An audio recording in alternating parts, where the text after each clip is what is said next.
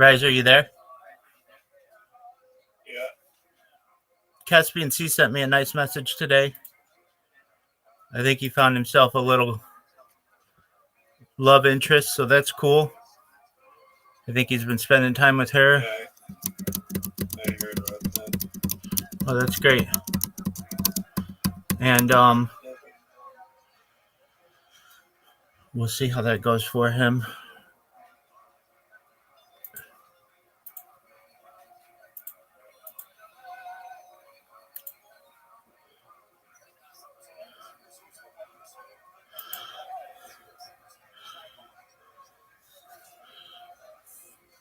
I'm almost done with these devices. This is it'll take like 15 cents, 14, 13, 12, 11, 10, 9, 8. Yeah. Did you end up did you watch the William Montgomery show this week? Or last week?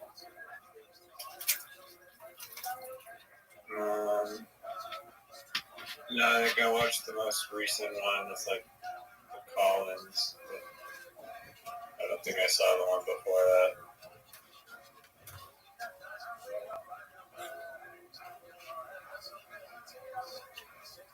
that. All right. You ready to play Mancala?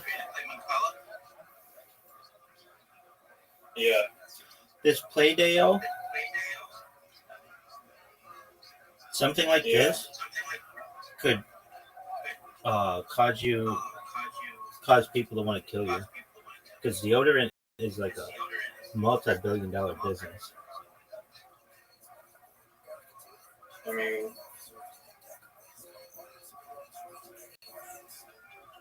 yeah, but I mean, imagine having $100 device and never having to buy deodorant. I get it. That's why a company like Procter and Gamble or Lever would want to kill you, because they make a lot of their money from deodorant. It's like well, then they should have bought the patent and not allowed anyone to use it. Yeah, that's an excellent point.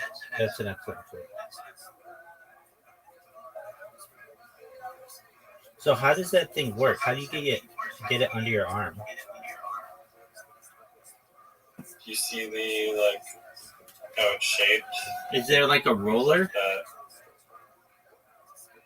There's like that cutout that goes underneath your arms. And then it does something to it. What does it do?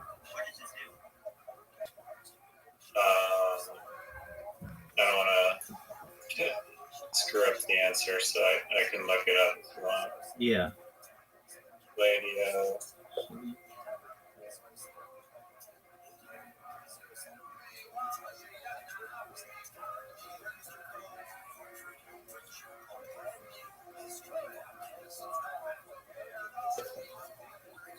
I have so many streams now that it takes me like 30 minutes.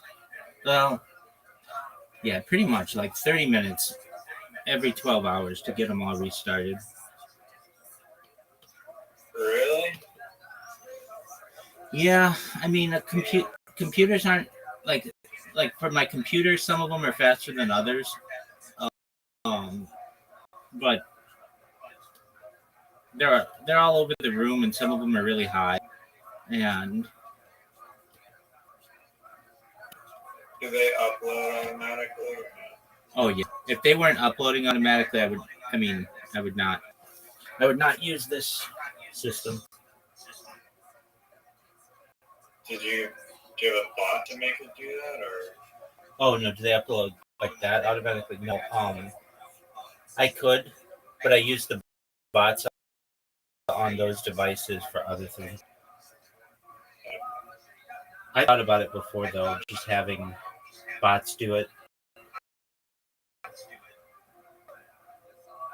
It would not be hard. All right. Oh, say your stream? Yeah. All right, Moncala time. So he uses like some plasma shit or something.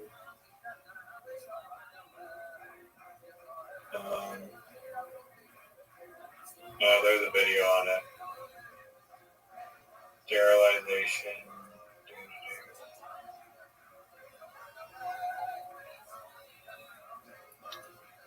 You have an invitation to Moncala if you want it.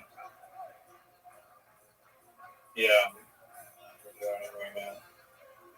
Did you say that you had one of these boards at your house? Yeah. That's fucking wild.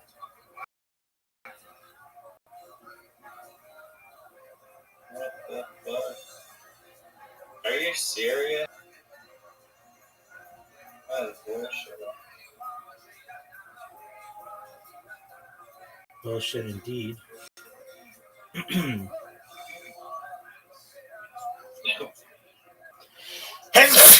Pardon me.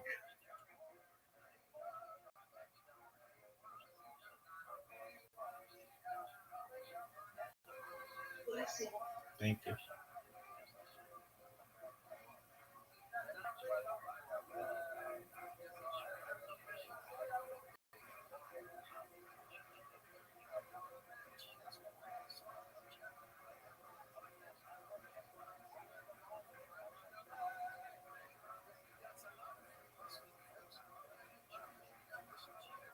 Dude, I'm gonna lose.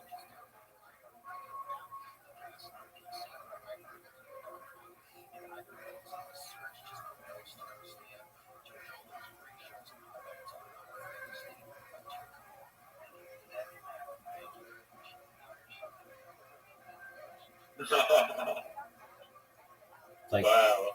Oh, look at this. Look at this. yeah, it's not that many. I've done 42. So you can either start with 3 seeds or 4 seeds. You haven't gotten 42 because there's. Oh, you changed the amount of seeds that you start with? Yeah. Alright. Do the full amount of seeds. We will after this game. It's already been generated.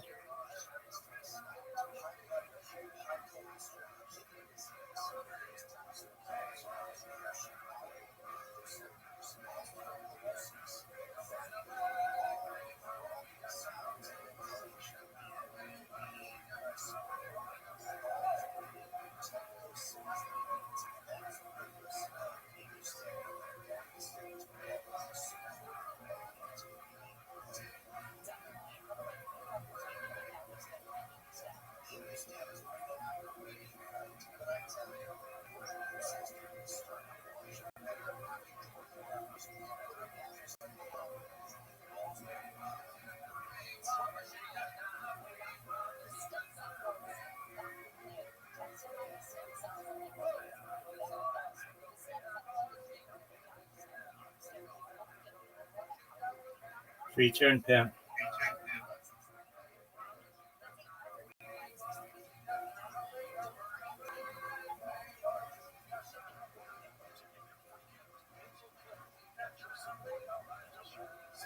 Fuck.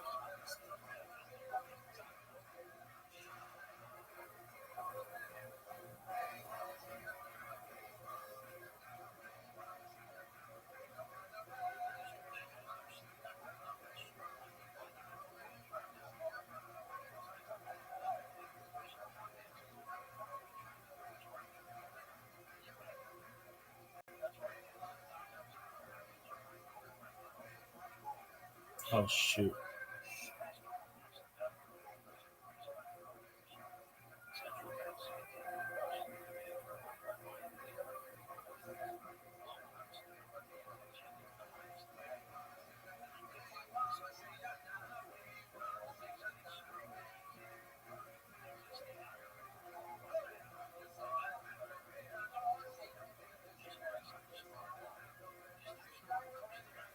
Fuck this.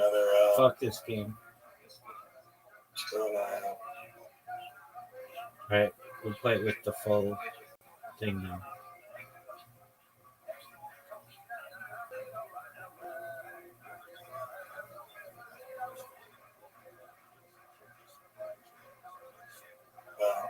Can't believe I was so good at the 3-1. I know, that's interesting.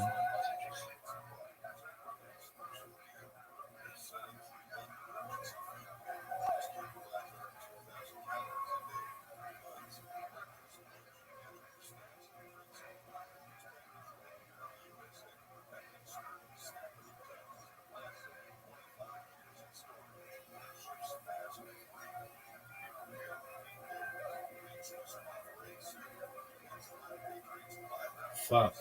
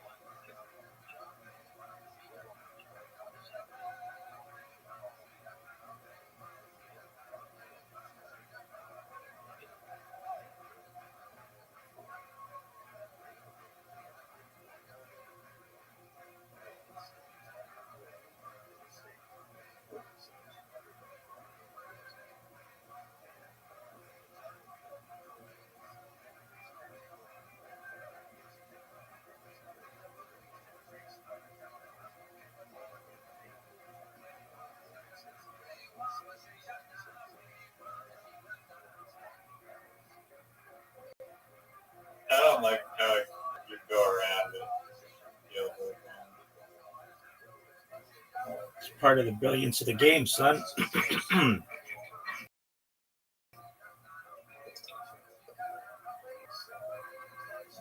How do you like this?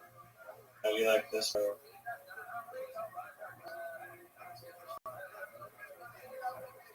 Oh, you only got 2 possible moves.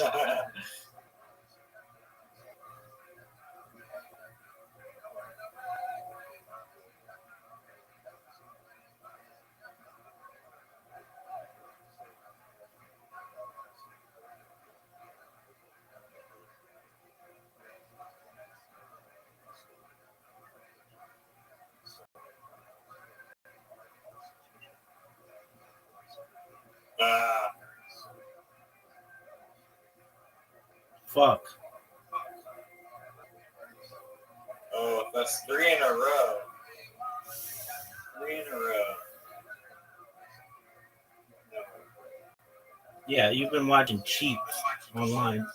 I didn't even get to see 1 tutorial. I got 0 out.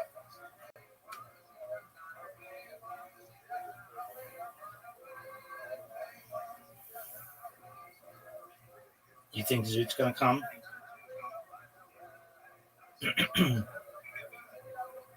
Hopefully. Word. Oh, I fucked up. You fucked up Majorly. Oh, man. Just end this game. I'm not doing well.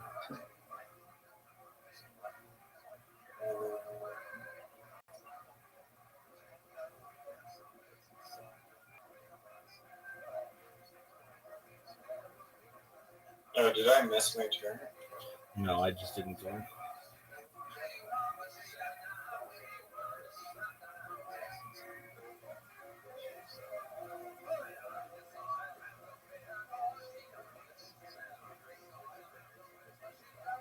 Fuck.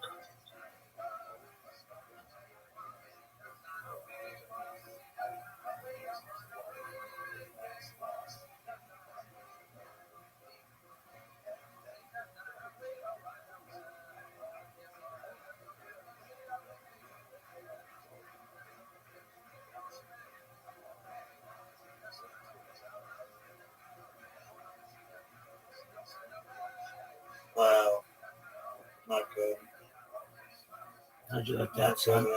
How'd you like that, son?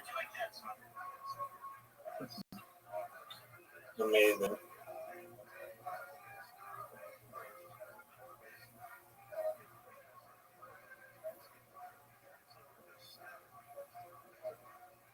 Do you love this game yet? So, like in LARP, I actually know what I'm doing. I'm not just guessing. That's the beauty of Moncala. No one knows what they're doing. It's an analogy for life.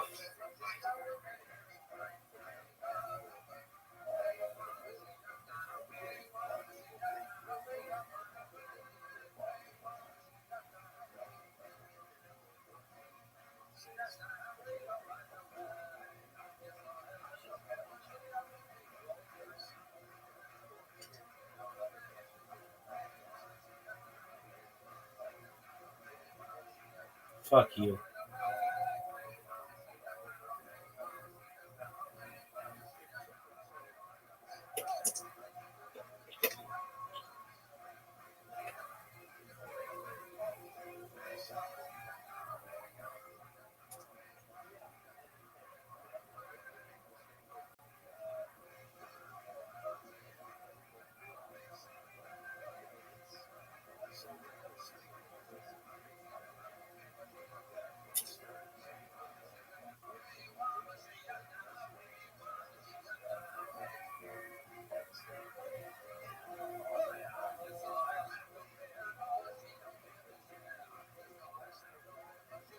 Fuck.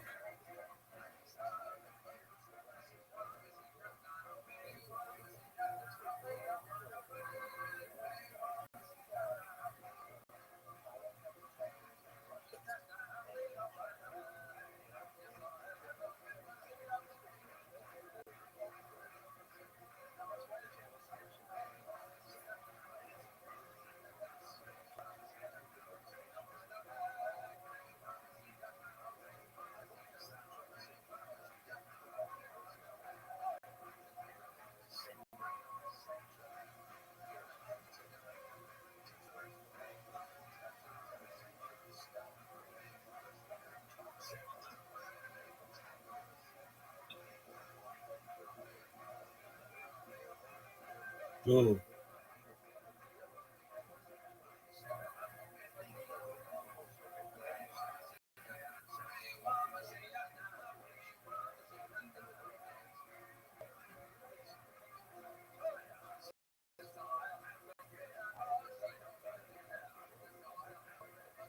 Close game.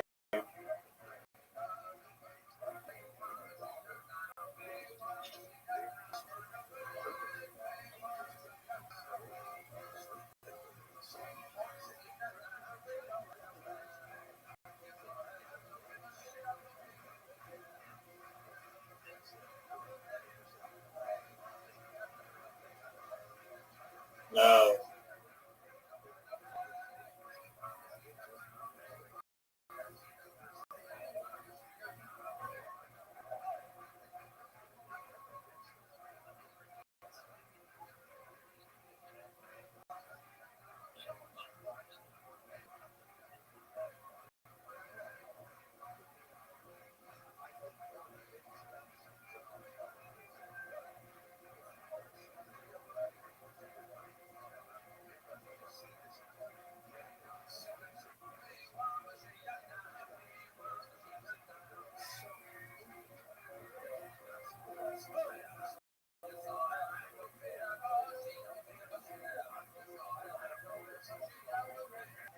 Oh, did I win? Yep. Did I win? Yes.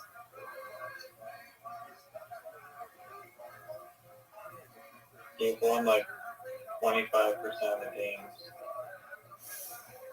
I'm multitasking, dog. I have to make sure these robots are continuing. They are automated, but I have to make sure that the accounts get created.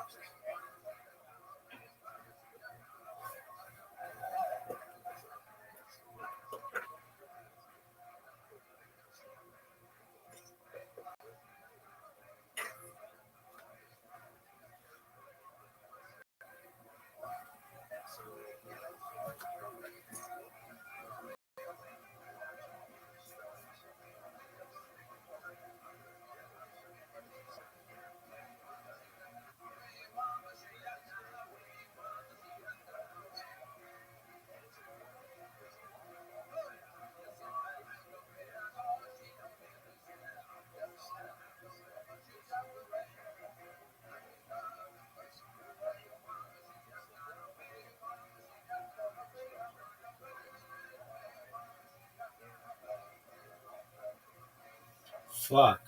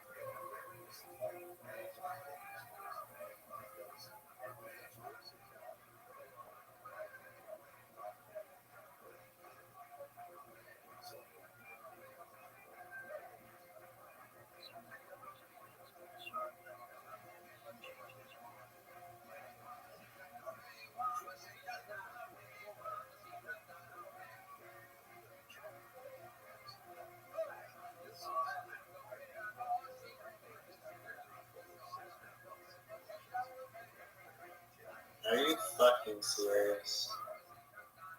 You just fucked up.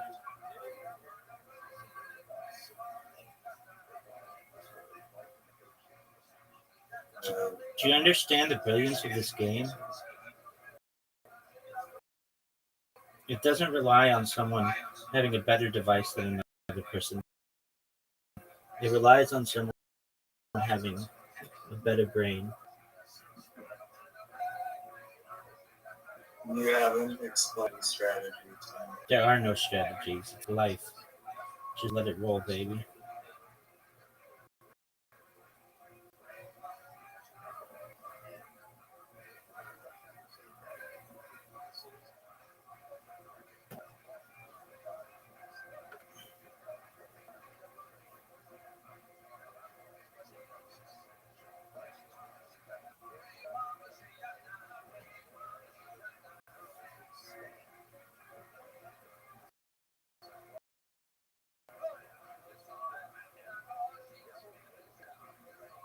Why didn't it give me the one? It did. I thought, no, like where it says 1-1. Don't you capture the one if you, or no? You can only capture the when it goes around on burst. Right.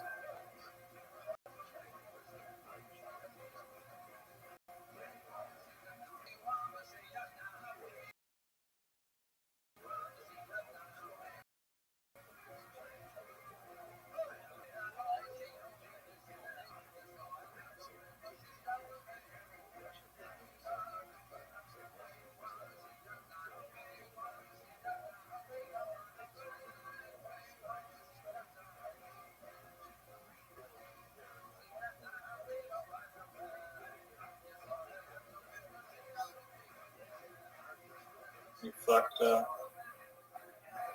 I don't think so.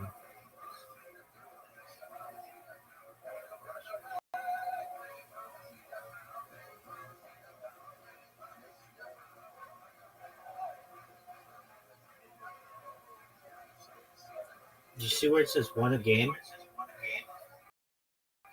That's what I did.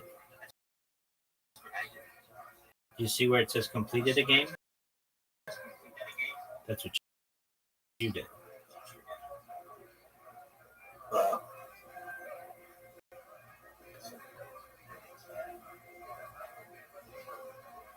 and like, I don't have an iPhone, or I don't have a phone.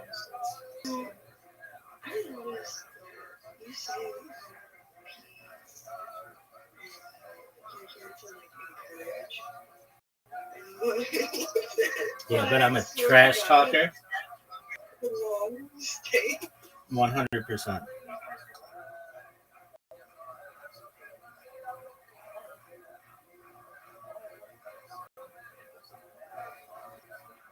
excellent one.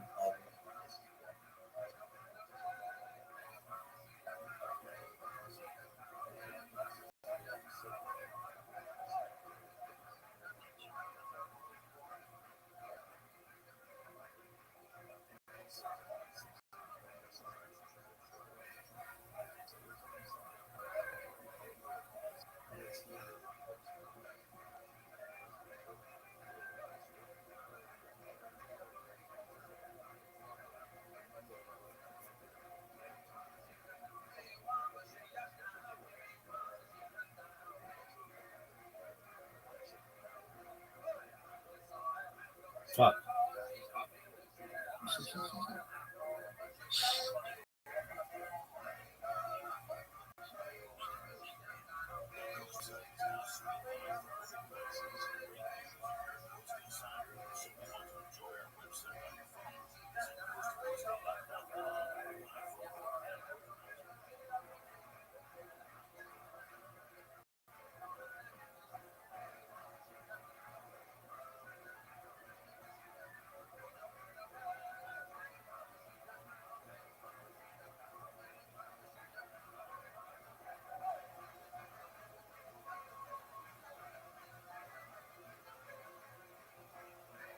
Oh, what happened?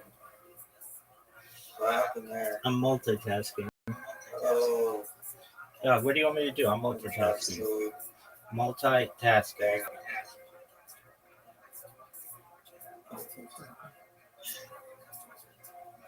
That was.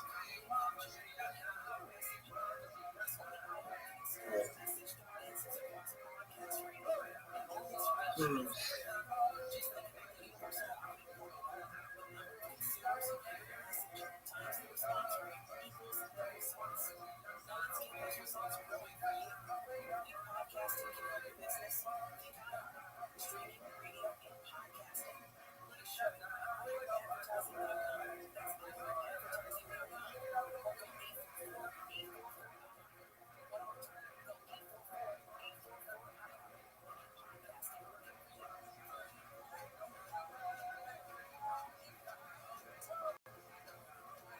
Oh,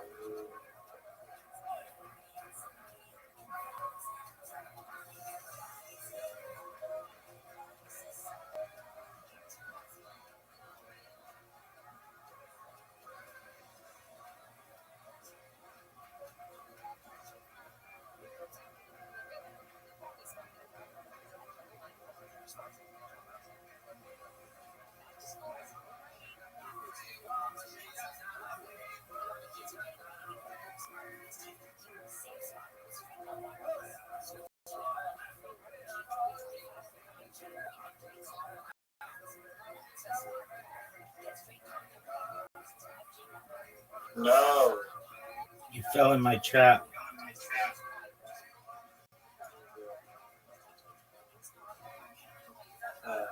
That's-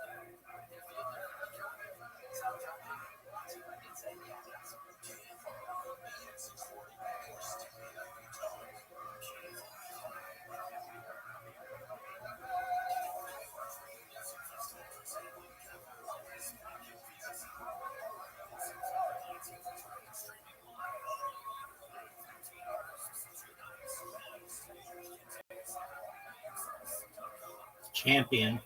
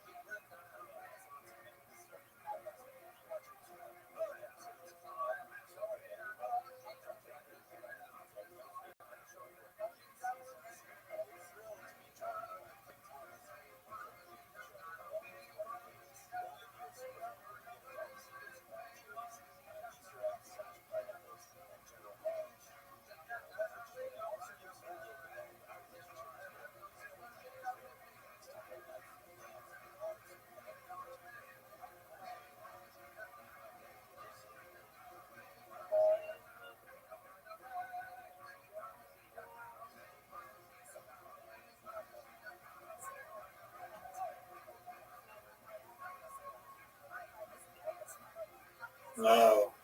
Yes.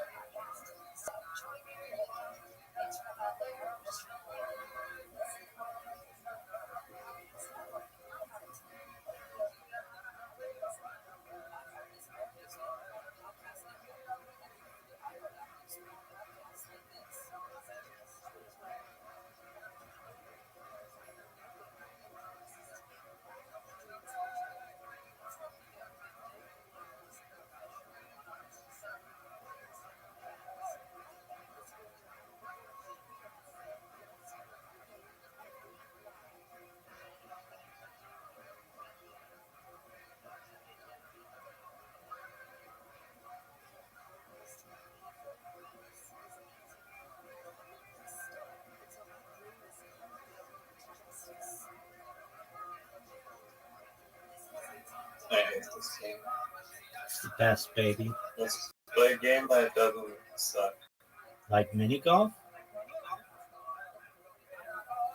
Let's try the 4-person. Okay, I'm down for that.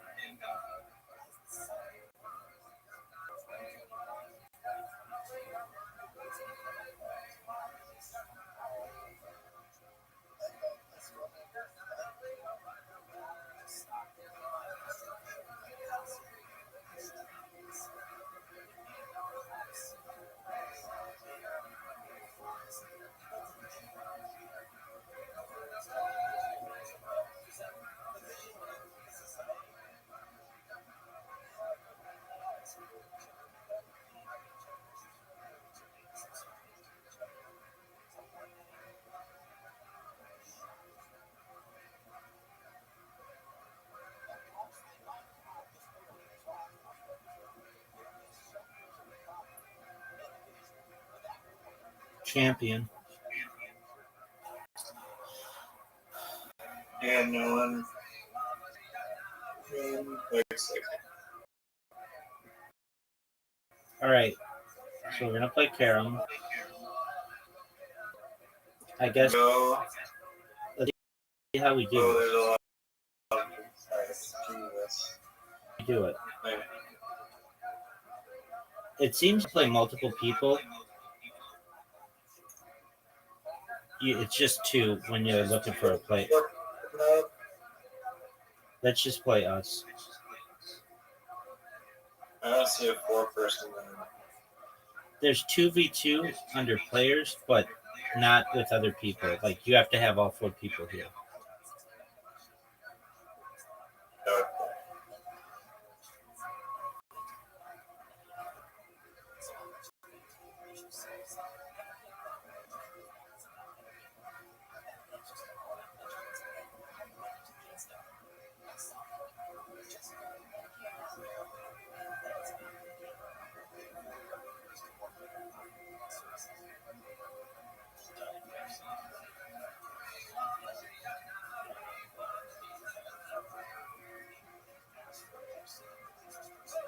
Do you think that 9/11 was a inside job? Calm down with those questions.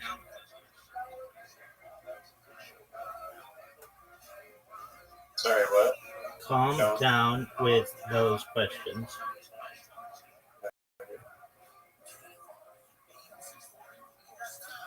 I'm here focused on a game. You want me to get into international relations? I'll tell you this. I think it's pretty obvious what happened.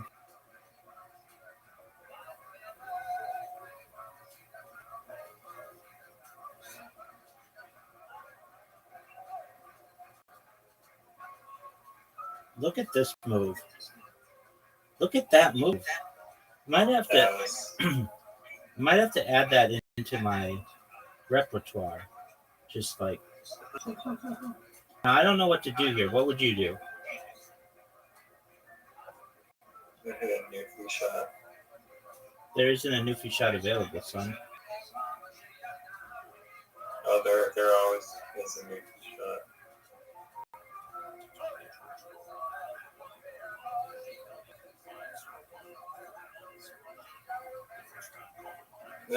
This mod is way harder. Like, but I like the hit all from it. Well.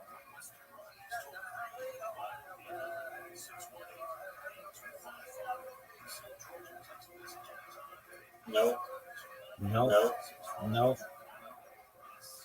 You've got all this garbage down by where my thing should be. Clean it up.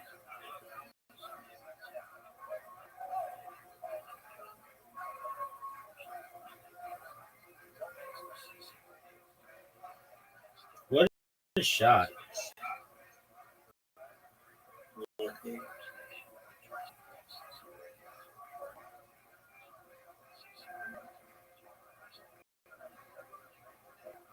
No way. Thanks. Yeah.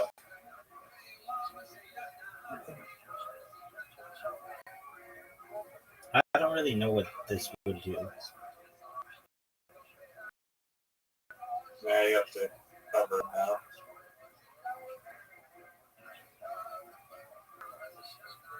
Ben. Oh. What a shot. Wow. Newfie.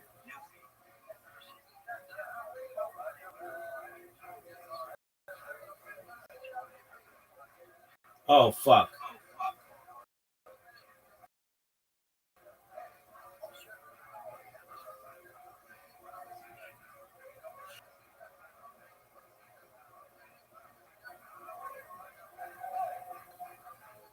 Wow, there's a lot of them. Look at all that stuff.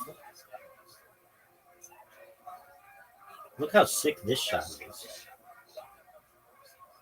There's like one easy shot now. I don't know if they'll be able to get this.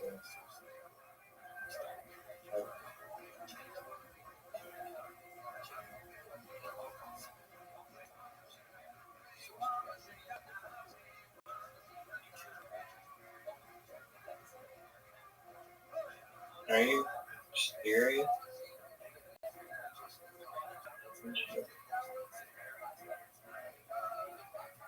Look how.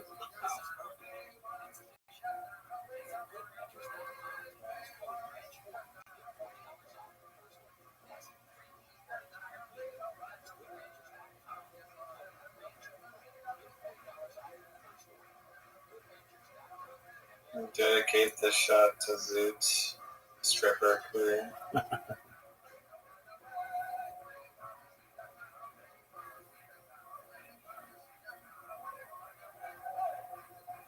Oh, your thing wasn't on. I mean, what do you want me to do?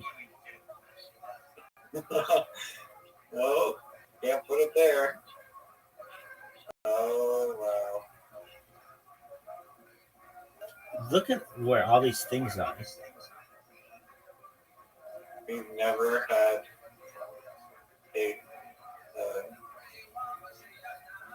classic around where all the pucks are on top like that. Get in. Get in.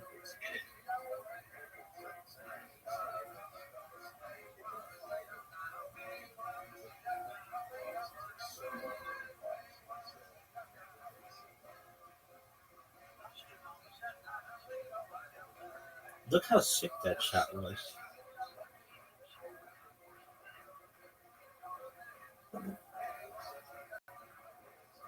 Oh no, I put yours in. That's okay.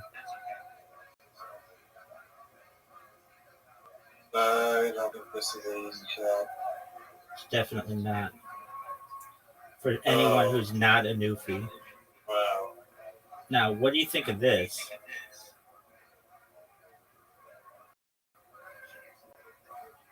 Oh, I made it! Wow.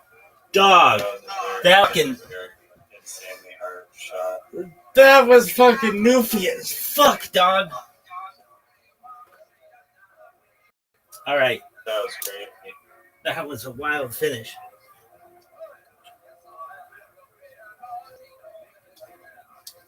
You'll get your invitation in a second. No problem.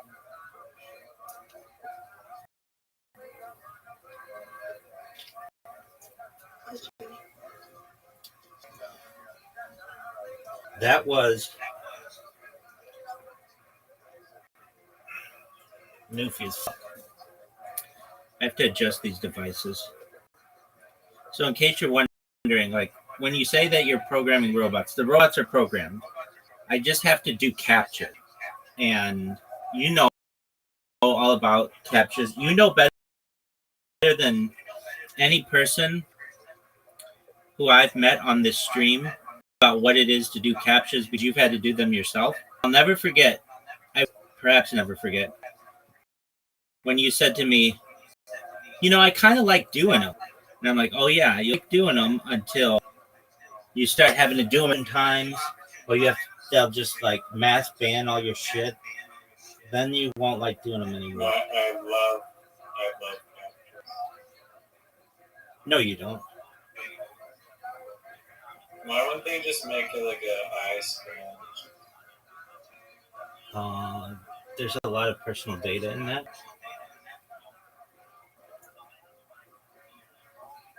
Well, make it an option. They don't want to be responsible for it. Well, there should be a better way to prove something.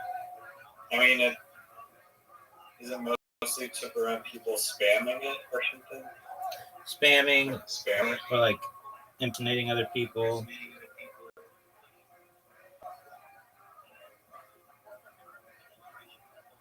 I don't understand how that's supposed to stop them. Makes it very tedious to create accounts. Right. And robots. Really, it's for robots.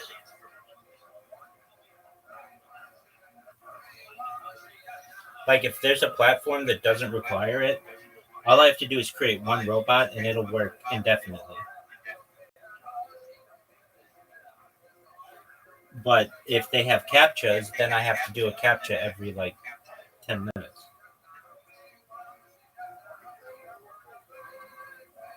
No way. No way.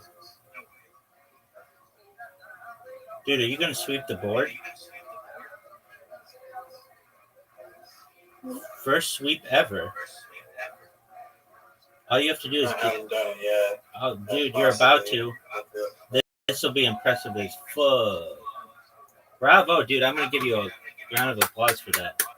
First time we've ever seen it. Oh. A pure sweep of the board. Nice.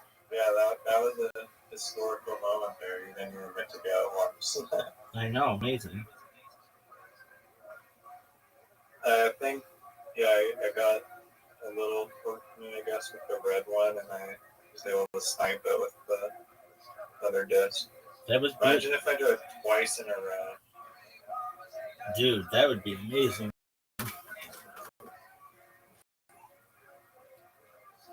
Oh, no. For as good as you have been playing, that was a bad...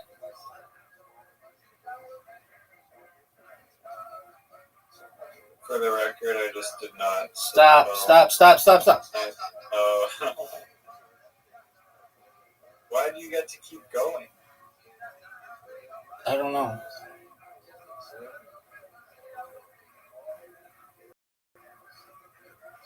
Go. Are you serious?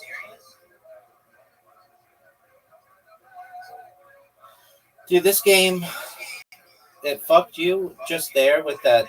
I don't know why it gave me the thing back. It's like a glitch.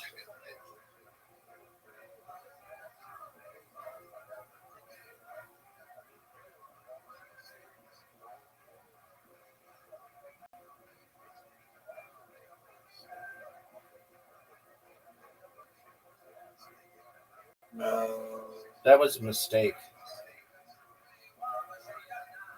Yeah, I kind of gave you easy shots there.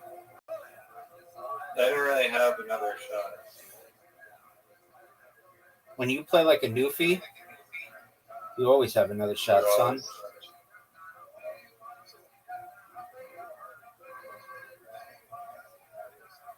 Double. Oh, Double.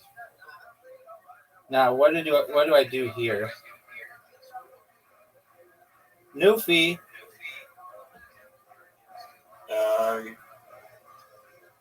Let's see if you can get this one.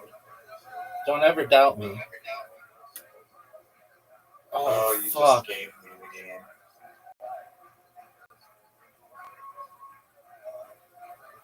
You, my friend, fucked up.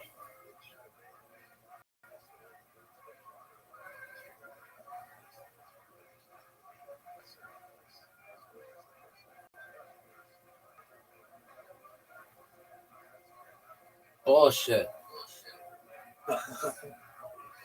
Do a higher one. Do like a 210 or 160. Classic.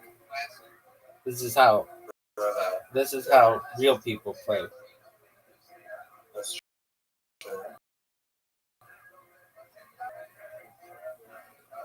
Oh. That was almost really good.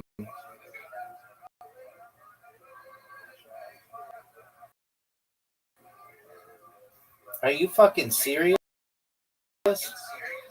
Go in. Oh, I forgot what club.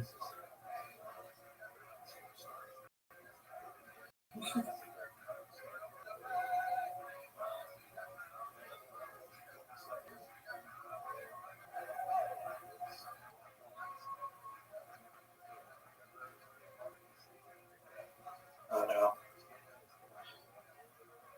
Let's see it, Newfie.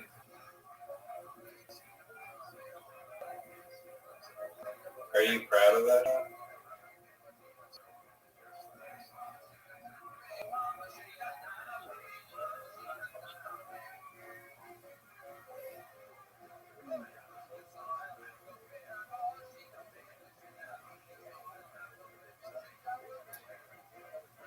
Oh no. Thank you.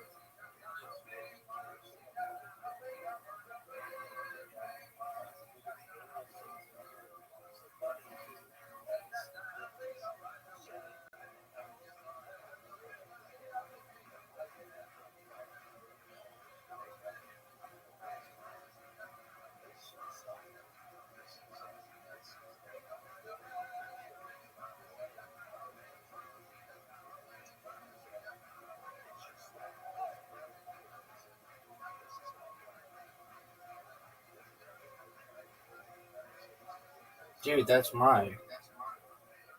I was trying to bank it off the black one.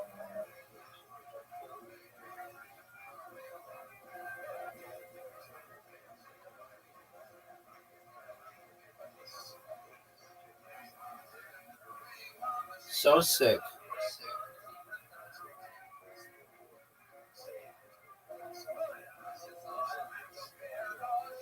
Oh fuck.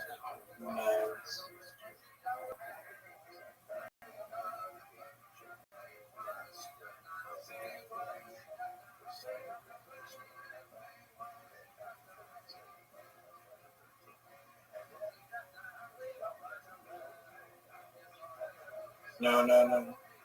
You've got some difficult shots here.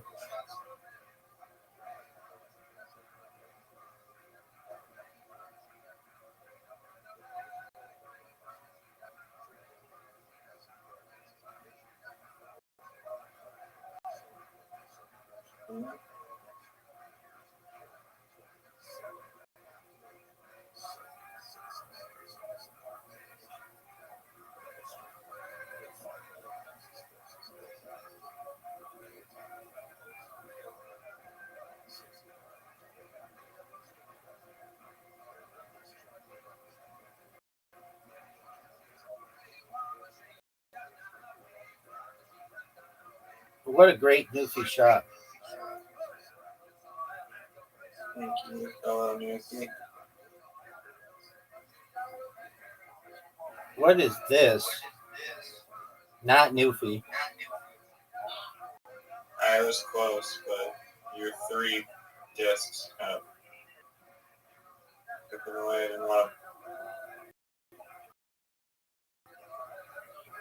I don't want to destroy that cluster.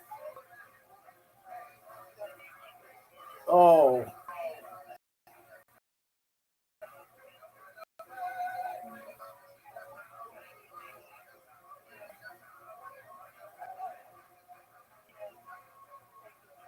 That was not ideal. Oh, I missed. Now I do next. You want me?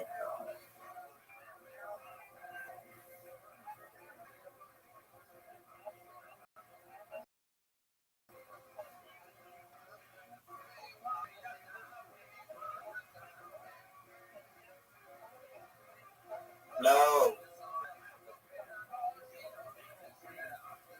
Exactly what I do not want to do.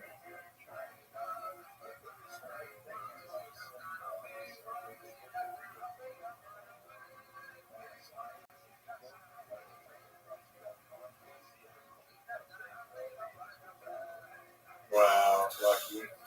Newfie, dog.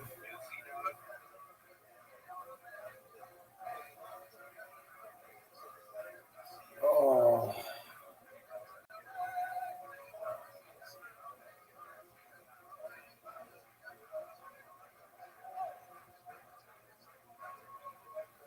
Newfie this. This is a very important shot for you.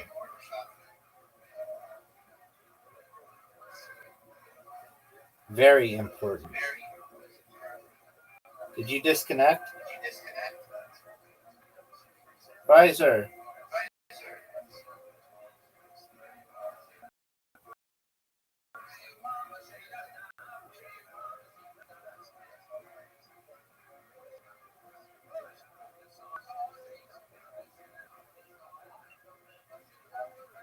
Riser.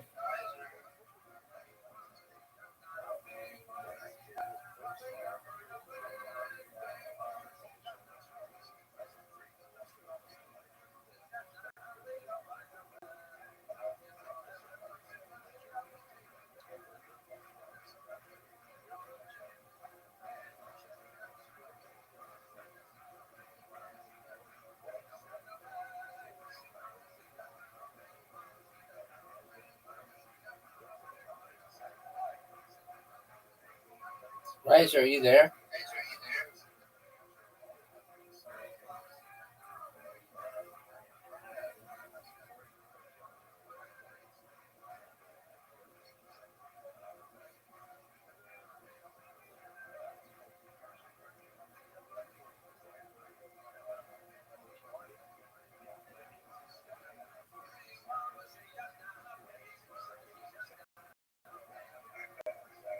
Where were you? I had my cheating device tied. I see that. You missed like 4 in a row at the end. I was more concerned where you were. I can't believe my iPad died and you still didn't win something. Remember that time you were going to play me in basketball? I accepted that. Why does it make me go versus bullshit? That's a miss. Oh, a swish, dude. That's a miss. That's a miss. I That's a hate miss. this game so much. That's a mate. That's a It's miss. actually bullshit. That's a mate. I'm never playing this. Dude, you did well. Let me show you how a champ does it. I'm like LeBron James. Somehow it's an iPad game. I'm like Michael Jordan. Kobe Bryant. I'm like Will Chamberlain. I'm like Kareem Abdul-Jabbar. Look how sick this is. It was terrible. It's not good. But it was better than good. Which is all that matters. That's a miss. That's one. That's 2 misses. That's 3 misses. That's 4 misses. That's 5 misses. That's That's one make. One make. Good job, man. You still score. Now you learn how to do this like a champ. This game is worse than Mancal and this a lot. Why? Do you need to look up YouTube videos on how to play basketball? I don't know what the hell you're doing, but I'm literally flicking it straight up and it goes sideways. I know. And it goes way sideways. That's one make. That's a swish. Dude, that was good. That's good. That's good. Dog. That was good. You got 6 I don't points. know how I did so wrong. Do you know that I don't even need to score?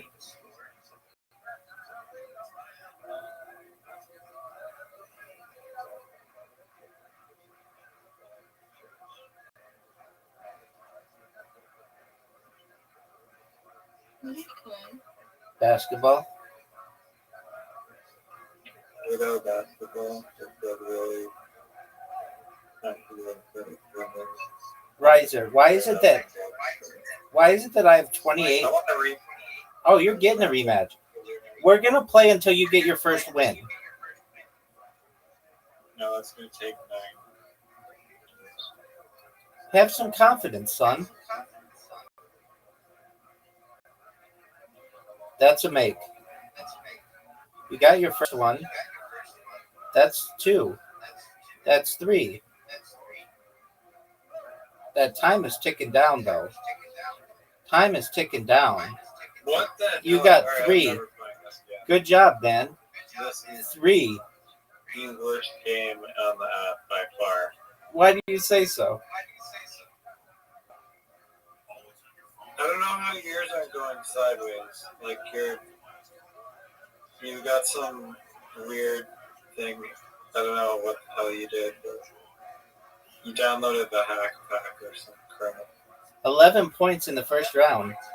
Dog, do you recognize how good that is? One time I saw Zoot get 14 points in a round. Zoot has yet to beat me. He's only tied me. And I came very fortunate. It was fortunate that I was able to tie him.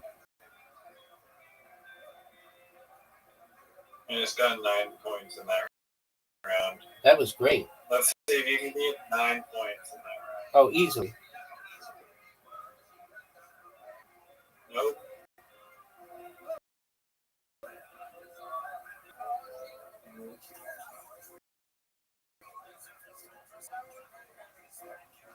Time's running out. 6 points. You didn't beat it easily.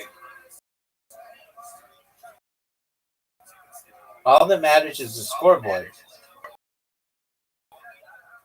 No one says in soccer, oh, that team won the first half. They say who won.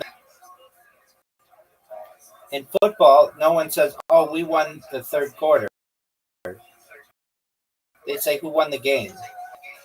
In basketball, no one says who won the quarter.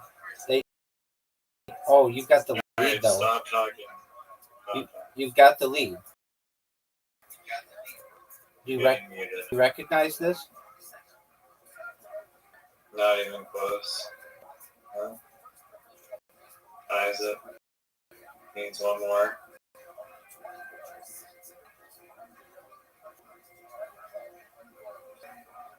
Alright, we're doing online mini golf. Like other people? Yeah.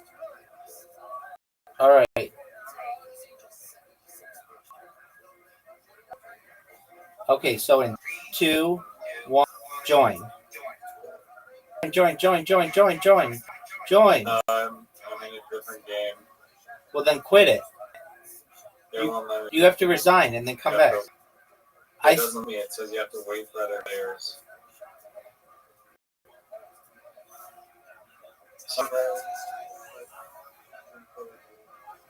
Well, resign Maybe you should wait like 2 seconds after I do it. Okay. Do you have an opening? No. I just resigned. All right, well, join one. Okay, well, don't. This girl just wrote me a message. I'm looking for a. This girl Yeah, is. I just got that. I'm looking for a man. I'm naked. Right to my. That's a good way to spam. All right. And then it takes you to. Okay, are you ready for me to do it again?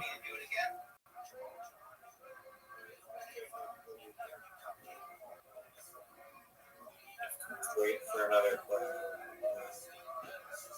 Wait, did you do it?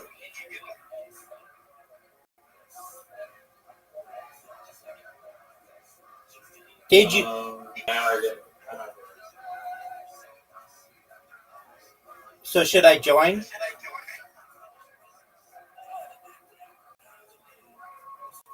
Why are you so slow at answering?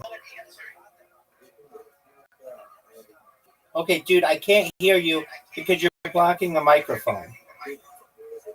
You're blocking your microphone.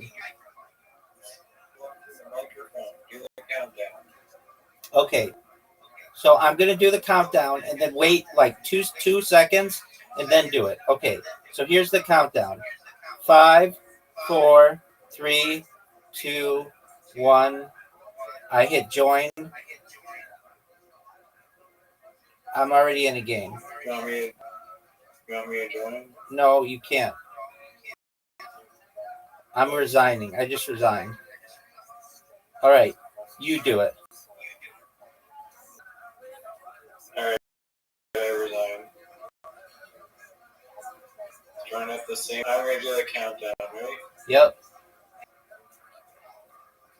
On go after 3, 2, 1. 3, 2, 1, go. Fuck. Quit and do a new one, or quit and rejoin. I 'Cause quit. I have 2 spots open. Fuck. Dude, No, I have 3 spots open. 2 spots open. 1 spot open. Yes! There you go. I haven't played this hole in a long time. I'm looking for a man. I'm naked. Right to my Telegram.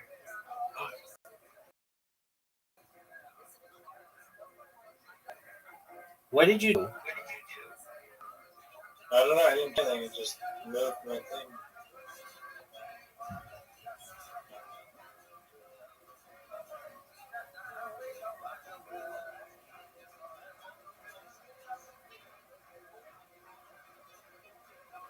I don't know how that person is like spamming so many messages. It's pretty impressive. Did you know Like, I she? got like 4 messages from her like every game. Did you know she's naked? I know I joined the Telegram. Screaming sending her $20. Okay, see.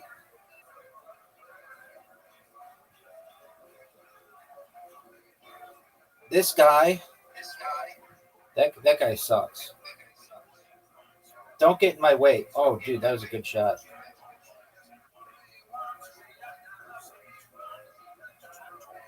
Did you know that my ball's in the hole? You need, Watch this movie. Newfie, Except I'm still You're not fucked. able to win. you're getting no points. Okay.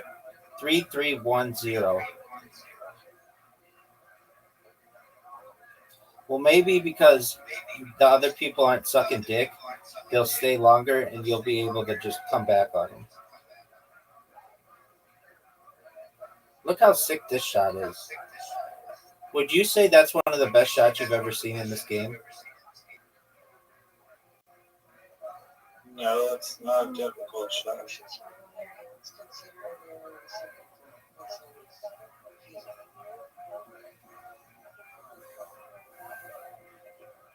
Audie, I don't think we could hear what you said. Riser, you just hit an amazing shot. Like,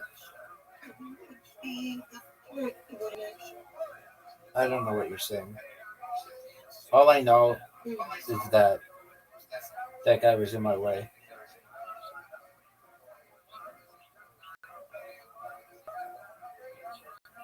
Hit my ball. Oh, no way. Great shot by Riser.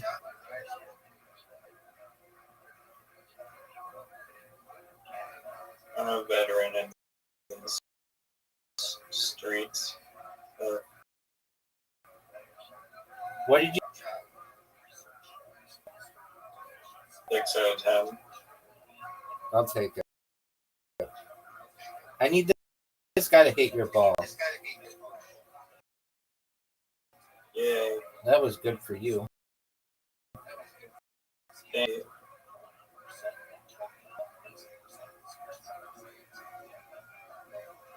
He's fast. That kind of fucked you.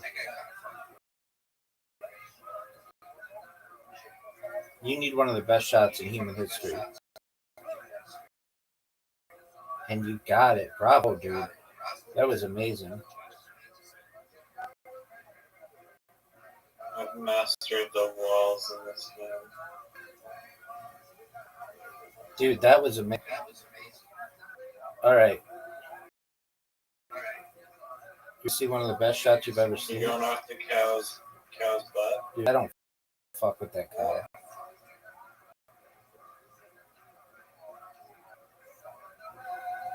Shot was. Do you see What stage? 69?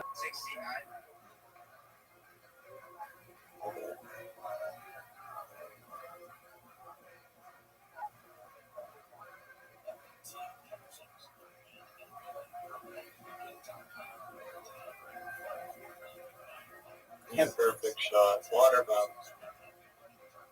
Do you really think you could water bump me from there? Maybe if I got enough speed off the cow's butt. Perhaps. Look at this guy.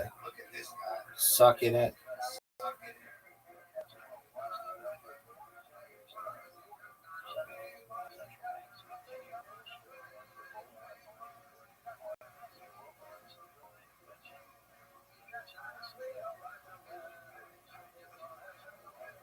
Uh-oh.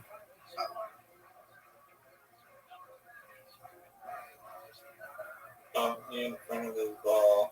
There you go. Don't do that. Why would you? Why would you?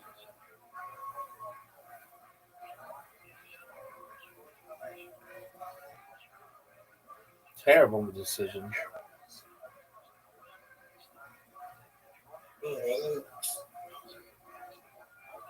You're not going to score next shot. That You guy's have no going to score. chance of scoring next shot. That guy's going to score. You don't think I can No, you make this? definitely don't. No. Get in his way. Oh, that could have worked. Maybe. Oh, come on. Are you serious?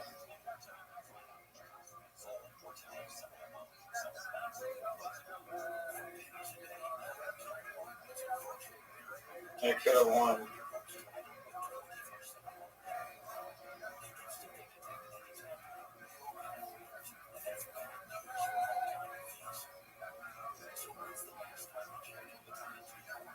Dog. Look how big a lead I have. Why didn't it? You actually have to contribute to this almost. Look how good a shot this is. Dog. Oh. That one in that one. Very good. Extremely Newfie. I call extremely Newfie super Newfie.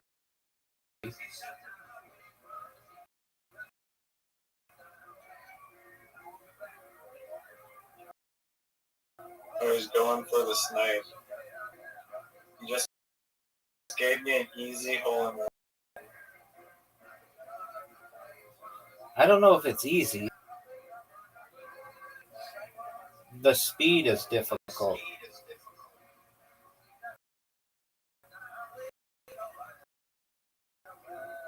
That's a miss. That's a... Oh, water. I told you the speed was difficult. Faku. Look at Faku. Faku definitely missed. He did what you did. Oh, no Are you way. serious?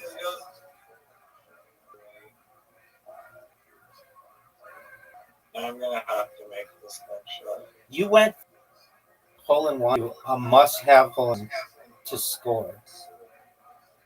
What are your thoughts?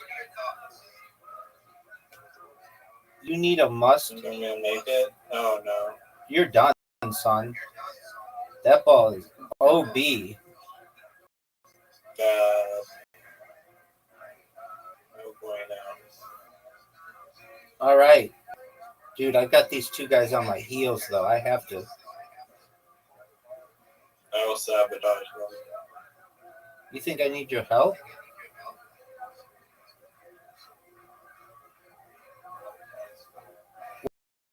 What are your thoughts on that shot? Going first on that hole is like such a I agree. I mean, you Hit can, my ball. especially if you get like a bump like that.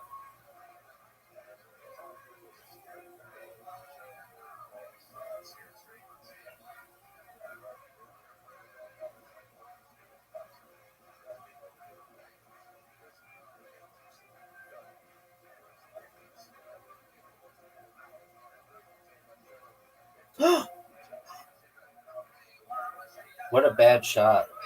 Oh, you fucked up. Son. Not as bad as that Oh, guy, that though. fucked up. Not as bad as that guy.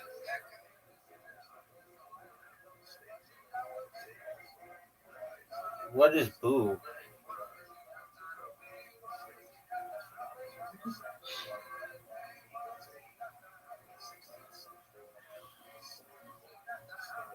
Oh, man.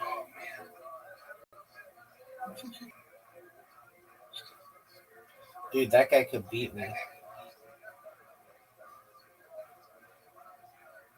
Oh my lord, why would you? Did you go full power? No.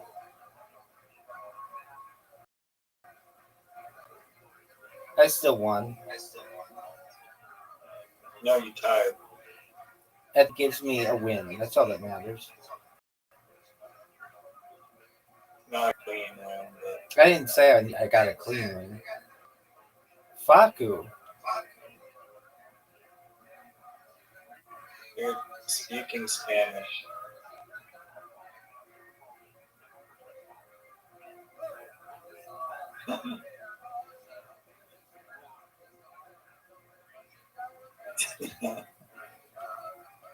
Nice. Okay, not that. That game sucks. What do you mean that game sucks? Mini golf sucks now? No, just playing it with all those people. What do you mean? They weren't even playing slow. I know. But I don't like having to resign if I, like, it took us like 4 games to get it. Look how sick that shot was, though.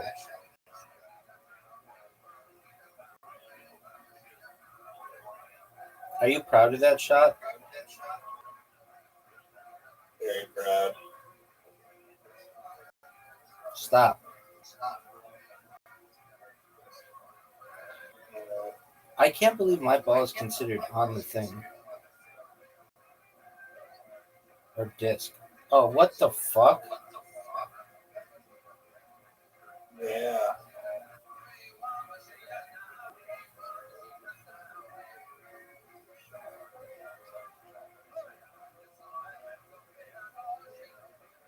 Get out of here. Get out of here. You're in trouble now.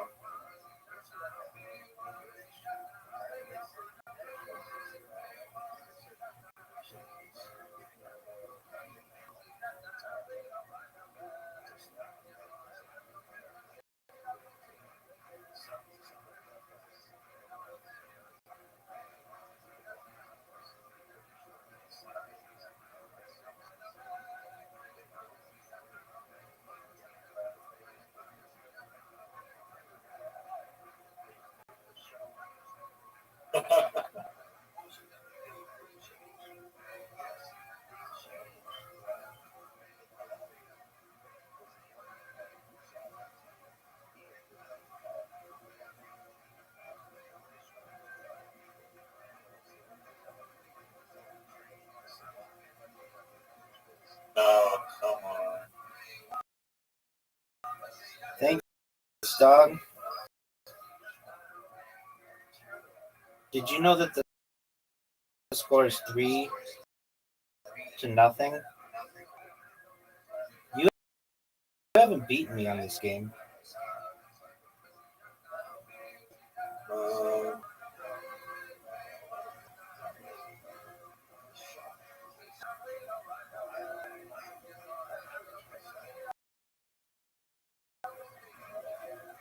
What was that? What was that? Play me in basketball. Play me in basketball.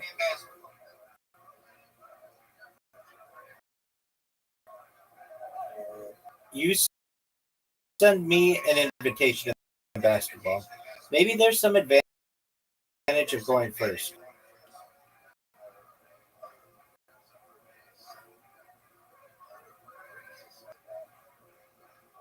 Send me an invitation for basketball. It's in your thing. I got it, baby. I'm ready.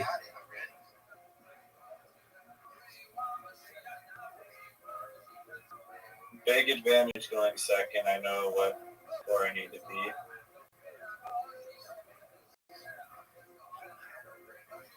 No swooshes here. Single swoosh so far. You think 7 points in a round is terrible? It's terrible. I've gotten more on the final. That's one miss. That's a make. That's a terrible miss. That's a make. Terrible miss. Terrible miss. Terrible miss. Terrible miss. That's a make. Miss. You got 3 What points. a fucking You got 3 game. points, I dog. literally wiping up. I cannot swipe more straight.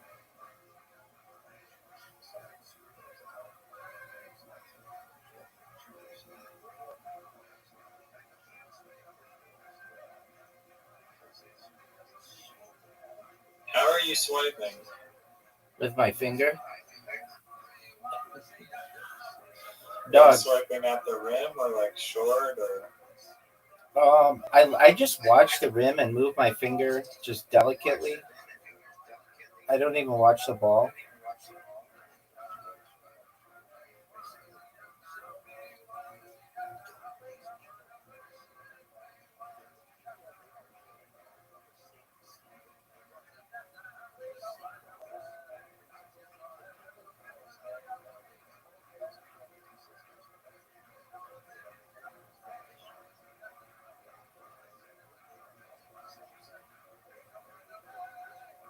Okay, I think I figured out why you have an advantage.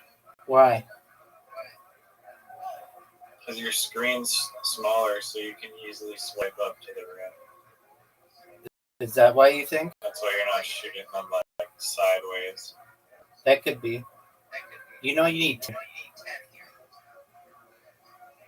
Wait, what the fuck? You made it 5 rounds? Yeah, dog. And you didn't tell Is me? that a problem? And you didn't tell me? Is that a problem?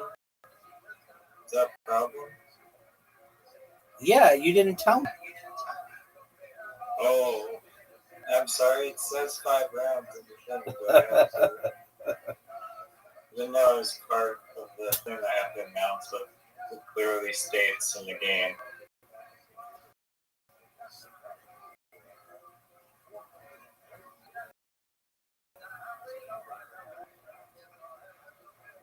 Oh, he's put on a show. 8 points. Let's see what you can do, son. Not even worried. Easy 8 points. You think you're gonna get this? That's a miss. That's a miss. That's a make. That's a miss. A miss. Make. That's a miss. That's a miss.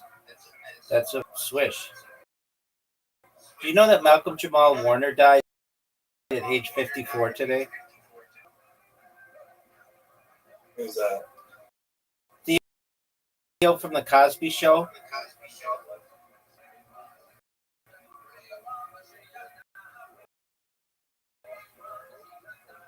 Was he also a rapist? What?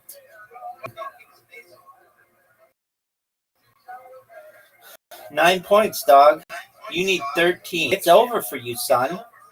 I just looked you eye to eye, breathed hot air into your face, smacked you across the cheek. All right, Joey.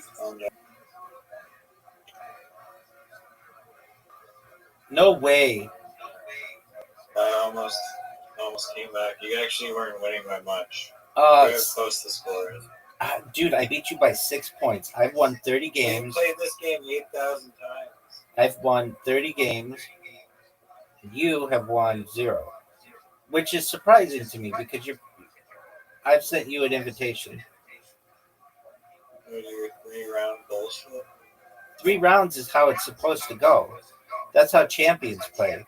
This is how G's ride from the north to the south to the east to the west. I can't deny it. I'm a fucking rider. You don't want to fuck with me. And you know I got my gang with me. Listen to a buck with me. I can't deny it. I'm a fucking rider. You don't want to bang. I always fuck up the first round. I'm never playing this again. I swear. You got 2 points. It's bullshit. I'm swiping up. You're not going in. Look how sick I am. Look how sick this shit is. Are you seeing this? Are you seeing me swipe up and the ball going literally like sideways? No. I really like the backgrounds. It just reminds me of like New York, playing in a cage.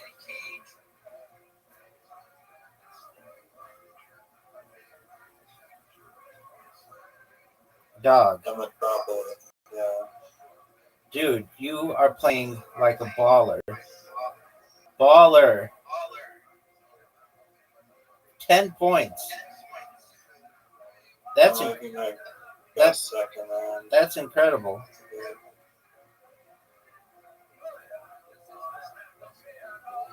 Let's see if you can beat that. Not looking good. Miss. Out of time. No more time. Tied. You're tied. And I got a 2 on the first round. Fight you. That's embarrassing. I'd be so embarrassed. I couldn't go outside. That's a miss. That's a miss. That's a miss. That's a miss. That's a make. That's a miss. Sucks. That's a miss. That's a miss. How did you go? How did you go from making 10 to making 1?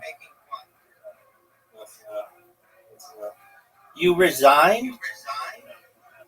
We're never playing that again. Hey, look, somebody sent me an invitation. 5 rounds? What is this bullshit? What?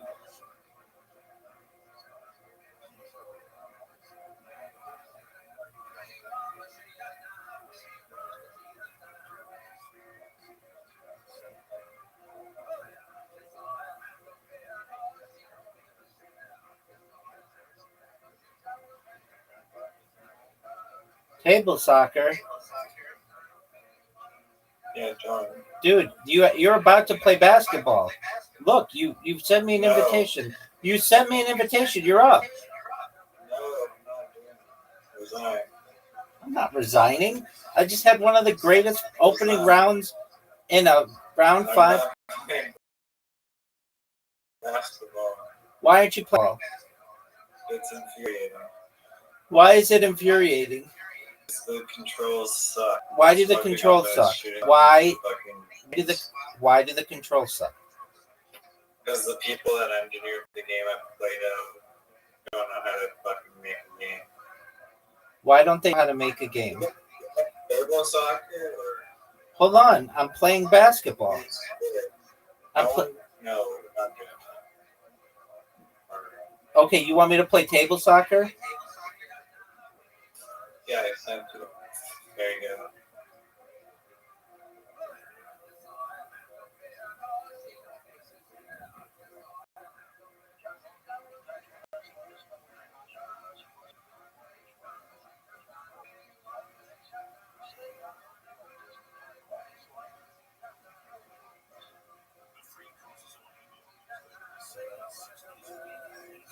I won basketball.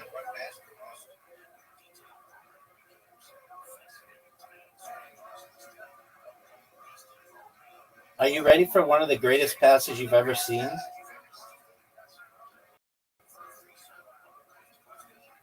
Oh, miss. Look at your defense.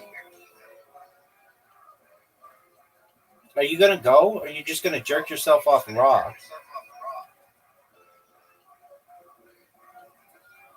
Hey, I'm allowed to take my time. No, you're not, dude. It's about speed. That was awful.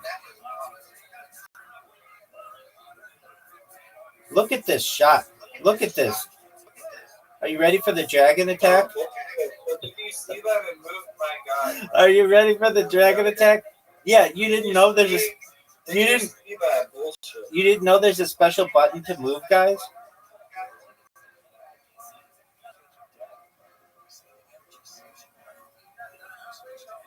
I'm gonna score right here. That would never happen. Dude, why are my guys going so slowly?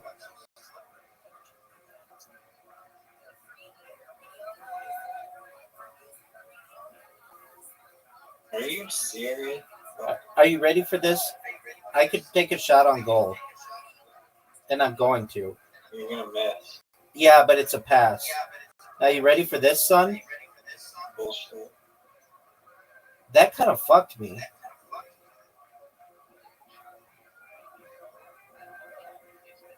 No, you should be able to score that, right? Nope. That was garbage.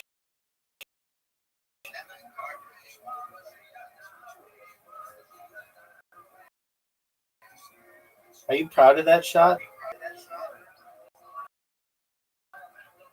Very proud. Oh, look, here we go.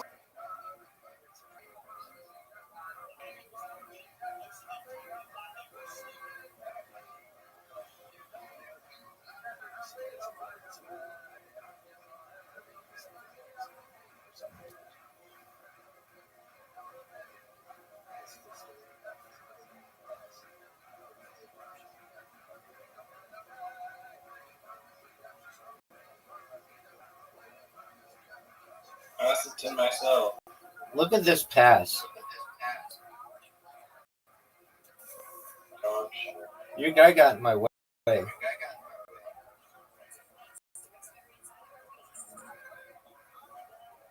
Seconds left on the shot clock. Dude, what are you doing? Why didn't that count as a pass? Newfie IQ. Dog. Maybe we should send Zoot to Newfoundland if he's so obsessed with IQs. What the fuck is that? Dog. Shoves my puck out of the way. What do you want me to do, dog?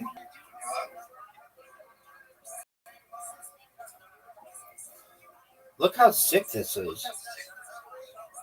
Are you ready for this? I don't even need it. What are your thoughts? That would have been one of the most newfie shots in the history of this game. No, are you serious? Why did you do that?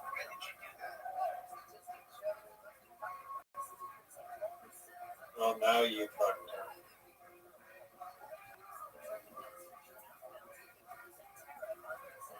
Get him out of my way.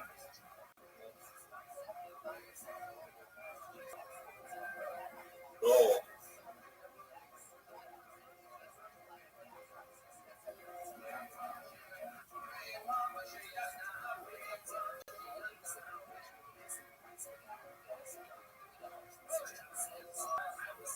Oh, how's that not hit me? I'm going to take a shot on goal.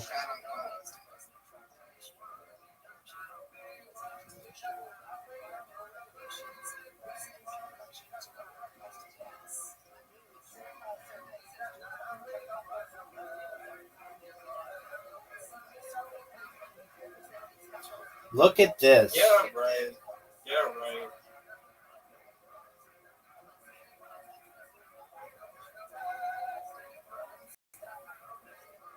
Oh, you're done. No way you make this.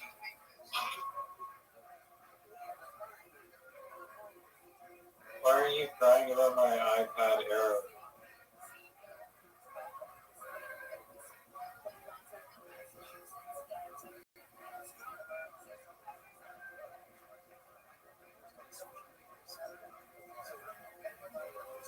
Oh.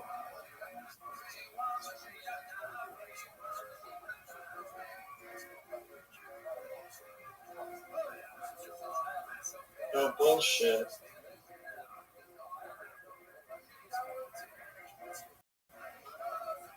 Look at this No shot. bullshit. I dedicate this shot to Zoot's comedy career. Do you know what? You quit? I don't want to give you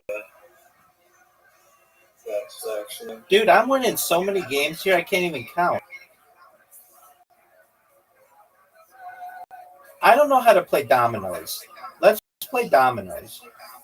Dominoes is a two-player game. They have a typo in the how to play. Dominoes is a two-players game, but it's player game played with pieces that have two square ends, where each end is the number of pips, the dots on the end. There are a total of 28 domino pieces in play. Each player starts with 7 pieces, and these pieces should be placed on the board next to each other that matches the number of pips. Pieces with the same number of pips on each square, doubles, are placed crosswise of the square set on the initial 6, 20, 50, 100 wins. There are 3 modes of dominoes on Play-Doh. There's draw. Each player will try to place on the board a piece from their hand that matches the number of pips. If they don't have any piece that matches the ones on the board, then it will draw a piece from the boneyard until they have one that matches. If the boneyard is empty, it will be skipped and the other player will play again. If both players cannot move, a new round will start. At the end of each round, both players will reveal their pieces. The hand that sums more pips between all pieces in their hand will lose the round, and the number of pips will be the number of points that the winner will get. I don't know what that fucking means. Blocked. Any mode, or this mode has the same rules as draw, but the boneyard will be empty at the beginning. All fives. This mode has some differences from the draw mode. The first double piece in the board will be the spinner. This means that this piece allows pieces vertically once the horizontal sides are used. The score will be added after each move, not at the end of the round. If the sum of all ends on the board is multiple of 5, the number of points you get is the result of this sum. If the sum is not a multiple of 5, you won't get points. Oh, okay, easy. Super easy. All right, I'm sending you an invitation. We're going to play draw and points to win 20, just to try it out. Have you ever played dominoes? No. I don't really know what I'm doing. No one does.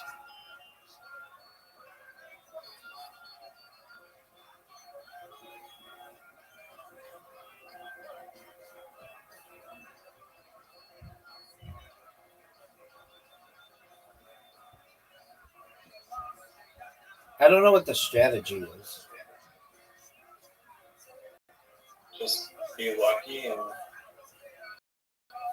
hope you have a domino that matches.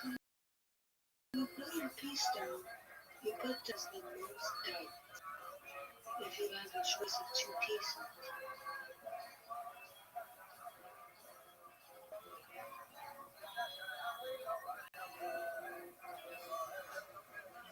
How do you score? I'm literally just picking a random one when they highlight. Oh, look at this. I just won. Oh, it's a new round. How did you win? All my dominoes. like insanely boring. Agreed. Great pick. You're welcome, son.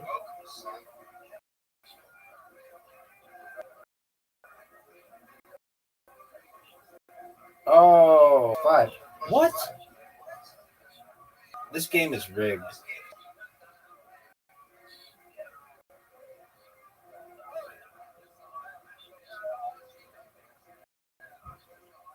You're just not staying up. I'm about to win. I had to go to the boneyard, son. I had to go to the boneyard, son. And Boneyard, son. Wipe this down. you have to go to the boneyard. No, it won't let me put anything down. Even it's like glitched. I'm gonna close and reopen. Do you have a 4 or a 2? Yes, I do. Well, then maybe it's a skill issue. No, it's like there we go. It's not. It's just highlighted yellow. And it's not replaced. That's what happened to me.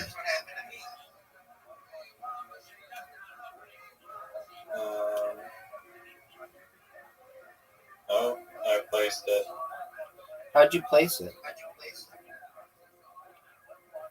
There's auto placing it before, but then I had to manually click the button. Oh, so you're saying I was playing against a bot? I won. Dude, that game I sucks. was so good. No one even knows what that is. Or you crashed. Everyone knows. Everyone's heard of John. Dude, here's a game I want to play that you never want to play. That's like an ancient game. Backgammon. Basketball. Backgammon is a 2-player game. The 4 quadrants of the backgammon board are shown below. The triangular shaped spaces that the checkers occupy are known as points. Each player begins with 15 checkers, which are set up as the board is shown. The number along the top of the board the numbers along the top and bottom of the board indicate the names of different points. Object of the game. The object of backgammon is to be the first player to move all of their checkers off the board. See more in Endgame. Wow, this game is fucking complicated. Dog. I don't want to read all this. I'm down to learn it. Okay, then we're gonna learn it. Okay. So let me go back to how to play. Okay, gameplay. Getting started. Each player rolls 1 die at the same time to begin the game. High roller moves first. Each player in turn rolls 2 dice, then moves their checkers according to the dice rolls. 1 checker is moved the exact amount showing on 1 die. Then another checker or the checker that just moved is moved the exact amount on the other die. To move a checker, simply tap on one that's highlighted in blue, and the game will move it to the available point. Rolling doubles. If doubles are rolled 2 times the number of moves are taken. For example, when rolling a pair of 3s, you get to make 4 moves of 3. 4 moves of 3 spaces each, instead of 2 moves. The 4 moves may be divided up among any number of checkers, or may all be made by a single checker. Piece movement. Black's checkers move clockwise. White's move counterclockwise. Checkers must always move the full amount shown on a die, except when bearing off. See endgame. A checker may pass over occupied points without restriction, and it may end its move on an empty space, a space occupied by other checkers of the same color, or a space occupied by a single opposing checker, which is sent to the bar. See blots and bars.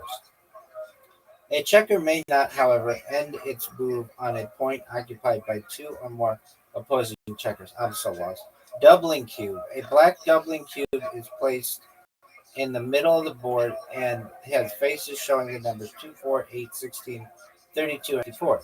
At any point during the game, a player who is about to roll the dice may tap on the doubling cube to offer it to the opponent.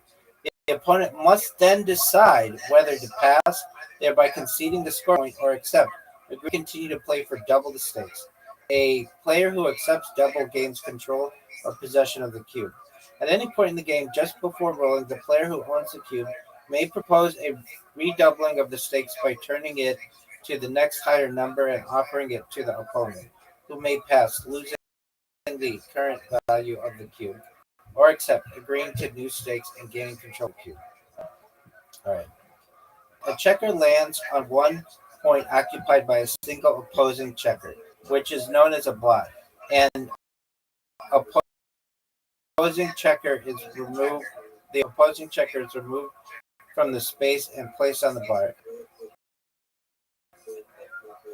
What are you saying?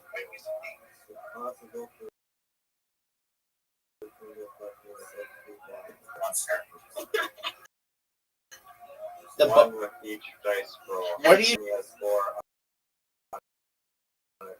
Roll. What are you doing, How do dude? I'm so confused. Let's just try it. Okay, I'm gonna send you an invitation to backgammon. Create private game. Game length 1. Timers. Who's playing 4-hour games? You have an invitation. Roll. I just rolled a 2. Is it good? Am I white? Oh, okay. I moved my thing. Done. Dude, did you see how good that shot was?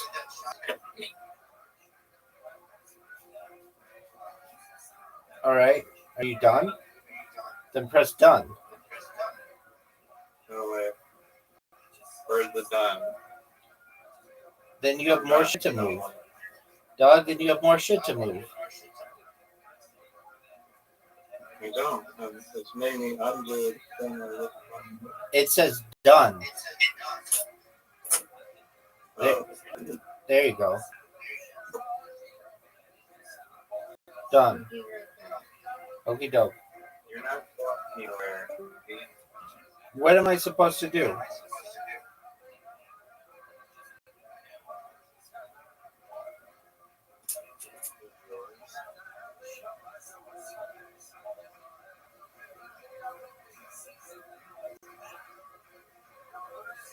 Why are my points going down?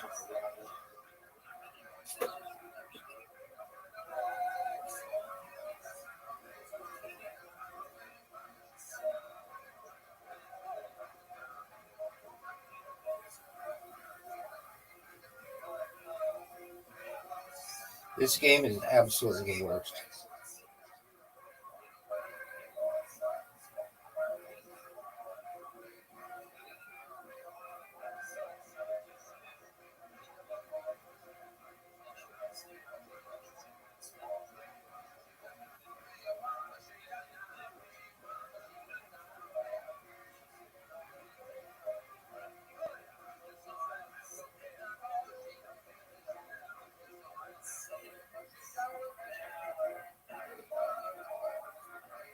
Am I white? Oh, doubles, dog.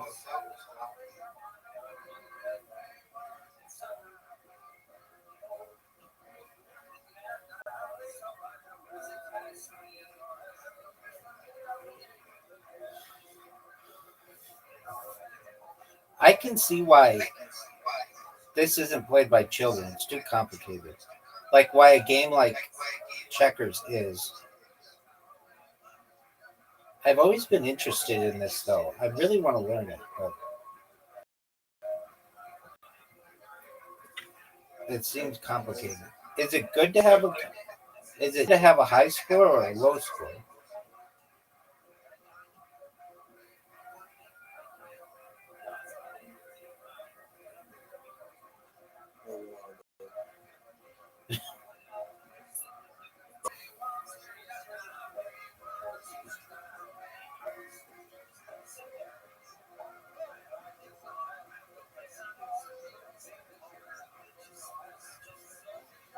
Are you proud of that shot?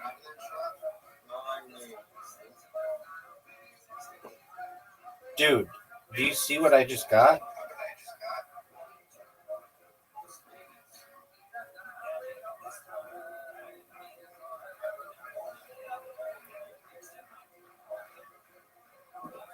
You have 96.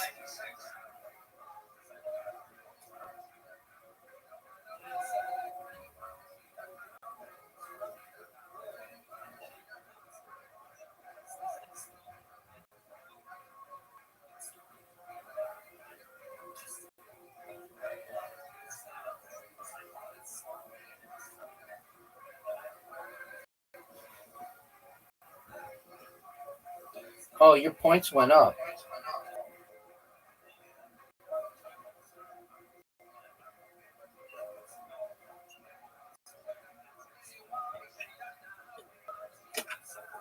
Is it better to have more points or less points?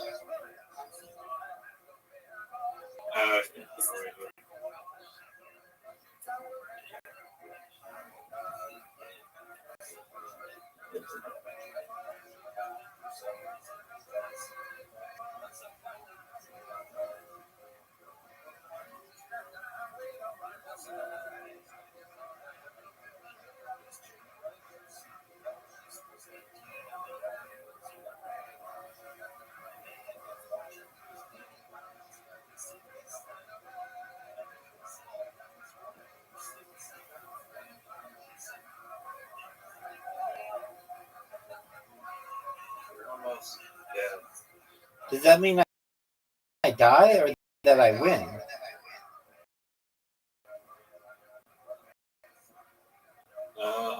Possibly win. I don't know. I don't think anybody knows.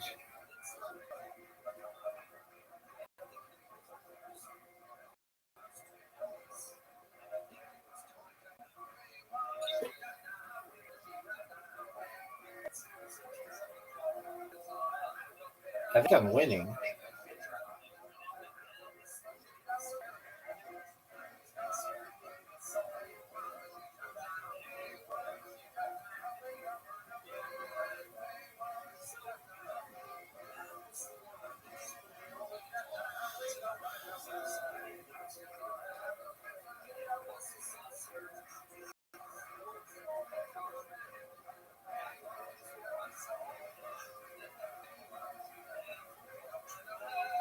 I'm winning.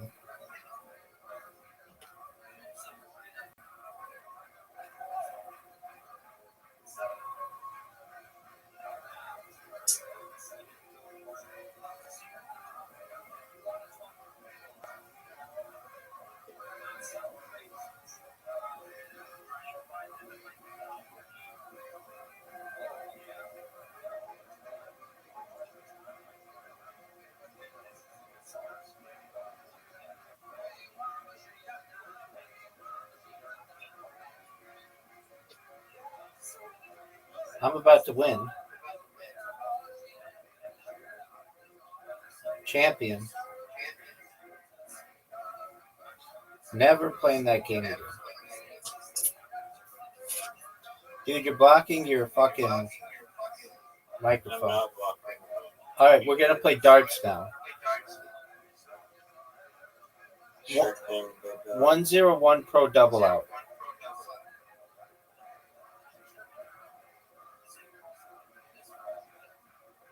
And then Literati's next.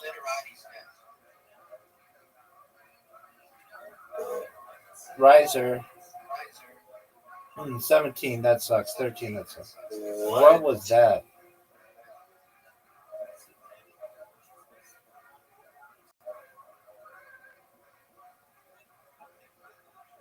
Do you see how sick those shots were?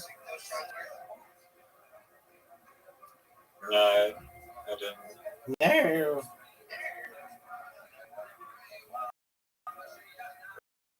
We're tied. Don't fuck this up. Fuck you up. Now we're tied. 1. 20.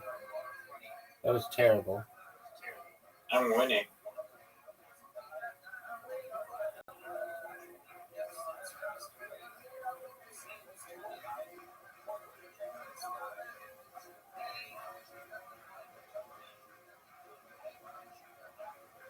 Miss. Miss. Miss. Oh, That was I terrible. was so close to getting That was terrible.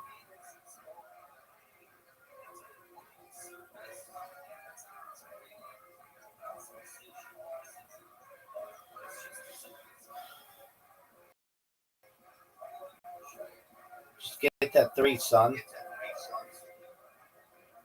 Nope. Nope. Nope.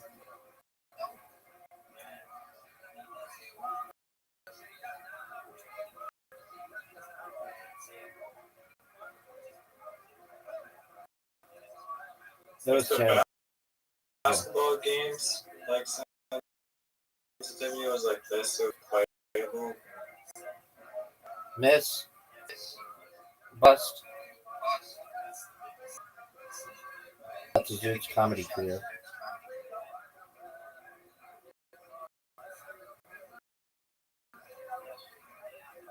Zoot's private equity. What would you call it? What would he call it? Investment corporation.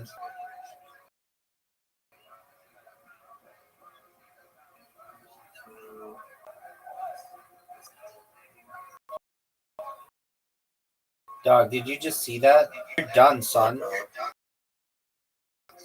Are you ready for some literati? It's not even called that. It's called Wordle. It's called Wordle, dude. It's called literati. Only, alright. Now we're playing God the Boxes after. We'll play whatever you want. Oh, look who's going for it. Fine. I'll let you go first. Alright, good.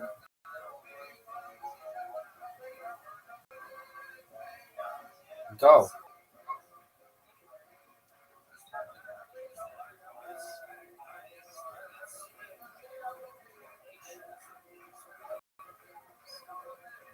Are you proud of that shot?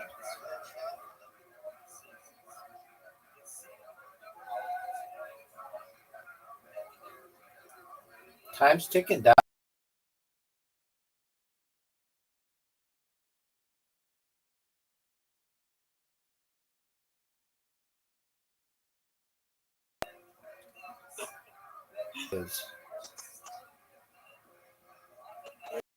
You now know what Dory is. I know what it is. My wife.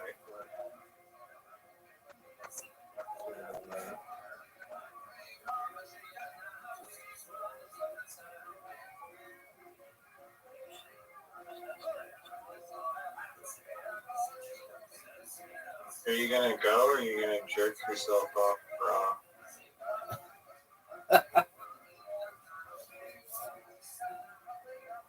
Dog, I'm doubling your score.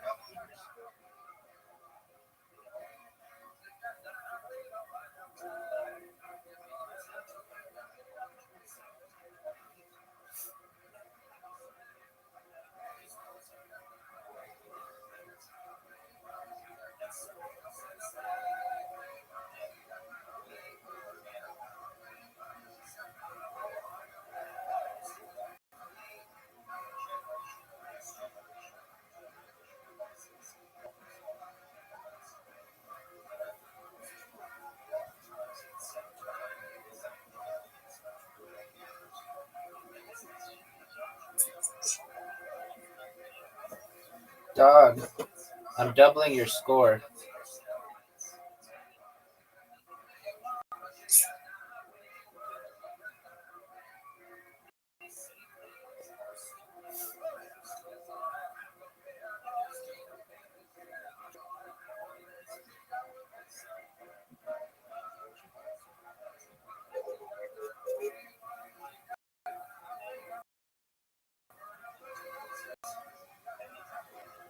Where are you gonna go with that?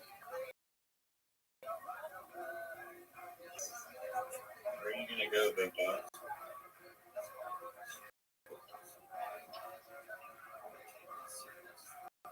No way. What is a neg? Like when you What is the I go? a go, like I beat you not too long ago, and you say something negative against somebody.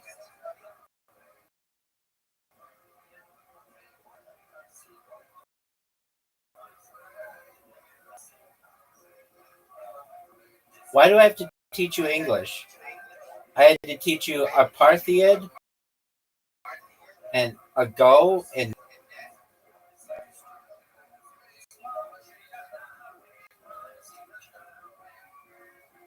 Bullshit, you can't give me fucking mayonnaise.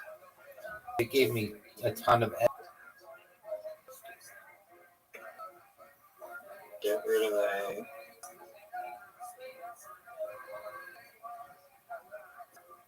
No, that's my fucking hue.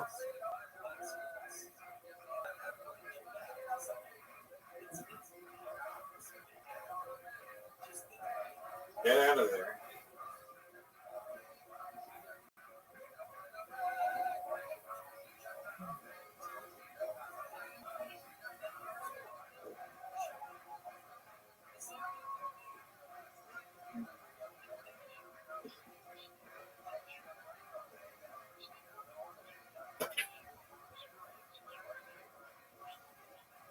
No, no way. You have an S?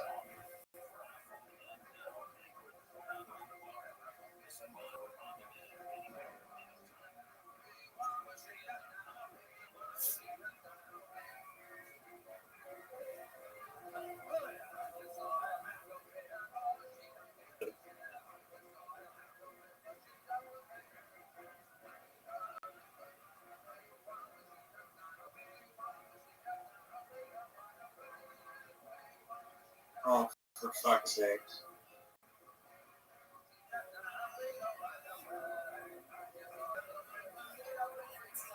No, that's not a word. It is definitely not a word.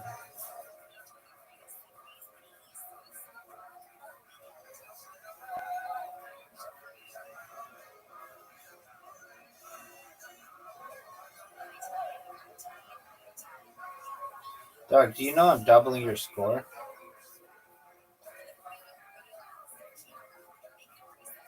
Yeah, I mean, I suck at this game. It's funny because I always fucking get rid of all my tiles and I still have like a lower score because I don't hit the stupid 2W, 3Ws.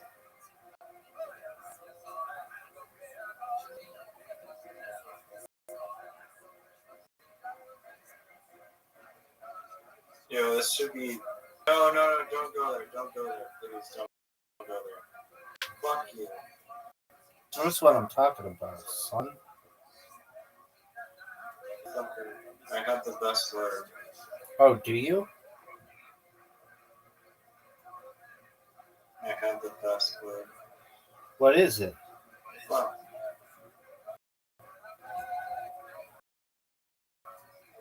Doug, I'm doubling your score. It was booty, That's a good word. but now it beat my score. What do you want me to do, son?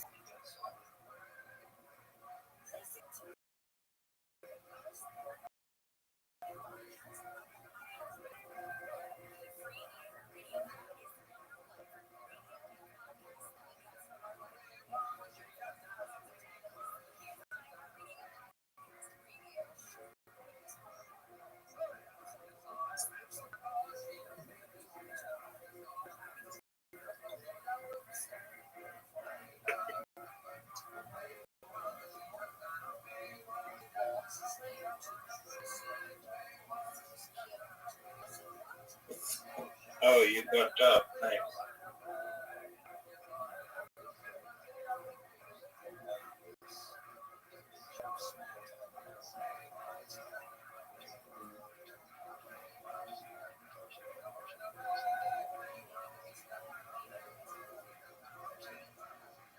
Only 8 points for that?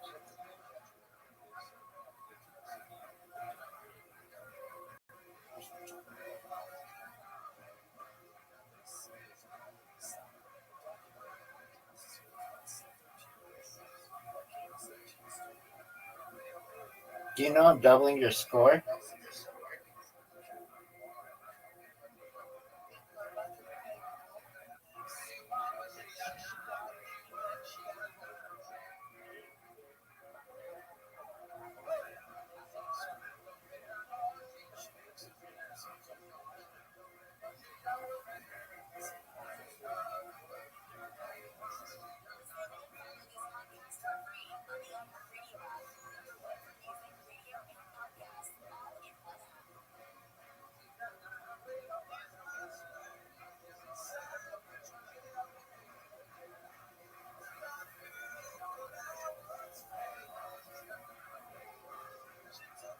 Zins? How was that 36 points?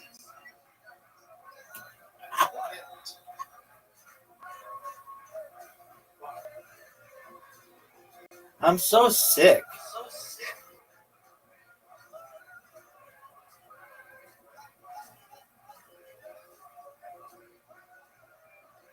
Do you know that I'm doubling your score?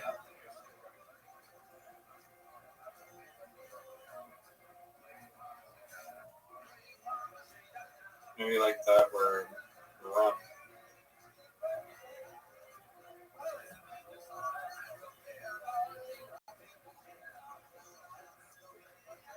What does Zins mean? No one knows. That's not even English.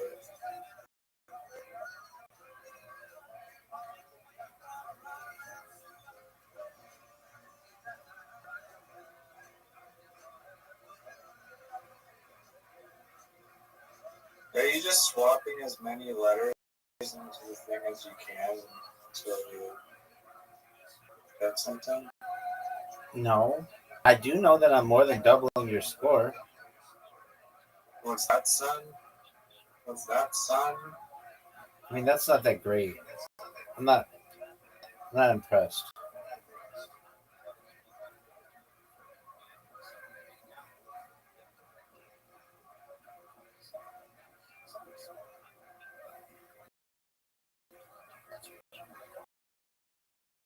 Oh, I could have made it worth more.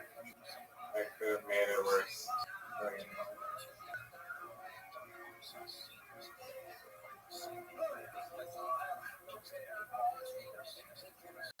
more. Oh, here we go. That's also not a word. You're right. You're done.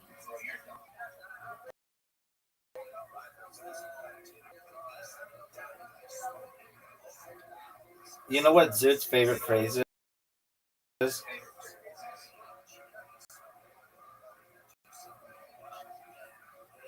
Do you know what Zoot's favorite phrase is?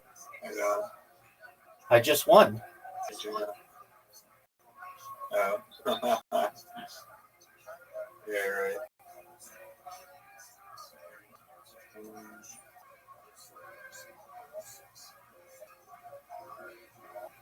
Yup.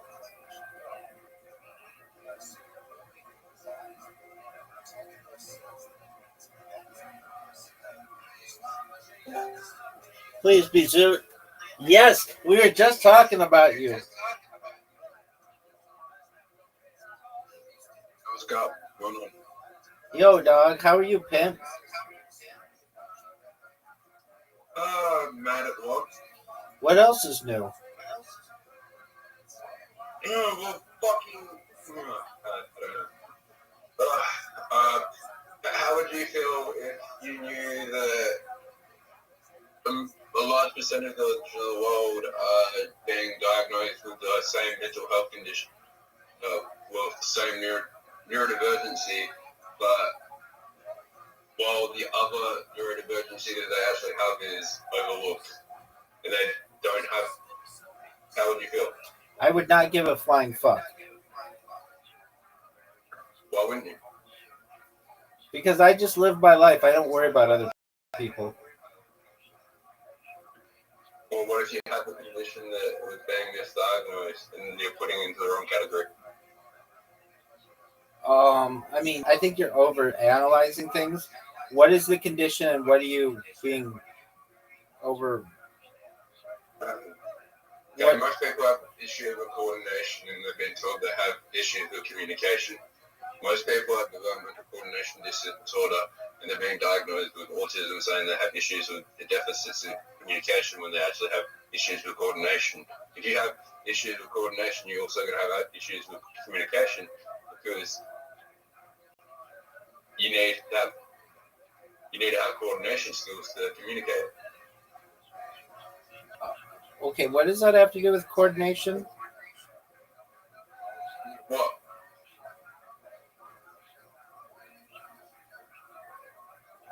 What does that have to do with coordination?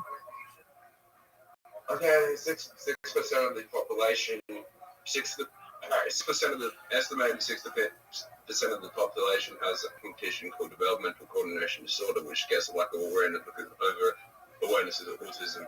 A lot of people don't have great coordination skills. Okay. Okay. Now they're saying if you don't have good coordination skills, you're not going to have good communication skills. So they're going to put you into the category of autism, which is a deficit in communication and social skills. Are we talking like physical coordination? Physical and verbal coordination. Okay. So you're not physically coordinated? Yes. Why not? I have deficits in coordination. It took me 12 years to tie my shoes. I don't know how to drive. It's very difficult for me to learn to drive. I've struggled. Sometimes I put my clothes on backwards. Sometimes my speech isn't the best, as you noticed. I stutter. Okay. My voice sounds robotic, which is also a sign of developmental coordination disorder. Okay. Why do you think you have all this shit? Why do I think I have all this shit? Yeah, were you like dropped as a child or something? Maybe. Okay.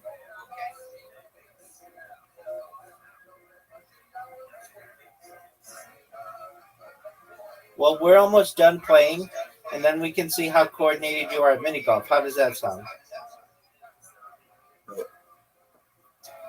I was just saying before you came in, I said to Riser, do you know what Zoot's favorite phrase is? He's like, no. And I said, I just won.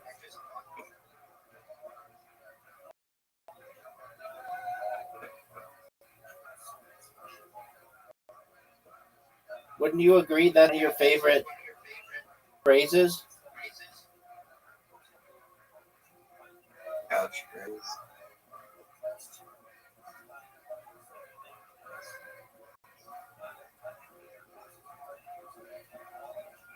Okay, so Zoot, how did you find out all this neurodivergent stuff?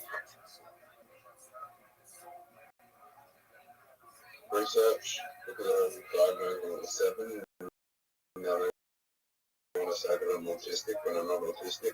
I thought you said you were autistic, like severely autistic. I think it's more autism. I went for an American-based standard, okay? I went for an American standard, right? Diagnosis for American standard. When it was in 2015, I went for diagnosis for a European standard. Since then, they've globalized the American standard all over the world to use, and they've caused diagnostic inflation of autism and raised awareness because more profitable. Doing this since 2013, the head of the people who wrote the DSM-5, who were in the American Psychiatric Association, part of the American Psychiatric Association, all signed non-disclosure agreements. They had heavy ties and investments into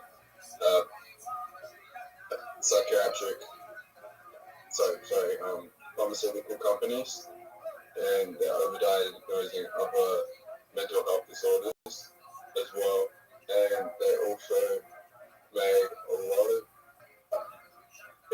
investments into autistic therapy clinics and awareness for autism.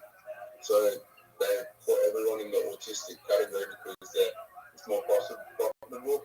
When they don't actually have communication issues, they have coordination issues, which is like 6% of the population.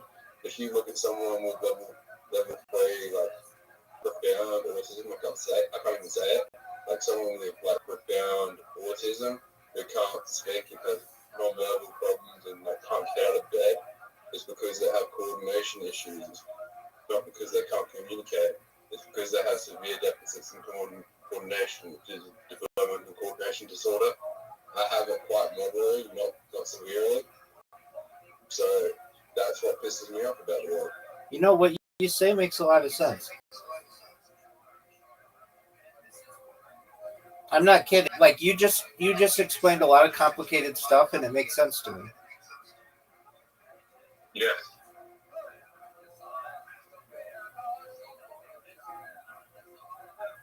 Well, we're almost done, so get ready.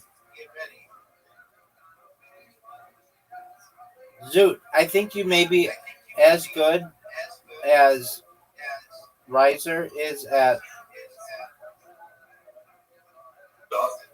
Oh, you're better than he is at dives.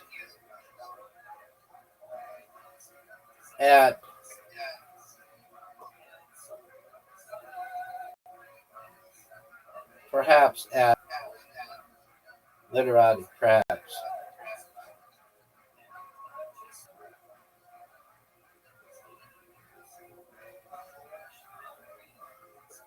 Riser, I have 3 eyes left. What do I do with them?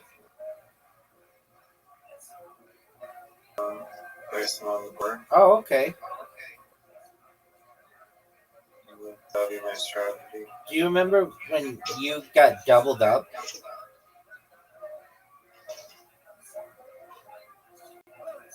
No. Well, I do.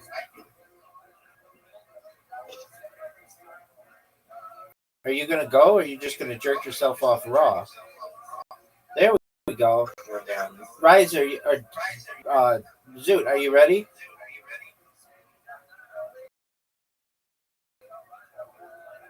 Are you ready?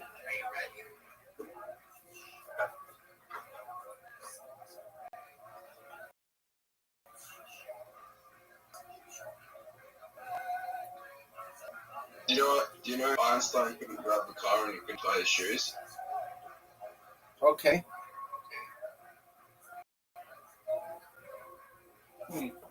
Oh, what a... Zoot, that was a great shot. Do you know why he didn't actually have autism, he had a coordination disorder, and they just wanted to autism so because it's more profitable.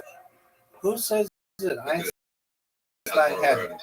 Who says Einstein had autism? A lot of people. It was never diagnosed, but it was always related. Zoot, why do you and I have better shots than Riser? No way, Zoot. No way. I dedicate this shot to his comedy career.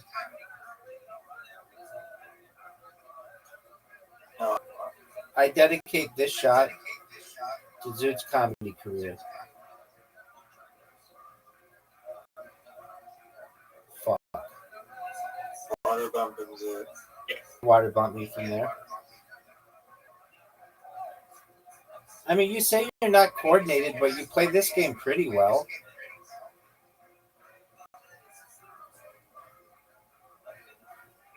No, he doesn't. Yeah, he does.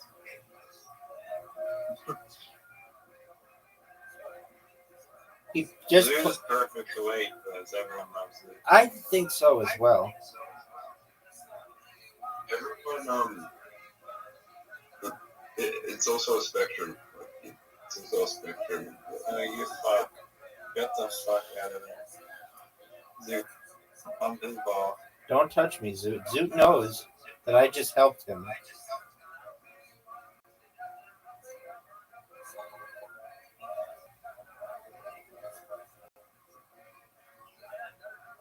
Yeah, baby.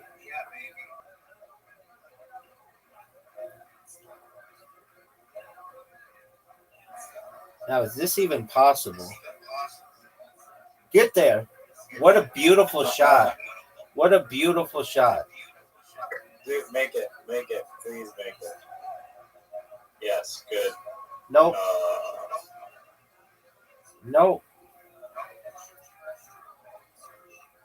No way. Are you shooting me? No way.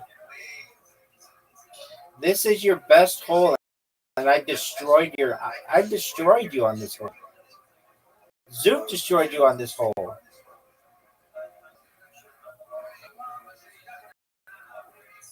Cheap. Ready for the Magic Cheap. Dragon? Cheap.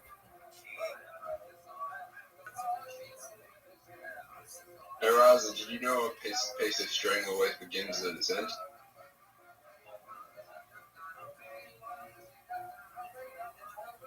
I don't really know what you're talking about. A piece of string always begins at its end.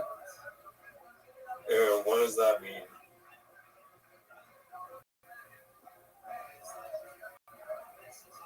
Can you explain what that means at all?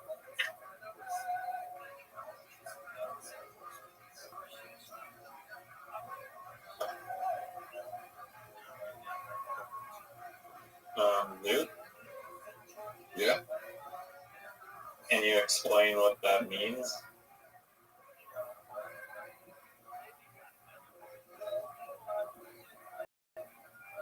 Rabbi, are you Every here? start, it means every start has an end.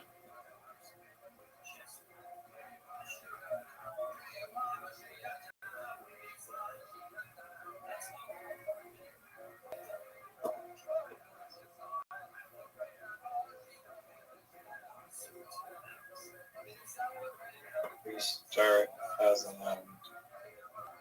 Yep.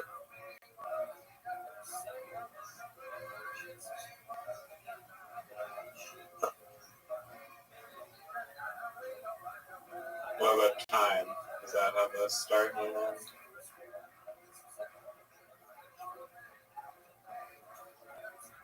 Does time have a start and an end? I would say it doesn't. Yeah, it does. No, because there's no end of time.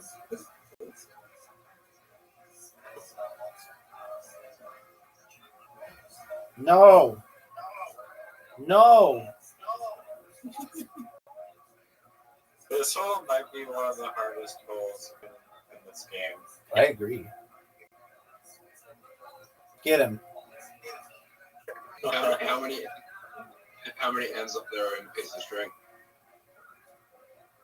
2. Like a very large amount, I don't know, or 2.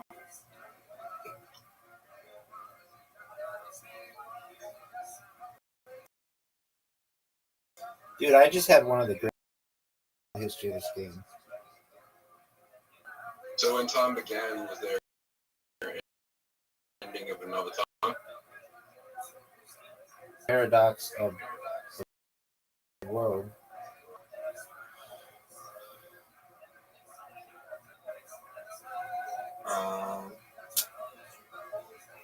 That I'm closing in on my 1200th win.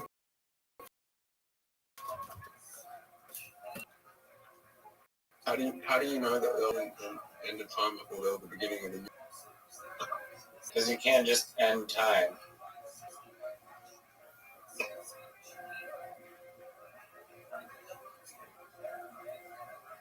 Time would be human concept. If we could come up with a new calendar tomorrow, if we really wanted to, and change the whole course of time.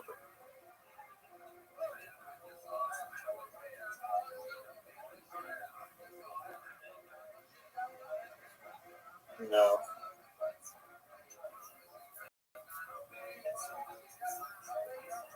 Can I read you what people have said about me while we've been playing? No. Okay, the most recent one. Somebody, Rabbi is the ugliest fucking guy that ever walked the earth. no, big of all time, son. So R.L. Stein Action said no thank you when it was Rabbi eats ass like a pudding bowl. Then somebody wrote, "What on earth?" And then somebody wrote, "The Rabbi account keeps getting worse. I give it a couple of weeks before it's full on vor." Vor. Vor. What is vor? Vorophilia? Is artistic interest in consumption of sentient beings for food, pleasure, or symbolism. That's a new one. All right. Next one. The person wrote, "I do not recommend look Rabbi Rothschild up on YouTube." The next person wrote, "Well, this is new," and they took a screenshot of what I did. The next person wrote, now these are all within the last couple hours. Breaking. Apparently, Rabbi eats ass like a pudding bowl as well, according to the account that liked one of my posts and was banned before I could screenshot it. And then the other person, they wrote it in response to somebody else. "I hate being out of the loop. Some account liked something I posted, and the name account is Rabbi licks pussy like ice cream cone. I mean, I'm still supportive of such behavior, but still." The next person wrote,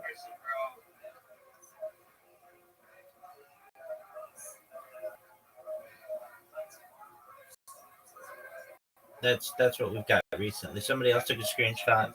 Olive Ruth. Right after posting this, some account that looks like this reposted it, and then immediately after I took the screenshot, the account got suspended. Rabbi eats ass like a pudding bowl.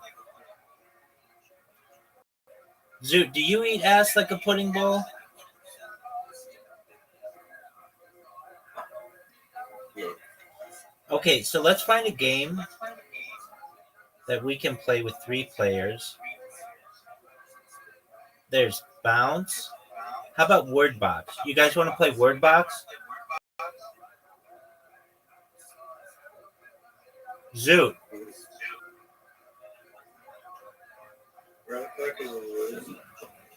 We're going to play Word Box. You guys are going to get an invitation in 5 seconds, 4 seconds, 3 seconds, 2 seconds. Okay, you have invitations. Ready, Zoot? What the hell do you come across me? Do you guys see that you have invitations? Do you see you have... Zoot's in. Riser, we're waiting on you. I've been in. Here we go. What do we do here? You like drag the things around to make a word. I have to start with the V.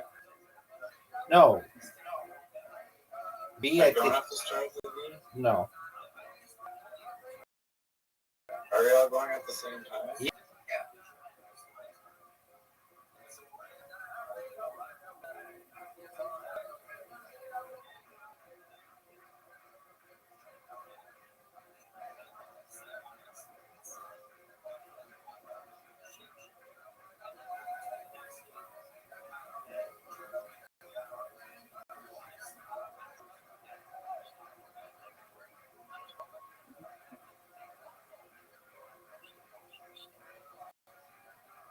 I'm not seeing a single fucking word.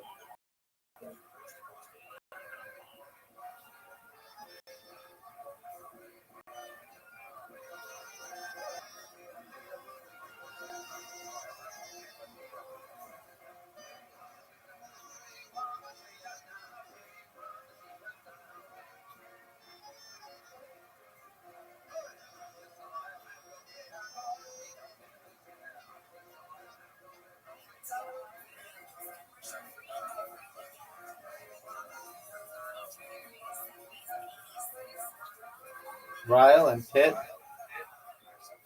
Zoot, why did Zoot get knocked out? I didn't know you could go like diagonal. Oh, okay. Well, do I have to teach you how to play the game? Yeah. You fucking cunt. I'd be lucky.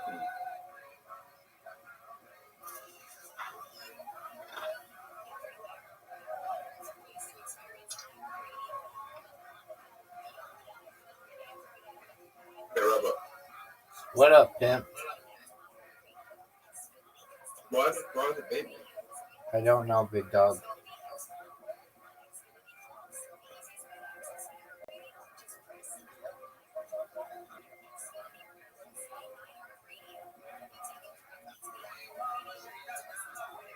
Well, that's not good.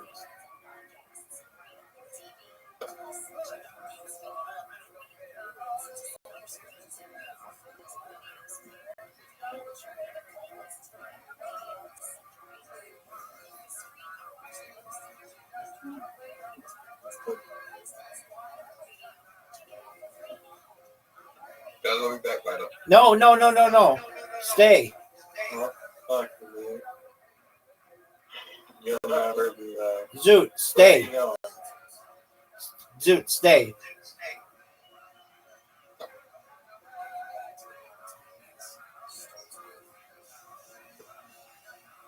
Zoot, please stay.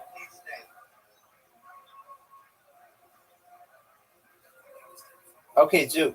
What game do you want to play? Zoot, what game? Zoot, what game do you want to play? What's the game we can play with 3 people?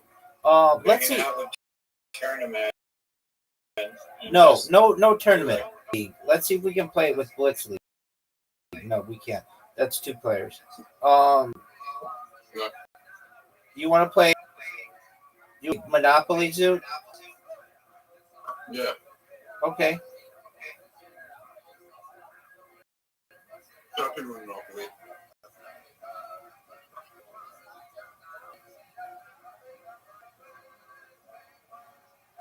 Is that called bankroll in this game? Word.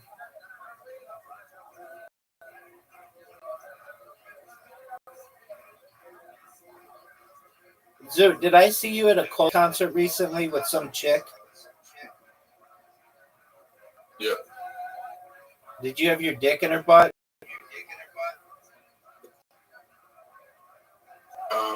Alleged. LA. Good on you, big man. Cost my $20 million, my equity in my $20 million AI company dropped a lot. Yeah, it did.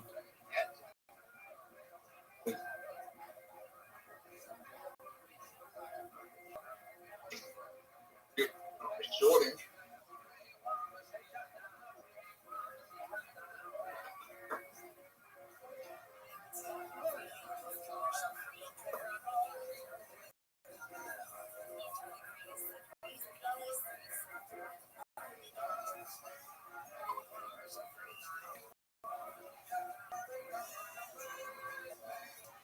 Oh, fuck. What was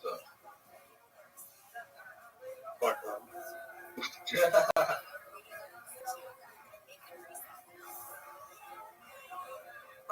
Take a fucking job. I go to jail now. Wait, what happens if you don't pay to get out of jail? You have to wait 3 You have turns. to stay there for 3 turns? Wow. I bought Sydney.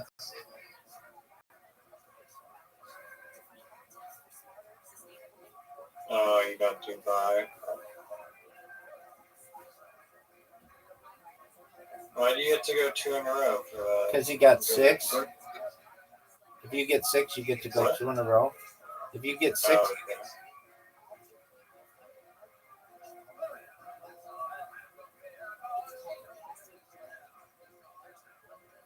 I bought one. maybe. Why? I just landed on his fucking thing. I didn't realize you had to buy everything I see, basically. Why didn't I get to buy London? Yeah, remember? Oh, fuck that.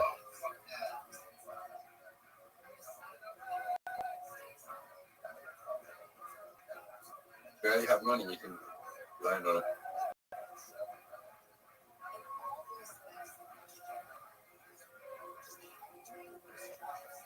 Does this game actually like end at some point? Or? Right? Yeah.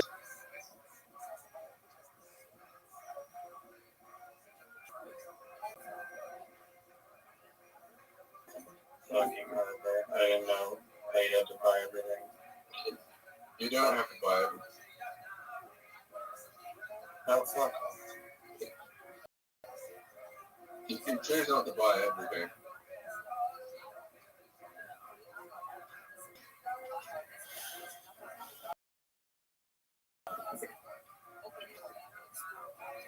I can't put a single property right now. Why isn't it letting you buy this fucking thing? Because you can't afford I it. have money. Oh, fuck. Auction. Receive $100. $100. Do I even have a choice in this? Wait. You can do not. Waiting for riser. Auction canceled. Well, no. I went to jail. Were they supposed to wait or something? 10 seconds? Of course, they participate in the auction. $30 rather. Oh, I still can't buy anything. Fuck. How does it feel with the rather?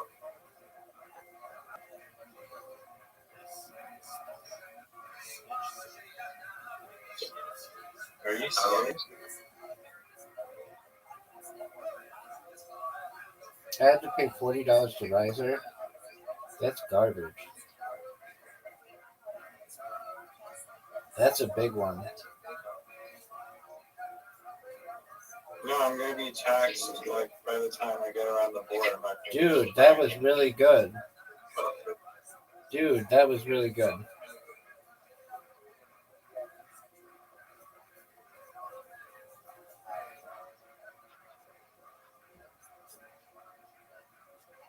Should have saved more money for the last little strip. Fuck off.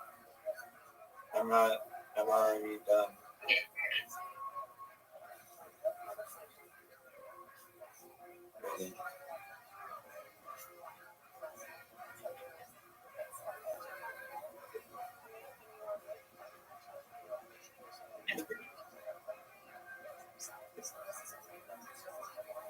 Fuck that. Some people even do. No. Are you going to pay? Why didn't you pay? Because I don't want to pay. That's gonna mean I have to go around the board and just pay taxes. And I'm too broke. I'm just gonna let you guys give me money. Hopefully with a short one. Fuck. Jail.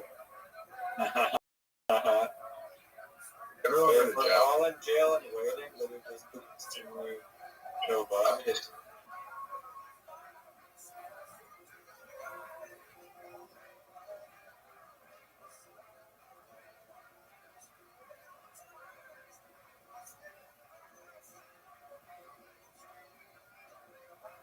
It's better to just wait in jail. Thank you.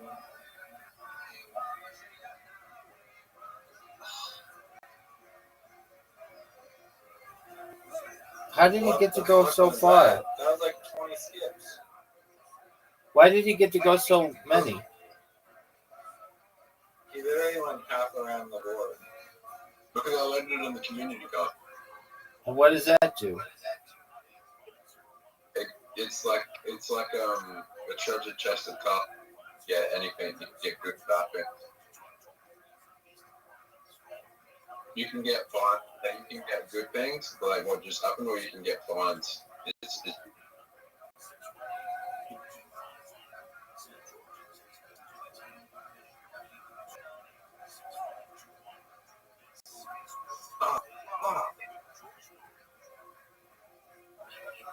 I'm winning, right?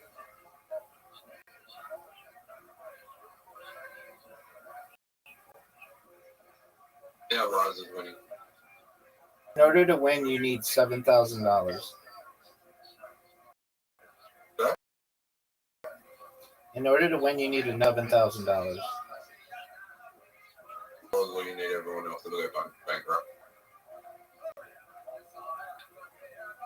How do you possibly get $7,000 when there's $3,000 to start. Net, so like your properties count. So we're gonna be here for like an hour. I could have made it 3,000, but I really wanted Zoo to stay as long as possible because I love Zoo.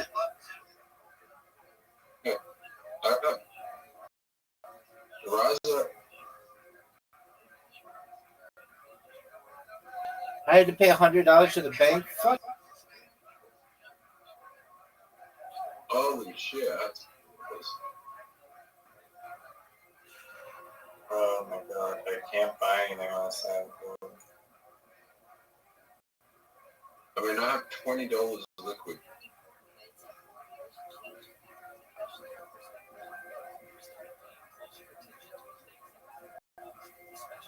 Dude, with another 6, of course. Nice. I won. No one has the red. No one has the board, so it's good. Yeah. I thought I owned that one day. No, Okay, that's a really good place to play. no, $70. Oh, another 6. Wait, you own Moscow or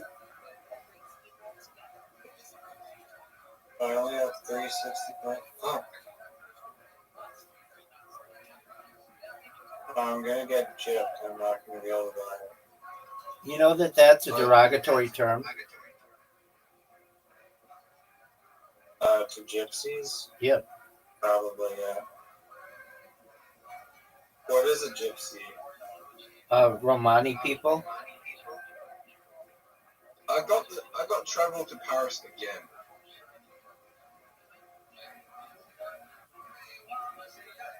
He bought Hong Kong. Rabbi, he bought Hong Kong. I see that.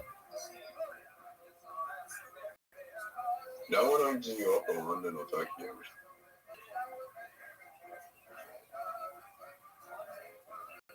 None of us can afford Tokyo, London, or I landed on my own property, which is good.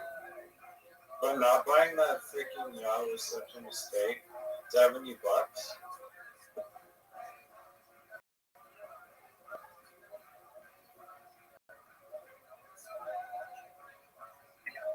$20 that I don't give a fuck about. Do I just up with the rounds? Around? I don't think because it's in jail.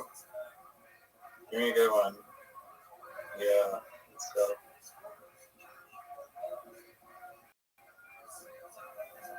Add your property above.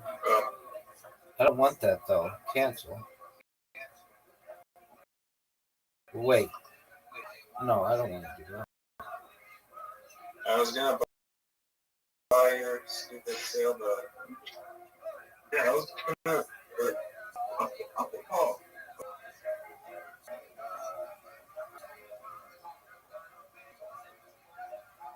Oh, there's no way I'm not.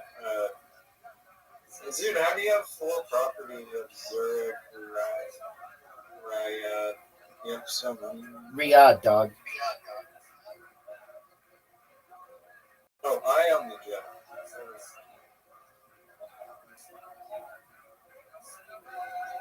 Yeah, my property. Where is Riyadh? Saudi Arabia.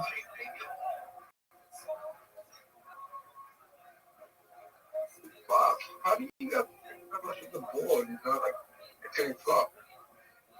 I haven't gotten a single thing paid to me in like 20 turns. Well, that changed. How do you guys own so much? Because we're sexy. No, Zoo, you own the most. Rabbi's been stuck on the same square for like 8 turns. No? Yeah, we really want to. Fuck. Oh, he bought Paris, that's big time.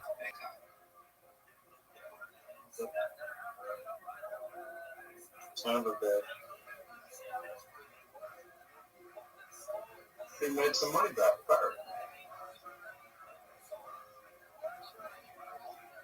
And he rolls 2 sixes in a row. Okay, this game is weird. What else? And he lands on his yellow square. Okay.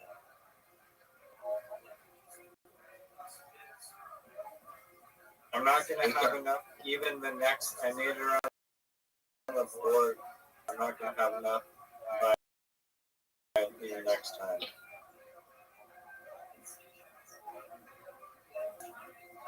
Yeah. If you let, you have to pay $300. Give me a 2. Random my property.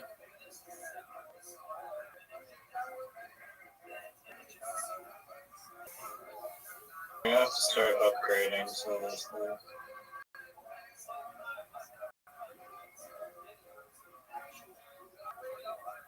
You got better off in jack. Oh, wonder.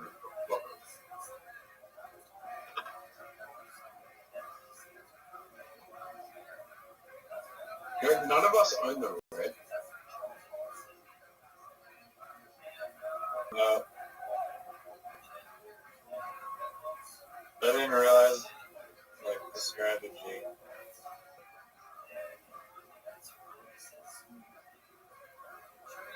This game is gonna take like hours. No, I don't. What if we can? Oh, I got $100.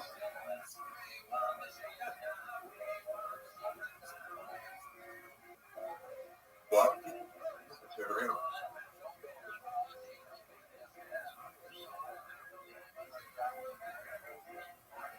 Okay, you gotta do.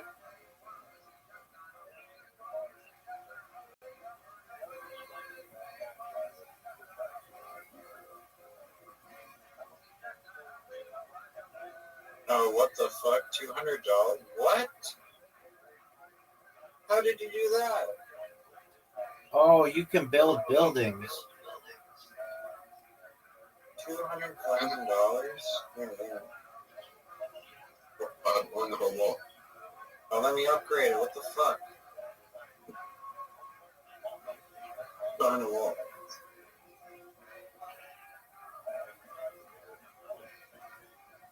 No, it was a Like, please give me like a 2. Fuck. Riser, you could upgrade those buildings.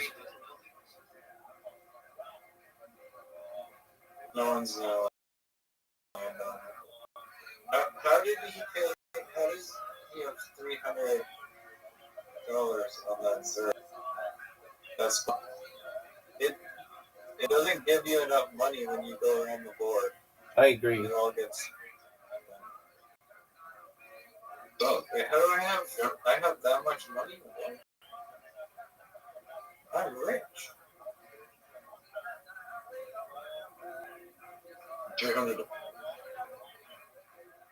All right, so one of you land on Delhi, please. Monopoly's fun, and you get basic income from Rothschild. No, are you serious? Yep. Yeah, that's bullshit.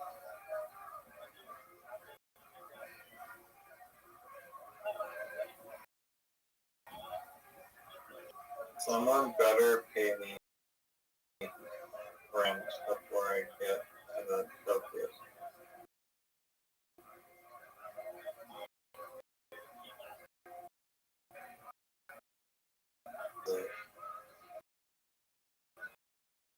Yes.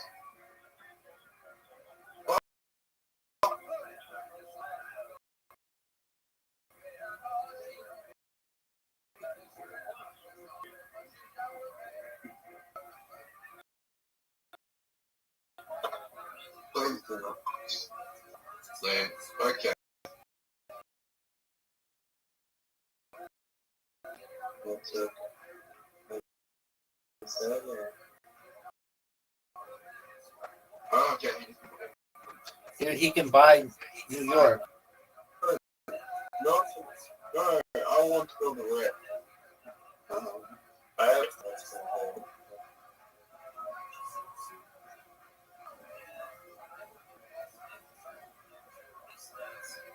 I'm going to Q. Calm down, dude.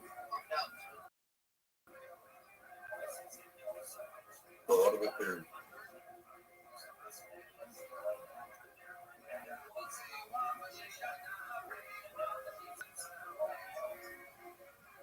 Oh, you guys have enough.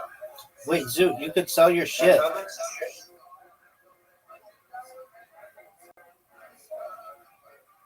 So this and get that circle. Fuck yeah, I can upgrade my shit. No. Should be nice. I can upgrade my shit that I want. Yeah, right. What? But I I come in can direct. It says like $2,000. That's your net worth. For money is like That's your net worth, son. Okay, here we go.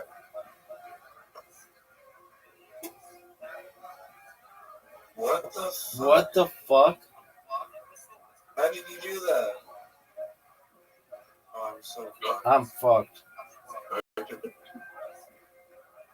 No, seriously, how did you do that? You have to own all the properties in the lot.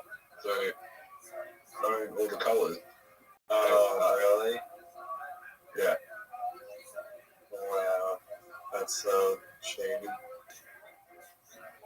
No, that's how you come in all. Like, not when you go. You go.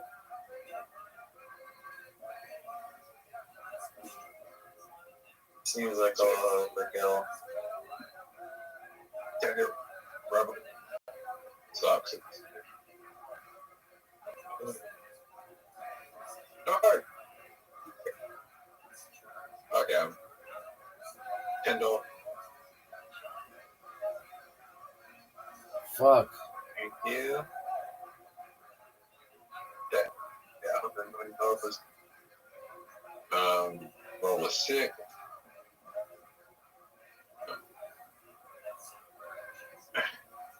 Go.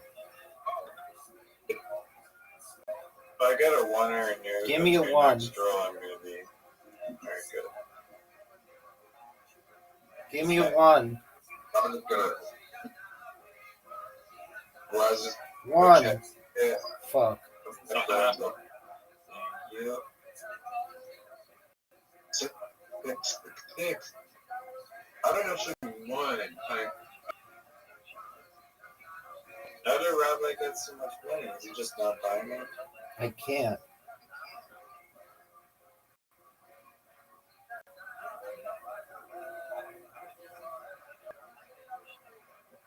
Fuck you. Yeah. No. Yeah. Oh, give me a one. Please give me a one. Please give me a one. You paid for it by $1,000. What? Rabbi, I want to be. What? Right.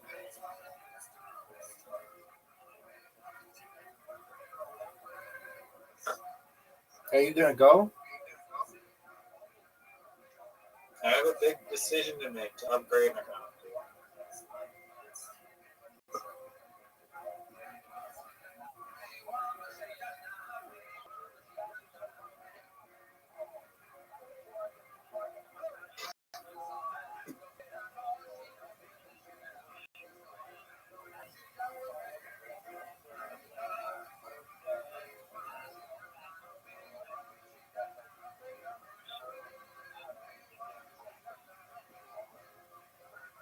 No, bitch.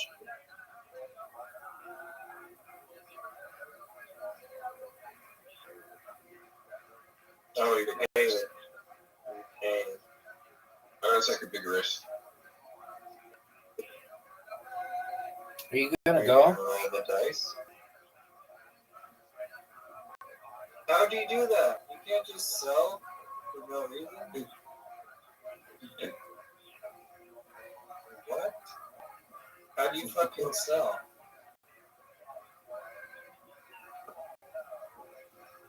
You fucking the property owner. Look it up. Oh, what the hell?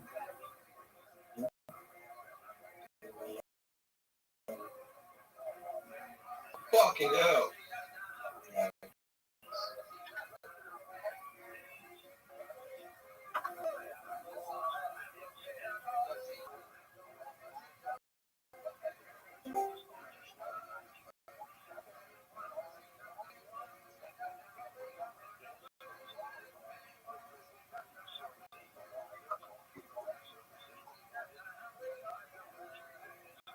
Let's do a fucking Zoot. Auction something.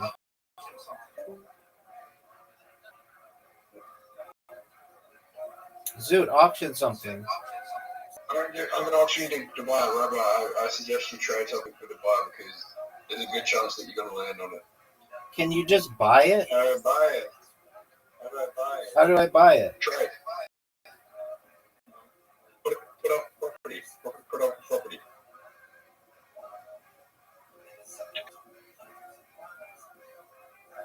You want me to trade the buy, which is Okada, $40 for a $20 property.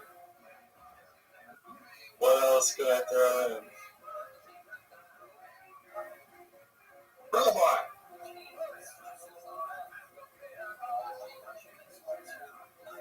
Rabbi, those are shit fucking properties. I can't sell two at the same time. Then cancel it. Here we go, Jim. Yeah. Why would you do that?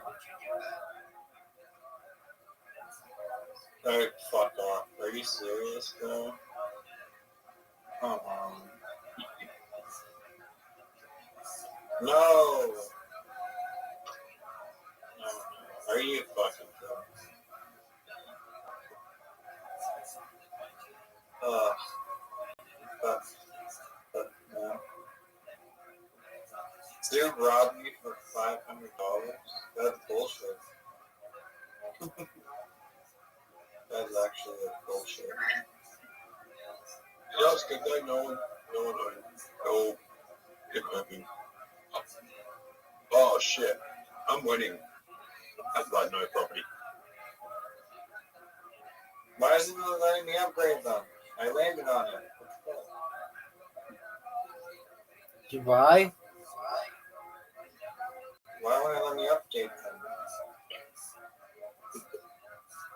I don't know. I'm winning by a very good amount. How does that feel to be delayed really?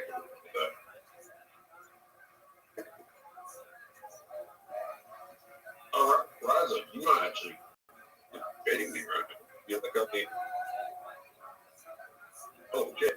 I don't have a square. I don't have two squares of $500. You gotta know how to play, right?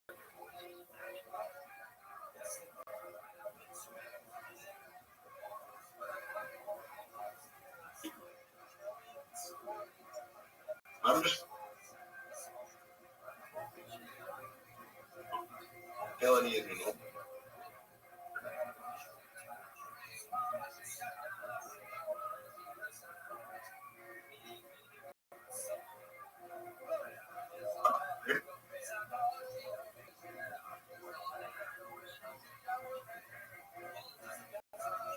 That's the fun.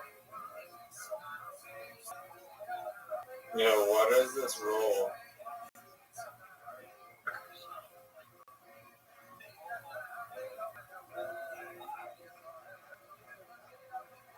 Just pay me back some of that money.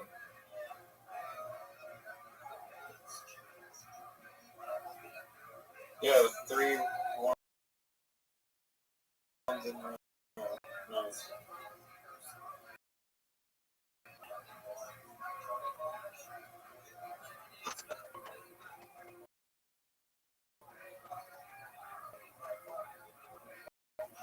Watch me. I'm gonna have to pay like $500. I need to roll like a 4 for a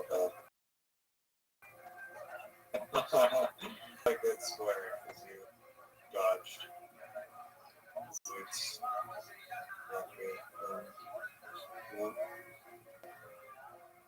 God. Anything but one or two. Anything but one or two. There we go.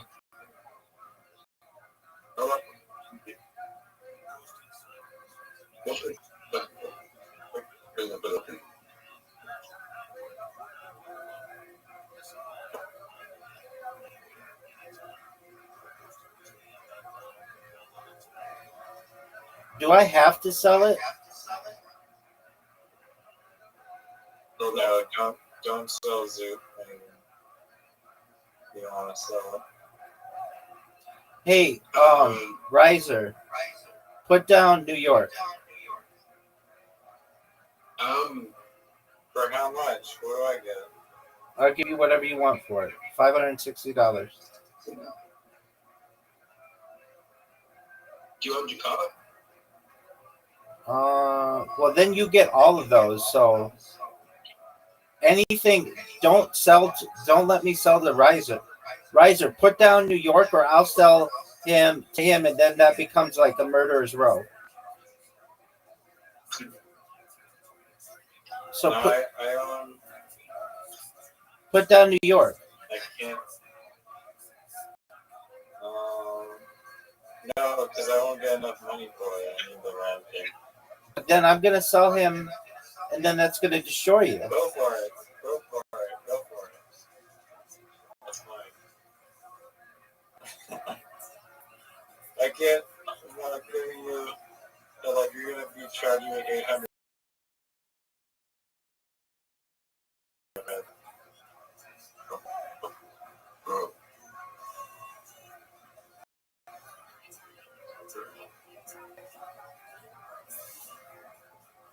Oh no! Fuck. All right, I'll sell you New York for whatever the Paris one is. You a Rabbi? Yeah, I'm down for that.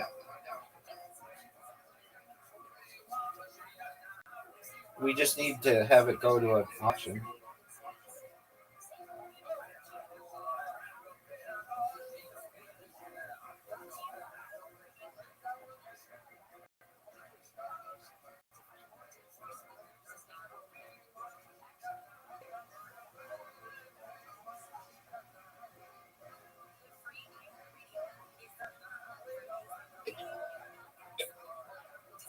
The thing is, if anybody lands on Zurich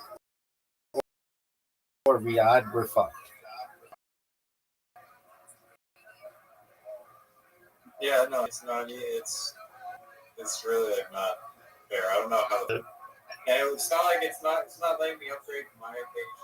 I built just for $900 every square. It wouldn't, because I have Sydney. Oh shit.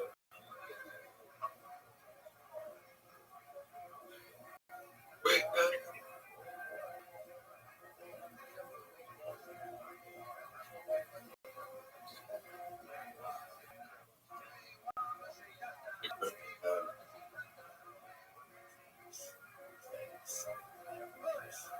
Oh my god, I'm gonna get so wrecked.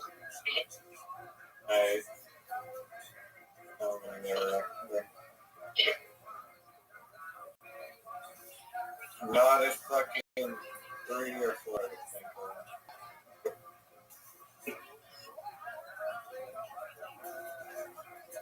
Oh wait, did I land on the auction one? Why is there no auction? I'm in the negative. oh. That sucks. Why am I not able to auction? You're not on auction.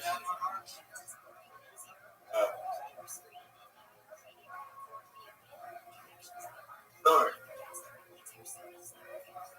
Oh, you probably.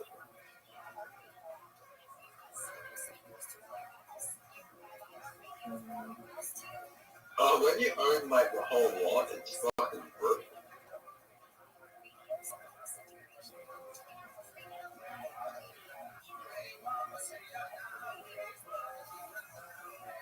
get $500 for selling it, but I don't know what's up. Rabbi, please land on the auction. I know. As a quick, please land me. I have $500. Fuck. I am landing. No, I do not. Money.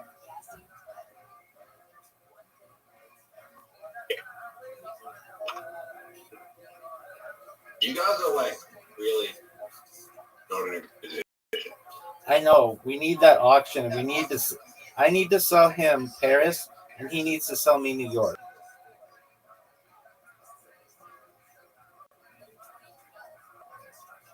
I'm gonna get clippy right now. Fucking. I'm not even mad.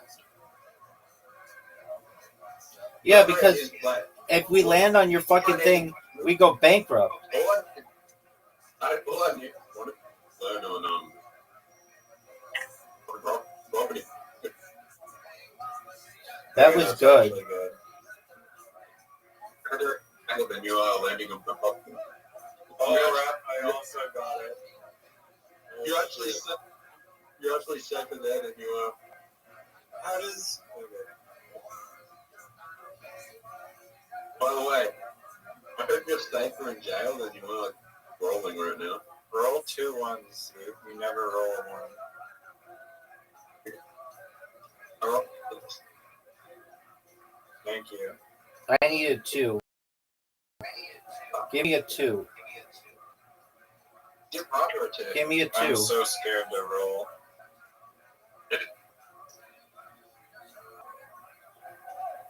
Wow, he gets community and a 6.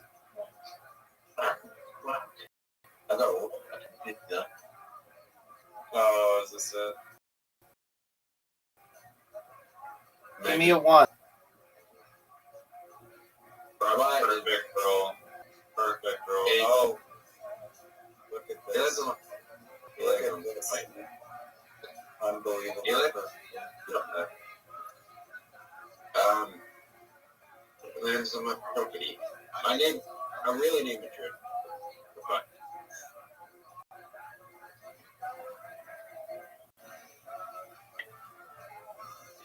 He can't get it. Oh, good. Yes. Give me a 2, please. Give me a 2. Easily. Alright. Get him a 2. Get him a 2. So we can fuck over 2. Get him a 2. Get him a 2. Yes. Oh, no, that was him. Oh, fuck. Yes. Yes, I got 2. Oh, big dog. What do you want? New York. New York. Putting up New York. Excellent. And I'll put Paris. Trade. Yeah. Wait, that's not fair. Also, chuck in Sydney. And I'll chuck in my. I can't add anything else. What?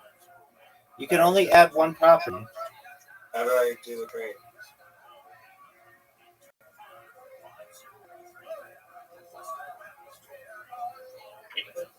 What, 220 and I got 95? You're fucking serious? Why did you do that? Well, now it's kind of even at least. I don't know how your properties are. Oh, I'm gonna get wrecked. I need like a 1. I need a 1. Oh,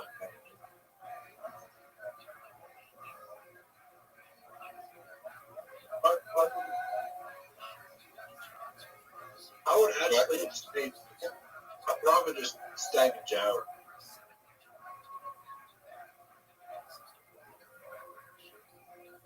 Do I just stay in jail for the next week? Because I don't want to like go where fucking Rabbi. okay, the whole. You know how much I have to pay if I get the board?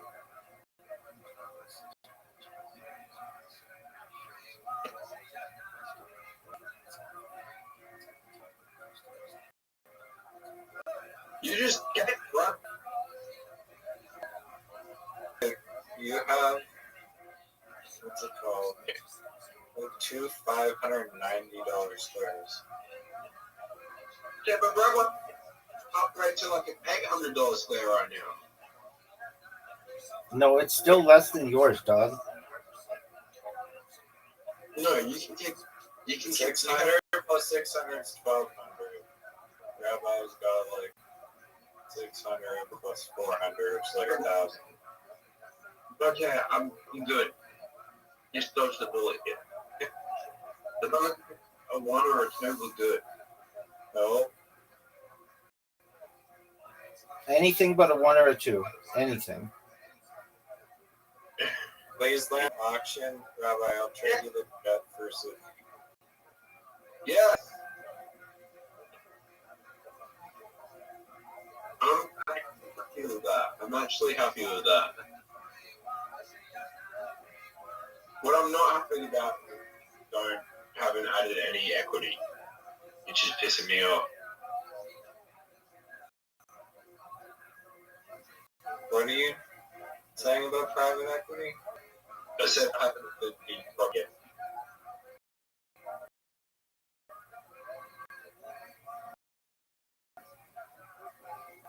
How the fuck am I winning?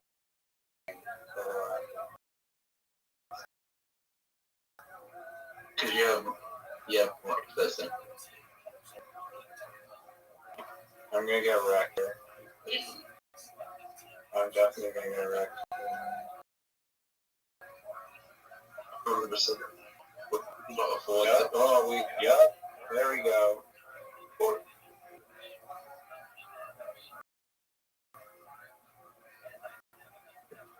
Oh,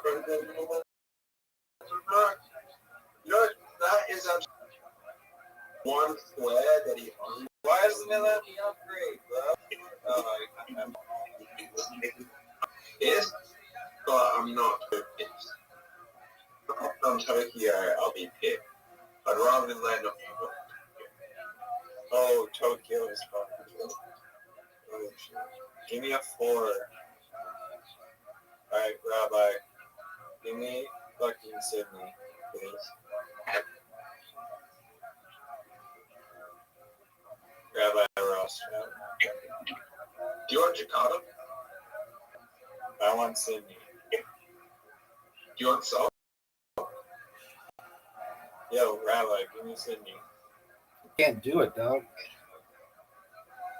I gave you fucking New York. You have to give me I Sydney. traded you Paris for New York. That wasn't even trade. No, it was 48. Dog.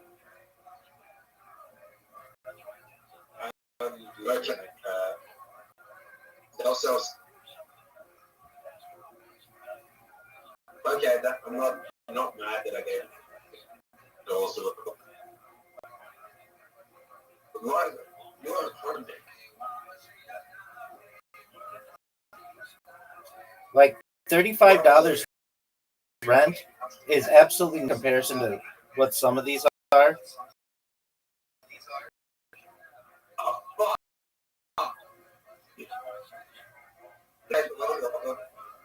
$590. I can't get a fucking 2 or a 3 next turn or something. But yeah, give me the community one. 5.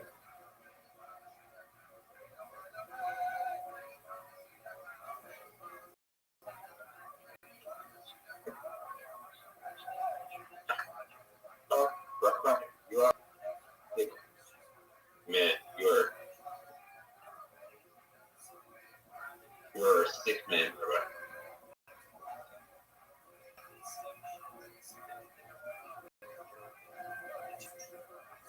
Boston baby. Oh, I thought that was you. But how I know to 7 million fucking 2. 2.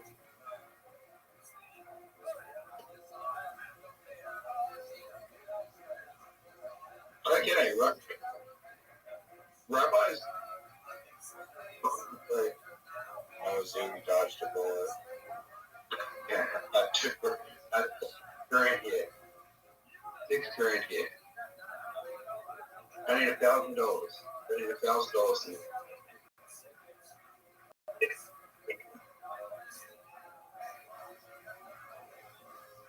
Yes. And they wanted me to line up to win it. This is a good game. I mean, like, it's close. Oh, I got robbed.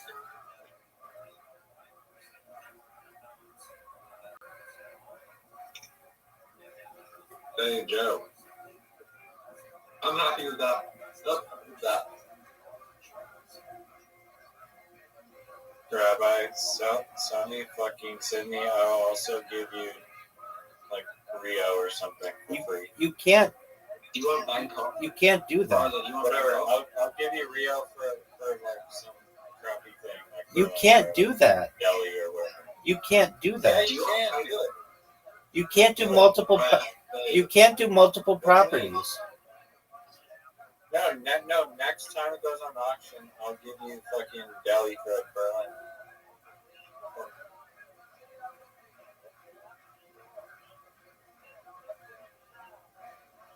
Please go to jail.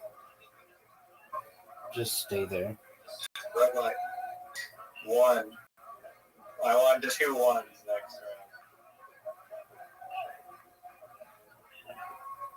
Oh, yeah. Oh, again. Oh,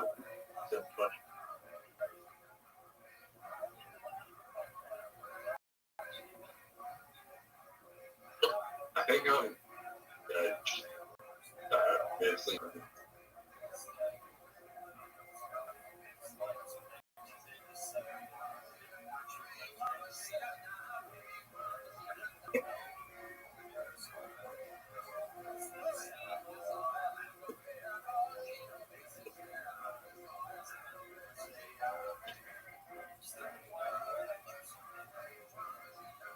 Hey, you.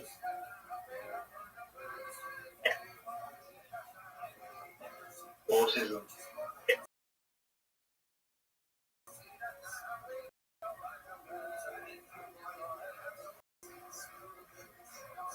Whose turn is it? I want. All right. Well, then go. Hey,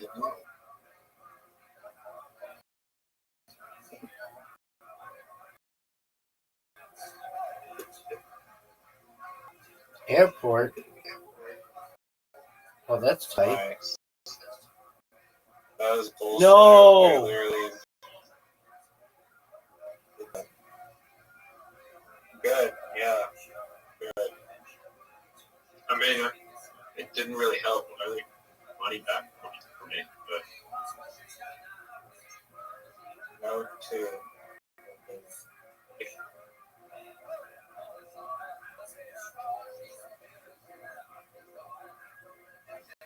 still, what was it? I'm still winning somehow. I don't know how the hell that's possible. Oh, How are you upgrading them? You're not even standing on the thing, bro. I went bankrupt. I went bankrupt. What does that mean? That my properties are all available. Oh, I can buy one? You can buy anything. Why isn't it not letting me buy them? Oh, wait, what? No, wait, did I just miss my chance to upgrade? No. Okay, good.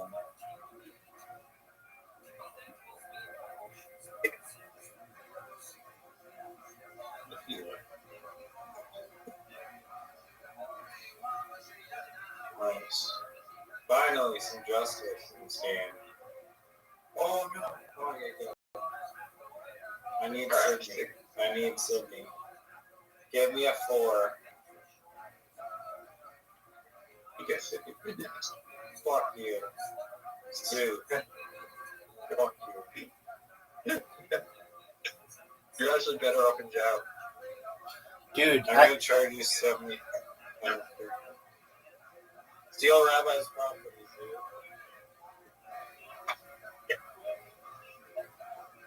Alright, let me do the math here. I'm better if I can just roll to the end of the board, I'll win.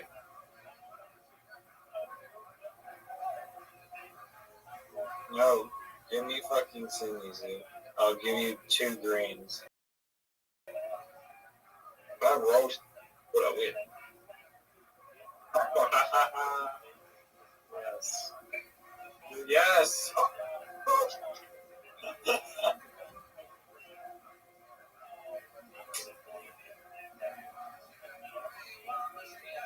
$40 for that. Let's see what 14 when you're done. Wait, Rabbi, are you just out of the game? Yeah, I'm done. Wait, Rabbi. What? What do you mean done? I Give you one round. Dude, give me fucking Cindy. Alright, I'm gonna skip on the red one then. Why would you just buy Rothschild? I'm buying all the red ones this turn.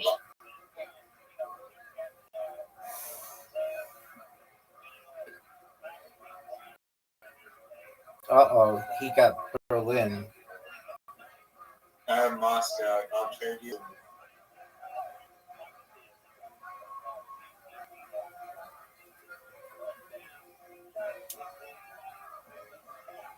Or no one needs that cheap deal. Another 6?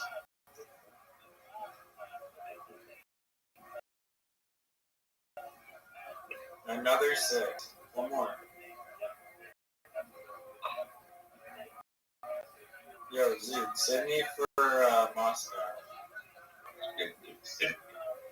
Oh, Yeah. Riser won. Yeah. Wow. how the fuck did that? That was fun. Why did we fuck up and that was a win? I don't know. You want to play again? No. Yeah, it's fucking. No, we're not playing again. No, fucking. No. I vote to play again. Let's see if you can double. Let's see if you can do it again. 3 players, unlimited rounds, net worth goal $7,000. It's gonna be a long off death,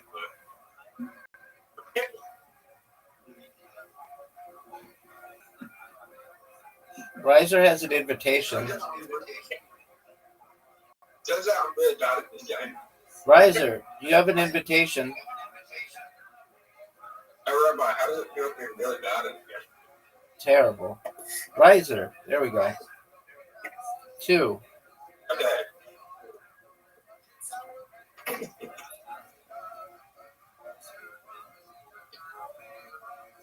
Just buy the first property with roller. Is that the strategy here? Of course.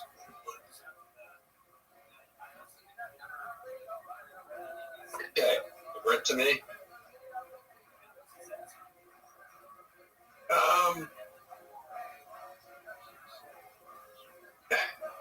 Well, I don't want in the board.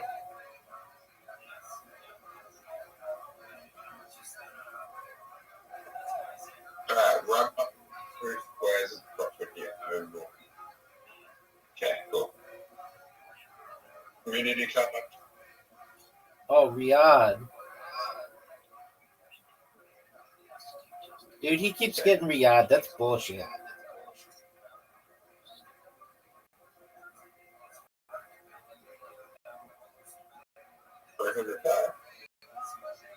So going last is such a difficult. I'm actually gonna pop the butt. I'm actually gonna pass in the butt. I won this game. I have a strategy. Strategy is to say,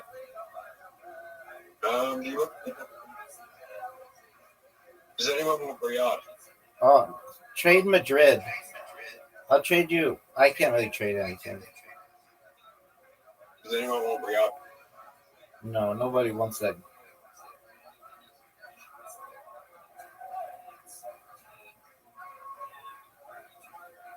he already. Oh God. Bullshit. We are.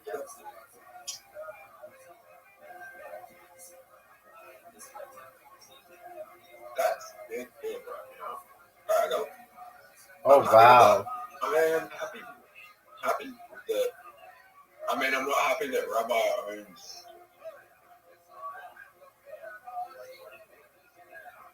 the property, but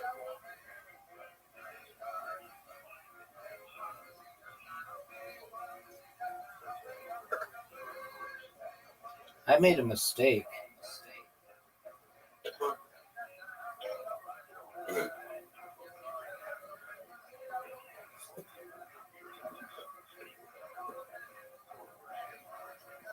I made a big mistake. What do you mean? You got some property?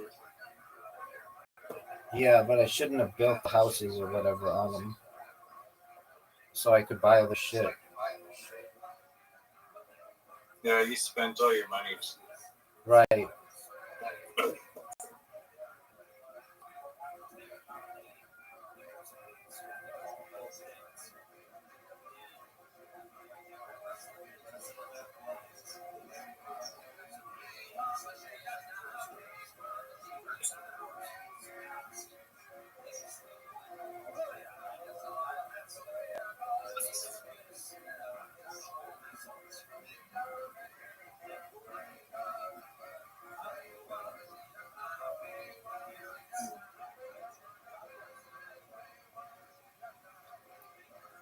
Riyadh. Wow, what a privilege.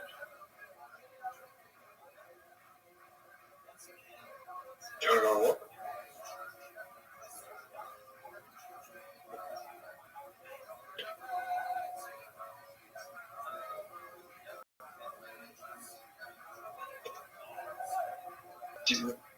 Go. Search. Right. This is bad. Remember, I didn't say it was heated last game and I still fucked it up.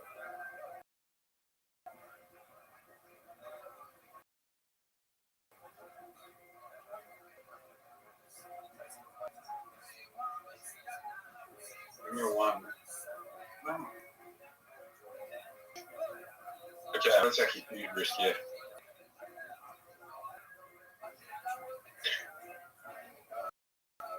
I have to sell a property. I'm gonna have to take a huge risk.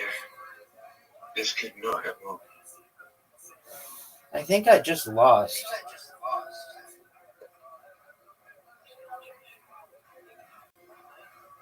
Yes. Yes. Yeah. That's never gonna work.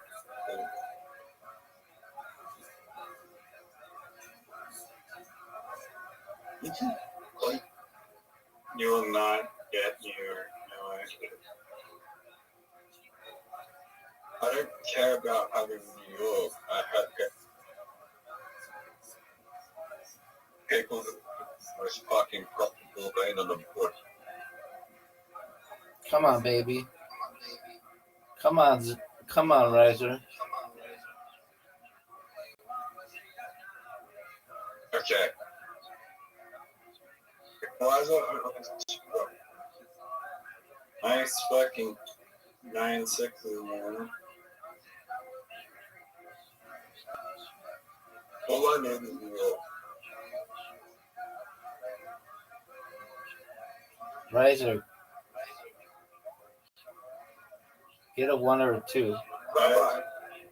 I have the least amount of property. No, I have less property Fuck than you. off. Yeah.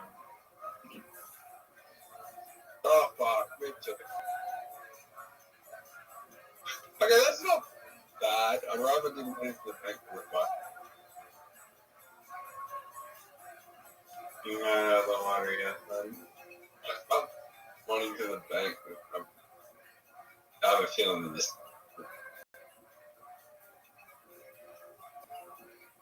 Bingo. Fuck!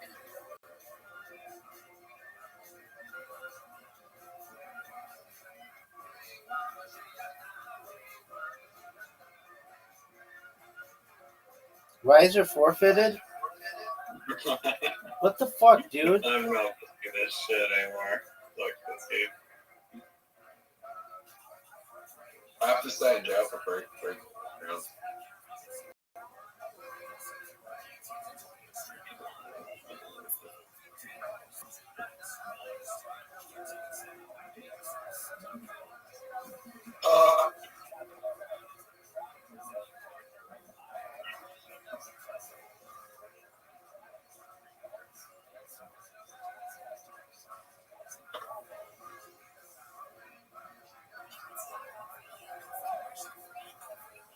That helps. Do you love me? Very much, dude. I really do. I like you. Right, you love this?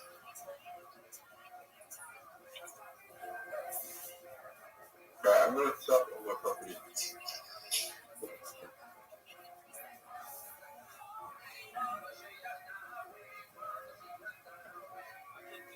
I'm gonna stop your property without that.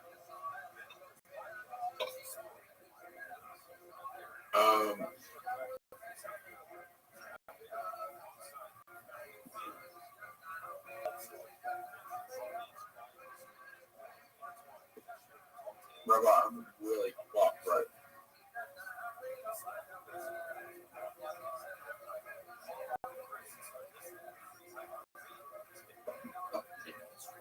You love me.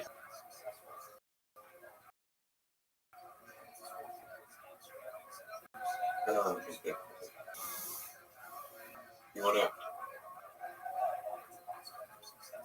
Are you gonna go, Zoot?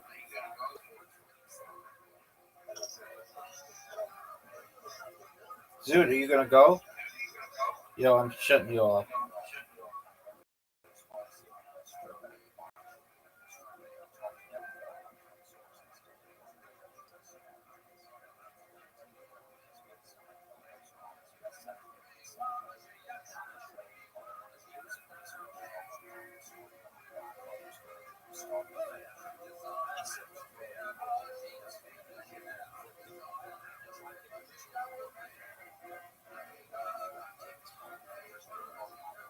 Oh, baby.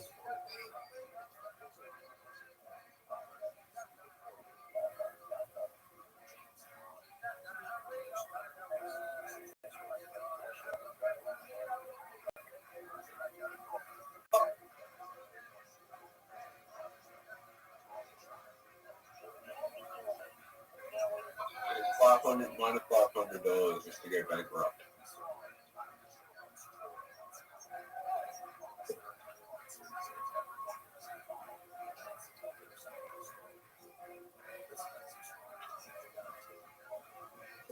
Rabbi,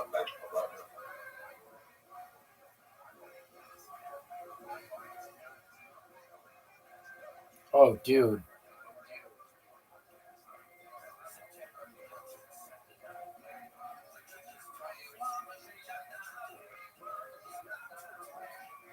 everything, right?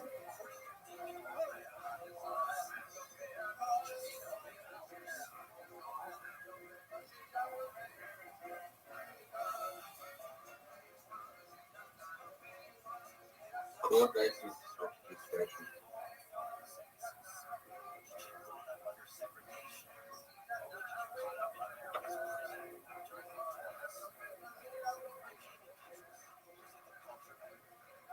How is Rabbi dominating so hard in the team?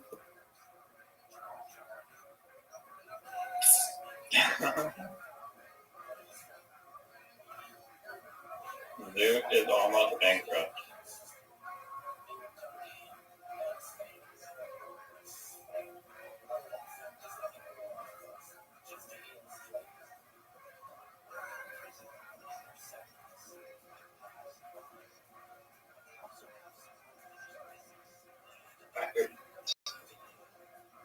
Like half a board, if you land on it, I can fuck you.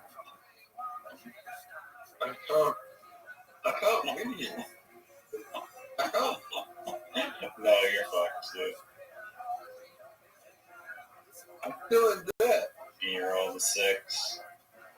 And I'm still in debt. You're up Oh, again. man, whatever this role is, basically, unless you somehow end up it. I'm still in debt.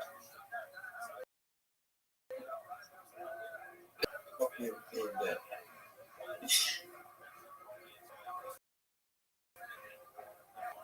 There's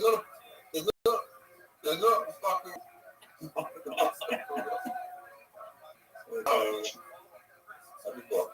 Oh, I might have just so been they saying. can't buy it. Can't buy it, though. Okay, 60.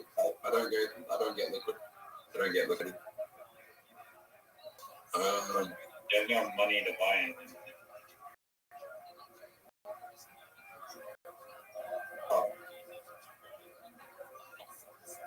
I think they're stupid for your property.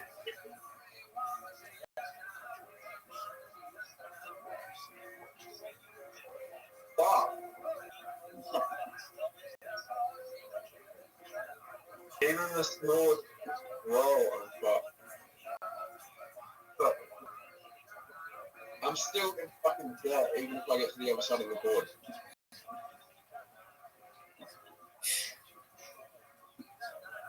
Still in debt.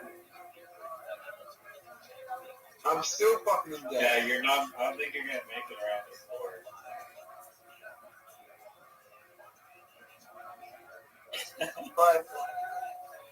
Oh, you're cooked. Oh, look at this. The only place I can land is. I need You a have to two. roll I need a two. two. Oh, that is fuck. Roll. Yeah. Oh, wow. Um, Zip. Alright. I'm gonna.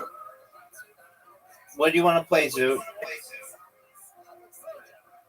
I'm gonna go listen to music for a bit. I'll be back later. You're never coming back. Zoot. Zoot. Play Riser and Darts. No, I'm gonna just go for a bit. I'll be back. I just want to listen to music. I'm mentally. Hold on. I've got a game. Let's play Blocko. No, Zoot, no. Zoot, I'll I'm be sent. back. Zoot, quit it. Me and you, Rabbi, dots and boxes. Look, just one moment. I gotta go to the bathroom, and that was wild shit, dog. I gotta take a whiz. Oh man, my fucking neck hurts. That was fun. I mean, you're dominating it. Yeah, but even the game that I didn't dominate, the fact that I got like all the three at the end, I just didn't know how you go bankrupt, or I would have made some adjustments. Right. I didn't really know you could do that until that happened. Right. So, what are your thoughts on William Montgomery, and why aren't you his biggest fan anymore?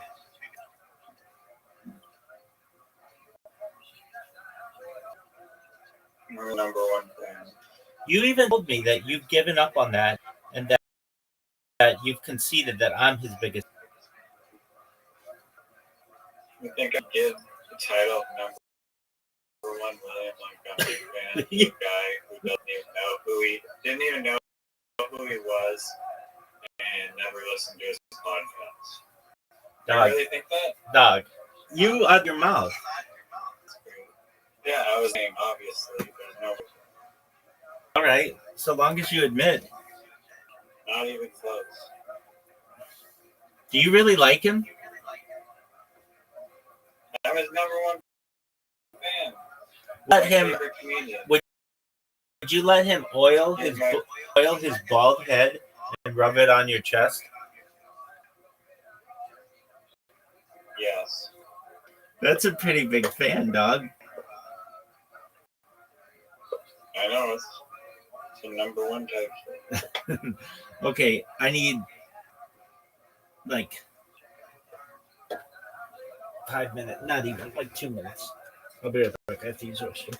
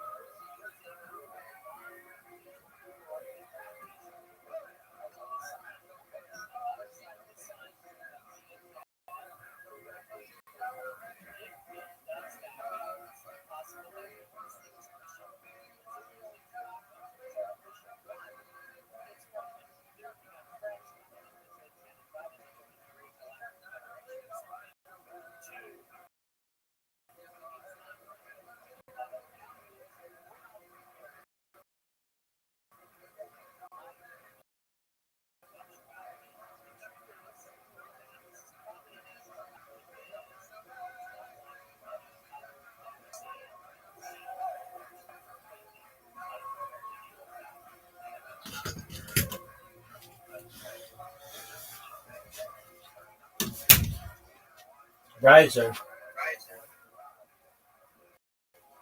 give me like a minute.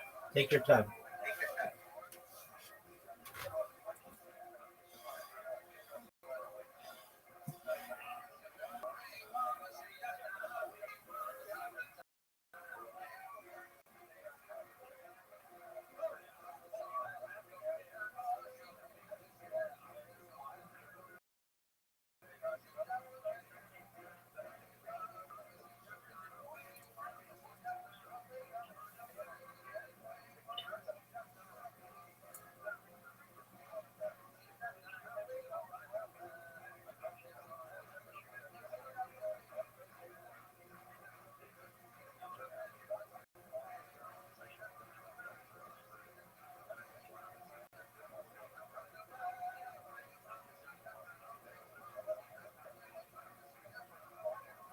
Rabbi, did you ever hear of a show called Doomsday Preppers?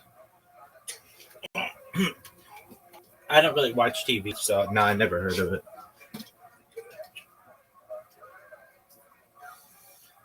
Well, what was it?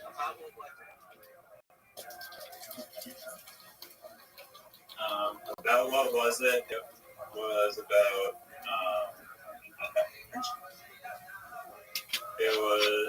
I haven't seen it, but it's about these people that are preparing for the apocalypse, basically.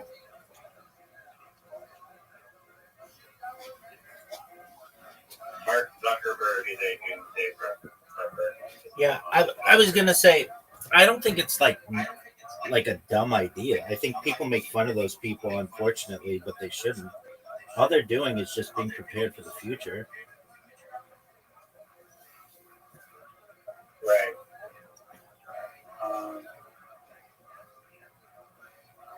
Yeah. Do you have any aspirations to live in a like self-sufficient like house There he is. or lifestyle? Absolutely. Oh, what the fuck, Zoom? Yeah, You listen to like one. yeah. When I make it big, I'm gonna live on Maui.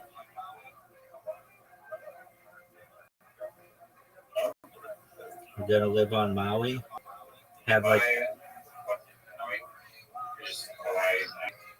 yeah, and Maui got like wiped out, so like there's a lot of open property.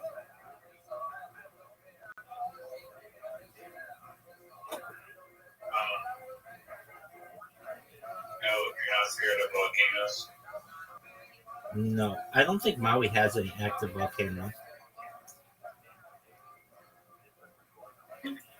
What did it get? Oh, it got wiped out by a fire. Yeah. That's like just as bad as a volcano. No, I'll just have a concrete house.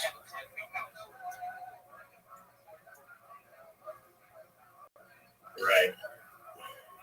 I guess that would work. Oh yeah, wait, does it? Yeah, the volcano. It's massive. It does have one. Yeah, I'm not too worried about it though. Is it active or no? Maybe. It's in like a national park. Mark Zuckerberg owns a whole island.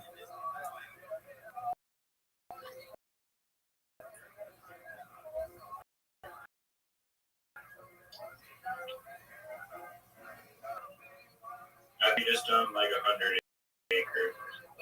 No, he owns an entire island.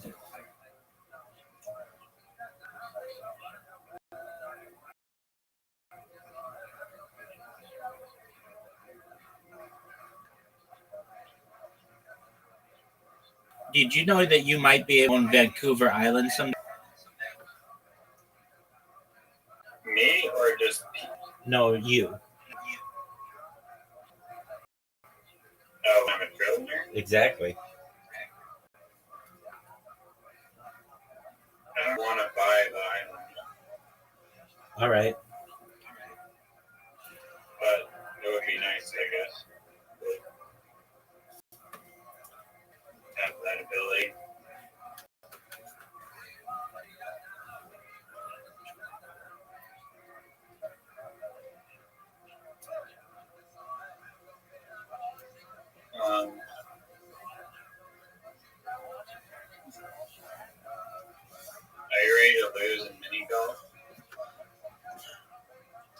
You want to play Monopoly?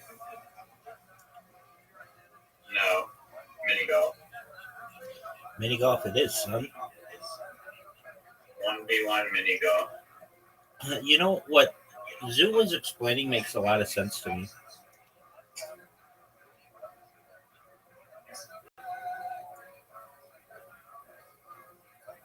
I agree. Well, I mean, I didn't fully understand what you're saying. I don't think anybody did, but I understood most of it, and it was like, okay, I get it. No, They pharmaceutical companies are over giving the prognosis of autism too briefly. exactly. I mean, if you talk to someone of like a generation before mine, nobody had autism. There were like no people with autism. Zero.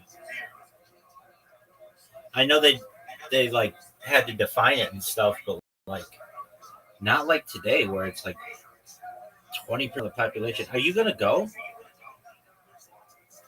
I don't know. I'm an invite. Oh, I for sure did, dog. Yeah. All right.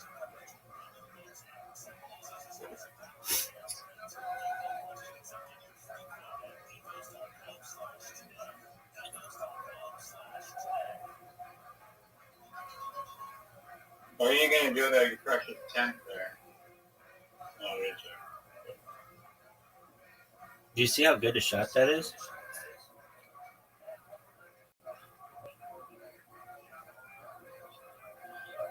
Why do you keep putting your ball in the water? I forgot the angle of this hole.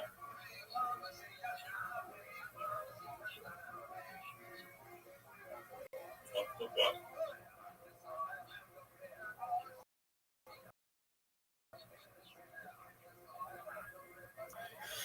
It's 1-0. Yeah, give me a little bit of bullshit fucking 10. What are your thoughts? That's like the perfect shot. No, it's not. This is the newbie shot. Dog. That was a big mistake. Massive mistake.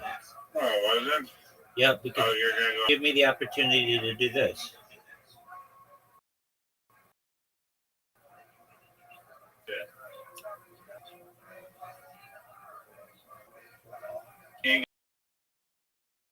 Get it in. No, you can get it in two from this side.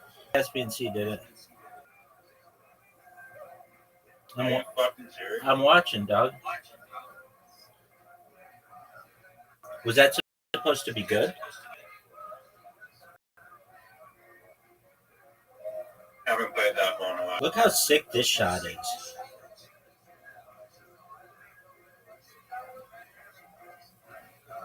No, it's not. Not good.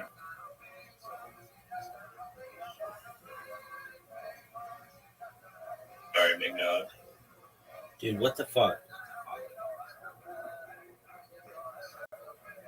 Oh, newbie. I opened it up for you, though. And you blew it.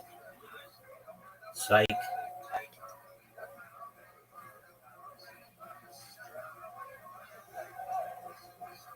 I have to beat you on the next two holes. Word. Look how sick this shot is. Newfie. I didn't even see it. Well, do you see where it is right now? In the water?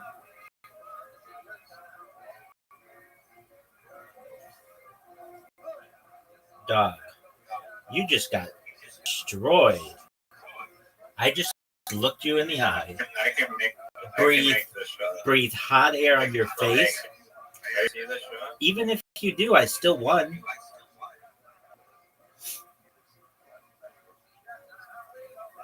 Dude, it's going to be fall hole soon. And we're going to be celebrating our 1 year anniversary as Play-Doh players.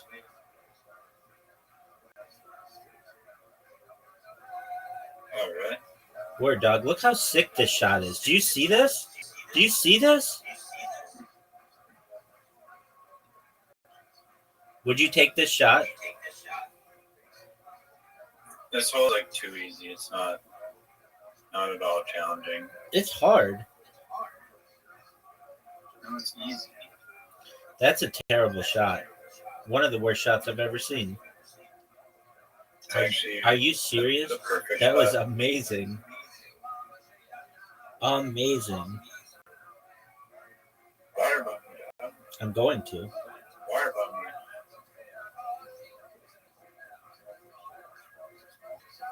Water bomb me.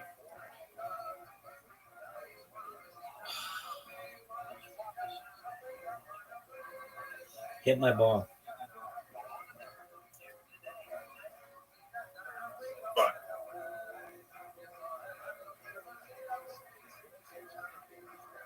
No. I kind of fucked you.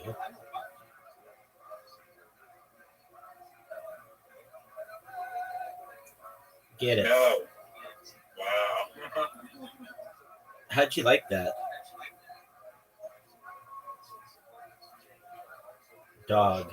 I just looked you in the eye. I breathed hot breath on your face and slapped you. I couldn't focus. I'm eating a sandwich. Eating dick, son. Karam.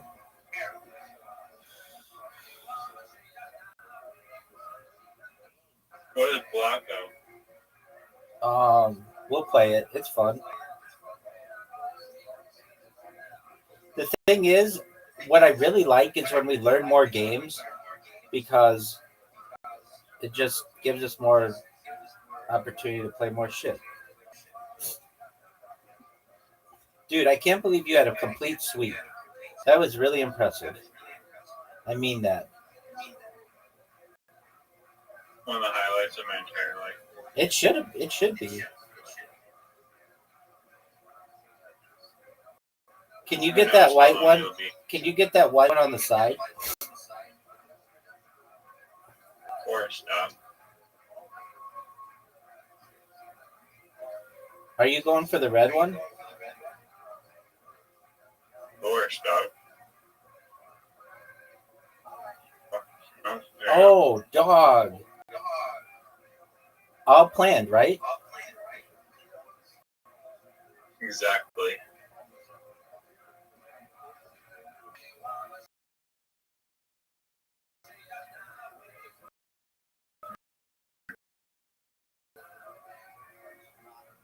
New feet. You want the white one, you said? Yep. No problem. That's game. You just swept me.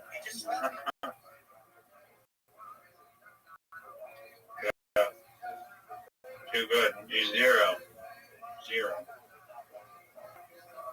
You shouldn't do the 121 because it's just too short. Right. I The recognize that. 210 is good. For a pimp like me, where I can just sweep the dance floor.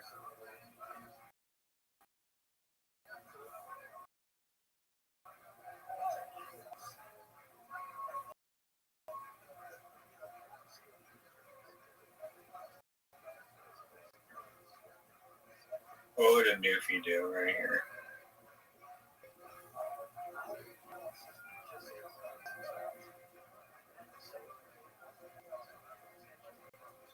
I don't know how this is going to go. Exactly according to mine. Where'd you go?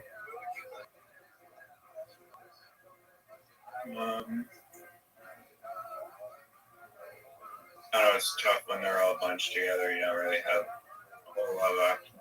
Right.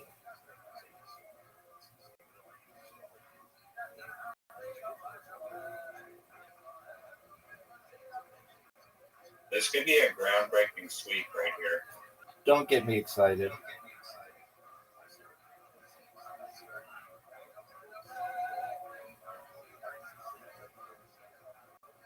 I don't really know if I can. Oh, I know what to do. We're in the corner and then shoot it backwards, like by like, the pocket, and then hit that black one closest to you down.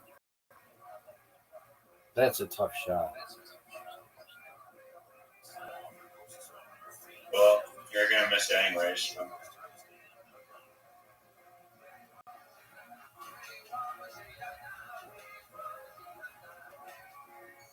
Go.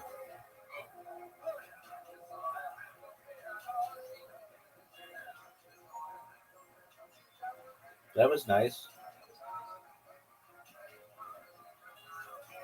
Easy peasy. Why did he put so many of these fucking things in my spawn? To fuck with you? I'm trying to get my fucking. What the fuck is this? How am I supposed to do that? Well, I think first you want to stop being a bitch.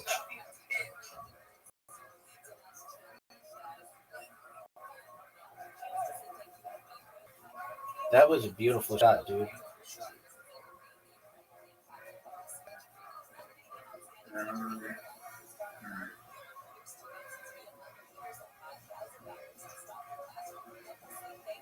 No way.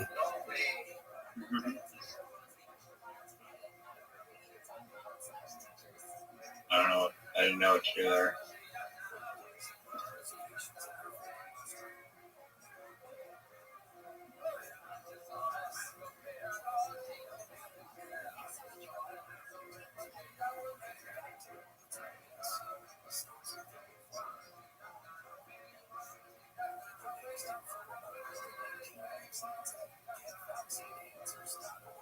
I'm not worried.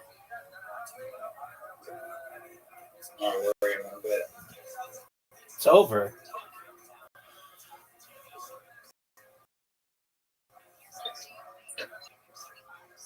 Classic.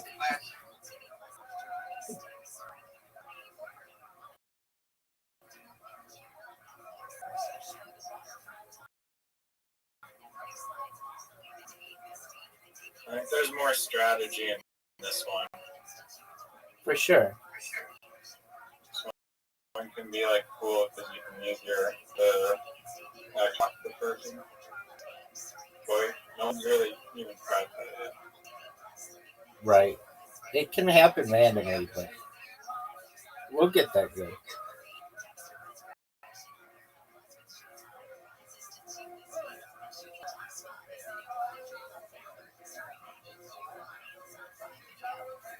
Oh, get in. Did you like that? That was dirty, dude. That was really good. You know? That was good, dude. That's what I was saying you do before. There you go. That was a little lucky, but that's all good. Did you hear that they're releasing baby ground? I don't know what that is. It's like Grok, the Elon Musk thing, but for children. Like the AI? Word. Isn't it already like censored? Yeah, but I don't know. Instead of saying it's me like I'm 5, it just already does. Dude, what do I do here?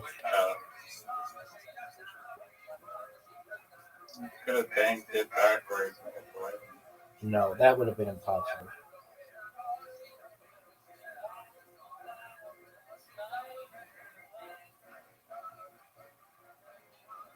I'll take it. I know you will. It's weird that, like in pool, when you hit in the other guy's ball, it is like bad, but in this one, it doesn't really matter.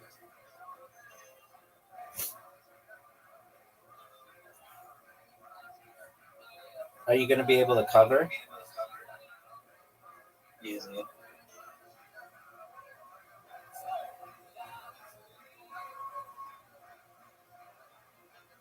No way. What a beautiful shot. What a beautiful shot. Yeah. Easy shots. Oh. Your thing was in the way. Purposefully. So that I could do this. Oh, wow.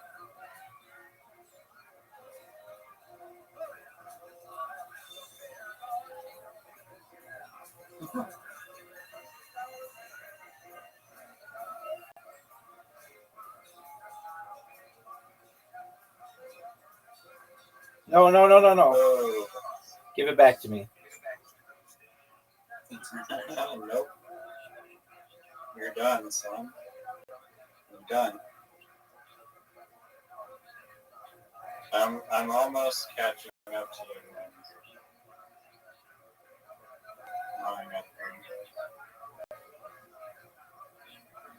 Alright, they want the pro to go first.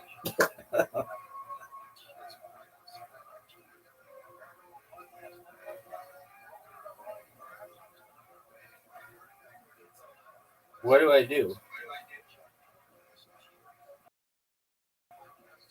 I just make it. That's all I do.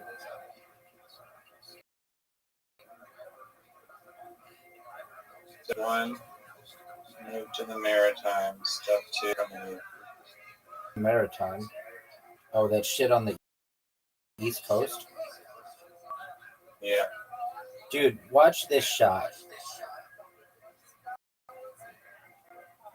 I know I'm going to hit yours in, Get that. but maybe not. Nice. That was Newfie. Now what?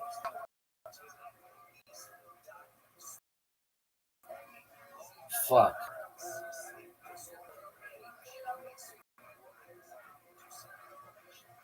Look at this precision shot. No way. You're not hitting that. Nope. Nope. No. Not even close. They call me, Do it. what's that dude? LL Cool J? Robin Hood? No, he's, yeah. Right where I wanted it.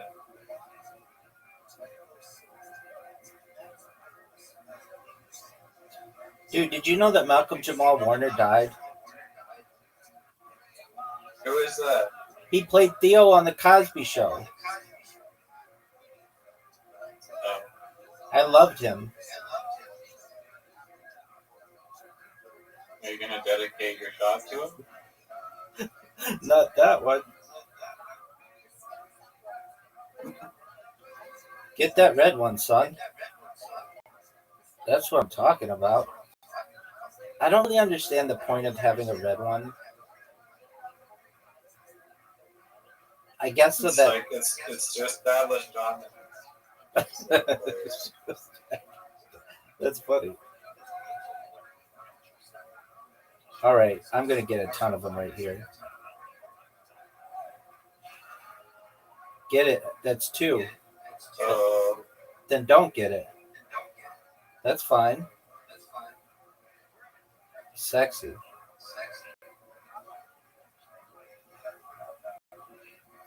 You ready for this? Stop. Yeah, you're not getting that.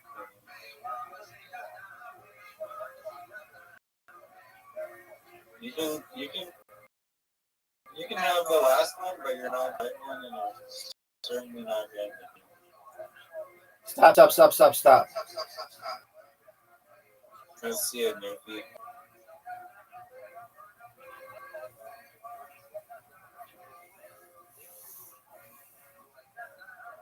I'm actually scared, which I don't say much. Okay. Good. You didn't plan that.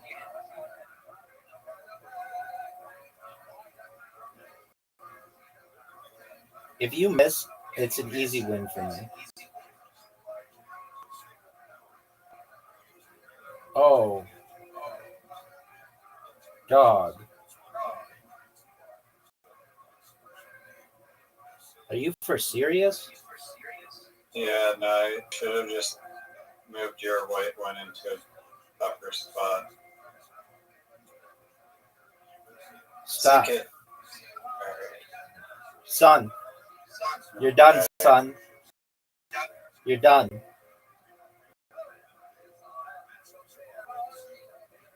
You're done, son. I just looked you in the face, breathed hot breath out of your face, and slapped you on the cheek. You forgot to say just one before. Zoo would say, I just won like right there. In a surprised fashion. He'd go, I just won. Like he couldn't believe it. All right, what do I do here?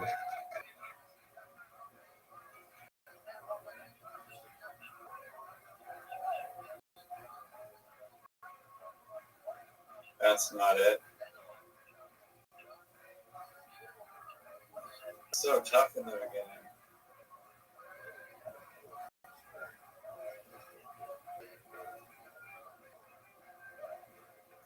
Stop, drop, let it down, open up shop, roll, roll. That's how Rough Riders roll.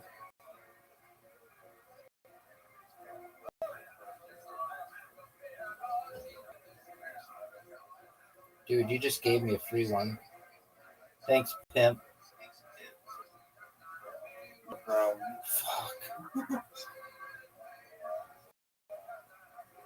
That is like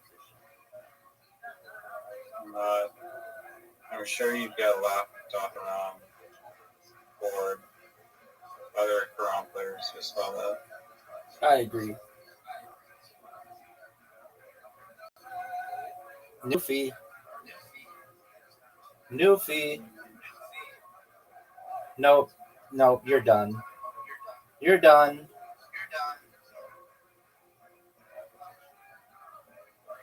Dude, what? Where's my I shot? just wanted to break them up so that like my next shot wouldn't suck.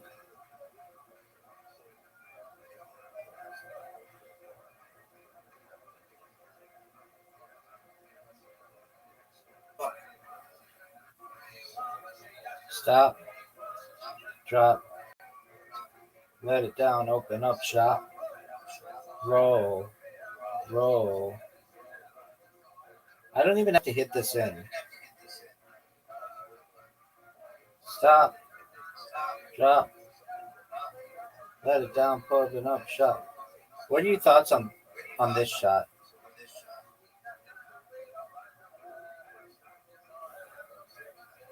Six out of 10.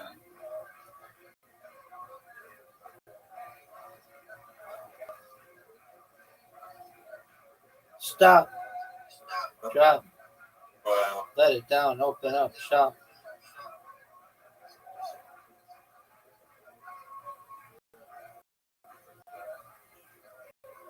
Uh-oh. That's some trouble. And I have one that's just like very snookered over there, but Stop. Drop. Let it down. Open up shop. Roll. Whoa. That's how Rough Riders roll.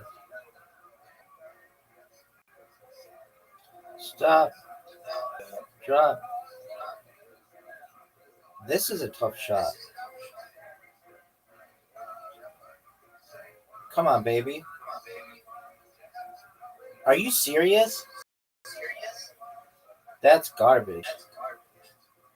Like blocks all your shots though. Oh, what about man? That would have been Newfie.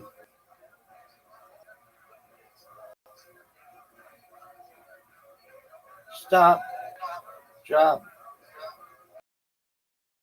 Let it down. Open up. Shot. Roll. Roll. That's a Rough Rider.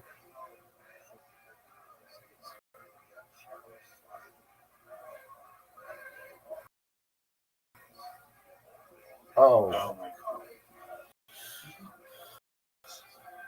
Intentional. Dog, what do I do here? Easy shot. It's not a shot. Stop. drop, let it down, open up shop, roll, roll, Rough Riders roll. Thanks, big dog.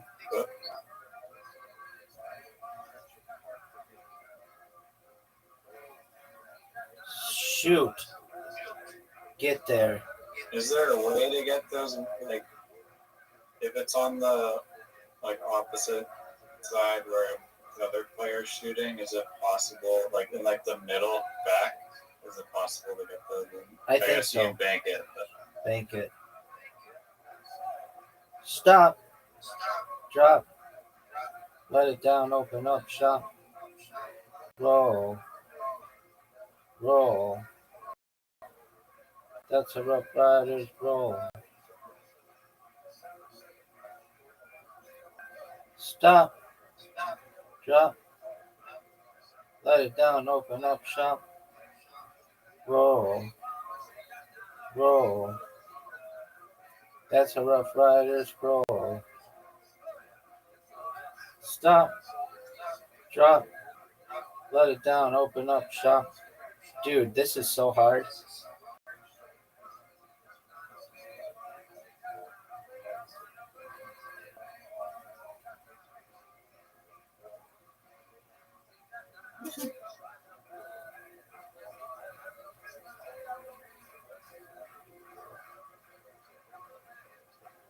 Stop. Drop. Let it down, open up shop. Roll. Roll. That's a Rough Riders roll. Stop. Drop. Let it down, open up shop. Roll. Roll. Come on. That's a Rough Riders roll. you're not making this. Stop. Drop. Put it down, open up Thanks. shop. Roll. Roll. That's a Rough Riders roll. Stop. Drop. You like either you make it or you lose.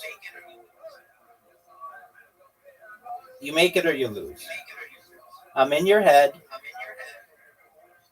Oh, I almost got yours not coming in.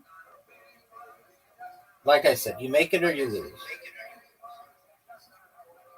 This game is over, folks. Next one. Stop. Drop. Let it down. Open up shop. Okay, what was the game you wanted to play? It was called Blocko or something? Yeah, let's play Blocko. Is that one like Tetris? No. I'll read you how to play. Or is it- It's pretty easy. No. Blocko is an I abstract strategy board game for 2 to 4, where players try to score points by occupying most of the board pieces of their assigned color. Each player gets a set of 21 different pieces of the assigned color: red, blue, yellow, or green. Object of the game: try to fit as many of your colored squares on the board as you can. Gameplay: the key is you can only connect to like the corners. I just said that. The first figure placed by each player should be in the corner matching color. All following figures need to be placed with 2 rules. Each figure must touch at least one other figure of the same color, but only at the corners.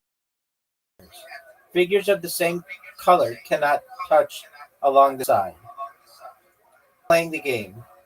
Each placed figure increases your score by the amount of figure points. 1 square is +1, 2 square +2 +4, 5 +5. Once a figure is placed on the board, it cannot be moved. If you are unable to place a figure on the board, your turn is passed. If during 3 moves in a row you don't make any manipulations with the placing figure, move, rotate, or flip, you automatically resign from the game. Scoring. Once the game ends, players count squares in their remaining figures. Each remaining square is -1 point. The player who places all their figures on the board earns 15 plus 15 points when the last figure is used. If the last figure you placed is the smallest piece, a 1x1 block, you get 20 points. The player with the highest score wins. With 2 players, red and blue players in opposite corners. 3 players, same as but with green color. And then the turn is red, blue, green. Red and blue players, it's red and blue. I got it. 4 players. Okay, here we go. Stop. Let it open up shop. Oh, oh. It's a Rough Riders roll.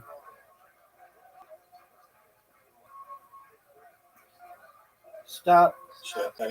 How do you rotate and shit? There's like a little thing, like at the bottom, it'll tell you how to. And you can slide different shapes. Why is it not letting me push it down? I have to drag it in. There you go. You're doing it. And then you press the plus or the check mark. Oh, Stop. Let it down. Open up shop. you didn't connect it to the corner. What the fuck? Yeah, I did. It's in the corner. Now it has to be like touching the edge. No, the corner of the thing. Of the shape. Do you Oh, only. Oh, I see. It's the opposite of what I thought. You're done. I missed the turn, so yeah, I am fucked now. Stop. Drop. Let it down. Open up shop. There you go. What the fuck? Time limit, baby. I restart this shit. Okay, resign. Now you can finish.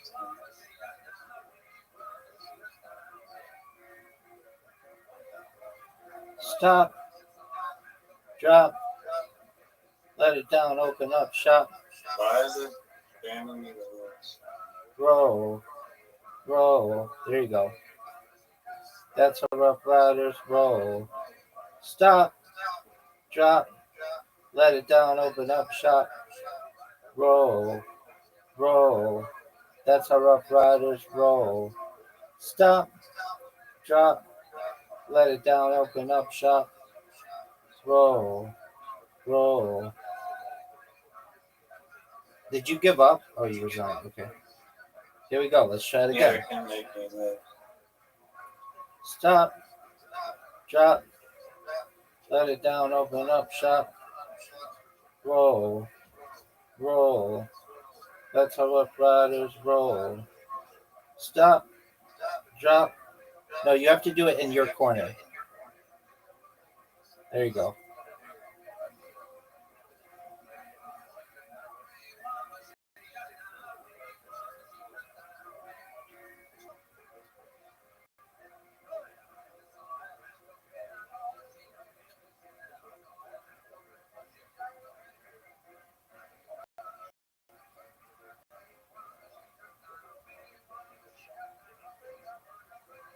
Stop. Drop. Let it down. Open up shop. Whoa. Whoa. Oh, dude. Dude.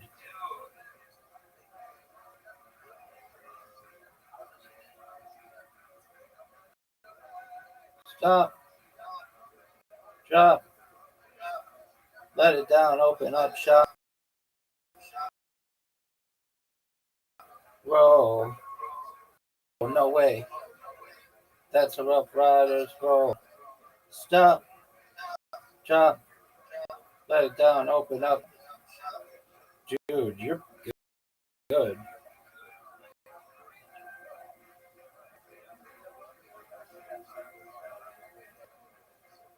Wait, so there's nothing you can do to like run each other the other side now. That's all stop. Correct.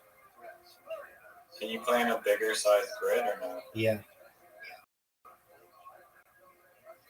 Right now we're not on the big grid. Well, we were just starting. Oh no, I fucked up. Stop. Drop. Let it down, open up shop. You need.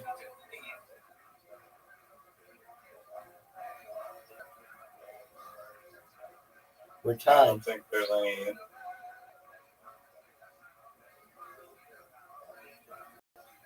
Stop. Drop. Let it down, open up shop. Whoa. Roll. That's a Rough Riders roll.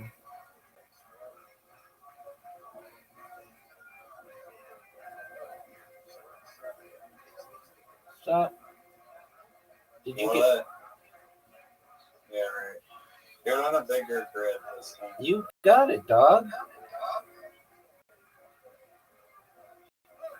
Stop. Drop. Let Oh, it. this is big. Let it down. Put it. Open up shop. Whoa. Whoa. That's a Rough Riders roll.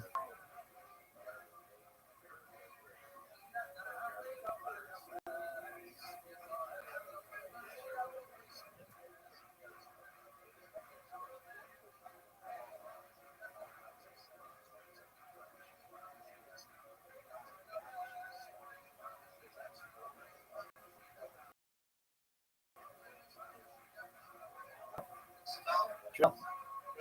Let it down. Open up shop. Whoa. Roll. That's a Rough Riders roll.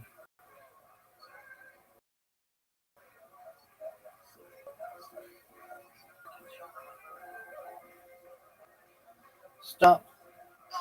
Drop. Let it down. Open up shop. Whoa. Whoa.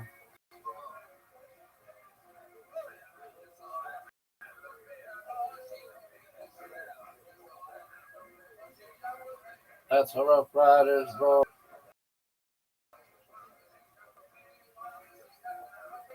Stop. Drop. Let it down. Open up shop. Roll. Roll. That's a Rough Riders roll.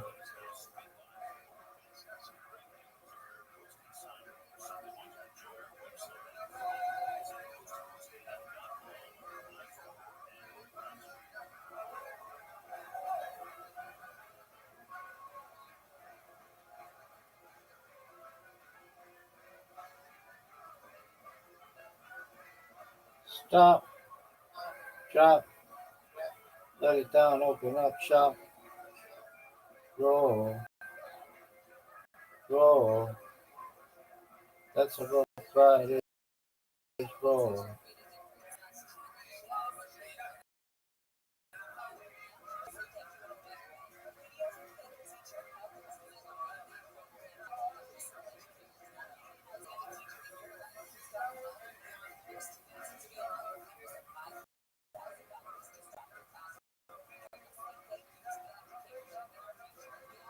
Stop. Let it down. Open up shop.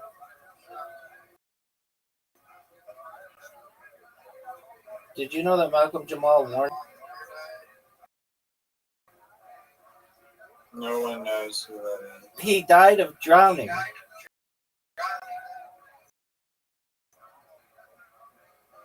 Drowning. Of course.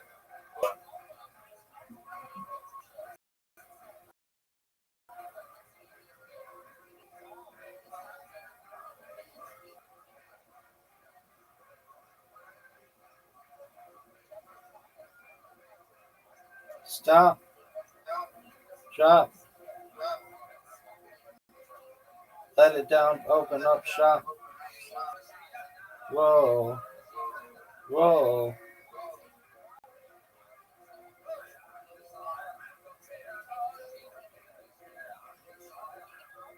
That's how Rough Riders roll.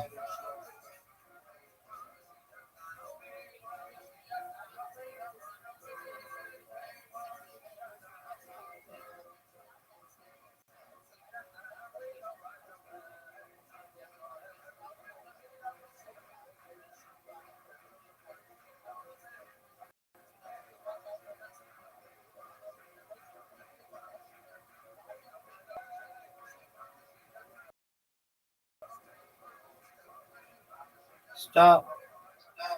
Drop. Let it down. Open up shop. Roll. Roll. Do you know this song? Maybe. It's called Rough Riders by DMX. Do you know the song X gon' give it to you? Gon' give it to you. X gon' give it to you. Gon' give it to you. First you say what? And then we say roll.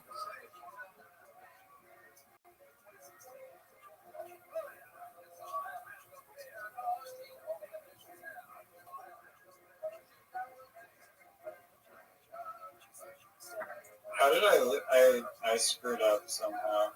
Oh, for sure, dog. 3 block. Okay.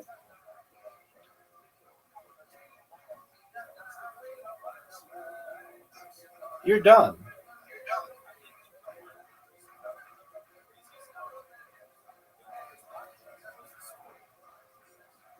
There's nowhere to go. Yeah, you had one.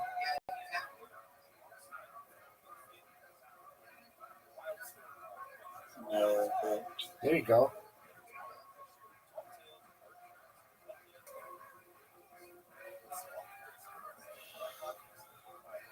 Stop. Drop. Let it down. Open up shop. Whoa. Roll. That's a Rough Riders roll.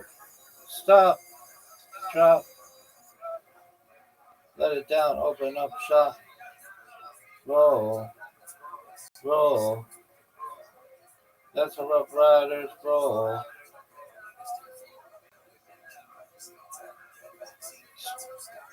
Stop. Drop. Let it down. Open up shop. Roll. Roll. That's a Rough Riders roll. I see where you put that. Oh, what in a... I didn't know you could do that. Newfie, dog. That was the hell of new. Stop. Drop. Lay down, open up shop. Roll. Roll. Newfie.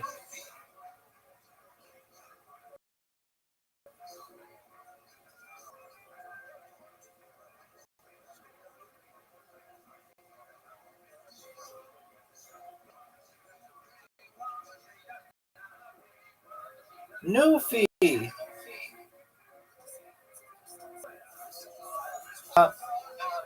Putting Newfie levels that we just know were possible.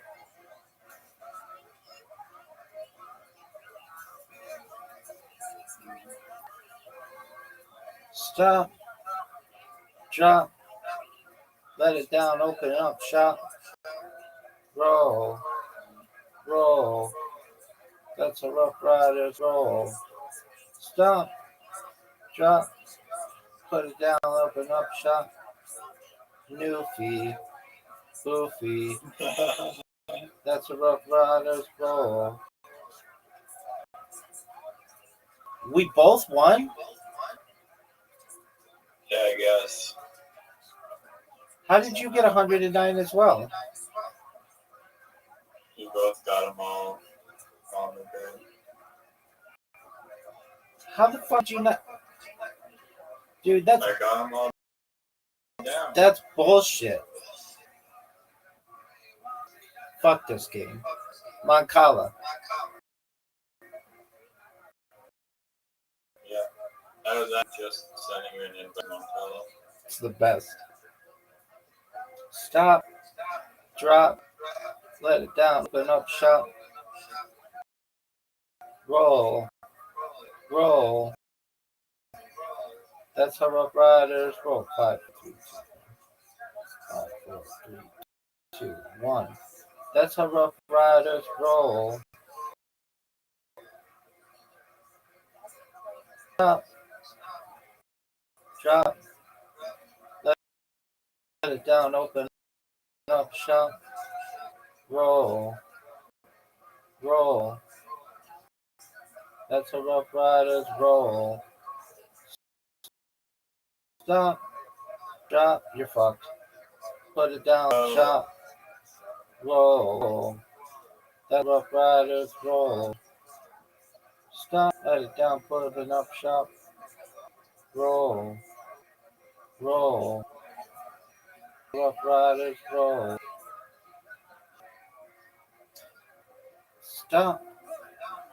Drop. Let it down. Open up. Chop. Roll. Roll. That's a Rough Riders roll. Stop. Drop. Oh, you're done. Yes, I am. You're done. It's over, baby. It's over. Look at my eggs I got. Look at this. Stop. Drop. Let it down. Open up. Shop. I won. Yeah, wait a Did minute. you like that? Go. Did you like You're that? up. You're up. Are you gonna go? Stop. Drop. Let down. Open up. Shop. Roll. Roll. That's a Rough Riders roll. Stop. Drop. Let it down. Open up. Shop. Roll. Roll. That's a Rough Riders roll.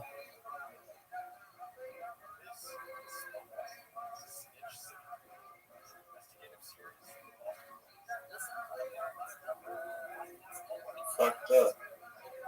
Yeah, I did. Fuck. Oh, now you really fucked up. Who's your favorite country music artist of all time? Go.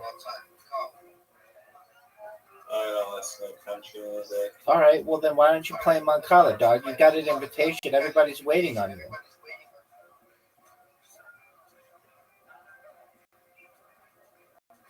I'm waiting on you. Dude, you have an invitation.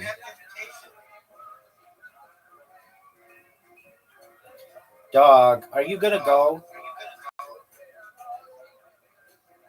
Are you going to go?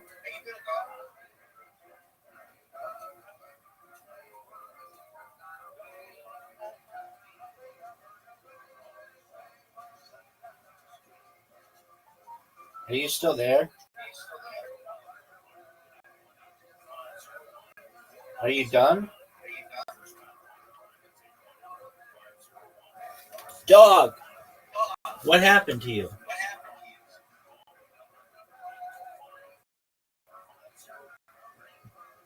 Dog.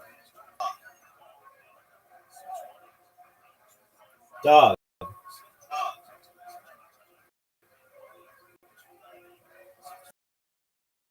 I can't die.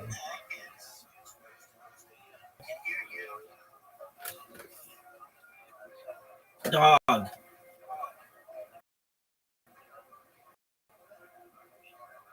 Dog.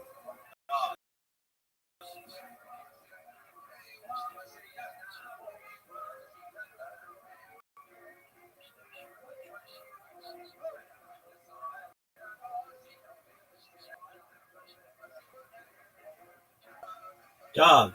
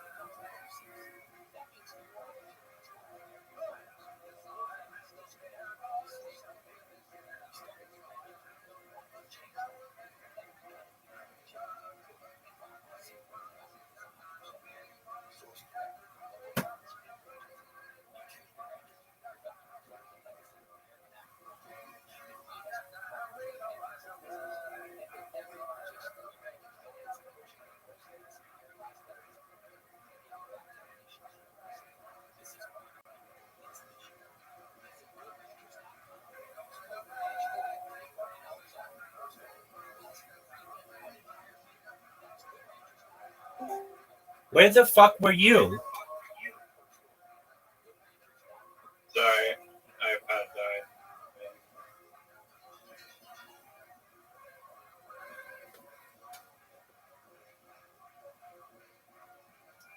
I don't understand why you don't just keep that bitch plugged in.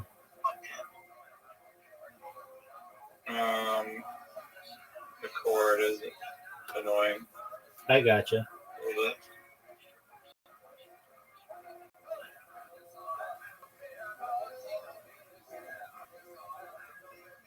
Are you gonna go, or are you gonna just jerk yourself up? I just went, bitch. No, it's not letting me go. Okay, do you want to fight about it? It's your turn. Go. No, I won. The fuck? Yo, this glitched out. Yo, dude, that's not my fault. It says I forfeited. I Okay, was gonna well, win that game. sounds like you suck dick at life.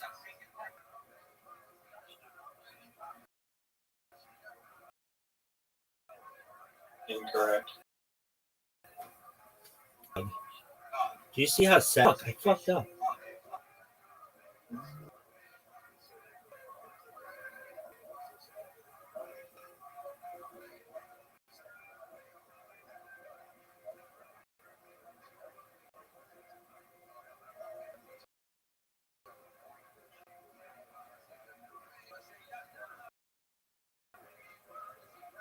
You fucked up.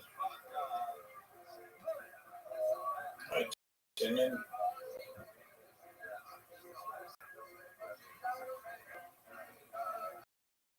Fuck. Dude. Never falling for that again.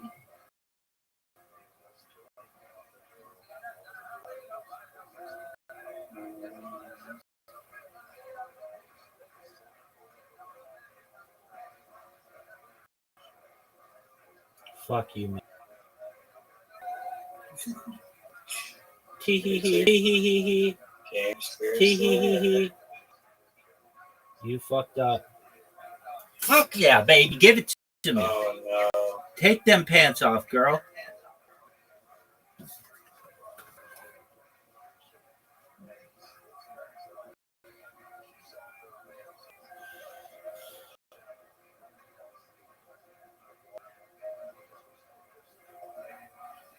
Deadly. Deadly.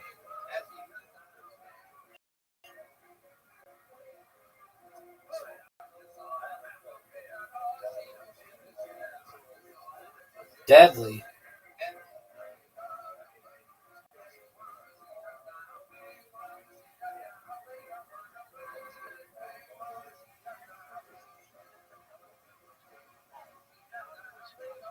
Deadly.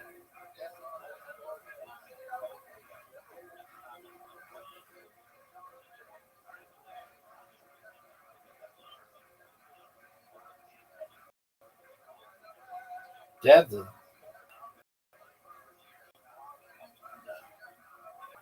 Deadly.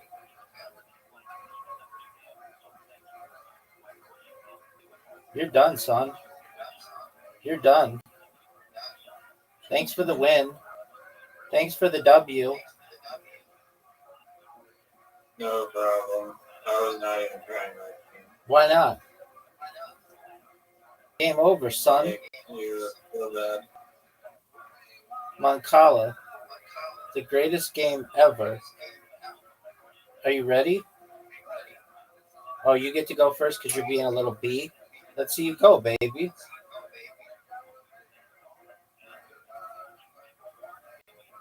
Are you proud of that shot? And Why?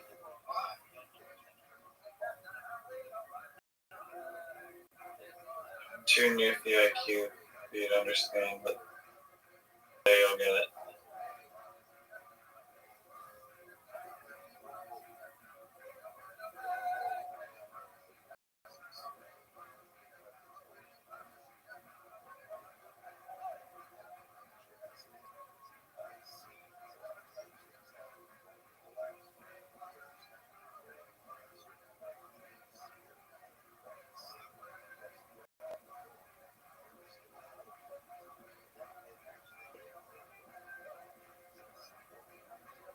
You're done, son. Baby, this game is What the fuck happened baby here? game is over. Wow, this is a big win. Look at all those beads. 42. Got it. How did you not That do? was close game. Not It was a even. very, very close game. Dude, I just looked you in the face. I breathed hot air on your mouth and slapped you on the cheek.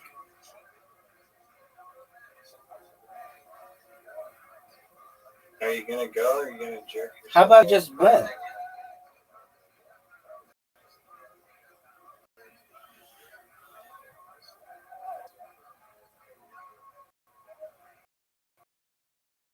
You don't know how to I'm the champion of the game.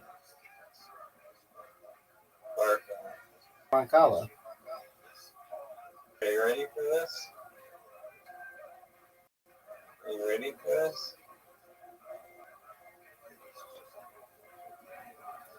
Wrong move. Are you proud of that maneuver?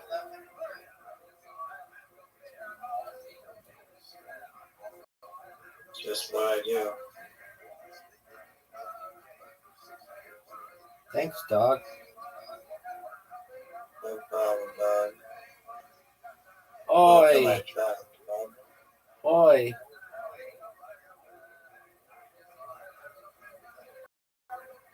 Dude, fuck this game.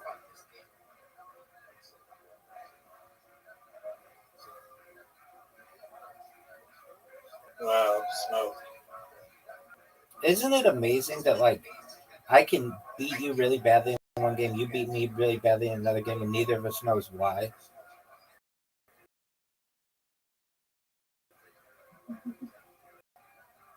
Yeah, I have an idea why.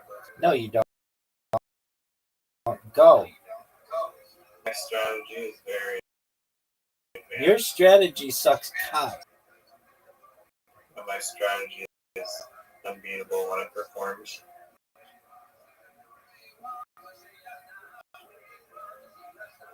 No, that was a big mistake for you. You fucked up.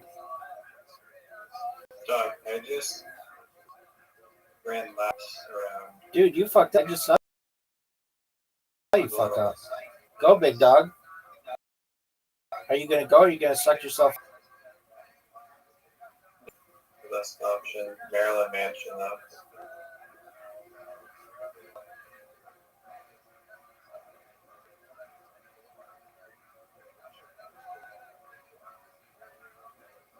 What are you gonna do here?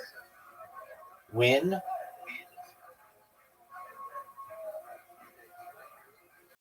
You're done, son. You fell in my trap.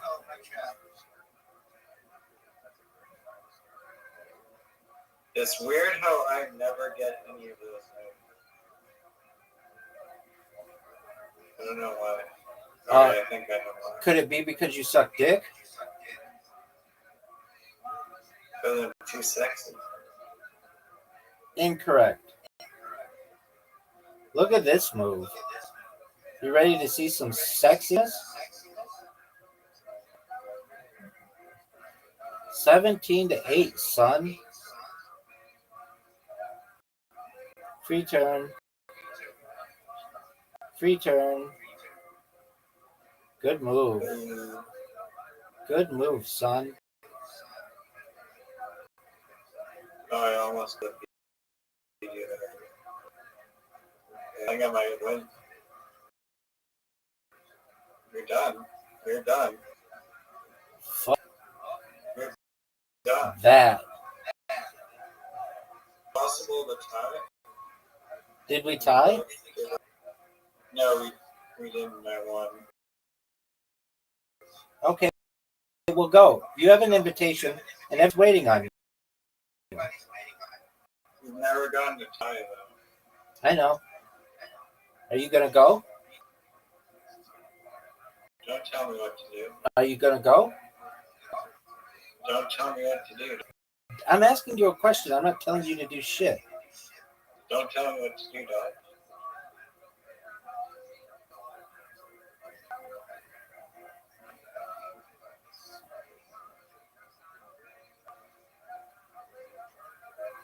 Terrible, man.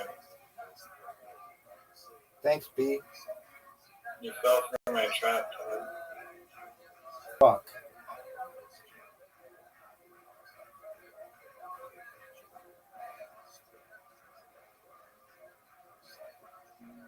You're in trouble.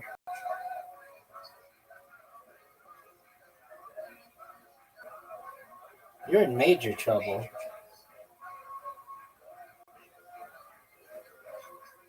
You're in All I know is winning, dog. You're in gigantic trouble.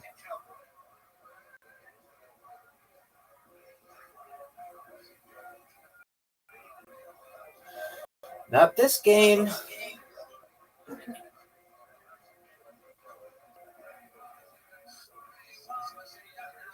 I just looked you in the face, breathed hot air on you, and slapped you on the cheek.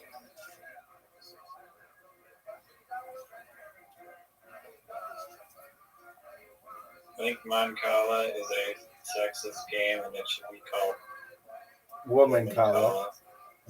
Them collar.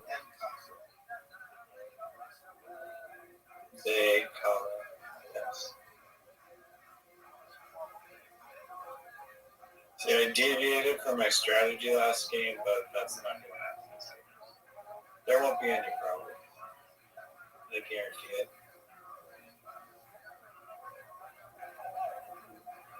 I'm ready for you.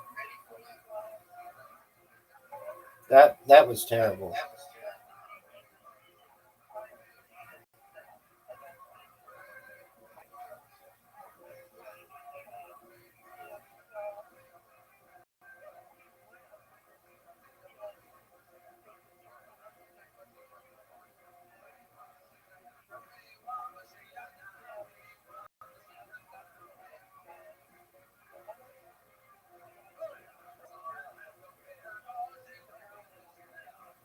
Well, this isn't great. You're fucked, son. It's over for you. Baby. This game is over for you. It's not over yet, Tom. It's over. Turn off the lights. Not even close to over. Baby, Yet. turn off the lights. The party's over. Party hasn't even begun yet. You're done. How is that possible that you can just like hold all the fucking Easter eggs? I just looked you in the eye, breathed hot air on your face, and slapped you on the cheek.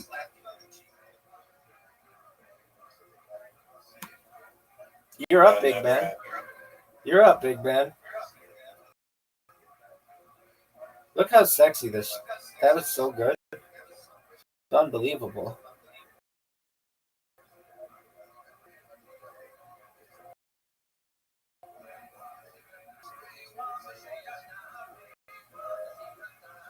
Free turn, pimp.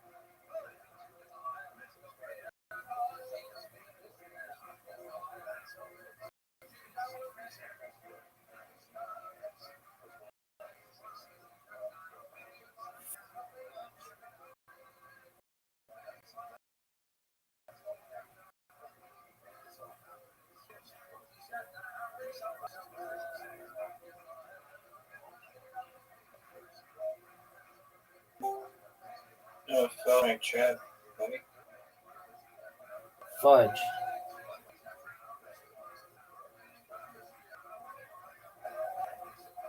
Oh, you're done. You're done.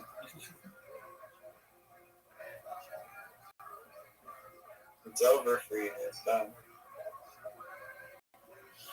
Fuck this. You're done. Thanks for playing. Go. You have an invitation. I don't understand why it takes you so long. Were you proud of that last game? Or I'm amazing. Dog, I'm amazing. Because Dog, I'm amazing.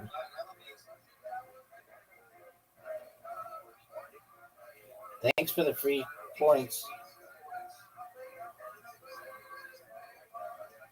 You fucked up. All part of the plan. You fucked up.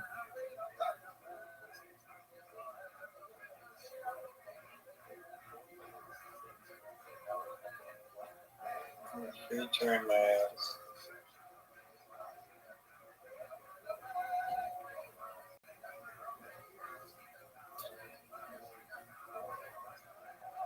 You fucked up. I did not. Yes, you did. No, you didn't. I didn't. That was fucking Newfie. Amazingly Newfie.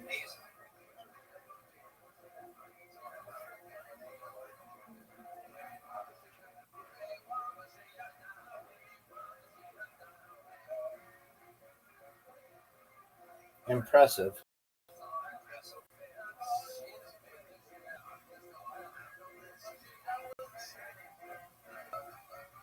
Whoa there.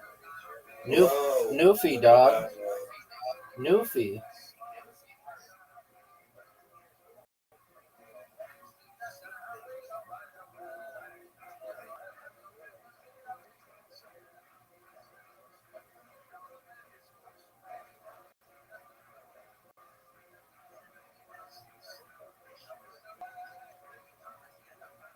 You're fucked, son. You're fucked. Running out of room here. You're fucked. Free turn, dog. Dog. Newfie.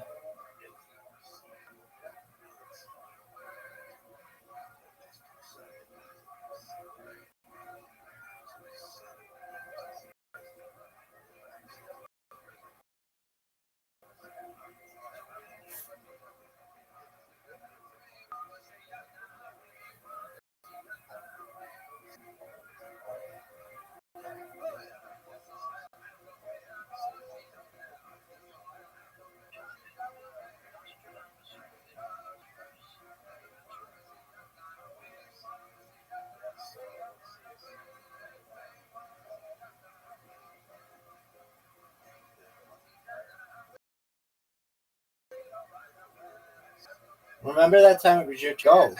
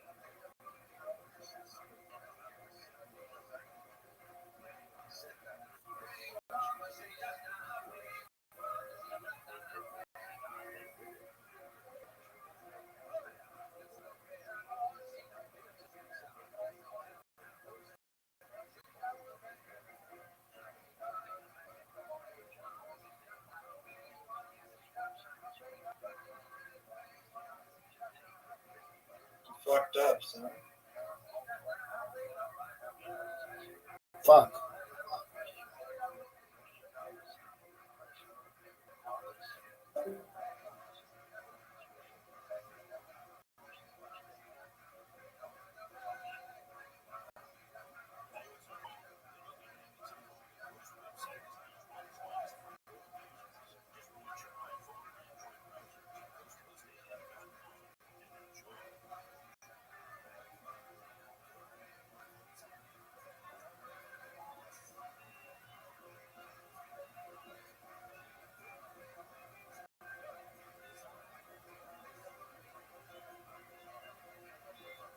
Look at this. Look at this movie.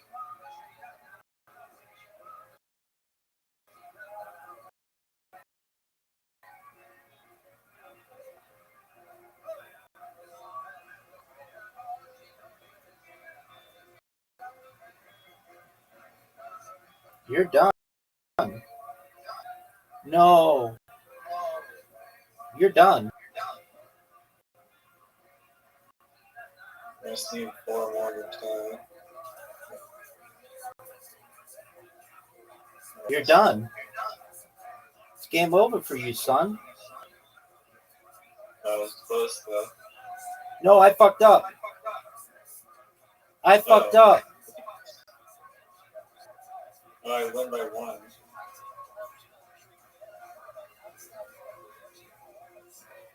Fuck. I fucked up. Wow. Fuck. You fucked up big time. Yeah, go. Don't rush me. I'm trying to jerk myself off rock. Go. Are you gonna go?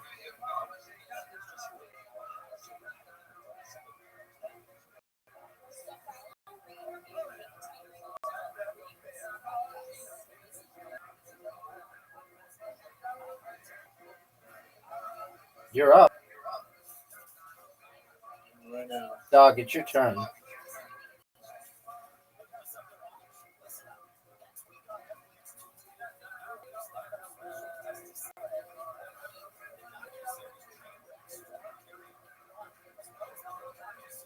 Thanks for the free thing. Nothing in life is free, but You're done, son.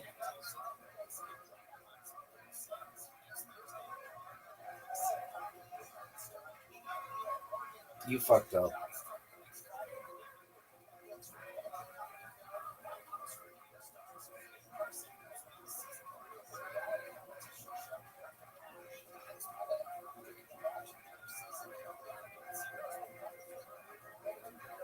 Thanks.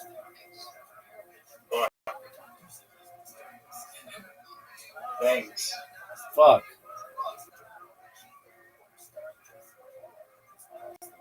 Fuck. Oh shit.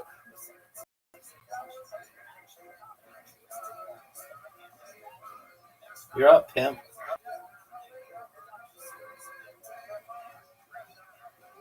Oh, you fucked up. You fucked up, dog. I don't think so. Oh, now you're done.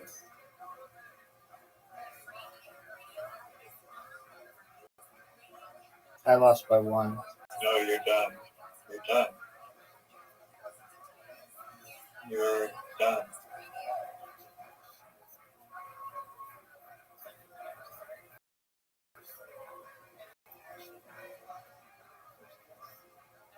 I lost by 1. Fuck. You lost again. By 1 again. You're up. I'm waiting on you. Yeah, it's exhausting. Go. I don't want to hear your mouth. Just go.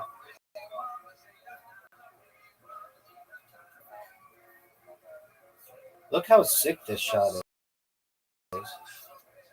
Your strategies suck. I don't have a strategy. The worst strategy I've ever seen. Baby, I don't have a strategy. I don't need one.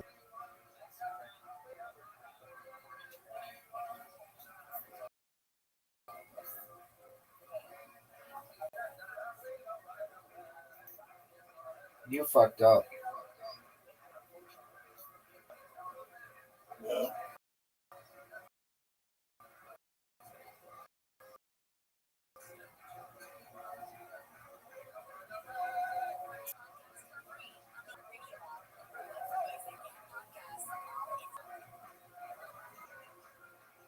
Where are you gonna go, dog?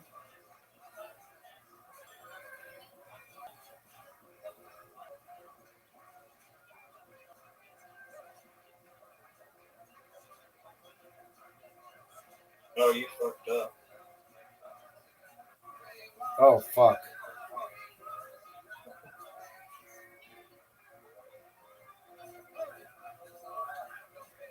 No way.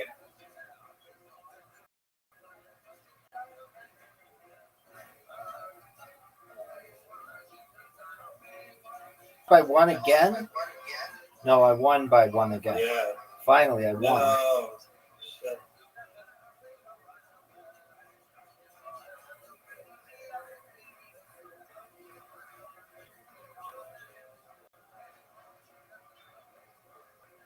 Are you gonna go?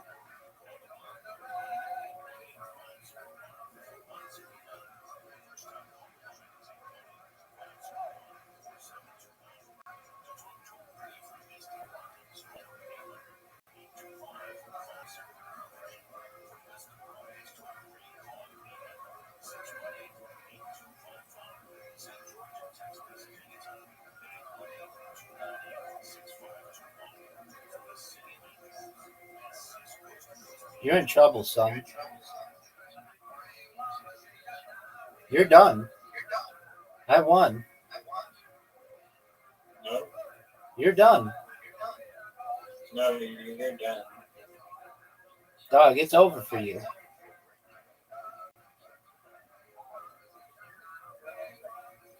You're done.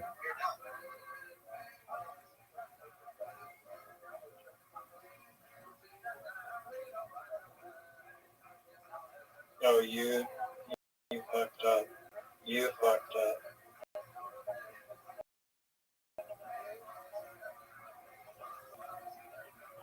I won. Bullshit. Dog, look at all these fucking wins. I won. Yeah, hurry up.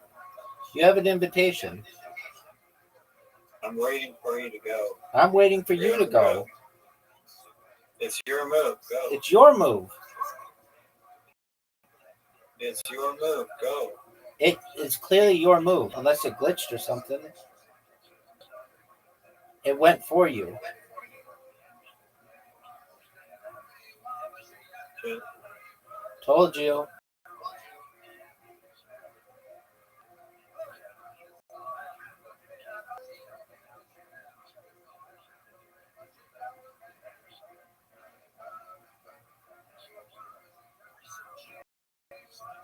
Big mistake.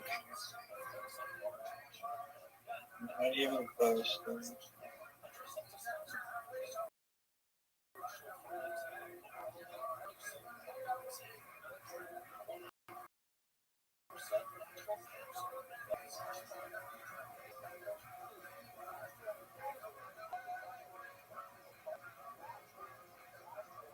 Yeah, you fucked up majorly.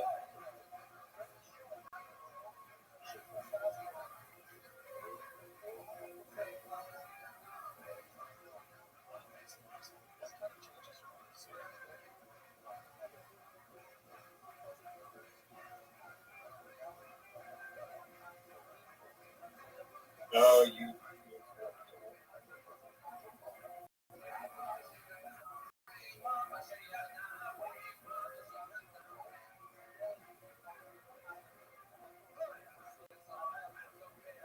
Oh, you're done.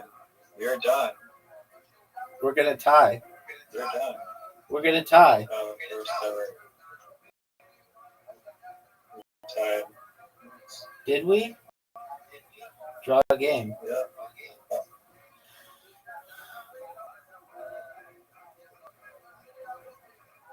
Table soccer. Okay, you're up, pimp. Are you gonna go? Cause I'm waiting on. waiting for you, so I'm waiting on you to go. you're wasting people's time by not going. Quit stealing all my phrases.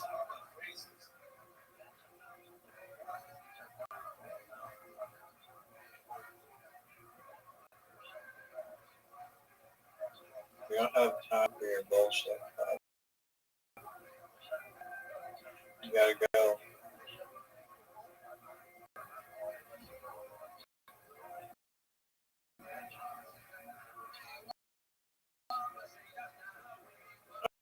You just fucked up.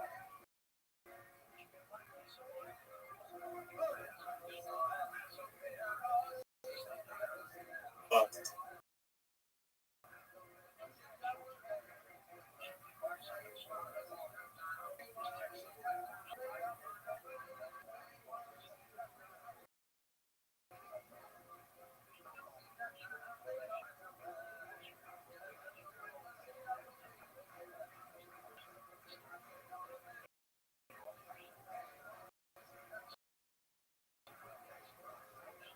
You're up.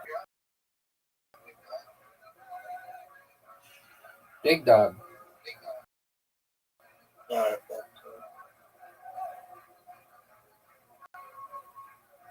Oh, you Fuck. You lost. No, no. Just give me one game of basketball, then I'll play table soccer. Dude, I'm doing it for your own self-esteem. You're up, baby. You sweep the floor. That's a miss. That's a make. That's a miss. That's a miss. That's a miss. That's a make. That's a miss. That's a make. That's a make. Are you proud of that? 4 points? You ready for me to blow you out of the water? It's actually a joke how about this. I don't know how the fuck you don't shoot sideways every time. Dog, have you ever heard of the Toronto Raptors? Of course. Have you ever heard of the Vancouver Grizzlies? Yeah. Do people still like the Vancouver Grizzlies? I'm sure they do. They're not even a team anymore. They're in Memphis. Yeah, but the fans are old and remember them. Tight. I think Seattle's getting a team again. Basketball team? Word, dog. Dude, you just tied it. You just took the lead. Are you proud that you just took the lead? What would you name the Seattle basketball team? Supersonics?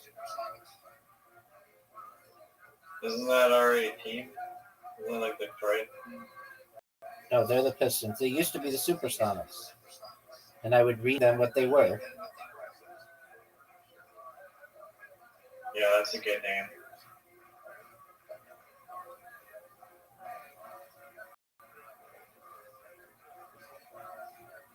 Did you know that you're down 7? Oh, that's awful. That's a swish. That's a miss. That's a miss. That's a swish. That's a make. That's a swish. That's a swish. Good round. Dude, you might win. You got 11 points. It makes me like good in the first round, and then it makes me better in the later round. God. You might win. Dude.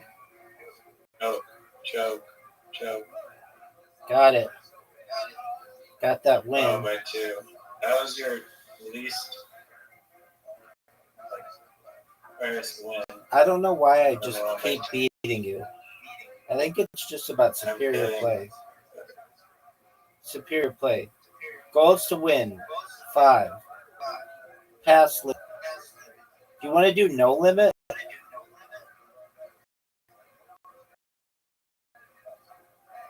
I think 3 is good. Me too.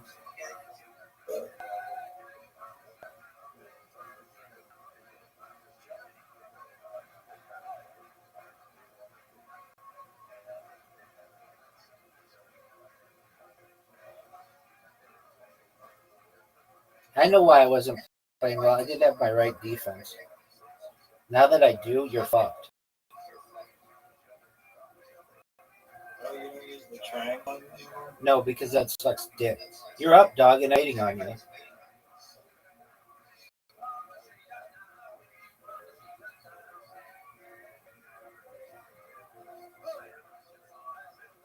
Pass.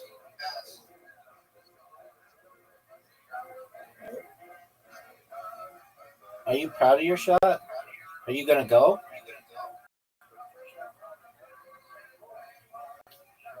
Look at this pass. Look at this pass. Now see the downfield? Do you see this downfield? Oh, Psych. that's it, dog. Look at this move. You could make this. You could easily make this shot. You could easily make this shot. Oh, yeah. Make it. I broke the game. Make it. Oh, I will. This is going in the back of your net.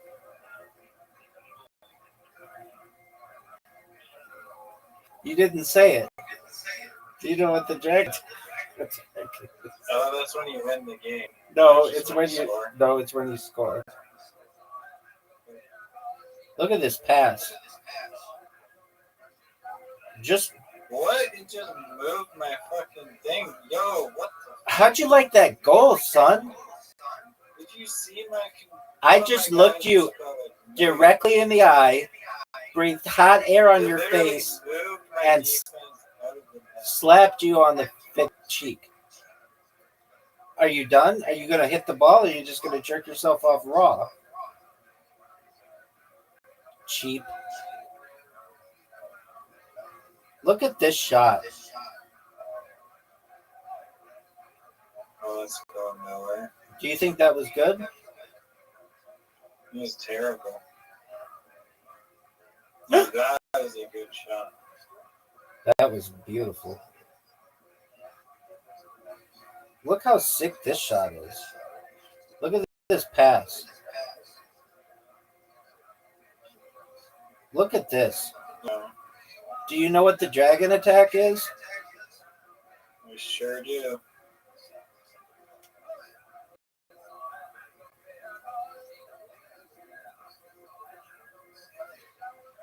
Are you done?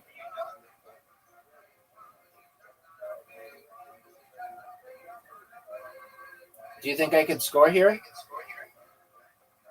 Easily. Easy shot.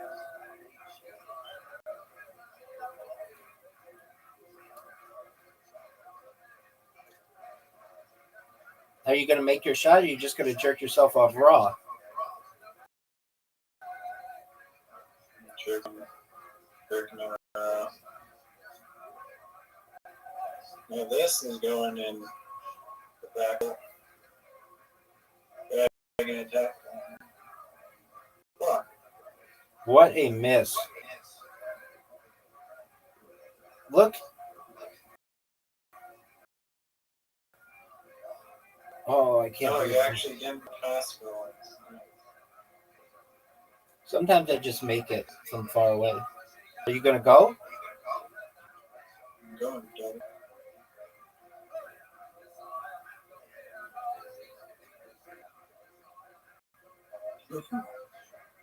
Are you happy with that pass?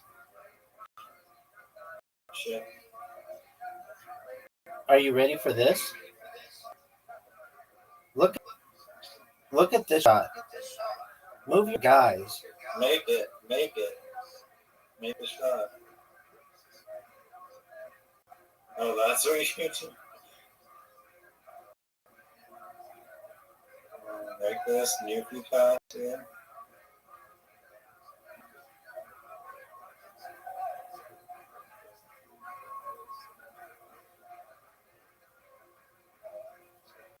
There you go.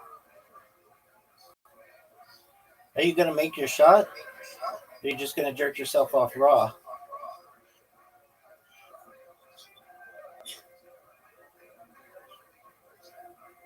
No way.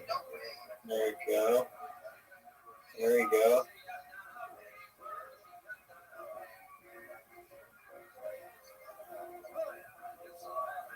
Thank you. You're up, pimp.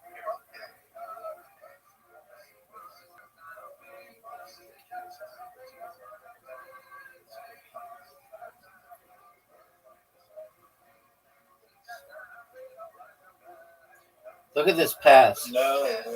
Do you know what the dragon attack is, son? Do you know what the dragon attack is? Do you know what the dragon attack is?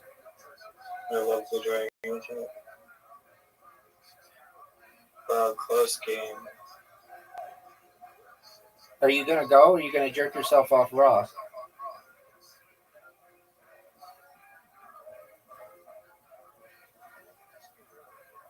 Look at this. Look at this gameplay. You're just stealing my strategy now. Crashing into the map. I invented that strategy.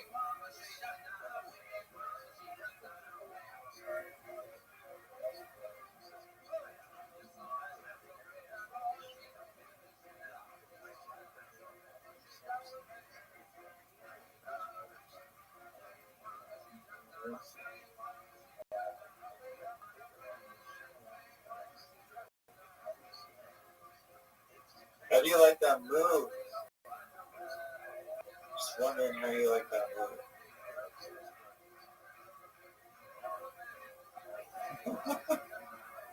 That's your move? Are you sure about that? Are you gonna go? Well, I'm going, big dog.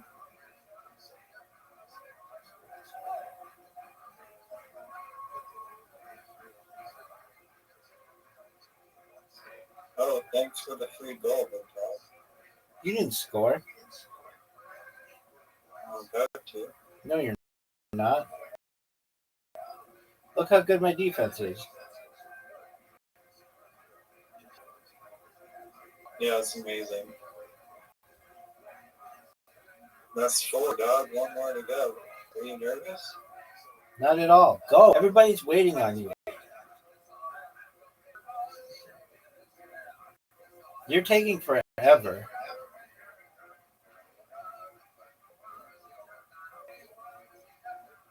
Oh, bullshit.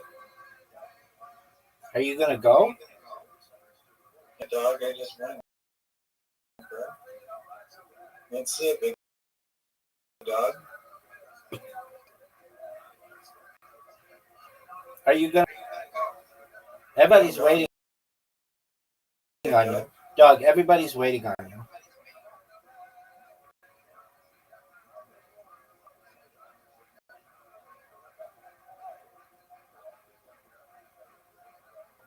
Dude, you've got all this.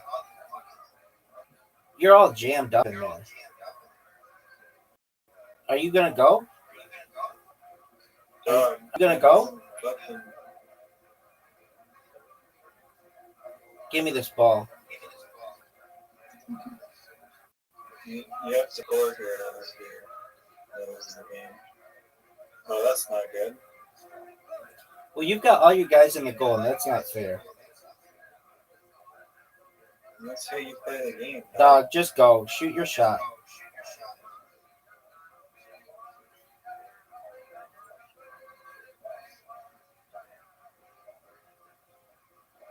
Dog, do you know what the dragon attack is? No.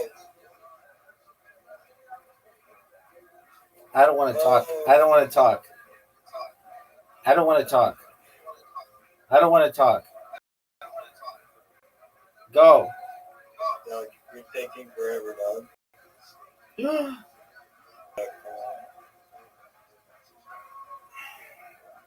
Are you satisfied with your performance up there? 5-3. You have an invitation, and everybody's waiting on you. Channeling and that's just gonna.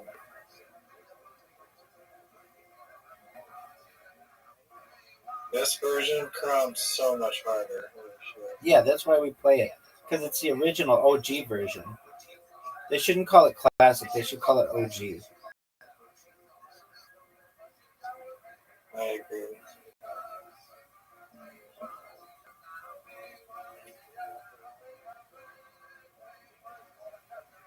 Dog. Dog. Look how sick this shot is. Dog. Do you see this? Are you fucking serious? That was garbage.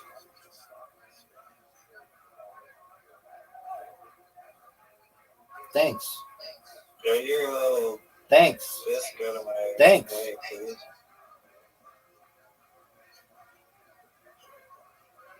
Nice miss, Oh, son. bullshit. Nice Bullshit. miss. Free caroms. Free caroms. Look at this move.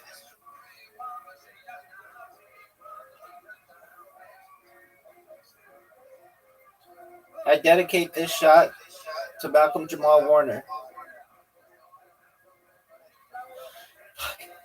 Oh,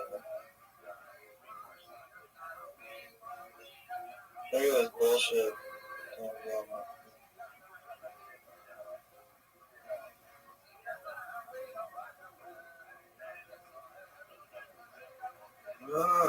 I dedicate this shot to Malcolm Jamal Warner.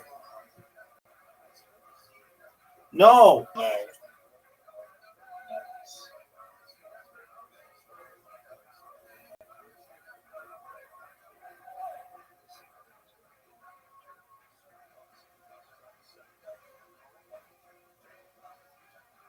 That was a major mistake. I don't agree with that. No way. Dog. I dedicate this shot to Malcolm Jamal Warner. No bullshit. I dedicate this shot to Felissa Rashad.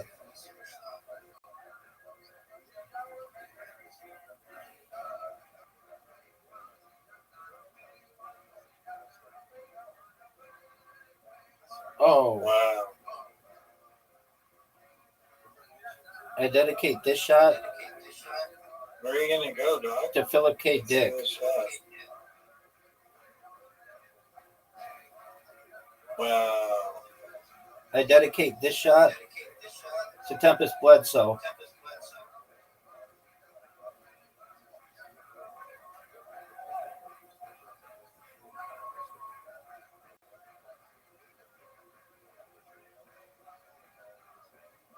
Oh, come on.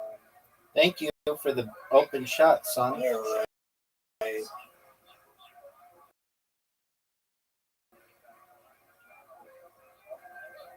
Look how sick that shot is. Throw some the right one. You got it, Dog son. probably a big dog.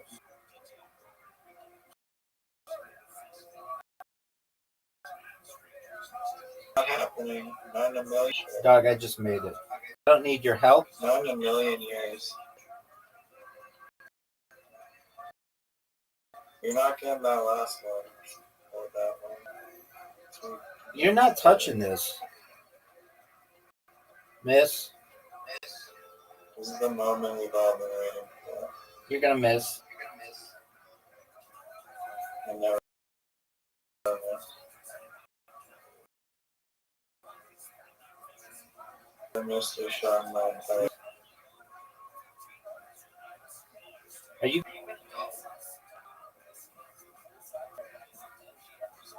Oh, that was good. That was good. How do you like this shot? I love it. I love it. Go, go, go, Did you go, go, like go, that go. shot? Yeah, I do. I think it was great. No, You're fucked now, son. unreal. It's over. It's over. You're done. This game is over. I have 2 easy shots. That was bullshit. That was terrible. I dedicate this shot to Malcolm Jamal Warner.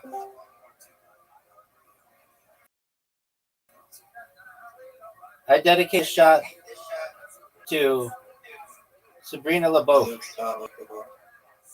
This is for Zoot's comedy career. You're done, son. You just lost. Dog. You just lost. What up, Frosty? What? I live This guy in- look like he's like Django Fett. Like, you know? It's like, so you got Django Fett here, youth and education. He starts talking like Star Wars shit. Dog. I don't know, I don't mind it. Like, it's just like second speech, whatever, recording over the video. Dog, I don't know what you're talking about. Yeah, hi, like, so I'm happy you were worried about it, but I was fine. It's not in harm's way. I'm never actually in harm's way. That's good. Frosty, have you been slinging dick? I've been slaying on my Twitch stream stuff. You've been. As in, I don't stream at all, but I've been talking with stream, not talking with, but I've been talking to streamers. Who's the hottest chick on Twitch? Hottest dick on Twitch. No, hottest chick. Oh, no, but the real problem is, right, like, you get like all this content Twitch stuff, and people with good content always make it out like with lots of viewers, and all you have to say is the same old shit everyone wants to hear. What do they It's like say? this group dynamic where there are like too many people in one room, you know. What do they And it say? kind of suits up. What do they Well, say? it's all this. It's all the kind of the whole thing with sex education and stuff. Some people not too smart about it. Some of them maybe like my age, 30s, and they still don't like understand stuff fully, but they don't have like opinions themselves, and it gets very it gets very gray line when you start talking about like these Twitch people using other Twitch people. Because a lot of these Twitch people, they're like A-grade assholes. What do you mean? Why are they so mean? I think some of them are, but the thing is, right, is that you never know, because in today's society, everyone gets along with just enough intelligence. People without intelligence are just removed from society, right? So, that's why I appreciate Jewish people, because they hang on to the tradition, at least, you know. So uh, the moment you start giving more people the amount of information and intelligence needed to at least get by, they're going to somehow also learn, how to uh, ablify. I don't know. Maybe they become more transfigured by whatever they are, like their own personality or whatever they learn, and then they become more suspended by the disbelief of everything, and then you start to realize like they've kind of like made it and they're successful in life, Right. but for some reason they're not they're not integrated in into what everyone else is thinking, and this becomes a problem, right, Rabbi? Because what happens is you have people who genuinely don't have evil intent, but they're doing evil things anyway. Are you starting to get it? I think. Riser, I sent you an invitation. I'm waiting on you. Dog, I'm good for today, bro. I'm gonna fucking crash it. Okay, well, before you go, let me say some funny stuff. Firstly, I just won. Secondly, I really liked playing Monopoly. That was fun. Thirdly, did you know what did you understand what Frosty was talking about?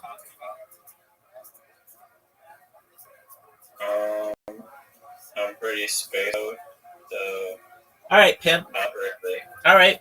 Well, we'll see you later, man. Come back soon. Come back in like a few hours if you can't sleep. Sounds good, dog. Excellent, Pimp. Take care, baby. Later, Frosty. Later, Skater.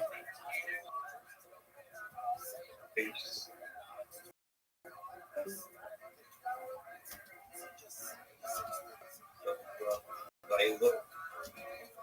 Yeah, so there's person on YouTube. I don't want to mention any streamer names because I don't know if it'll be good for your stream.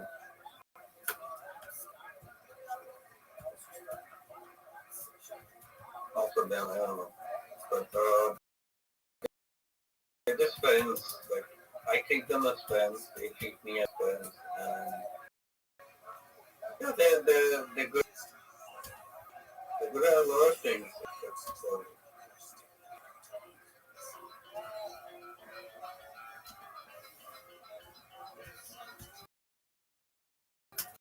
like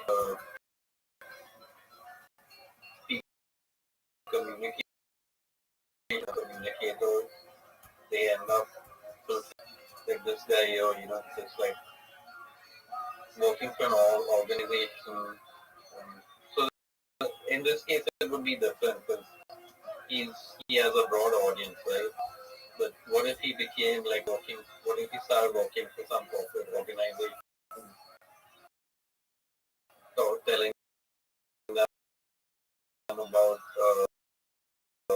how they can control their business better or whatever, you know? So communicators land up with things like that, and then when it comes to political debates, right? It's like, you know, you just get. I think we really underestimate actually intelligent politics in US. All right, Pam. Yeah, just for what reason, right? We have Twitch, right? And Twitch has kind of thing on or whatever. And then if you need to communicate effectively, you're gonna need to be able to present some substance or something like that. But if you say the obvious things, everything's gonna turn into those obvious things. Are you getting me on this? Like Twitch, have you seen this on Twitch, right? Like when they start to do political activism on Twitch. What happens?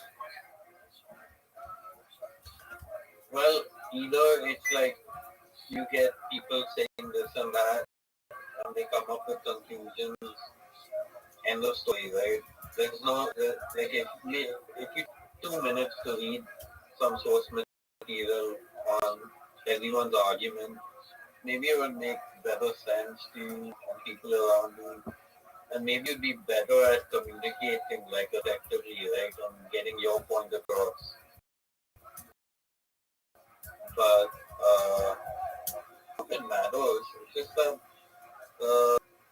I know for one that like Trump and Trump's presidency, they definitely use a lot of their AI tools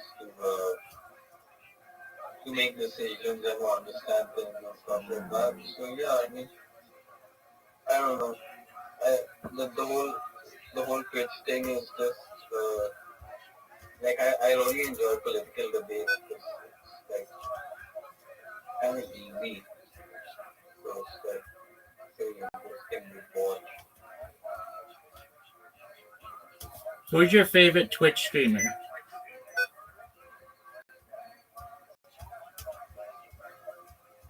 Uh, favorite Twitch streamer. I'll have to see. I got banned on Twitch for 1 year, right? Recently for saying white power. Right. Why don't you just get another account? I could do that, but I just don't wanna hassle myself for all that. If they ban me, if they ban me. I don't wanna.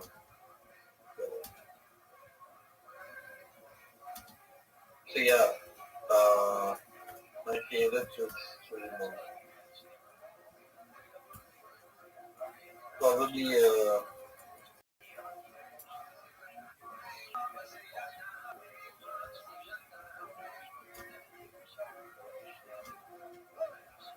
I'd say Miskiff is probably the best in real life streamer I've seen. Right? Right. Have you seen Miskiff? So, Yeah, yeah. So he's very good at having fun with people and stuff like that. So he's good all achiever types. So yeah, his in real life streams are also like funny. Like I watched this one where he went to like some place in some Asian country and they were all there and stuff, and he interacts with that and it's like funny and innovative. But yeah, it's the way it is sometimes. It's like you have to be neutral to everything, right? Even neutral to aesthetics sometimes in order to be true to yourself, I guess. So yeah, most of these people who are like kind of overachievers, they have some sort of balance or they just new. Like that balance without involved being kind of neutral to everyone. Like not in a bad way neutral, it's just that they're neutral in terms of it's another way of saying someone's kind of like has a black kind of aura, I don't know whatever it is.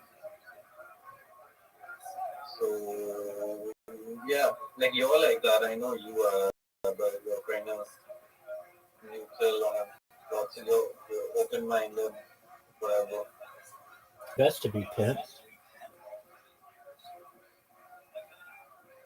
Yep. So what's been happening on Tuesday?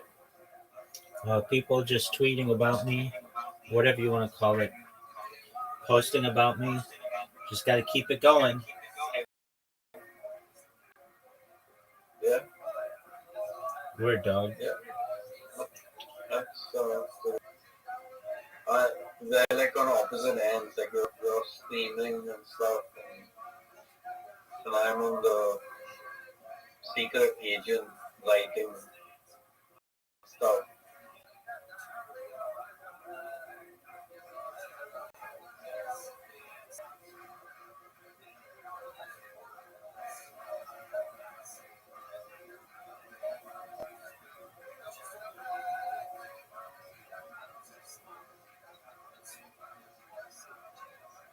So they were talking about how like there was a guy, a streamer, who was talking to a 15-year-old boy, and there was some conversation about asking him if he would smash a girl or whatever. And this article we were talking about this 5 minutes ago. I think they're still talking about it. But the moral implications, right? Is it right or wrong to do something like that? I mean, what if like say for example the boy takes it in a very real sense, then it would kind of be wrong. The boy is kind of okay, like like in a weird way you were giving me that toxic kind of vibe, and it was kind of cool, you know. For sure, dog. What do you think about that? What do I think about what? In this example, like a streamer talking to a 15-year-old boy, That's not cool. asking him if he would smash him. That's Yeah, not cool. I know. On natural basis, it doesn't make any sense. Dude, I don't think adults should be talking to children online. I just don't. Yeah. That's probably it. It's a problematic for when you involve the gaming crowd, because the gaming crowd is just these people who want to either get on your level or for you to get on their level, one of those things. Yeah, I understand how it can be problematic. The gamer people, they kind of fucked up, man. Like, they're not okay with. They have like generations of anger or something that they never show, but comes out in weird ways.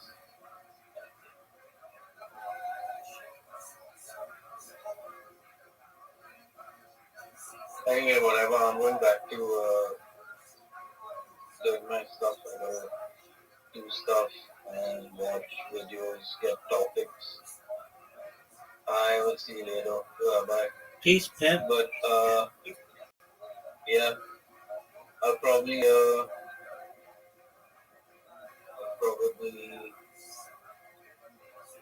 be back here tonight. Sounds like See a you plan, later. dog.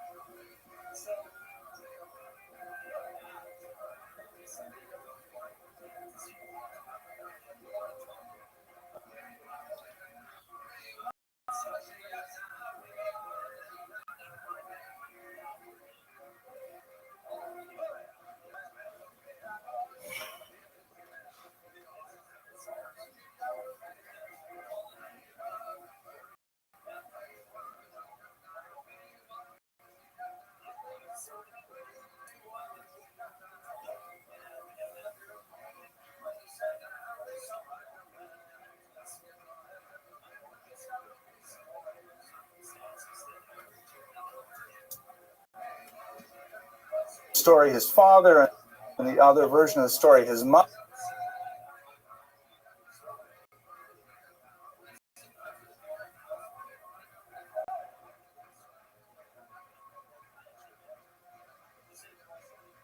His mother gave up the possibility of owning phenomenal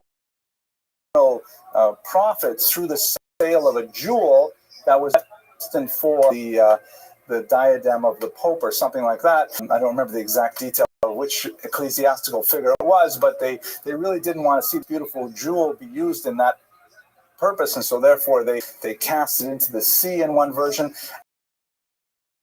And as a result, there was a promise made to them in these versions of the story that they were one child, Shlomo, who would enlighten the eyes of all Jewry. Whatever the truth of the legends are, there's no question that he grew up to be this great enlightener. Amazing version of a story in which his mother was in the city of Worms, and there are people who today claim to have a place in Worms where this stands to this very day. When she was expecting, she was walking in one of these hallway corridors, and a carriage came bustling through with tremendous speed and threatened to run down. And so she freed herself as much as possible against, but of course she was heavily expected, and she would have been hurt. So the wall became concave in order to allow her and her unborn child to be protected as the cart went by. It's an amazing story. There's no historical grounds to believe it actually happened as said, but nevertheless gives you a sense of what people say about him. He studied primarily in the region known as Shum, which is the tri-town of Speyer, Worms, and Mainz, three towns that are very proximate to one another in the region of Ashkenaz, and it was there that he was able to draw together the scholastic methodology of the South, where you have people like Rabbeinu Gershom active, the school of Provence, with the Ashkenazi proper way, the regimen of studying Torah with great discipline and grammatical fortitude. He then, in 1070, opened his own yeshiva. Like many yeshivas probably today, his first students were his children and his grandchildren, and they went on to achieve great fame as well in the school of Tosafot. He had a number of daughters which have been popularized in fiction. Very little historical data to support the specifics of the biographical depictions, although the author, Maggie Anton, did a tremendous amount of historical research and attempted through a multiple volume series to provide a picture of the life of Jewish women in 11th century Germany with great success in the areas. There is a widespread fallacy that his daughter wore tefillin. We don't have any evidence of that whatsoever, but we do have some interesting passages in the writings of one of his illustrious grandchildren, Rabbeinu Tam, that he knew of women who did wear tefillin, and in fact they said the blessings when they put on the tefillin. The widespread idea that Rashi's daughters wore tefillin, however, does not have any classical source in the period. There's also no reason to believe the assertion that the so-called pseudo-Rashis, Rashi was so popular that many texts were authored and others, and his name was attached to them. And it's very different from today's scholarly world. Today, in the academy, what we do is we take something that someone else wrote and we put our own name on it. But back then, it was popular to take something that you wrote and put someone else's name on it. So we have pseudo-Rashis, especially on the Talmud, sometimes because copyists found a manuscript without having a clear authorship, and so therefore they said, well, this looks a lot like Rashi, and so they added the word Rashi to it, but it's clearly not. So find that perhaps his daughters did write some pseudo-Rashis. Again, there's no reason to specifically believe that, but the scattered reference that they were literate, that they were learned, and that they did communicate with their father in learning, meaning they had a body of Torah knowledge which was quite impressive, especially not surprising perhaps if your father is Rashi, that whatever your gender, you would be a very learned individual. Major works, we will study some of them in just a few minutes. But his commentary is absolutely essential. It is universally printed, typically alongside the commentary of Onkelos, the translation of Onkelos that we'll study in another class. He's also written a massive commentary on almost every tractate of the Talmud, almost every book of the Tanakh. It's the very first place a scholar looks, or at any stage in their scholarly career, is what does Rashi say? How do we understand this passage? We always look towards the inside binding, which by long-standing typographical convention is where we place the commentaries of honor, the ones on the inside. Rashi's always on the inside. What does he have to say? And there's a whole engine of research in the yeshiva that is surrounding the question, what's bothering Rashi? Meaning, when Rashi says something that appears obvious, there's always a much deeper reason. Why did he bother to say something that we would otherwise know? And exploring that question of what's bothering Rashi is often quite productive as a scholarly venture. Now, at the end of his life, most of his life was lived with relative tranquility, which is not something that could be easily said about the Jews in Europe. But at the end of the 11th century, at the end of his life, really, he was an aged man, he dealt with one of the most difficult social crises of the era. This was associated with the First Crusade of 1096. The Crusades were a tremendously heart-rending period for Jews in the Rhineland in particular. It was originally a movement that began in December 1095 when Pope Urban II called upon all Christians to gather together and to free the homeland from Muslim infidels, because there was some question about access to the holy sites for pilgrims. This happened to be an incredible message. It resonated with tremendous force throughout Europe, and there were other social and economic factors that combined to bring together a formidable force of soldiers from all over. And they managed to make their way, following monks like this one here, Peter the Hermit, to Jerusalem. They had to repeat it several times because the Muslims were able to throw the Crusaders off the Holy Land. And of course, we have some of the most fascinating architecture in Israel from that period. But the First Crusade of 1096 was especially important from a Jewish perspective, because what happened was several of the kind of ragtag Crusaders who didn't make it into the regular army, meaning they were not noblemen, they were not professionally trained knights, they were just, adventurers. In some cases, and we have many first-hand accounts from the period, they were like, hooligans, poor peasants, landless peasants. They would even do things like, if there was a goose that insisted on walking to the east, they would say goose was holy, and they would follow the goose. Another famous crusader had his back tattooed with a cross, and he revealed, look, I woke up and I had this mark on my back. It obviously means to follow me.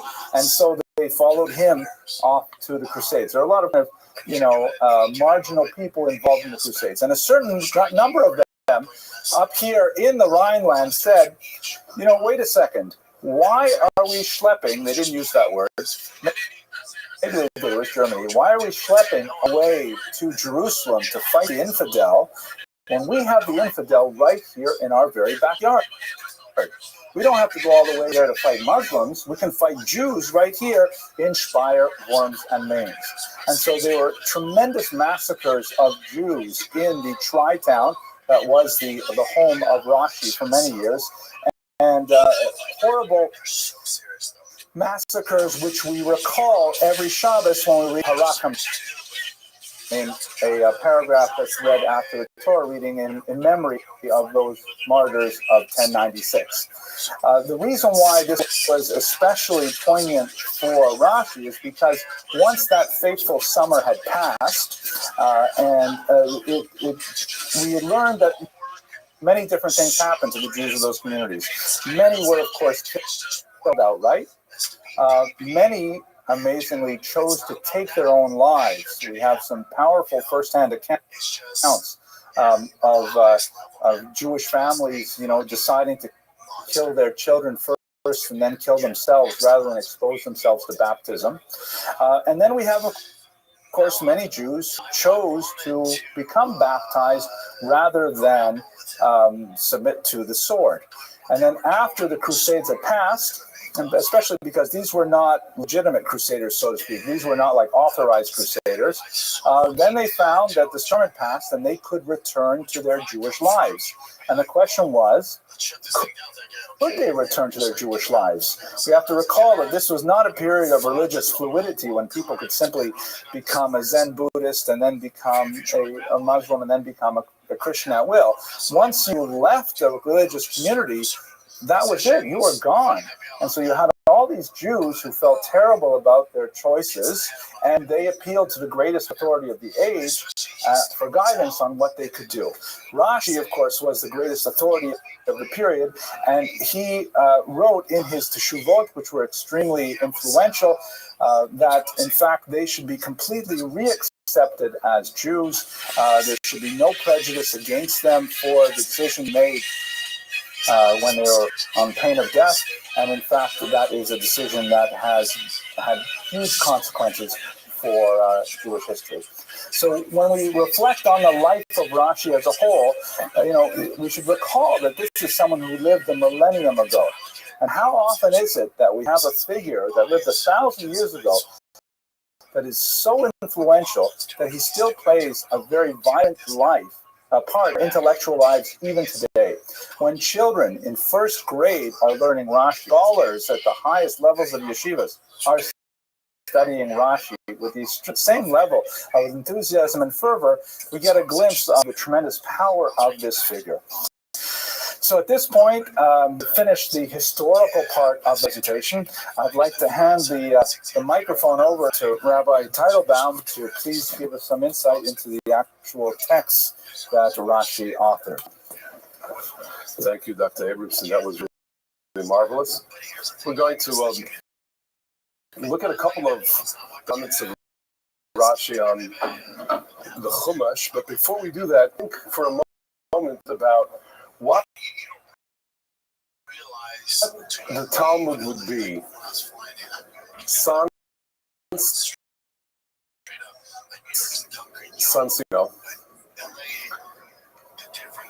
Without Art Scroll and without Rashi.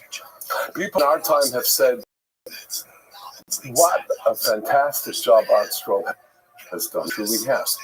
Make it possible for all of us to the Talmud, to read Folios, to read Masechtos, to make Siyumim, and it's glorious, absolutely glorious.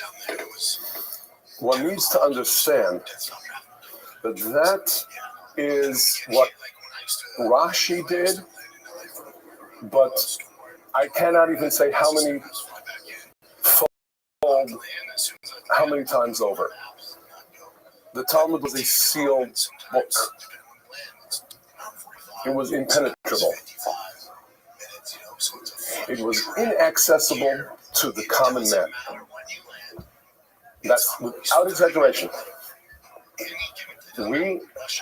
Most of us, the vast majority, if not all of us in this room, living in the times before Rashi was written, would not have a prayer, not a chance at studying Talmud. If not with one's teacher, master, Rabbi, page by page by page, line by line by line. So what Rashi did in terms of opening up the Talmud is incomparable. Everybody's work is built upon Rashi. That's not to say that there aren't those who will dispute Rashi and the Tosfos and the Rambam and the Ran, and who will say, well, they have a different take of what this Mishnah means, a different understanding of that Gemara. Oh, of course. But in terms of being capable of navigation, nobody could make their, if not for the rudder and the sail and the ship and the steam engine, and we have to say in our own time, the nuclear power. Talmud accessible and navigable to everybody. It's the first thing you have to say about Rashi is that he has made Talmudic Judaism reality.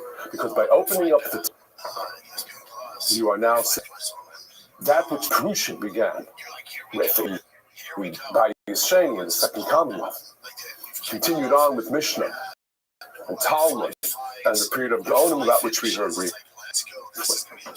And then the Rishonim, it was that which became for all of Klal Yisrael, Talmudic Judaism as we understand it today, Rabbinic Judaism as it's so called, that can be embraced and appreciated, and it isn't foreign to us.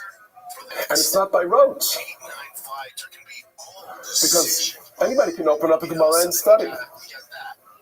That's only because of Rashi. So that Rashi is therefore perhaps singularly responsible for the success of Rabbinic Judaism.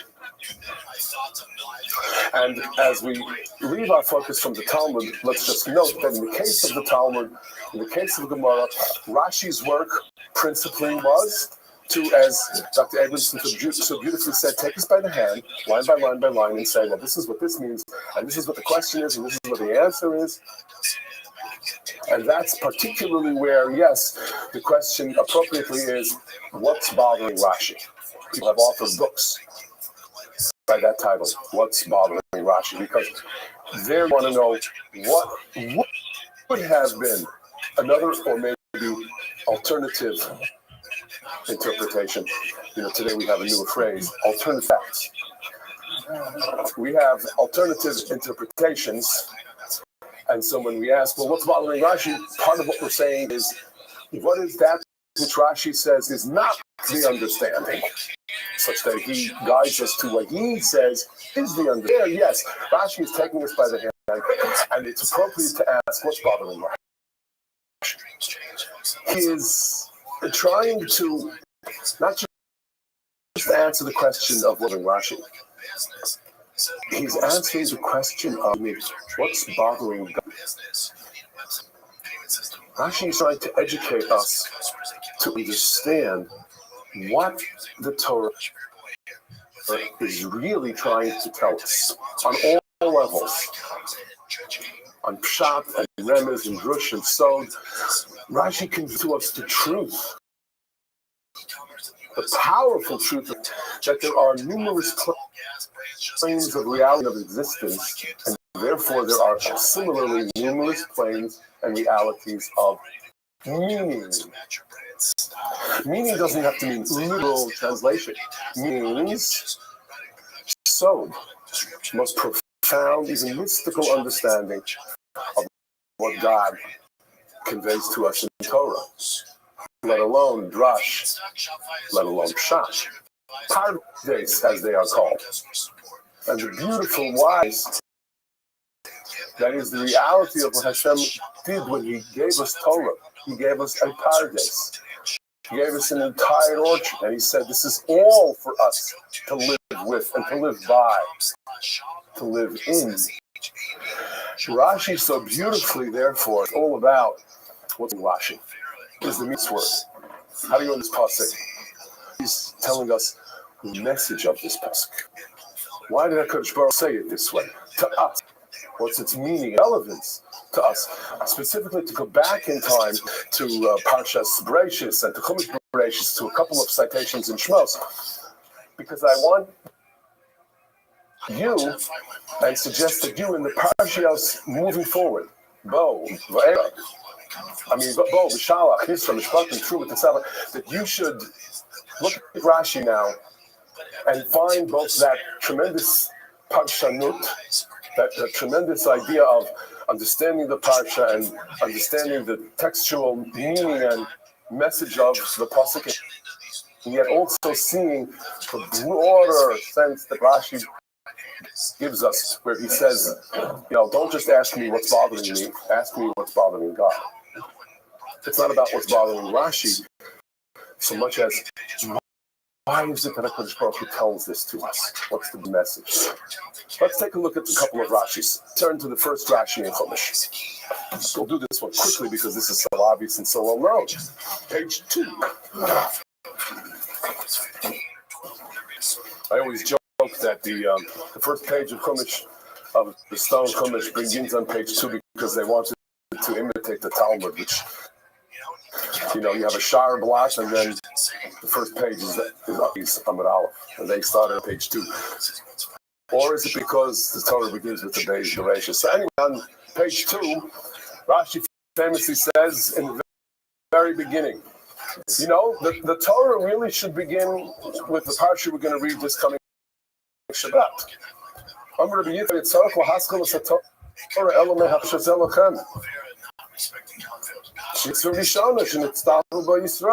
says the Torah is a guide to life, so mitzvah number 1 is Shazel Lachem, Rosh Chodesh.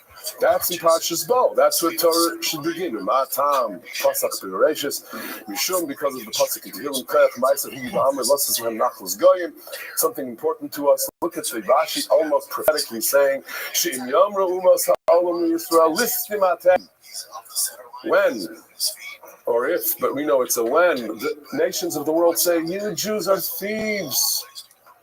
You've conquered other people's lands, occupied territories. We answer, the land is all gone. Who brought us in the son of Asher Yashabeino? Britzono Nitnalahem, who Britzono Natlalahem, Nitnalahem. So the first Rashi begins by telling us we Jewish people have a homeland. And the whole point of Bereshis Bara Elokim Shemayim V'Sa'aretz is that it all belongs to God and is apportioned to every nation there where He wishes that nation to live. That's their portion. That's their nachla. Ours is that little piece of land along the Mediterranean. Tell that to the nations of the world. It's the first pasuk in Chumash. Now, this is obviously not a simple dot of what Bereshis Bara Elokim means, but it's an obvious way in which Rashi opens his commentary almost announcing, I'm not going to write just a simple translation of Chumash.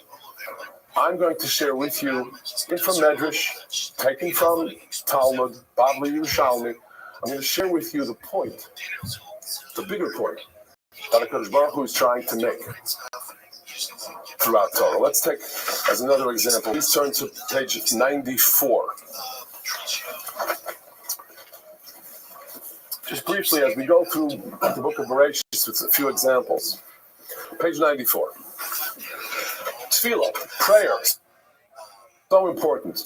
Prayer is important, but so is prayer not just selfishly for oneself, but prayer generally. And no prayer goes unanswered. There's a famous Rashi in Shir HaShirim, we'll talk about it some other time, that says much. Sometimes your prayer is just a general prayer or a prayer for someone else, but if you yourself could benefit from that for which you're praying, perhaps you will. Famous Rashi. Again, a Rashi that's conveying to us what tefillah is and what selfless tefillah is all about. Pasuk Yud Ches, the end of Siman Chav, Pasuk Yud Ches, Ki Atzar Hashem Ba'ad Kol Rechem Leveis Avimelech, Sarah, Eshes Abraham. Because of what Avimelech attempted to do to Sarah, and all of the women in Avimelech's family, they were all incapable of having children. They all became fertile. Hashem Pakad Es Sarah Kasher Amar, HaKadosh Baruch Hu granted Sarah the child he had promised. Vayas Hashem Sarah Kasher Diber. Now, we understand that it's all because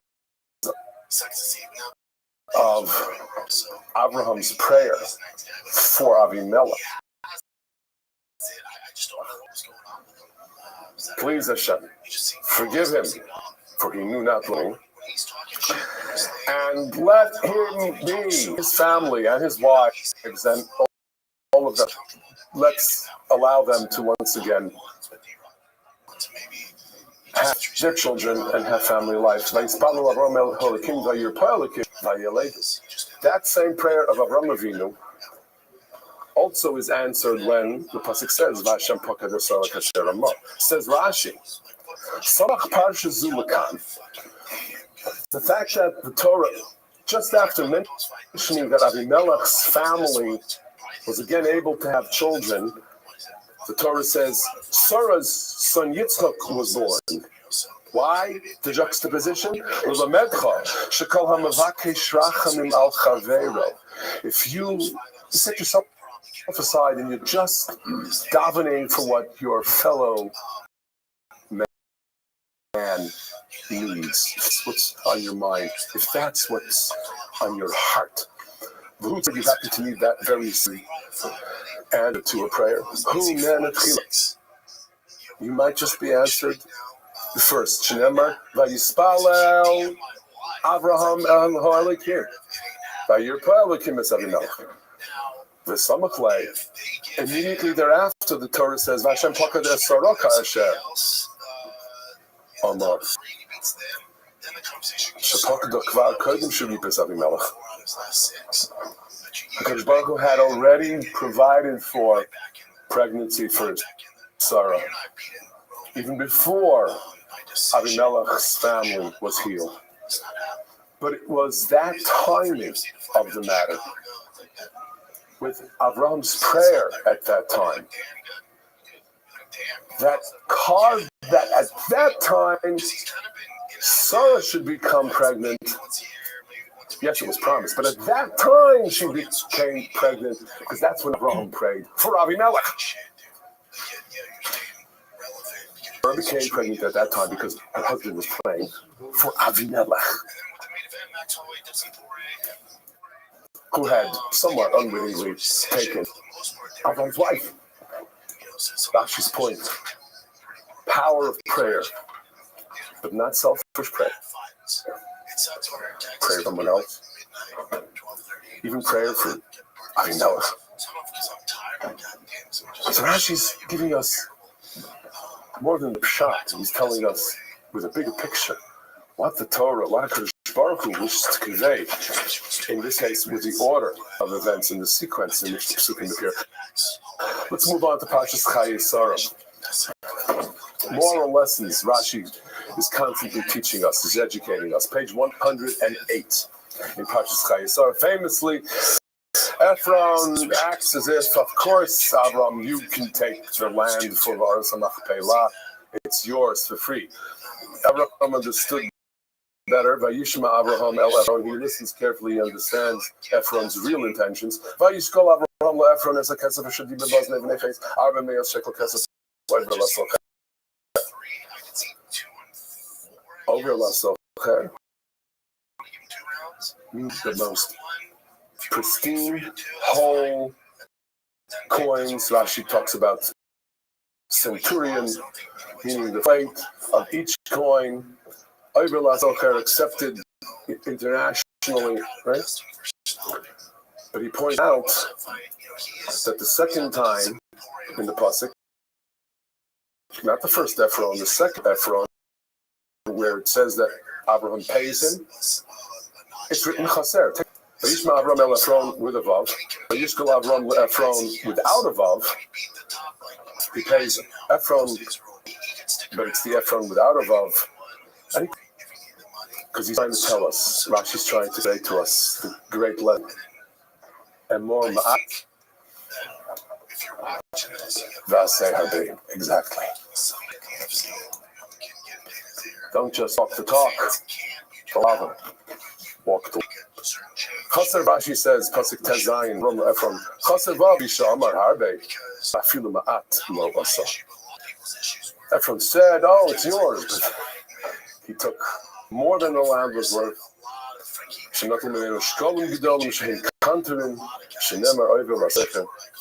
Rashi's point to us is, be like Avram. Be one who does in earnest, who does and does selflessly, and not like Ephraim, who talks the talk, but does nothing at all. And then finally, and this is very, very important, Rashi always is trying to give us the great moral push in interpretations. There's a tremendous amount of Rashi that emphasizes the evil of Lashon Hara. And it's almost as if he tells us that the whole point of the story of Yosef and his brothers. Take a look at the beginning of Parshas Vayeshev on page 198.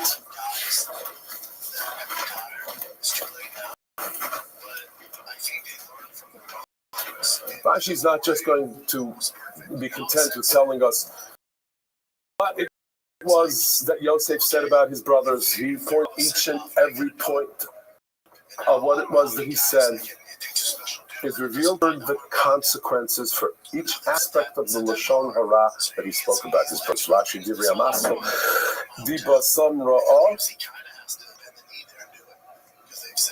Pasagimel in Rashi. Kol Ra'ah Shehayirah Be'echaz B'nei Leah Hayamagid La'aviv Shehayah Oichlin Evim Menachai Mazalzim B'nei Hashpachas Ukreisen Avodim Shudim Ala Harayah. He was pushed for each and every one. Every Menachai, when they slaughtered the goat and ate it properly after slaughter. When they sold him into Avdus, obviously, when he became an Eved himself. And then Gilu Arayas, he was accusing his brothers of being licentious. But what happened to him?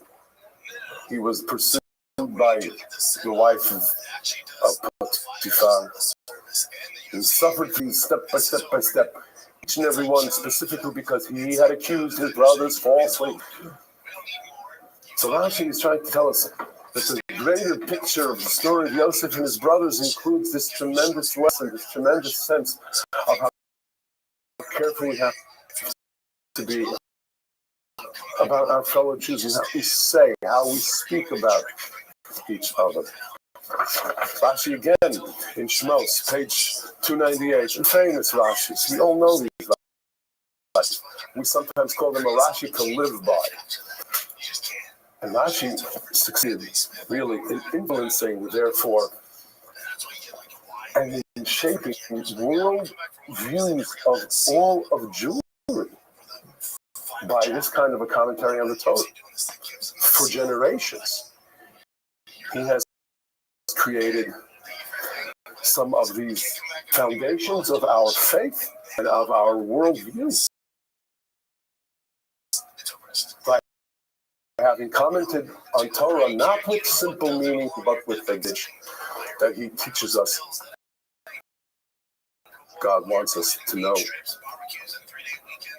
And so I believe that Rashi wanted the wider and his message to be given to us by the words of Torah. That his belief was that all of those midrash, what the intention of the words of Torah were from the start, and he succeeded in profoundly influencing the religious people, what the religious character of the Jews who study Chumash is all about.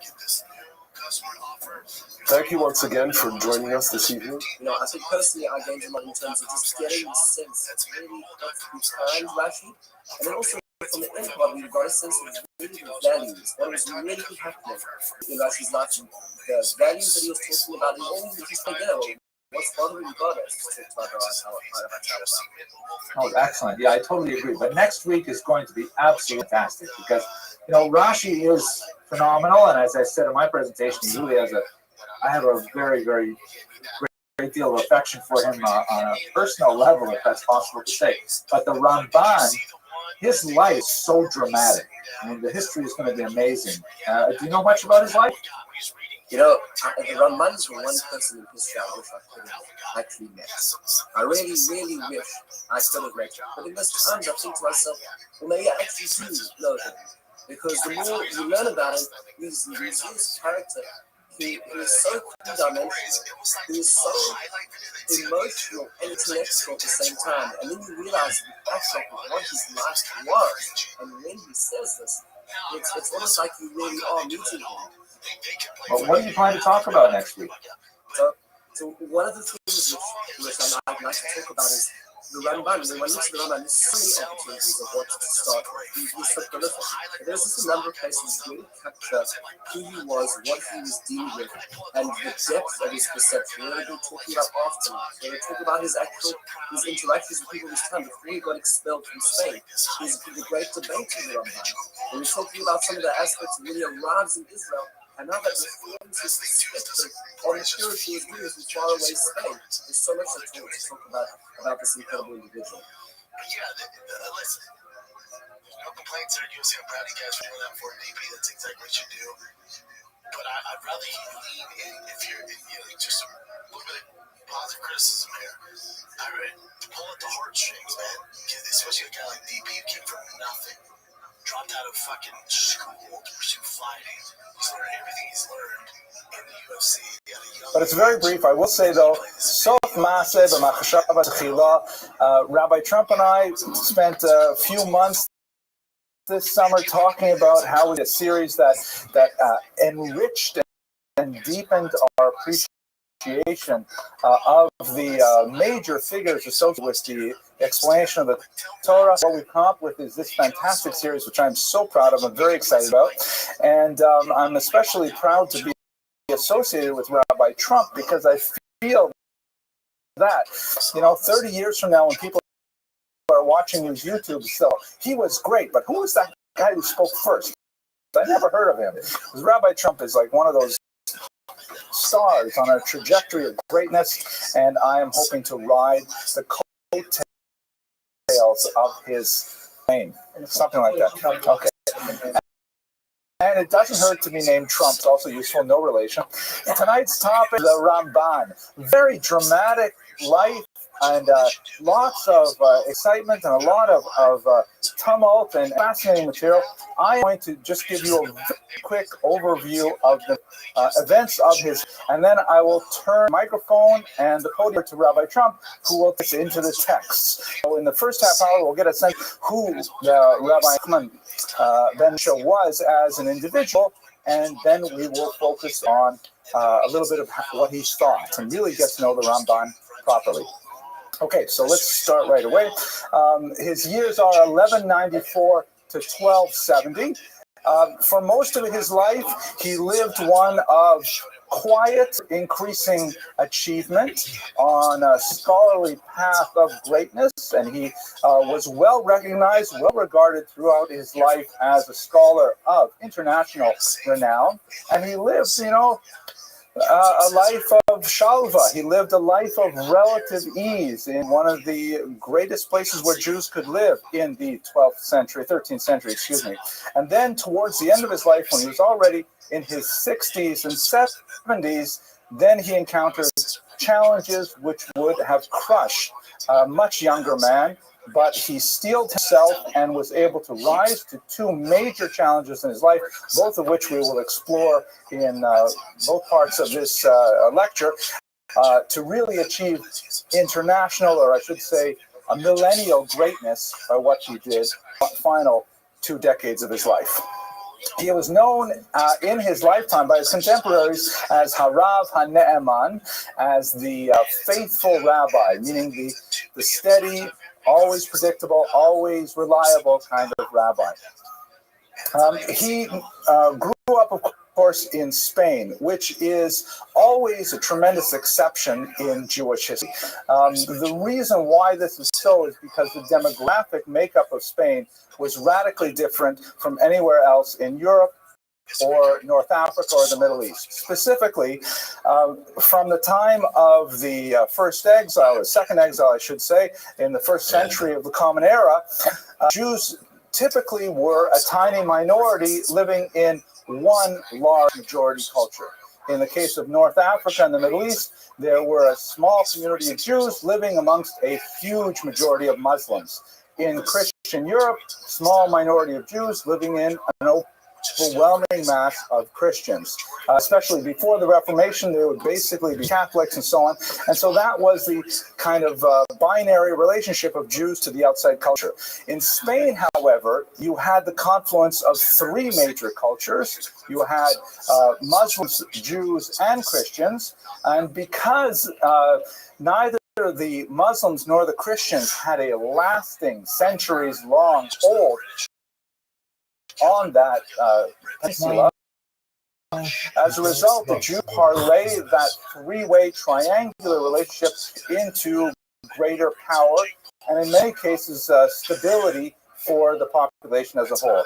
You have these phenomenal figures like Hasta ibn Shaprut, who was a major diplomatic figure in Spain, essentially the Secretary of State of Spain. You have Shmuel ibn Agrela, also known as Shmuel Hanagid, who was one of those exceptional figures who was not only intellect, commentary on the Talmud that is still included in Tractate Brachot even to this day, and also a figure of great political renown and the commander of the armed forces of one of the nations of Spain. It's hard to imagine, the chief of staff of America, completing Daf Yomi. That's only a fraction of what Shmuel even Hanagid. Of course, the great eagle, Hanesher Hagadol, the Rambam Maimonides, also stems from this culture, and because the Muslims and the Christians were constantly fighting in Spain, the Jews could often use that space between those two cultures to create authority structures for themselves, as we see in the Golden Age of Spain a little bit earlier in this period. So that's when he grew up, and those are the kinds of things that informed the political culture of the day and actually had a major effect on him in particular. His family background was one of really a glorious background. The name, of course, Nachmanides is the Latin for son of Nachman. His first name was Moshe, just like Maimonides, as we've discussed in the past. He actually had a non-Jewish name that's little known, Bonastrog da Porta. I have no idea how they came up with Bonastrog da Porta. I mean, my Hebrew name is Hillel, and my English name is Henry, because they both start with the letter Hey, right? But Nachman and Bonastrog just do not fit one with the other. I think Bonastrog means one day will be a great rabbi. No, actually, I have no idea what it means. I just made that up. Okay, he was of a great rabbinic family. First cousin was Rabbi Yonah, and the two families married with each other over many generations. For a career, we only have scattered references, but he apparently did as a physician, much like Maimonides. He also achieved greatness as a communal leader, first as a Rosh Yeshiva, and eventually as chief of Catalonia, a major region of Spain. So kind of a steady towards greatness and leadership throughout. So in his life, he was a participant in the Maimonidean controversy that we discussed in this room a few months ago, when Maimonides was banned by the scholars of France, primarily in the first period of that of the controversy, when it was felt that Maimonides was too infected by Greek philosophy, that his ideas bore too much of an imprint of Aristotle in particular, and as a result, he fell under a ban. Later, by the way, in the 13th century, that ban would be somewhat shaped to affect only young men under the age of 25. Over 25, they figured they could handle Maimonides. But at the time, it was raging. And in fact, Maimonides would actually be burned in a square in Paris. Maimonides' books, that is. So the Ramban, in many cases, was actually quite a fierce critic of Maimonides in print, or in manuscript more appropriately. He actually came to Maimonides' defense when he saw how imperiled the great eagle's works were in Europe. And he argued the ban should be somewhat localized. It should only affect 7 countries which are known to have the majority Jews. That's all a big joke, and no one is getting it. It's bothering me so much.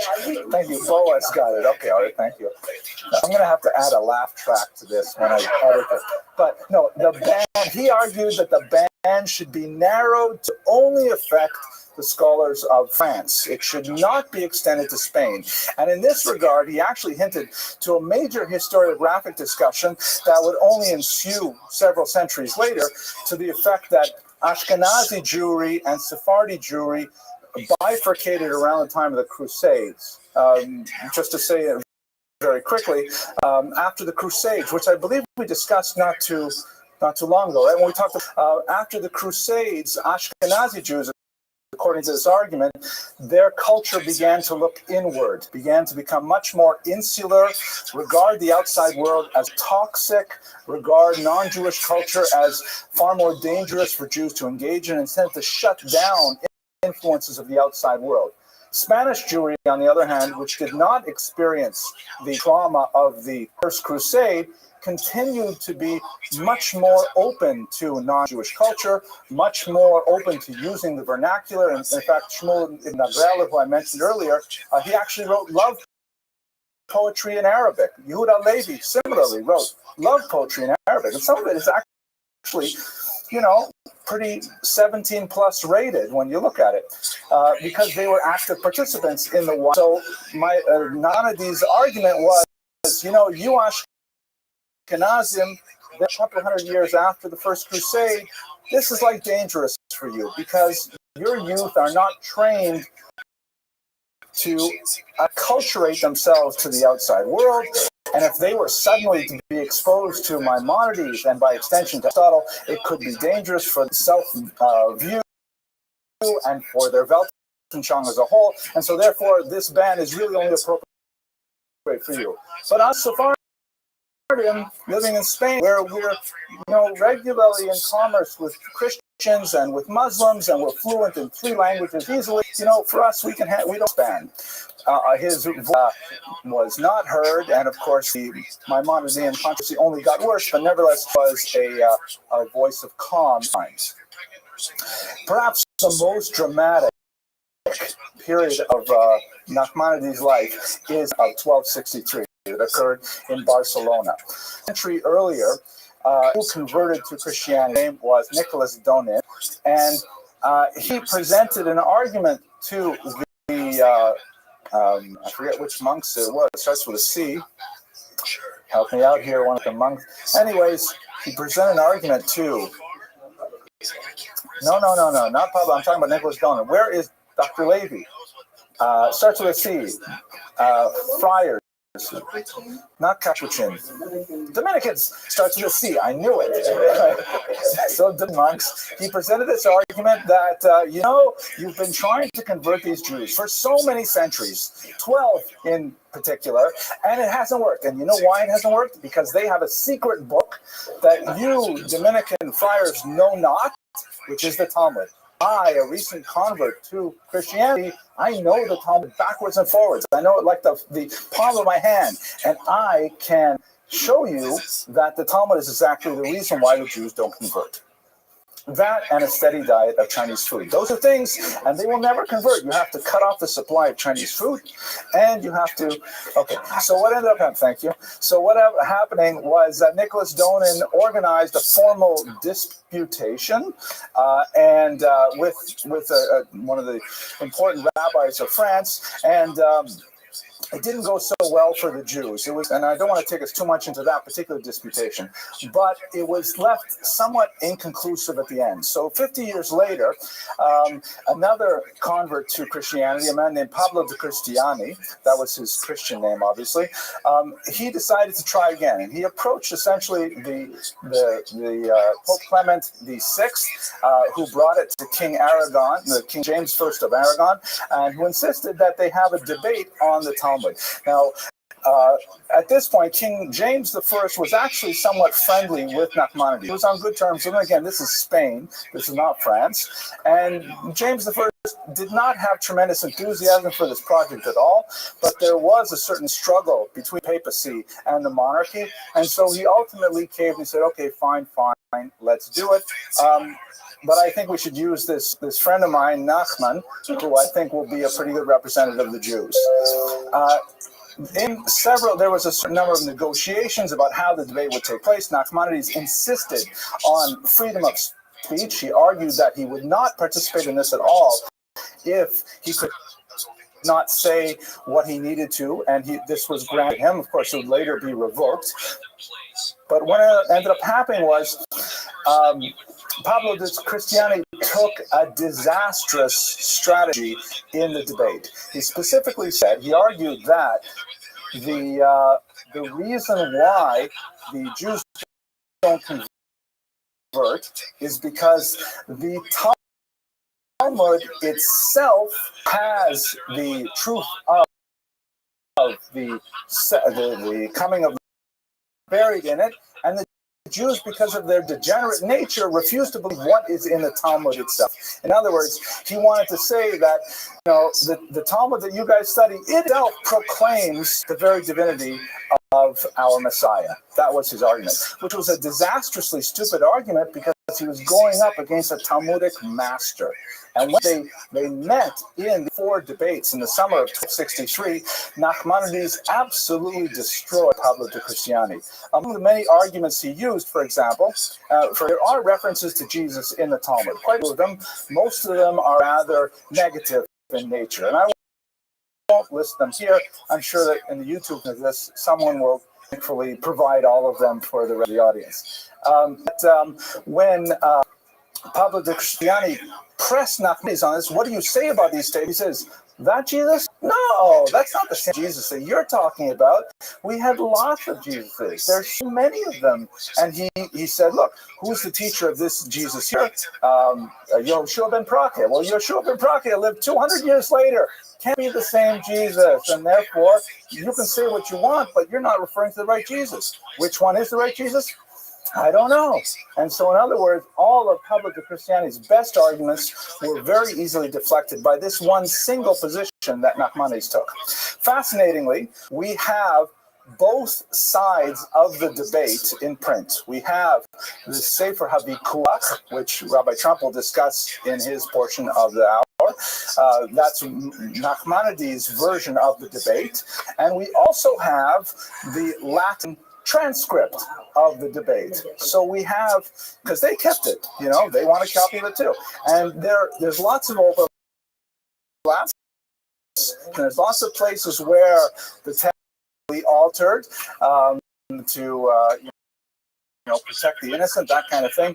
But we can observe a few really ideas about the debate based on its conclusion. The church, of course, won. That was a foregone conclusion. But King James I said, Nachmanides, you did a great job. Here are 300 gold coins, and you better hightail it in because you are in so much trouble. You did such an amazing job. Embarrassed the church. You can't stay in the Iberian Peninsula any longer. So he was kicked out of the Iberia. He was forced to leave. It was very, very tearful. It says that he told all of his followers, family, who traveled with him, some stayed behind. He told them they didn't know what would happen to him. His plans were to make Aliyah, move to Israel, and that's quite a different proposition in the 13th century as in the 21st century. And so they said, we don't know what's going to happen to you. What will be he said to them, apparently, that on the day I die, I was very close with my mother, he said, on the day I die, a crack will appear in my mother's gravestone. And according to the legend passed down by Spanish Jewry, that it happened that 4 years later when he passed, appeared in his mother's tombstone. But we actually don't know exactly when he died or even where he's buried. There are several competing sites for his tomb. He made his way to Israel in 1267, and what he found on arrival was amazing. In Jerusalem, there were only 2 Jewish residents. And in order to pull together a minyan for the high holidays, they had to canvass the local villages to bring in a minyan. He was absolutely aghast that was the situation in Israel. And so here, already in his 70s, he re-engaged himself and he put himself to the very difficult task of community building, and he single-handedly was able to attract more and more Jewish migrants and eventually to re-establish a Jewish community in Jerusalem, Israel, and Akko in particular. A quote he writes from one of his letters to his sons: "Only 2 brothers live here. Dyers who bought their dye from the governor were joined up to 10 Jews in their home on Sabbaths for prayers." Something about his thought and writings, and that is by way of introduction to my illustrious colleague, Rabbi Trump. He was a huge, very prolific commentator and the author of several standalone tractates. I'm looking at the back room, the back of the wall. I see several volumes of his work right here. He was, unlike Rashi, much more of a Kabbalist, a very strong influence of Iberian Kabbalah. He was also influenced heavily by Maimonides, even though he did with him on many areas. He was a systematic theologian like Rashi, whose basis is a genius, is a commentator leading through the text. Ramban was writing monographs. He was writing like books. This is a book on the afterlife. This is a book on the laws of family purity. This is a book on, what we think about good and evil, things like that. One of my favorite texts, which actually I spent about a year studying with one of my daughters in preparation for a Bas Mitzvah many years ago, is the Igeras HaRambam, the letter of the Ramban, which is a letter that he wrote upon his departure to one of his sons. It's a very brief letter, perhaps 500 words in length, and very powerful statements. Essentially, it's a tzavah, an ethical will, in which he tells his child things that are really important to me as a human being, as a Jew. I want you to absorb them, and I want you to emulate them, you and all of your progeny.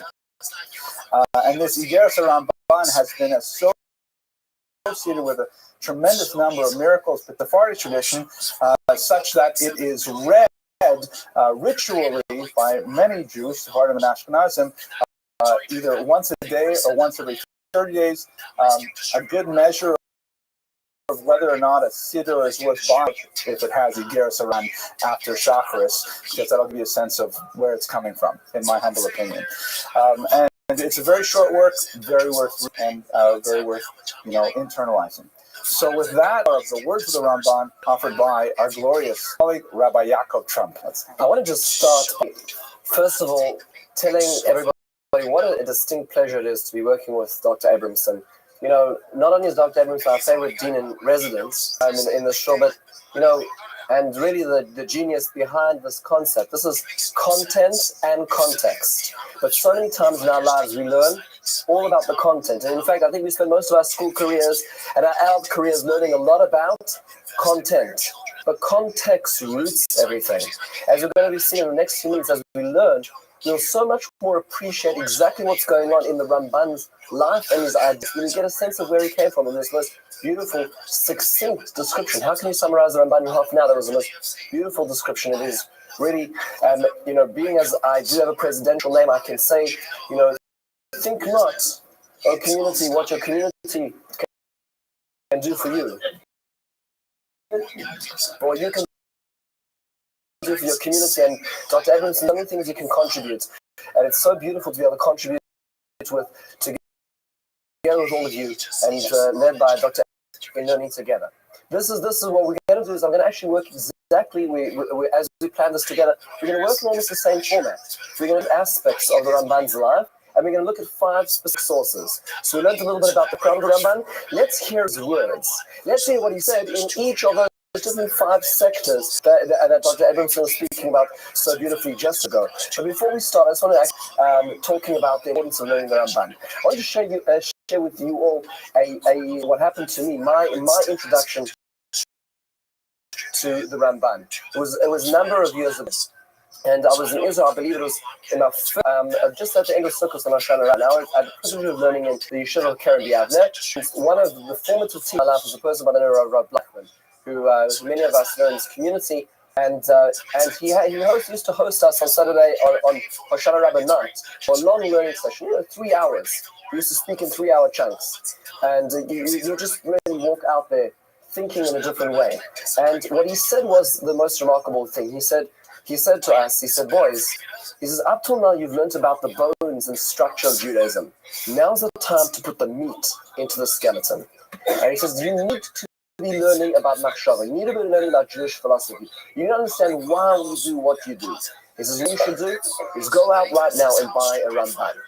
Learn the words of the Ramban. And so it was. That was my first year. I went to the shop, was able to get from a bookstore, and my Ramban is just there on the table right over there, which I was supposed to be doing a 5-year cycle of Ramban on the parasha.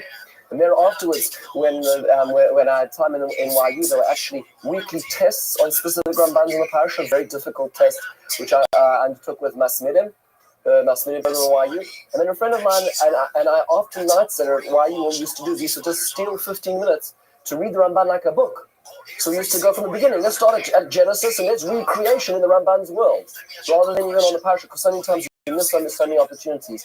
But opportunity in that experience, going through a little bit of the Ramban on Eov, the Ramban on Shira Shirin. There's so much, and it has changed my life. There is no way I can tell you how my Judaism looked before and after the engagement with the Ramban. So I can't even just tell, I cannot barely tell you how much, I can barely express how much excitement I have for this particular subject. So let's start at the very beginning.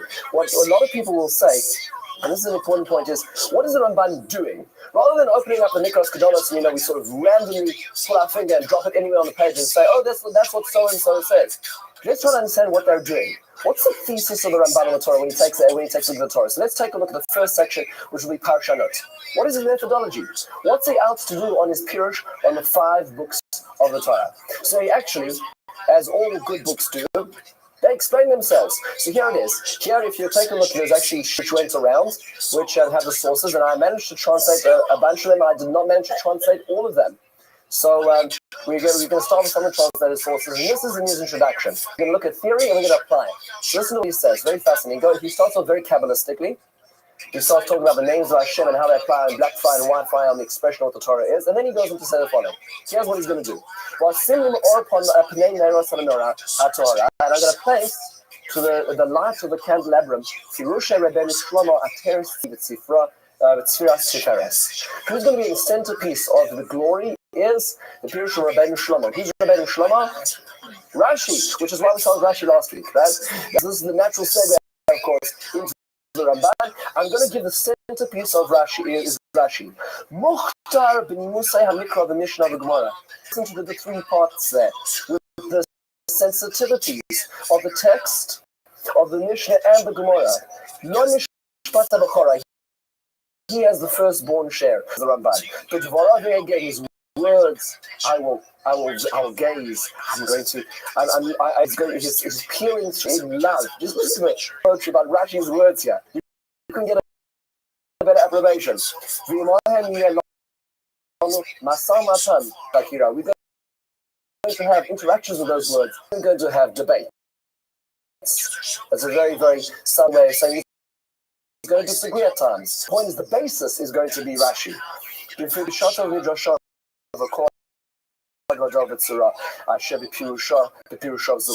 to discuss all his pshatim, whether it be midrash or his pshat. Now, folks, you see what the problems with translation?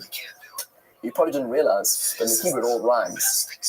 So a lot of these introductions, the Ezra, the Ramban, these are rhyming lines. If you translate and use it, it all falls flat. There's a certain cadence to the way introduction runs, which is why he's using it. And then he says at the end, important to keep in mind, he says, the inward Avraham ben Ezra, and regarding the Ibn Ezra, who we're going to deal with in just a few weeks' time, I'm going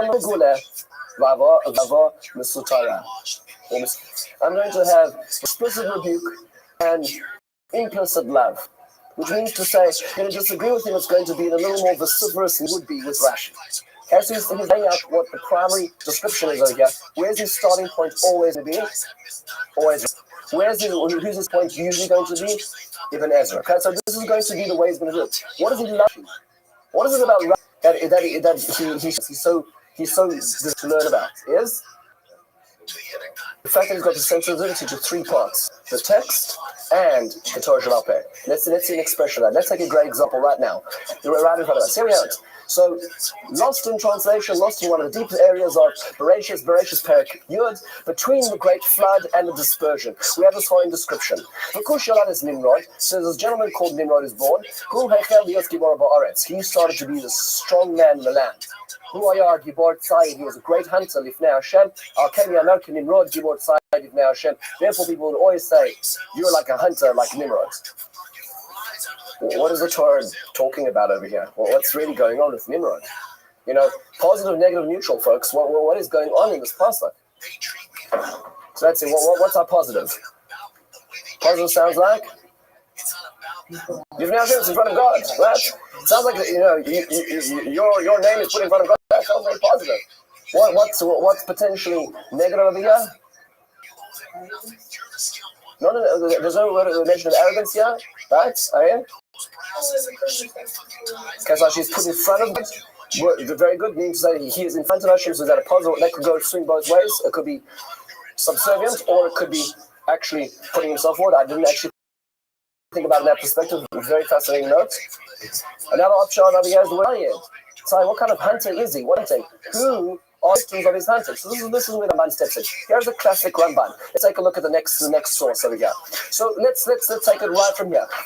He says the following. What's the format again? Starting point is always Rashi. Fantastic. So let's start. He says, he would hunt. This was propaganda. He would hunt the minds of people. He wasn't out there in the field with a bow and arrow, says Rashi. He's actually going, and his propaganda, he's convincing people of his ideologies. But what is his ideology? Against God.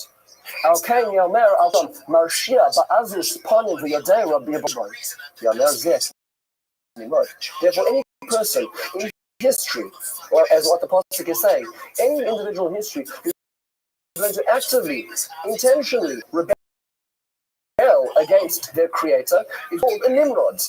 Right? And so, wonderful biblical name, and some children in Israel still have it today. The pasuk is saying, this is the format, this is the model, this is for a person who actively rebels against God. Because who's he hunting? People. This now Hashem, as I was saying, against God, essentially, in front of God. That is what Rashi has done over here. Why is this of importance in context? What is about to happen in anthropological, ecological development of humankind in Bereshis Perek Yud? We have just finished the flood. What is the next step? We know that, in fact, Nimrod is heavily involved. So the way Rashi's Babel is Nimrod, because he's the person who said that's no against God. So now he's putting those two parts of context now click it. And Rashi has said this. And he continues to say, Loshan Rashi, quoting Rashi, and Rashi is in fact quoting Chazal. So why does he like Rashi? He's going through traditional approaches to how to interpret this part. Good. Cultural idea. So then he goes on to the stage number 2. Stage number 2, as he always described in his introduction, was Ezra. So he has Ibn Ezra. So Rabbi Abraham, Pirush Hefech, he went the opposite direction. He went into positive territory. What type of hunting was he doing? Or what are people hunting those days? Animals. So he was just a very sophisticated hunter. Right? Pirush Lifnei Hashem. What does it mean in front of God? Listen to what else could it mean? It is not taking people against God. How is a hunter relating to God in front of God? So says the Ibn Ezra, at the end of this paragraph, he says that he was to bring sacrifices, so he'd hunt all these animals, bring them in front of God. So according to the Ibn Ezra, how was Nimrod posing in front of God? Positive, negative, neutral? Very positive. Nimrod is in fact a very upstanding leader in the community, according to the Ibn Ezra says it. And this is what the Ramban.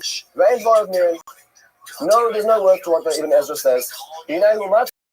Russia, he is actually justifying an evil person. Because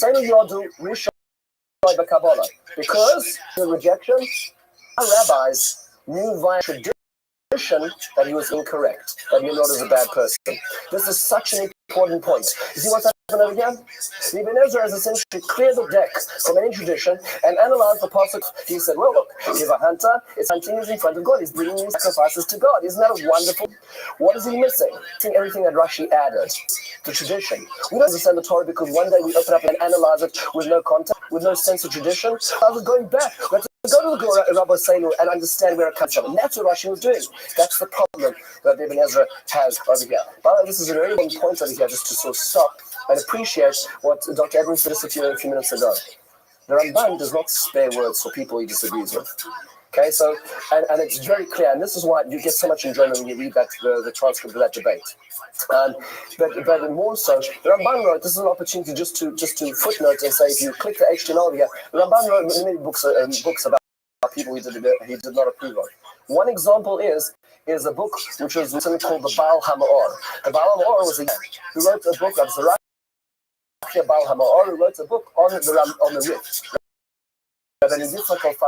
The first halachic codification of the Gemara was written by Rabbi from Fez.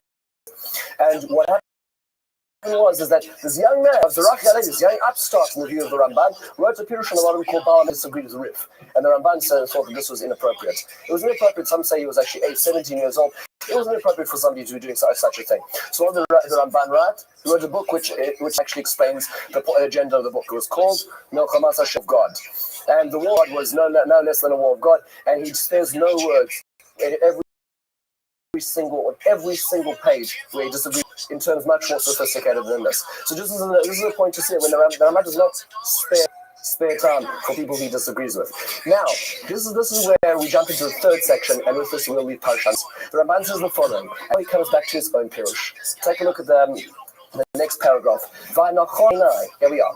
That which is good in my eyes. Ramban has moved away from Rashi, moved away from Ibn Ezra, and now into his own way. He says,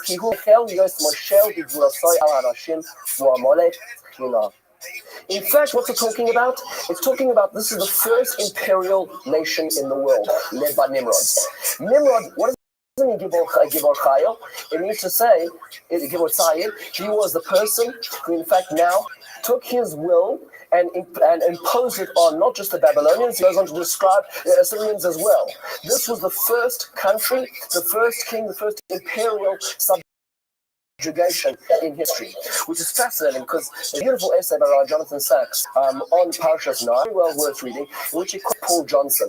Paul Johnson, of course, is the author of History of the Jews, and Paul Johnson says that the beauty of Judaism is the ability to be able to balance the community and the individual, the collective and the specific. What's interesting over here is this is exactly what is going on in the Dor HaFlaga, in the Dor HaPalaga, in the generation of dispersion. What was the problem with the generation of dispersion? The way Jonathan Sachs argues it is that wasn't they had one language. They meant to say that one person imposed their rule, their language, on the entire region. There was only one way to live society, details didn't matter. That's the Ramban saying. That's exactly what Nimrod is doing. That's what it means, Gibor Tzayid. But you see what the Ramban has done? He starts off with Rashi. He knows this person's bad. Rashi tells you how is he bad because he used to his propaganda against God. The Ibn Ezra says positive can't be. He take an ideology as Rashi. He must be bad, but he now adds a sophisticated wrinkle to it. He's not disagreeing with Rashi, but he's going further in that vein, which is the notion of imperialism and the rise of imperialism. That is a classic Ramban on the Torah. What we're missing in this Ramban is his Al Derech HaEmes, which he'll have at the end, which is Kabbalistic edition. That's when most of the translations of the Ramban stop translating. We do not get this over here. They come up a little later on in the Torah, certainly in the first chapter of Genesis. Fascinating as a format Ramban. Let's move on. From Parshanot, this is just about methodology. What was he trying to do? Let's move to the next realm that Dr. Edmondson talked about. Mysticism. So here's a book. He wrote a book. He wrote many books. And one of the books he wrote is called Torah Sa'adam, the laws of the humanity, of the human. In it he discusses many halakhic aspects of which a lot of our Hilchos Avelos are based on his works, as quoted through Shulchan Aruch. But at the end of the book, he's got a section called Shar HaGmul. Shar HaGmul is about the end of days. And in this section, he talks about this world, the hereafter, the revival of the dead, how sins work, how punishment works, different layers, and mechanisms of sin. And to me, the first time I had the opportunity of learning this book, it was the first time that there was somebody who synthesized everything.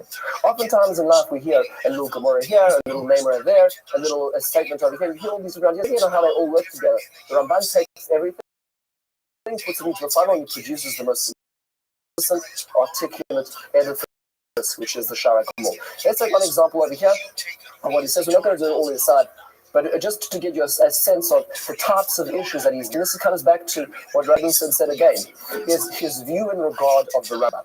Let's take a look at just the first moment for what he starts off by quoting the Rambam, Rav Moses Maimonides. He says, "My Yikra Divrei Harav Hagadol Rabbi Moshe Zichron Livracha." When he quotes Ibn Ezra, it's not on the same level as this. He quotes in Rabbi Moshe Zichron Livracha, the Rav Hagadol, and believe me, he disagrees with Rambam across the Torah and across his works. But the way he quotes him is great deference and respect. But Milos Kitsaros Varukos, in many short and long instances, the Rambam says, he talks about the last chapter of something where the Rambam goes into these types of mystical afterlife. He says, which we don't really fully understand in this world. Why? The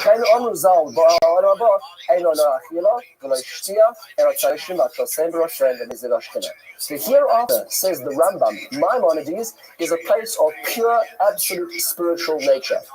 There is no physicality whatsoever. It is complete absorption with the divine. This is an Aristotelian concept, which Rambam understood. In fact, he makes note of that at the beginning of the next paragraph, where he says, he answers in a response to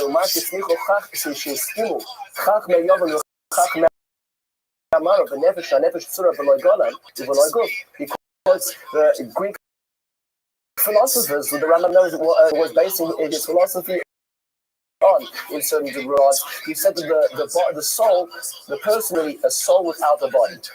And this influences Rambam's ideology and a lot of the disputes he will have with Rambam himself. So Rambam will talk about times where, for example, where in Parshas Vayera, where it says that Avraham Avinu goes out to meet three angels, the Rambam actually will argue that he never ran out to meet three angels. He was in his bed having a dream, and in his dream he saw three angels, because physical bodies cannot interact with spiritual beings, because there's no correlation between the two of them. Right? The fight with the angel at night, he's not a fight with the angel at night. Avinu was in a horizontal position the entire time. He was fighting in his dreams.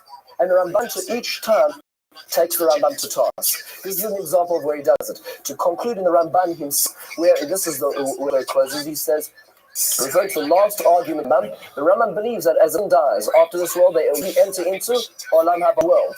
The Rambam says, not true. Ella already are made. A person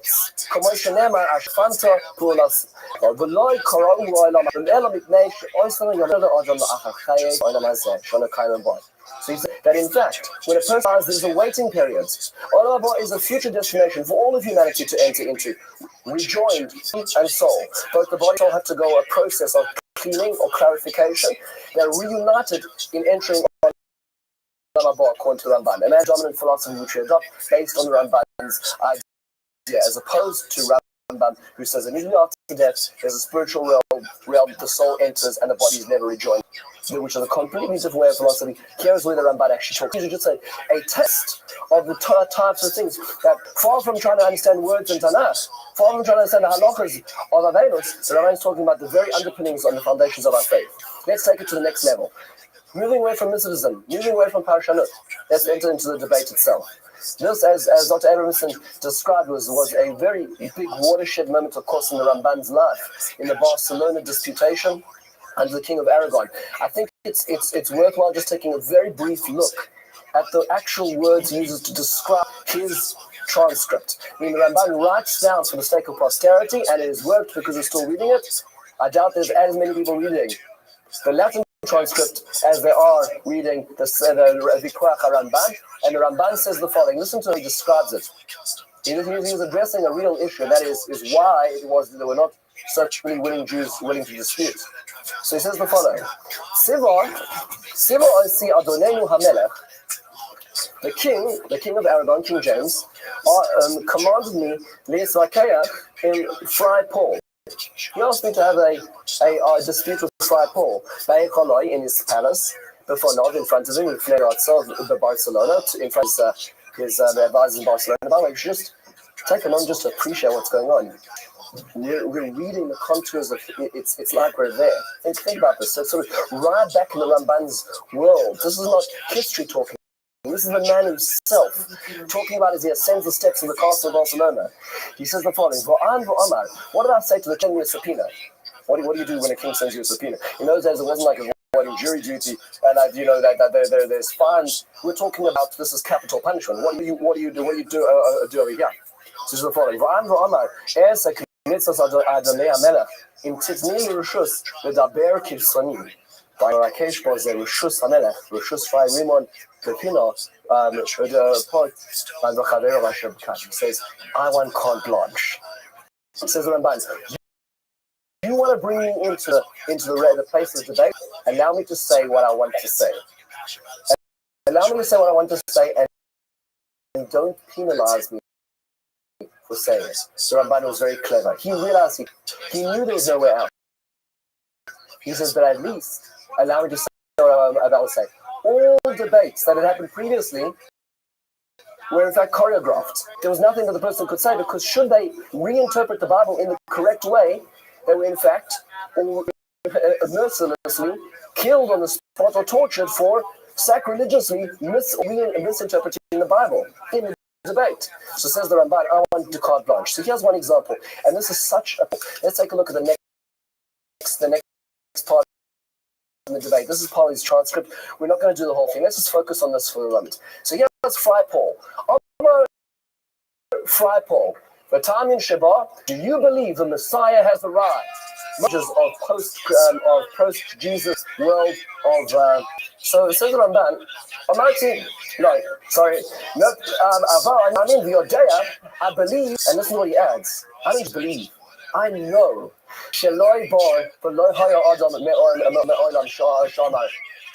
In fact, I know that he did not believe. And there was no person, there's nobody else besides Yeshu who is called as coming. I cannot believe in his being a Messiah. I'll tell you why, for two reasons. Okay? Now, by the way, this is his carte blanche. Okay, he is digging so deep. You can imagine at this point in time, the Dominican priests, shuffling in their shoes at this point in time, as he is about with what he's about to say. Okay, this is real time now. Shanavi Omer b'Mashiach. The prophet says about the Messiah, he's going to control the world from coast to coast. And this individual we're talking about never had such control.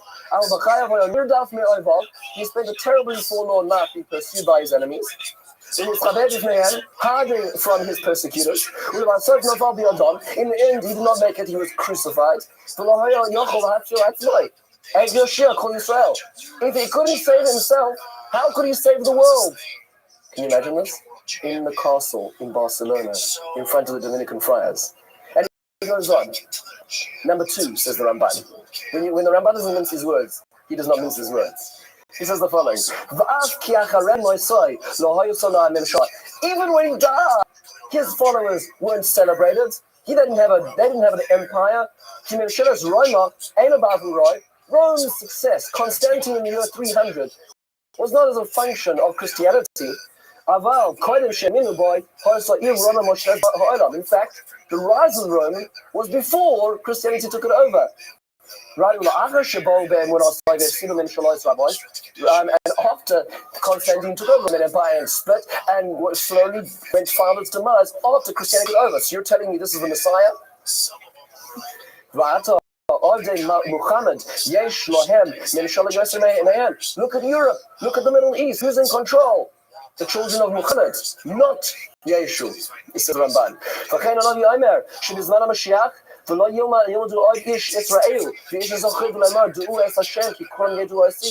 He says, the Yirmiyahu talks about the side, he says, everybody knows God.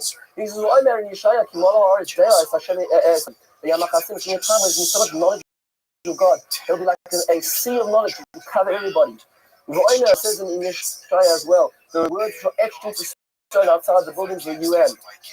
The kids of Tzurcha were saying that you'll take your swords and turn them into plowshares, and war will end, and war will never proliferate again in the world.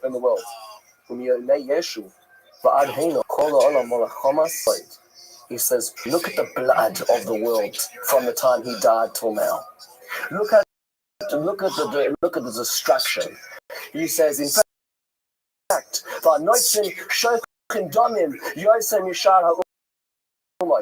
the Christians are responsible for more bloodshed than any other nation. The are immoral.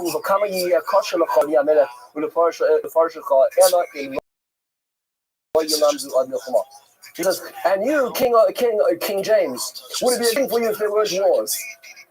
And this is what the Ramban says in the Paris. He says, how could the Messiah have, if this is a state of international, things have not changed?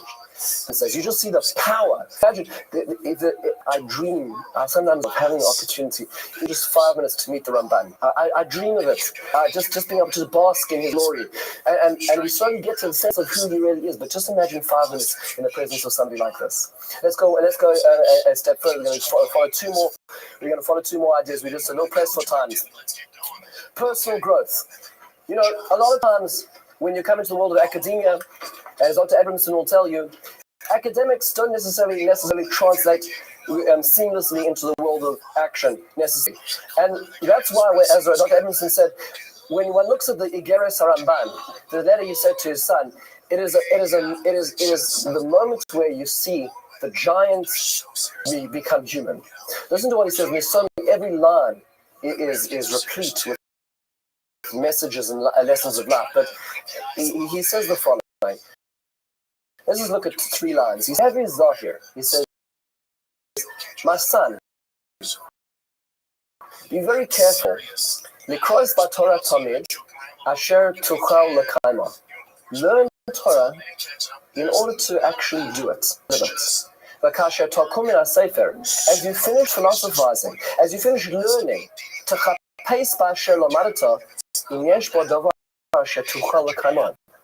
apply it. You learn about attributes of humanity. You learn about characteristics. You learn about images. When you go into the legal framework of the Gemara, how do you apply that? Does it remain in your head? Does it remain a legal fiction? Does it remain something which you talked about in the base medrash, and your life is led very differently outside those walls? Says the Ramban, my son, I want you to be the kind of person who doesn't just learn Torah, but a person who lives Torah. And over here you see this is a departure, miraculous giant mind he was, because obviously this is the person who also lives. And to fast space, to fashev, one extra point, he said, make sure you have a little diary. Even just put it out and just make sure you got accounting. Like you have an accounting with company's business and making sure checks and balances are all there. What about your life? How many times did you shout at somebody? How many times did you transgress something? Did you go over a red line? How many times did you do the right thing? He doesn't keep an accounting of that. This is a person who doesn't just learn. This is a person who lives Torah. That's a transformation I think is important to realize through the countless books that he has. And finally, one last idea. Let's return to perhaps the last and most troubling and trial of the Ramban, which is when he moved to the land of Israel. This piece over here that we're about to read and we're about to learn is so moving, is so transformative. I think that just for coming just to hear in this segment, just to hear this part is worth it. The Ramban arrives, as Dr. Aaron says, in Israel, and he finds it very impoverished and unstructured community, which he tries to construct. In fact, this is a picture in the 1800s, second or the early 1900s, looking in Chorov Shul in Jerusalem.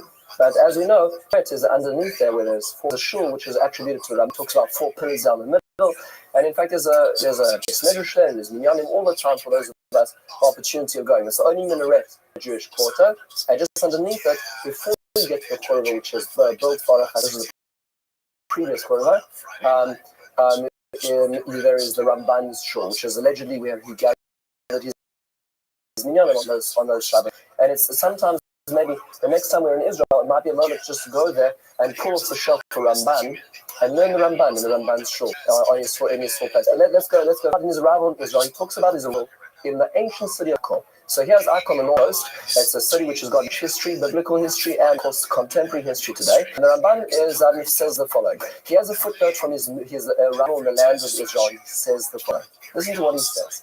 The intellectual honesty of this is most remarkable. And there's a few pieces like this. You cannot find this in the regular Ramban. It's added as an addition, sometimes in Kisisa, in one of the Mossad Cook printings, and it's in his letters, additions from when he arrived in Israel. He says the following: Berchani Hashem ad koi shisi uvasi la'akol. Baruch Hashem, I arrived in the city of Akko. I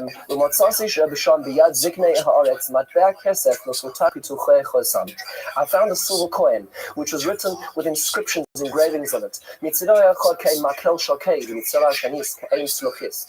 the one side it looked like a stick which was flowering, on the other side it looked like a bowl of sorts. And around it was this writing which was very clearly engraved. Take a look at this. This is the coin the Ramban's talking about, right? So we talk about the stick which is flowering, which is this bowl over here, and it is inscriptions. Now, let's try to appreciate. One second, I just want to get to the end of this point. The Ramban talks about this over here, and the problem is that both he and us look at these blankly. What does it say? And we don't know. Why did he not know, and why do we not know what it says around it? Because this is Ksav Ivri, this is Akkadian. Okay, this is written in the Ksav Ivri, the original, not Ksav Ashuri, but the original. The development of this, the original letters of Hebrew, which are written in the following way. So he says the following. Let's come back for a second. So here we are. He says the Heru Akos of the Kutiyim, the Koromiyad. I gave it to one of the Kutiyim, one of the Akkadians who lived around there, and he needed to be read because, of course, he could read the Ugaritic, like Semitic language. He says the following: Ki hu ksav ivri asher nishar lakutiyim kamoi shemuz kabesan. Go on, says it. The Quran outside of echad shekel hashkolim. The one inscription says this is a shekel of the shkolim. This is a shekel used in the times of the Beis Hamikdash. Mitzvah Shem Yerushalayim HaKadosh. The other side of the inscription was Jerusalem, the holy city. The one side is the staff of Aaron, which sprouted forth those beautiful flowers. And the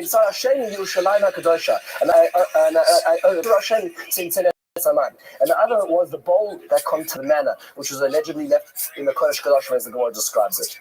The shakalmu also. So what's the first thing the Ramban does? We weighed it. How much does shekel weigh? You're holding history in your hand. How much silver does it weigh? The shakalmu also the shulchanos and mishkolah asara kesef astrila lands. It weighs a particular type of silver. And chatzia ukia, she's kira Rabbeinu, and chatzi ukia, which is like what Rabbeinu Shlomo said. Rabbeinu Shlomo, full circle, Rashi. There was a dispute between Rabban and Rashi how much a shekel weighed. And he gets to Akko and he weighs how much, like, to the side of the debate, like Rashi. You understand? He's been living in Spain up till now. First time in history he's able to sit and he weighs it as like Rashi. What would you expect him to say now? What's the next sentence? What would the Ramban say at this point in time in his life? So at this point in time, he could either have not written it down, he could either he sort of excused this from his thesis because it didn't fit with his natural work, which he spent a long time working on. But that's clearly what he did. Or on the other hand, he could say, hands down, Rashi beat me. Listen to the sensitivity of his words. He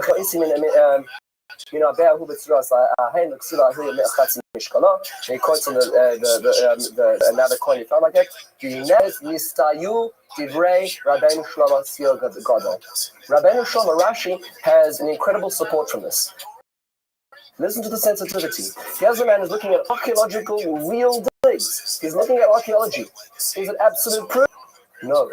He doesn't say Rashi's right. He says Rashi has got an incredible support, an incredible proof. Why?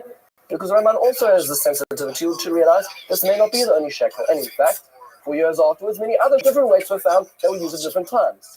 So Ramban, on the one hand, and one of my teachers, Rabbi Chaim Angel, points to this Ramban as the most incredible integrity and honesty of the Ramban. I know he says on the one hand that I'm wrong. It wasn't what I said. But on the other hand, it's not absolute truth. I'm able to actually come to the land of Israel, appreciate what I'm seeing, what I'm feeling, and to adapt my whole life work, even at his old age, to be able to include this. This is all This is really an astounding piece of history and Parshanot coming together. What we did in one opportunity was we looked at Parshanot a little bit of the Ramban, his methodology, his misses in the world we will hear after, his disputation in Barcelona, the transcendence of that from the world of the mind to the heart, and finally how that applied when he talks about the land of Israel. This is a drop in the beginning of our exploration in what is a transformative experience of learning the Ramban. Looking forward to the next speaker, ladies and gentlemen. Your brand style. Need a hand, say last. Get help with everyday tasks like enhancing product imaging, descriptions. Shopify is AI created for commerce. To get stuck, Shopify is always around to share advice with their award-winning 24/7 customer support. Turn those dreams into cha-chings and give them the best shot at success with Shopify. Sign up for your $1 per month trial and start selling today at shopify.com/shop, all lowercase. That's go to Shopify. Thank you very much for coming tonight. Fact. SHAB, shopify.com/shop, all lowercase. Cha-ching. Fascinating topic, and once again, I'm thrilled to be teaching with John Haddock and Paul Felder, the great. Dude, the amount of hype they were doing with Rabbi Trump. Last week's was really exciting. If you missed it live, you can always catch it online. And we're going to go to a totally different part of the world and the historical landscape today. We're going to move from Christian Europe to the Muslim lands. And of course, for most of diaspora history, Jews experience either living as a minority within Christian lands or living as a minority in Muslim lands. Very, very different experiences. Right up into the 20th century. Spain is always that somewhat calm situation because it's a triangular culture, but today we're going to go to the heart of Muslim civilization, look at the life of Saadia Gaon.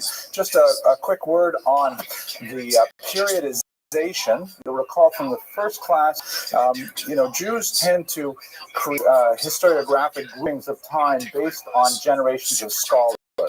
Not based on external historical events. In fact, using terms like medieval with regard to Jews is very difficult because, for example, while Christian Europe was sunk in the Dark Ages, we had Rashi.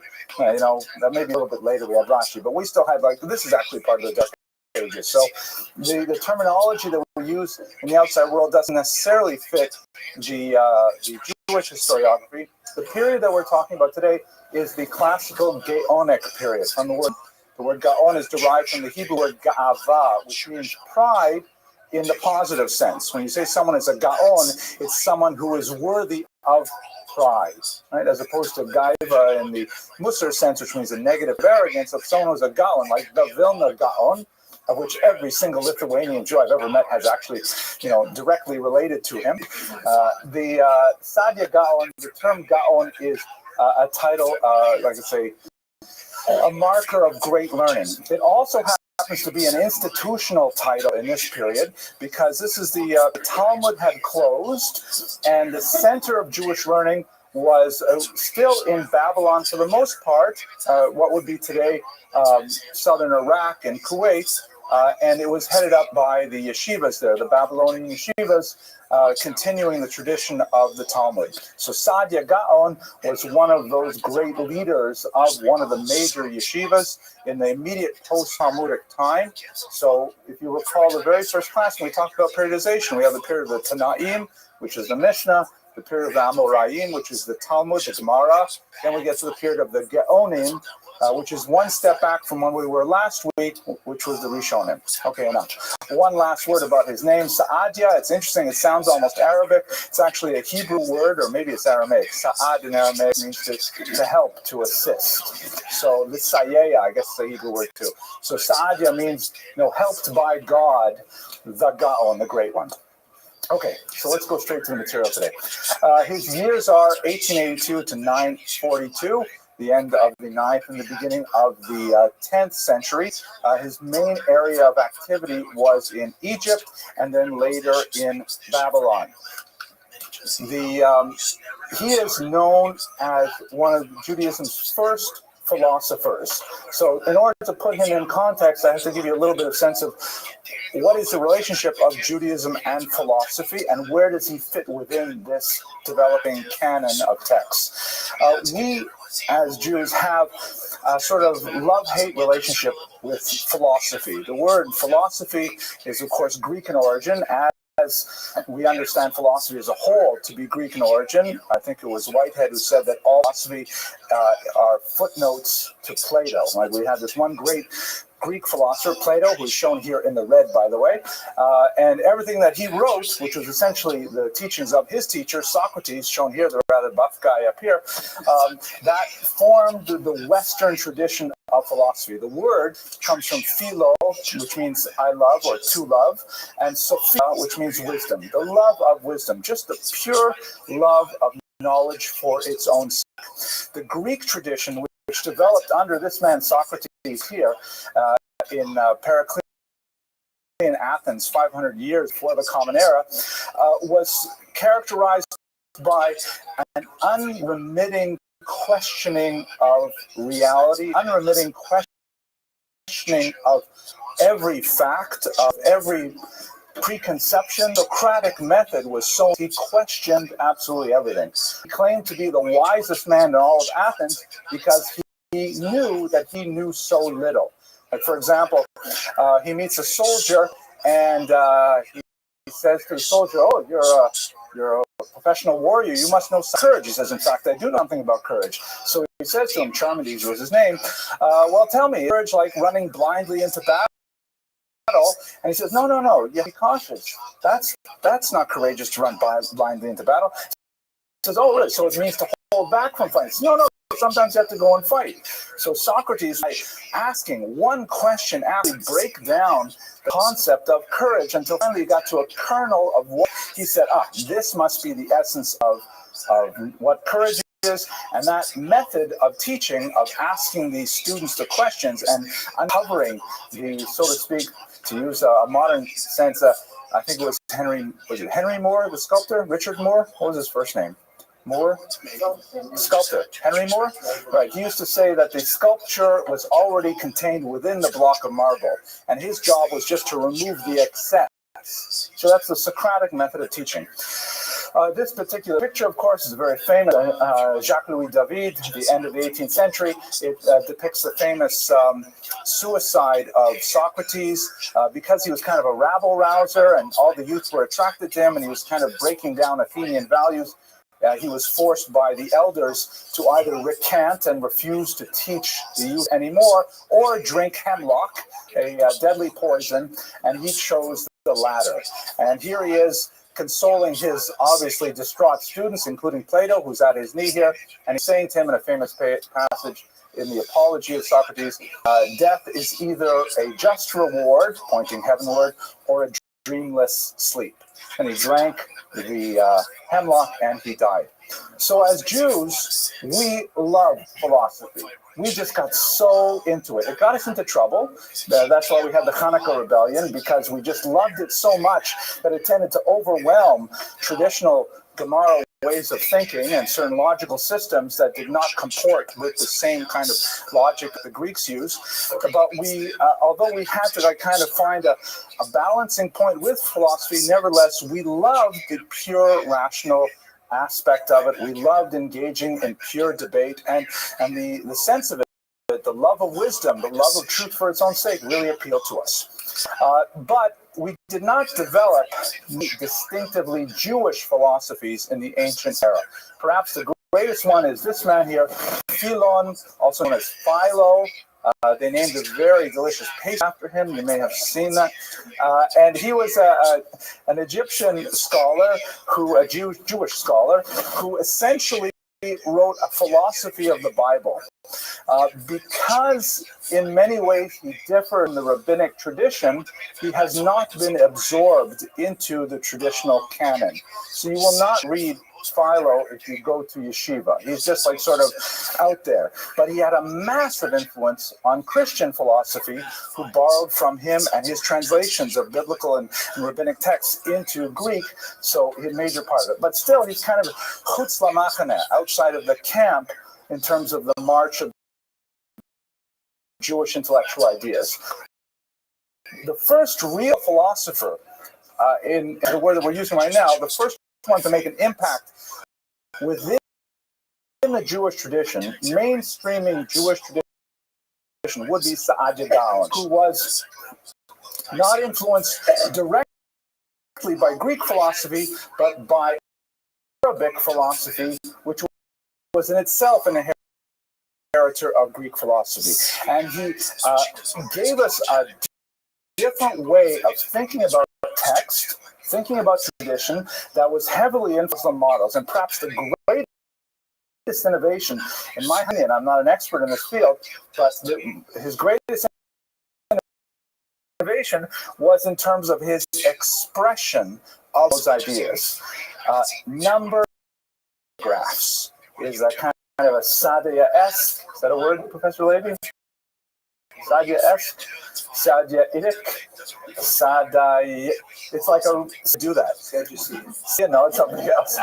He would just say, okay, like, do this. But the Islam philosophers of the Mutazilite trend, which is a Muslim way of approaching the Quran, these numbered paragraphs. So, okay, this is chapter number 1. Idea number 1, number 2, sub-idea 2A. So organized. It was mathematical. It was logical. It was lockstep. Like, get onto the rails and not get off his track. It was so straightforward. It was like, what did they say? Quid est demonstrandum. Something like that. It's totally demonstrated. Quod est demonstrandum. It's completely demonstrated. You can't. Off the top of your head, you may not have read so much Saadia Gaon, but who really adopted this? Anyone else who really shaped? Rabbi? Rambam. Yari of Smicha, but you're right. The Rambam, he disagreed with Saadia Gaon in so many ways. He loved the format. Oh my gosh. What a great way to present ideas. I often use the emails nowadays. Let's get inside the global context now. So, what is Islam? Just for a quick moment to give you a sense of how this fits with the Jewish history. So Islam faith emerges in the 7th century from Central Arabia here, and spreads with amazing rapidity throughout the entire Mediterranean basin, taking over the Arabian Peninsula in a very short period of time. You can see here the colors here. This is the solid is when Muhammad died. I believe it was in 632, 636, something 632, I think. So this is the region that became Islamicized. Jews and Christians living at that time. Muhammad brought very liberally Christian and Jewish ideas. They are integrated into Islam. Then it expressed after his death throughout the Persian Empire, the part that is especially relevant for us here, the Mesopotamian region between the Tigris and the Euphrates rivers, Africa. And then in the year 11, easy to remember, they make it up into Spain. And every year on 7/11, they give away free Slurpees all throughout Spain. I don't know why. And they even close to conquering Europe. They're eventually held back, but they're quite close to the European continent per se. So the reasons for this of Islam are beyond our scope today, but I will point out one very important thing. Islam definitely did have some coercive measures, and if you read historiography of the 19th century, especially white Christian European historiographers, they would emphasize the, convert or die kind of picture of its Muslim spread. But in reality, Islam was an incredibly powerful body of ideas. It was remarkably cult vis-a-vis other faiths. And when you look at the massive spread of Islam in regions where people have their skin, for example, very strong appeal today, Pakistan, Bangladesh, Northern India, it had a redemptive ideology that put it in line with the monotheistic faiths in a way that, Islam was a very competitive group of ideas. There was also social elements that to Islam give a person a quick leg up in terms of social standing. And in fact, you have many examples of that beyond the scope today. Jews actually did pretty well in Muslim empires. They were especially well situated in the region of those two major rivers, where they had already developed the Talmudic academies of Surah, Badita, Nahar, all of these place names that are very familiar to anyone who even moves through half page of Talmud.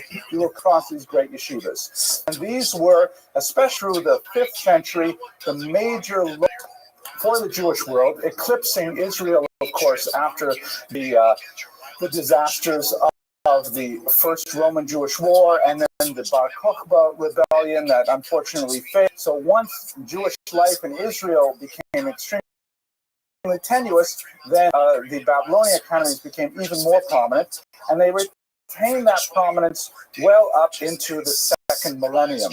That's the Gaonic period that we are speaking of today.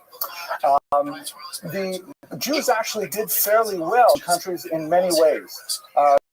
We should bear in mind that Islam and Judaism, I wanted to get a nice, this is kind of a chat. The guy on the left is Jewish. It's a poster picture. It's a poster. That's not hard to believe. The guy on the left is Jewish and this guy is Muslim. What is, no. But the idea is we have to, there's no question that right now, as we're speaking in the year 2017, there has been a sustained conflict in Israel between Jews and Arabs that has resulted in many wars. What's good in your neck of the woods?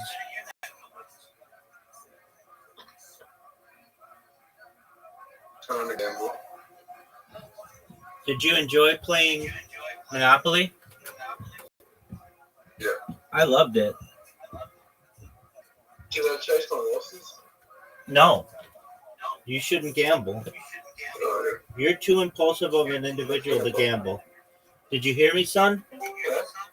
You're too impulsive of an individual to gamble. Yeah.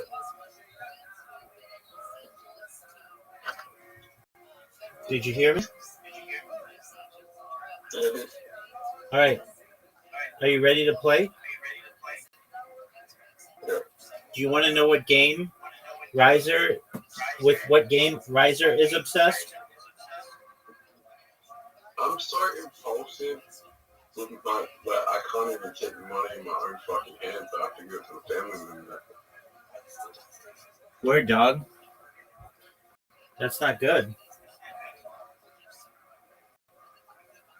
I mean, it's good that they have money. I think we have the money, right? Yeah, but it's not good that once you get it, you just blow through it. Oh, if my family member gave me all the money I have right now, I'd fucking buy like, I don't know, $500,000 in fucking hookers right now. I don't know. Zoot, did you know that you have an invitation for a game? Yeah. Riser is obsessed. Hi, Zoot. What's up? Zoot, aren't you going to say hello? Okay.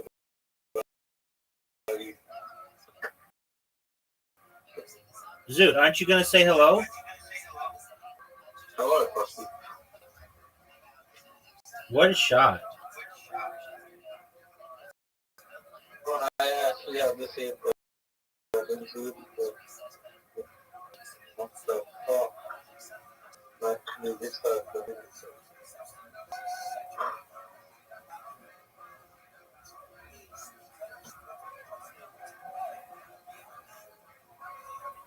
Piece of shit, YouTube app just fucking starts playing it so randomly. Anyway, but so I actually have the same problem, but with very amounts of money, and I make like $250 a month, and I ended up using it to help certain things happen in game. And I'm like, I make $250 a month $250. Yeah, and then I got loans and shit. So like, I kind of fucked up, but I got it sorted out now. It's just that, like small amounts of money, but $30 a month, that's what? $3,000 a year? yeah, pretty much it. Because like, I don't know, I couldn't like work out. The job stuff here is not that great, but you have to like climb the corporate ladder, get really good at your work, and then you get more money. You get like paid like 50,000 rupees a month, which is like how much is that, Rabbi? Close to $700 a month, most likely. Yeah, that's the best you can get. Isn't that different parts of India where you can earn more if you go to different places in India? Yeah, so I'm in the richest like place in India, which is Mumbai, and I even live in like a proper area, but the employment, so people come, people go. Most of them either they have some money from their family or just manage to survive by about 9 to 5 or working like 12 hours with a starting salary of $250 a month. That's what I was doing, but now I got like lighting job where this company outsources my work and they use it for all sorts of shit. But they can't pay me more because the amount of work I put in is not that much compared to the quality. Might be a lot, but the work I put in is not that much, so they can't really pay me more. So yeah, I got screwed badly on the gaming thing because I was just trying to help, but like sometimes well-meaning intentions fuck you up. So it happened with me, but I got it sorted out for 2 days ago. Just like next month I'll end up most of my salary on loans.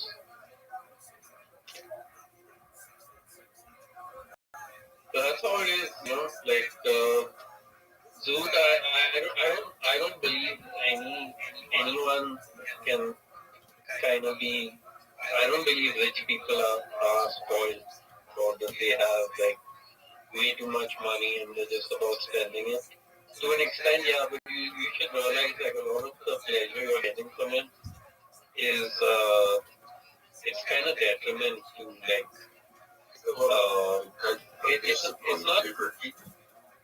not detriment. Yeah, I mean it's not detriment to like what your the financial outcome is going to be. What it's detriment to is kind of how you um how you're just based in your life. You ready for this one? So like sometimes what you can do is you can just like think about how much money you can spend in a month and start just doing that, and then at the same time find like relationships with people. That always works because I think it's a problem that maybe richer people do have that problem. It's just that they don't, for whatever reason, like you have to change. So like just have relationships with people even if you don't want to.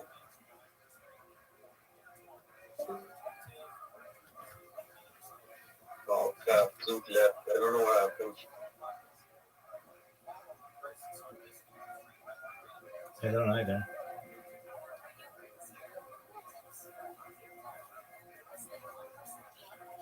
Have you been watching people on Kick, son? No, on Kick, just on Twitch. I prefer Twitch, man. Kick's kind of like, I don't know, it's too much. It's like they allow too much shit to happen. What do you mean? As in like the whole Twitch deals and stuff, like.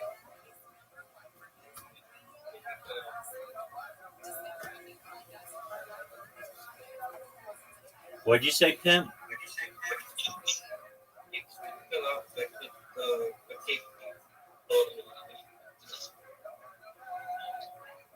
Yo, dog, I can't hear you. Can you repeat that?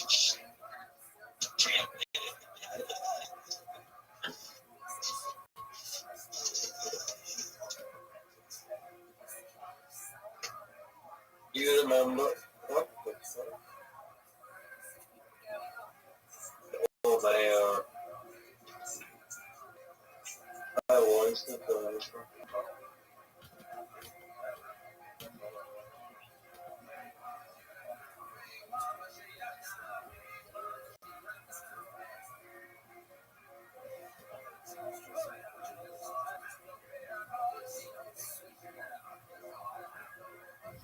Yeah, Rabbi. What I was saying was they have stick deals with people, right? They have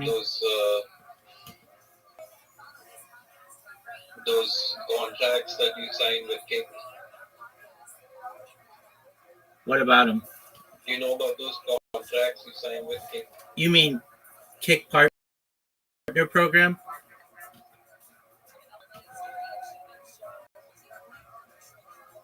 I head out. I think Zoo can probably come back if I head out, so I'm just gonna like take a break. It doesn't have anything to do with you. I don't know. Maybe he left because he kind of got pissed off. No, he didn't. No, he comes and goes all the time. Don't worry about him. All right. So you were saying about the Kick partnerships, right? Yeah. Okay. Yeah. So the Kick partnership deals, right? Yeah. They just make money off that shit. Right. And for the most part, like the content is not like, you know, it's all like set up content. Like you don't have to do shit. You just like go on screen and waste people's time or whatever. But what people call entertainment nowadays is anything. I'm serious, like anything. So long as you keep up the same character, you can make content for anything. Okay, so you like Twitch more than Kick? Yeah. I don't know. I don't think. I think you're on Twitch as well, right? No, I'm live. No, I'm live on Kick right now. I'm live on Twitch right now. Oh, you are? Word, dog. Well, yeah. I don't know. It's just kind of weird how shit is like. I don't know. I don't even know like where I've not met even one friend of mine living in Mumbai right now. Like you know, not just Mumbai or wherever they live. Like my best friend or whoever I was talking about back then. And I don't know. It's just like the kind of. It's if I ever get to USA, I know one thing for sure. I'll never be culture shocked because of whatever the TV and like screens have like implanted into my brain already, you know. What do you mean? So I don't know. I get along better with people abroad, like just on some level or the other. Because living here, everyone speaks English and everyone speaks whatever other languages they speak, but there's a kind of ghostland meta that happens here, you know. Does anyone? It's like a ghost town in Mumbai. Like everything's buzzing and people going to restaurants and this and that, but people don't realize like it's just a ghost town actually, because you know we don't like like there's not much you can do about a lot of stuff, especially like employment. Okay. And yeah, so like when you're living in third world and you start to see like these small things happen. Like for example, I see a lot of like teenagers like outside and doing stuff, and there's like a problem with them doing that. But I mean, like I don't really care. No one else does. But it's just like like that kind of fraternal thing. It just doesn't like. It's part of the West, but if you do that over here, there are going to be like repercussions or whatever. It's just that they want to live like that, and it's perfectly fine for them to live like that. They have the freedom to choose whatever they want to do, right? But just I don't understand how like all these like kind of Western elements kind of uh, subdued in a way, like in the East, right? Because we don't have good frameworks like mental frameworks. Like people just don't relate to anything, right? Okay. So that's a problem. It's just like it's a kind of it's a kind of coexisting like state of things that everyone speaks English and everyone speaks whatever other language, but there's no consensus for whatever reason. Do people speak Hindi? Yeah, I do as well, but it's kind of weird, man. Like there's a kind of divide, right? So people who are working class work are the people from villages or whatever, and they kind of do the working class stuff, and the middle class people just do regular jobs like office jobs, and then you have like an upper class that is like a 0.00 something percent, of people who are actually rich. So that's how it is. It's just that, the system kind of works, but I'm not sure, like, kind of sure how people survive, like, on a money basis.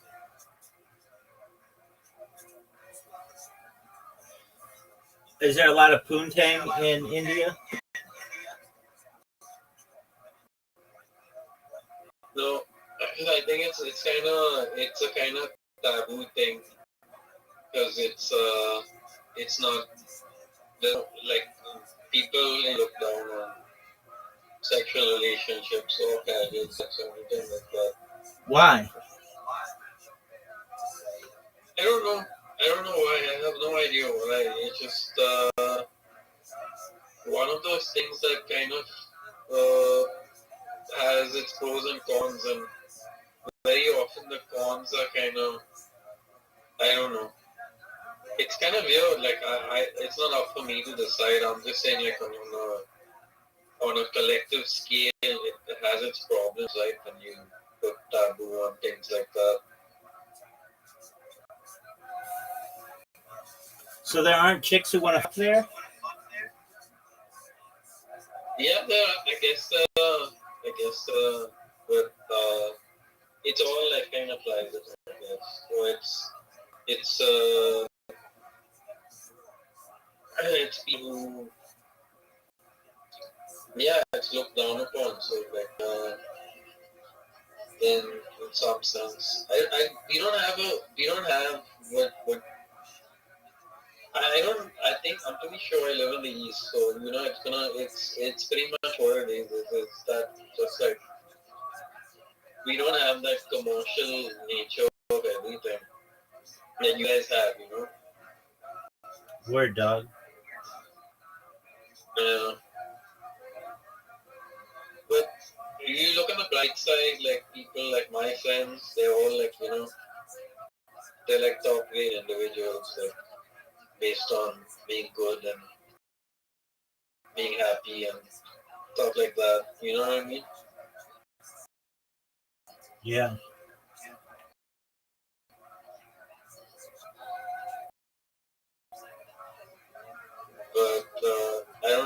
happens to you, be honest.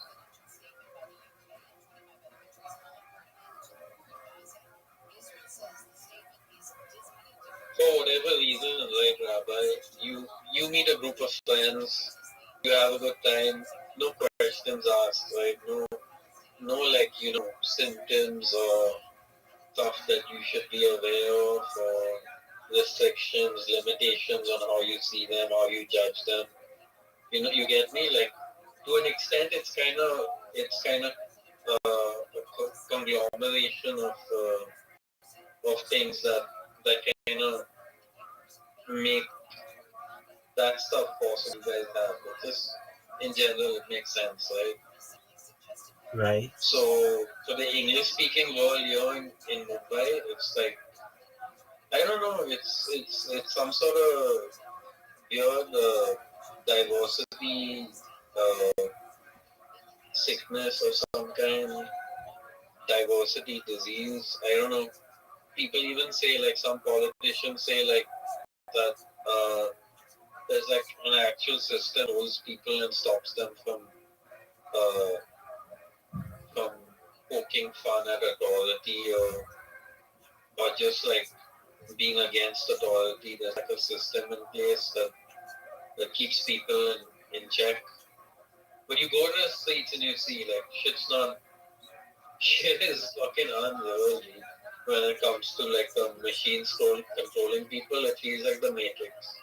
I swear to God, but I've been on the streets more than most people know or want to care about. So I've seen shit like that. Yeah, I walk the most. Like, I'm like the strider guy in Mumbai. So the thing is, it's just that, you fucking, you gotta like know exactly how to look at people, or how to approach someone or whatever. Because if you're in the wrong place at the wrong time, some shit's gonna go down.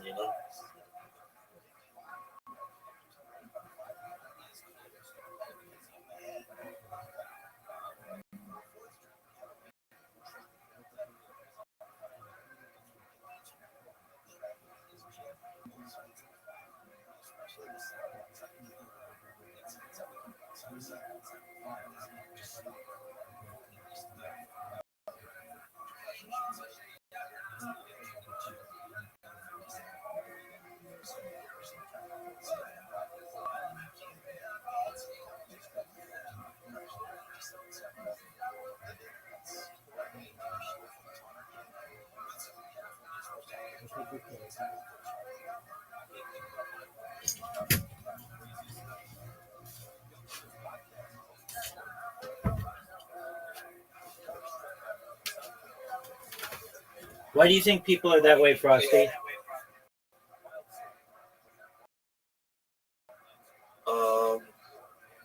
You mean like, no? It's just a problem of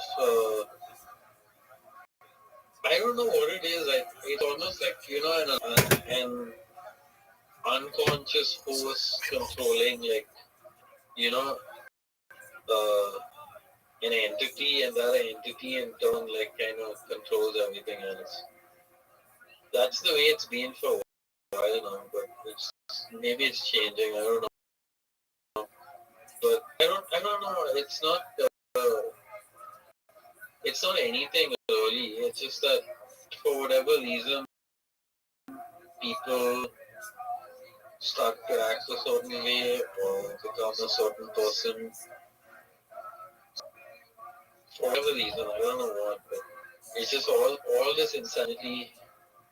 And sometimes I do blame myself, but I can't blame myself because it's stupid. But it's still one of those things that kind of happens to me. It's just like, because it's not just in my family; it's also like outside my family. Strangeness, like actual strangeness, like people making wrong decisions or wrong choices and everything, just toppling down and shit. But yeah, I don't know what it is. It's yeah. It's like that actually. Like, it might be one of those things where you think, someone who is more of more Indian or whatever it is, that they have more primitive ways of thinking, and they kind of manage to survive based on their own identity. And then you compare that to someone who's like Catholic, Christian, or whatever it is, and they speak English like me and whatever, and it's those people can have to be the overachievers. You get it, Rabbi? Like they have to like be able to have much power to go through the education system and get a job and become extremely wealthy, etc. Nie sprawdza się w biznesie. Za to uraki w promocji sprawdza się w Mix. I think I get what you're saying. So, yeah, it's one of those things. Money controls everything. Or a dog. If you don't believe money controls everything, then you're still stuck in that loop like they have in the West, right? Like, Word. It's just money, it's not like that at all. Absolutely. Do you know who Sundar Pichai is? Yeah, I know you don't like that guy. Right? Yeah, he sucks. Yeah. He's terrible. He's one of the worst CEOs in the world. He's awful.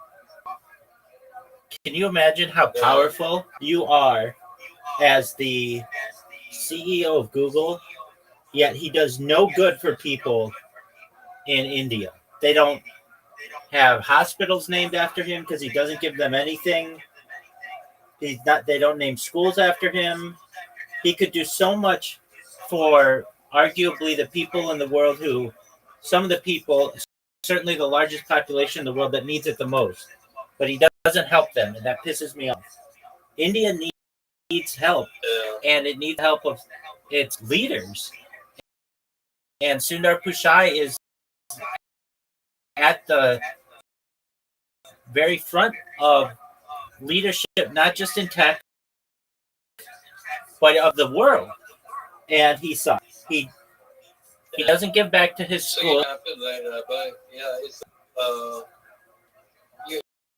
we have like a thing, like it's just one of those things where you have to concentrate so hard on your duty as a citizen, and I don't know why, but it's just like whatever that meant or whatever it is, it just like became really strong in the minds of people or something, and it turned into like some sort of disease almost. Why did it turn into disease? I understand like nationalism, each person being like like completely omnipotent. That kind of nationalism doesn't make sense. I just think that he should help the people there. There are so many poor people in India, and I've never heard him ever doing anything nice for the people there. I don't know. I think they can definitely build up stuff from the roots. I think it happened already, Anyway, it's not on the news, but it's just they probably like what happened was they got a bunch of people to actually develop systems to help. But yeah, that's pretty much it. Like it's just like I don't know how to like explain it, but so for the most happened post to 2020 or something. Yeah, like I have friends. Like I have one friend.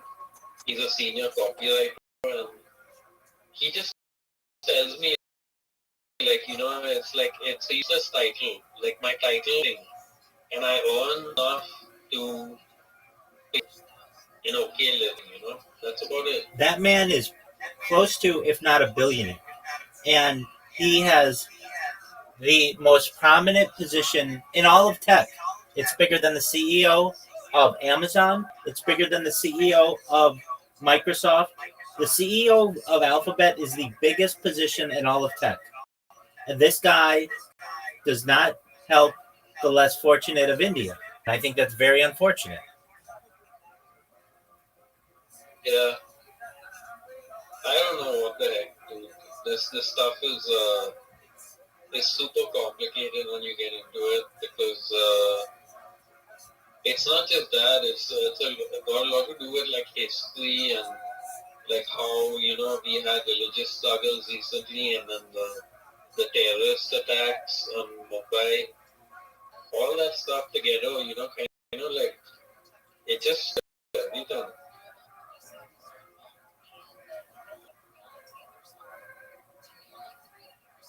So yeah, like for whatever reason, there's supposedly an ancient land, but doesn't make. I don't know. Possibly, I don't know.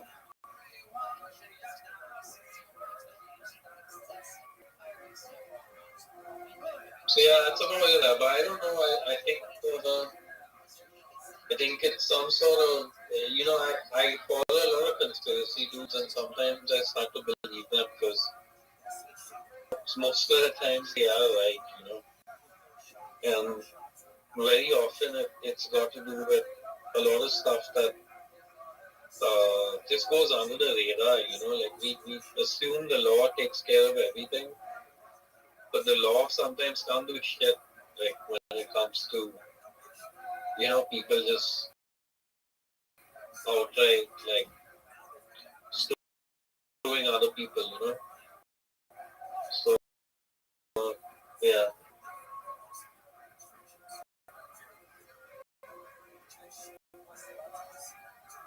Yeah. All right, Rabbi, I'll see you later. Take care, Pimp.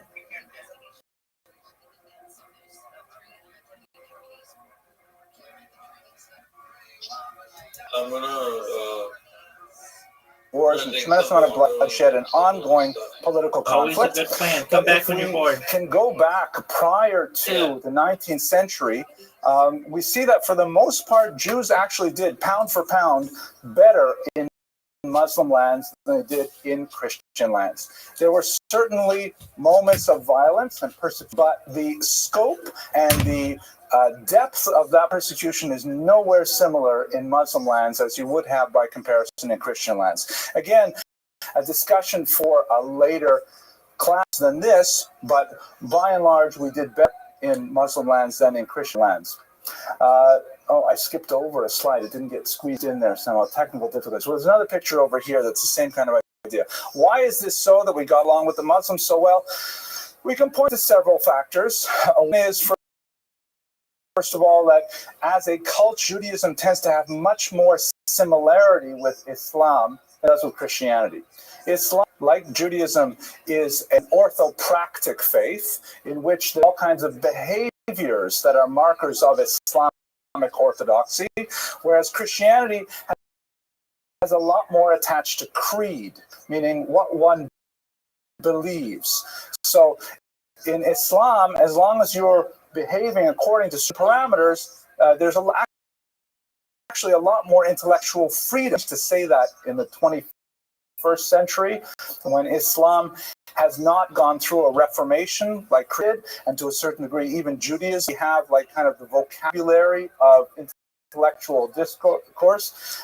Islam does not necessarily have that in the 21st century by comparison, but Islam will pray 5 times a day, we pray 3 times a day. We have shrut, they have halal. We have Chinese food, they have there's like those that are sort of balancing out. There's an emphasis on levels of modesty for women. There are all kinds of things that culturally there's kind of like they're resonating with each other to a much greater degree than Christians would. And Christians placed a lot more emphasis on what a person believes. Whether a person went through that singular salvific act of baptism, for example, is a major deal when it's only a one time, even an infant's ritual that may not have any impact on a person's thinking later, those are things that are important to Christianity. They're not so important to Islam. So we had cultural similarities. Jews in Arab lands also, as we discussed last week, tended to adopt a survival strategy of acculturation much more than in Christian lands. In Christian lands, especially after the Crusades, there was an emphasis on insularity, of looking inward, of trying to be different, of trying to maintain our isolation, not necessarily so in Muslim lands. Okay, let's go down to talk about Saadia himself. So he was born, as I mentioned, possibly 1892, but definitely in the late 9th century. He came from a very simple family. His father was not a learned Jew, and in fact, this was brought as a grave criticism against Saadia by his opponents when he was promoted to be the head of the academy. But he was a child prodigy of incredible proportions. He wrote his first book at 11 and actually republished it several times afterwards because it was a classic. He was a philologist, he was a poet, he had tremendous facility with the Hebrew language. And by the age of 23, he already had an extensive school of students who were drawn to him as a master teacher. He was also a very hot-tempered individual. We'll see a couple of quick examples of this in his life, and I know Rabbi Trump is going to speak about this as well in text, but he had an ongoing bitter fight with the Karaites. Karaism is a movement that emerged about this time in the same region that rejected the oral tradition. The Karaites accepted the written Torah, the first 5 books of Moses. They considered that binding, but all of the other material, the Mishnah and the Talmud in particular, are rejected. Saadia took them on extensively, and we have a lot of back and forth nasty literature published as a result. And ironically, we know a lot about Saadia from the surviving Karaite literature. Today will come up all kinds of arguments against Saadia, and by reading those arguments, we know a lot about what Saadia himself thought, as I put in this point here, right? Like, for example, the 7 proofs for the necessity of the oral Torah. He didn't bother recording that in any of his other works, but in his polemical literature, when he wants to demonstrate to the Karaites, here are 7 reasons you guys are totally wrong. So we have from the Karaite literature, he had a huge kind of turning point debate when he was already left. He'd left Egypt and he had gone to the Babylon, and there was a huge debate over the calculation of the new moon. As I'm sure everyone in this room is familiar, but maybe I'll say it for the benefit of the internet audience. We actually have quite a few people in Latvia and Thailand, for example, who actually watch these videos. The Jewish calendar is solar. It is basically lunar, like the Arabic calendar, but because the lunar year is only 354 days long, that means that it loses 11 days every year. Hence the holiday of Ramadan, for example, a month-long holiday, is in a different season. Every decade or so, it's moved back, to a different season.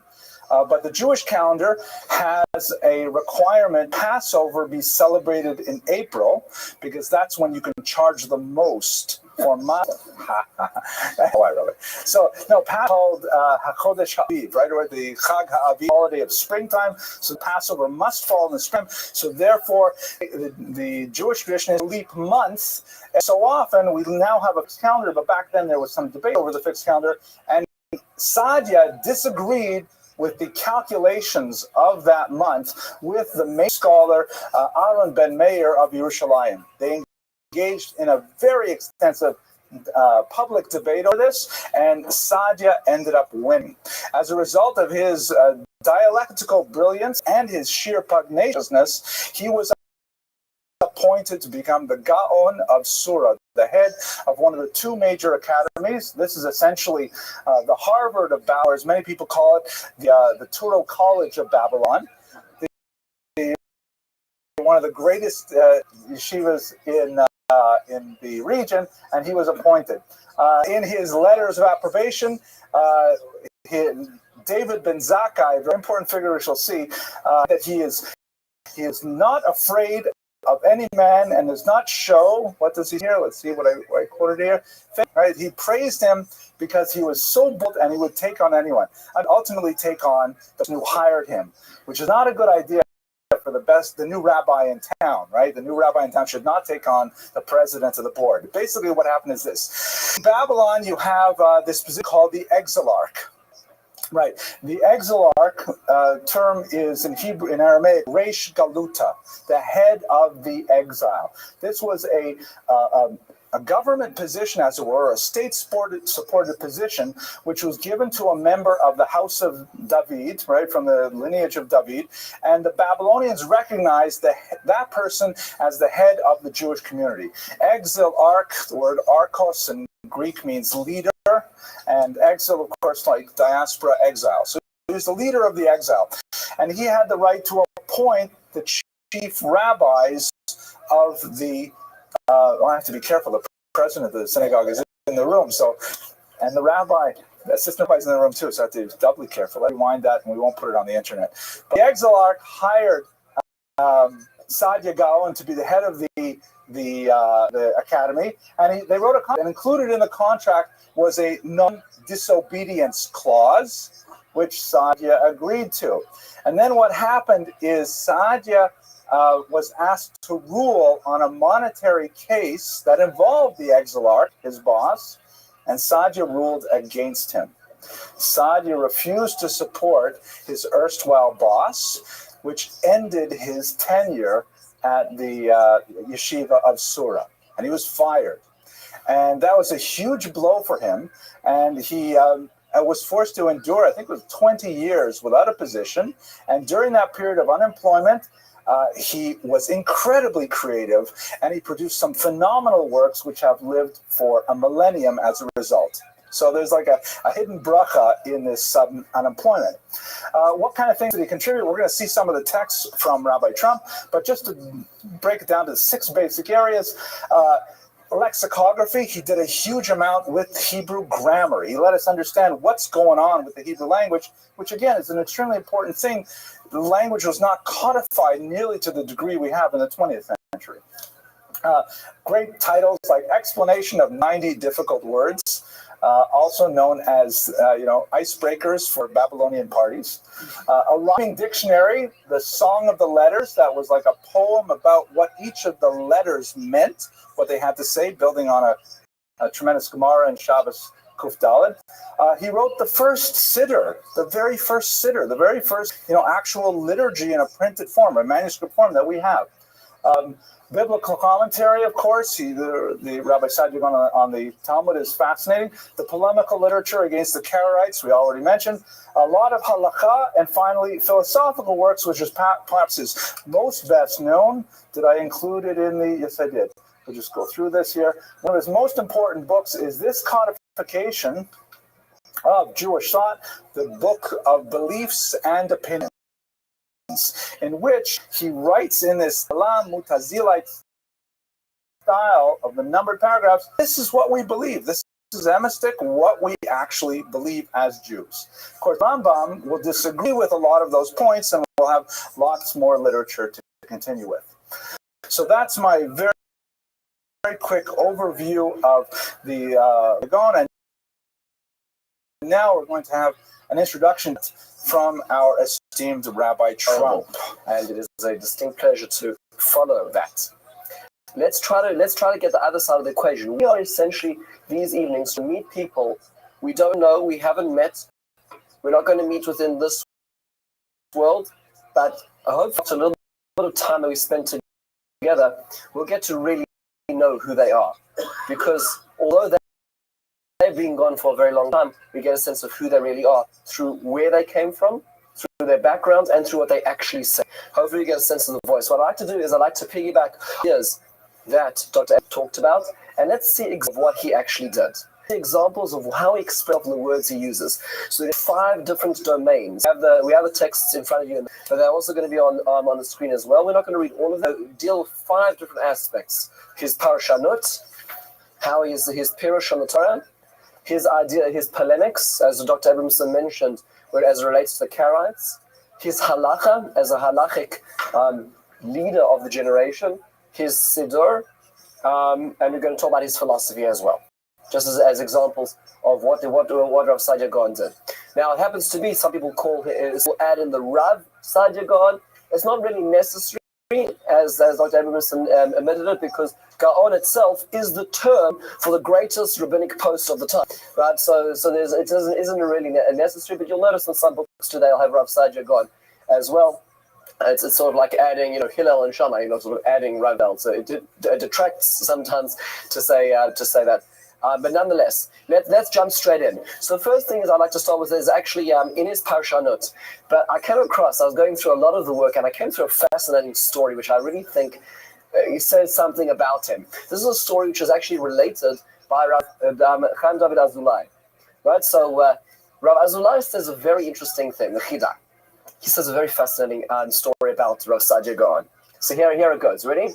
So he says he recounts the following. He says that Rav Saadia Gaon or Saadia Gaon one day was having an interaction with a tailor, and he said to the tailor, "How many stitches did you stitch today?" And the tailor's response was, if you go into the text itself, he says, "Achayat heshivon," and the tailor responded, don't ask me how many stitches I stitched today. How many letters are in the Torah? That's your domain. Do you know your domain as much as you expect me to know my domain?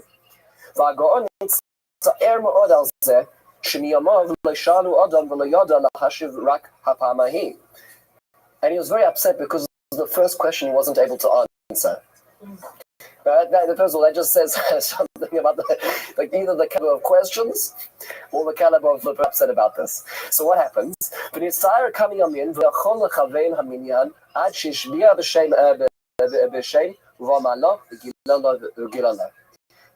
is that he recited the name of Hashem inside, and an angel came to him and revealed him number of letters. Then he was extremely happy, and in fact, he writes them down. So just in case you're wondering, he has a whole list. I'm just going to give you an example. So for instance, the letter Aleph, the letter Aleph appears right? And he goes through each letter in the Torah, and he tells you how many times it appears. Now, the reason why the story is fascinating is, first of all, interesting things. Number one is that he obviously knew a lot of answers to a lot of questions. Number two is that he really cared about it. It wasn't that the questions were just simply his resume or his portfolio. He really actually cared about the material that he was being asked, and to the degree, and also you see the specificity. I mean to say, everything in his mind, as Dr. Abramson said, everything in his mind was in systems. Everything fitted into a place. There was no random information which was fitting into a mystery we have in our filing systems. You have all the files, and then we have the miscellaneous file. There was miscellaneous in his type of thinking, and this is thinking that we see coming out from Rav Saadia. So let's turn to his Paranot itself. As we do this, first thing you want to know about a book, read the introduction. It's the instruction telling you what he wants to do with it. It happens to be Saadia Gaon had two pirushim on the Torah. One is called the Pirush HaKatzar, the short explanation, and one is the Pirush HaAroch, the longer explanation. Unfortunately, we don't have much of his Pirush HaAroch. We don't. It's not extant in its full. We do have much of the Pirush HaKatzar, the shorter explanation. They differ. The audience of the Pirush HaKatzar is actually the Hamon, not even Jewish people. It was really a basic understanding of the Bible. And part of the reason why that was important was it was important, he felt, for the masses, Dr. Abramson said, to have access to the real meaning. And in his mind, there was no gray area. It was black and white. He wanted people to understand exactly what the Torah meant, and he therefore translated it, as you'll see in a few examples. So here's what he says when it comes to his introduction to his explanation, and it really gives us a very fascinating insight into him. Now, it's interesting, as opposed to Ramban, the focus of his Pirush is not going to be overlaid on Rashi. Why is that? Yeah, because Rashi is not born yet, and so Rashi is certainly not the centerpiece of his Pirush, but he does say the following. This is really something which is emblematic. The more you read of Rav Saadia Gaon, the more it corroborates itself. everything is completely self-substantiating. Everything is completely in state. And so this idea affects his philosophy and his linguistics and his polemics. Here we go. So you reader who are about to engage in reading this Torah, because I'm just helping you read it. You're not reading me, you're reading. So I'm helping you get access to it.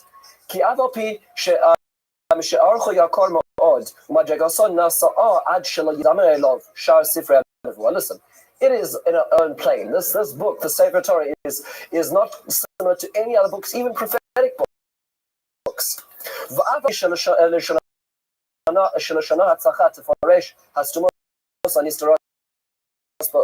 Even though its language was very impenetrable ideas,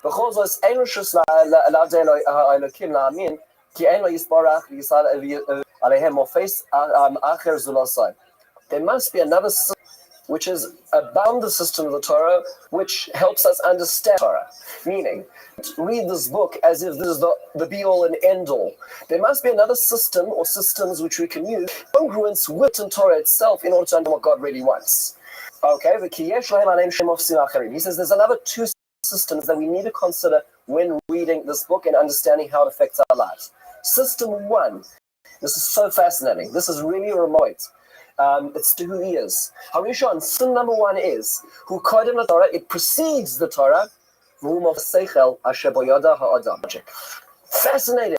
He says the Torah operates within the system. In fact, if you go to the end of his paragraph, apologies, we didn't go down here. The end of this section, he says, we have to believe that God is righteous.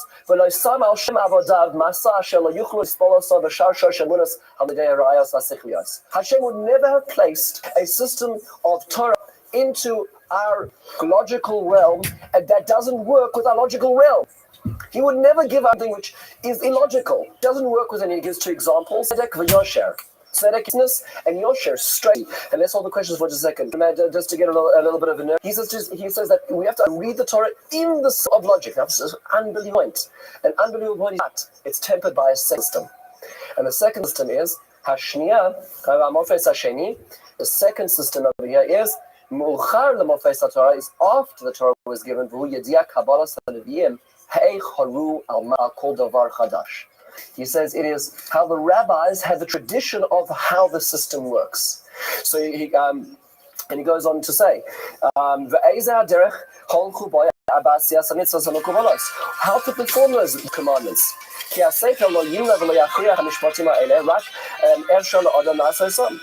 The logic won't help us get there.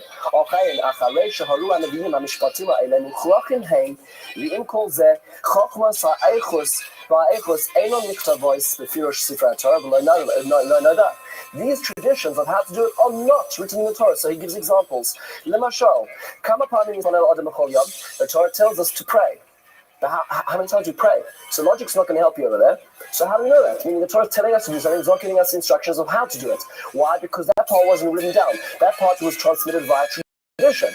So obviously there must be a tradition. Interesting enough, footnote over here, when you read the introduction to Siddur, he tells you how you know that. He actually records that in the Torah it talks about 18 people praying. It's the format of the 18 brachas. Right? In fact, then there's one of his five, because he has 5 paragraphs of brachas in Rosh, and that's one of them. Okay, this is as an example. And he says, what does it mean? You give charity. So what type of charity? How much? From what? In cash? Where it be labor, in time and energy? How does that work? What malacha is not to do on Shabbos? You can't transgress Shabbos or it's a capital punishment. But what's malacha? So his point is that you have a system which precedes and a system which follows. And these two systems regarding the of all our understanding. Of course, over here, embedded over here is his response to the Karaites. You only have one system, logic and Torah. You don't have the other system, which is tradition. And that's you see over here something which the ability to balance that Greek philosophy, the logic, pure reason at the same time as tradition, and that's where he stands. Let's take a very quick example. What is Pirush HaKatzar looks like. Here's an example of what the Pirush HaKatzar will look like. It's a short paragraph which is to be found on the bottom of page 2. On the screens over here, he will essentially quote a pasuk and he will give a little explanation of it. So let's take an example. So this is after the Bris Ben Abasarim, the covenant that Hashem has with Abraham in Bereshit Perek Zayin. This is Vayachal Ledaber Yitzhak Vayal Elokim El Avraham. God finishes speaking to Abraham and he ascends. So now here is Rav Sajigon, Vakasher Kila Medaber Itoy. Hisromein or Elokim Me'al Avram. As God finished speaking, the light of God ascends. What is Sajigon added to the pasuk over here? What does he help us with? What does he submit to us extra? And his explanation. Very, very terse, very simple. So what he said over here is we've got one word over here is the additional word that he's adding to this pasuk, and that is light. Why is he saying that the light of God ascended to heaven? Couldn't we understand that God, in whichever vehicle God to ascend to heaven, God ascended to heaven? Why is he adding in the word or? Because what he's doing is he is now, based on tradition, this is what's called an anthropomorphism, where God is being described as doing a human action to ascend. So he is moving away from that, like Onkelos will do in a week's time. He is moving away from anthropomorphism in this particular case. So he is inserting tradition into his explanation of the Tanakh. That's an example systems, the Morphes Hashemi, which he talked about over here. And he's making it very clear. Remember, in Rav Sajigon's terms, everything is black or white. He is very clear. There's no gray area and no anthropomorphism. Everything the light of God or the cloud of God or wherever else God is represented in. There we go. That is an example of Pirush HaKatzar. One specific idea. Next over here, because as I said, he was a fierce arguer on the side of traditional Judaism, and that expressed itself in many of his explanations. So here's an example of his Pirush HaAroch. Famous pasuk tells us in the Torah, one of these, which is still practiced in the culture of Islam, more literally, is ayin tachas ayin, shayin tachas shayin, yad tachas yad. So Torah tells us that should you remove somebody else's hand, then what happens is you have a very simple quid pro quo, and you have your hand removed at the same time. And if you remove their eye is removed. Now, interestingly enough, is this in practice in Judaism, traditional Judaism from time immemorial?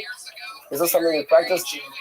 Never, right? This is the Gemara tells us that the Gemara actually tells us that this means money. The monetary loss that a person experiences by losing a body limb through your interaction is what you pay them back.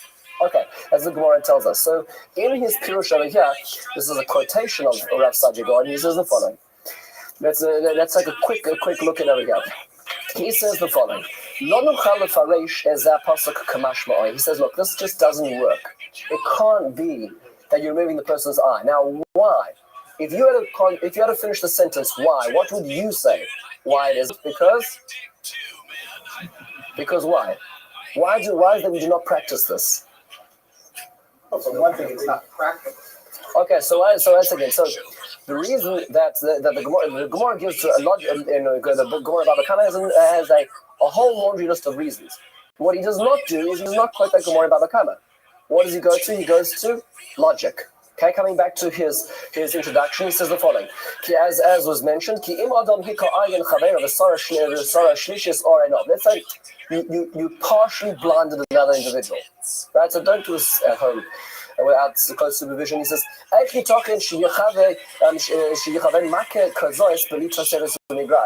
how are you going to get an exact precision? How are you going to blind them to a third of their vision? To give it back to them. He says, what happens if you excessively blind the person? Right? What happens if you talk about burns or beatings, So how exactly do you approximate that kind of thing? He just says it's an impractical measure to be able to impose. So what's he using to prove that this cannot be logical? This cannot be as it's pshat would indicate logic, right? So he's not going to tradition because the people he's interacting with don't believe in that second system, so you have to deal with logic. Let's take it goes further, then the following. He says, Amali ben Zuta Hatzidraki. And he now records a conversation he has with an individual called Ben Zuta. Ben Zuta was a Sadducee, which Sadducee in the times of the Gemara were the people who adhered only to the written text. And in his generation, as Dr. Emerson mentioned, there were Karaites, and he says,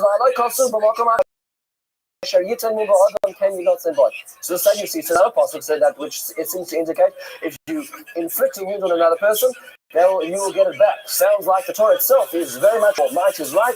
Let's apply that. And the Rav Sadiq responded, Yesh from the base Takas Al is very specific linguistic note that he says, Can you not say of Onesh? But Ben Zita Atzidoki Haitian, but another Sadducee and Zita respond to him. Ben Zita the same one, Kasher also can you ask and he goes on for a linguistic, and finally he closes it up by saying, Omar Kasher. Also, you can answer him. You believe in Tanakh, right? Yes, you believe that? Absolutely, because you're a Kairat. So now, later on in Tanakh, Rothschild was wrong. People did terrible things to him, right? When he married his first, and not this is before July, married his first Philistine wife, and they tricked him and they did terrible things. They took away his wife and then they killed him. A whole bunch of terrible. I'm going to do to them as they did. He didn't take away their wives. He burned down their houses. What he needs to say is, I'm going to exact justice from them. And then the conversation goes on, and the Sadducee says, well, the Kairat says, is it worse to be a poor person? And what happens if the person is you're trying to exact money and you can't get money out of the person? And Rav Sadiq says, poverty is something which changes, blindness doesn't. And what's fascinating about this entire discussion, which is between Rav Sadiq and this particular Kairat, is it's all within the confines of logic, not tradition. Because again, the conversation he's having is with a person who disregards tradition. So therefore you'll see his pirush, where it'll be more inducing the tradition or more inducing logic, depending on who is recording. He has a specific in his writings of this Ben Zutta individual. Okay? Which is, it has risen to a degree where he felt that he needed to reach out. In terms of polemics, that's one specific example which they cannot say.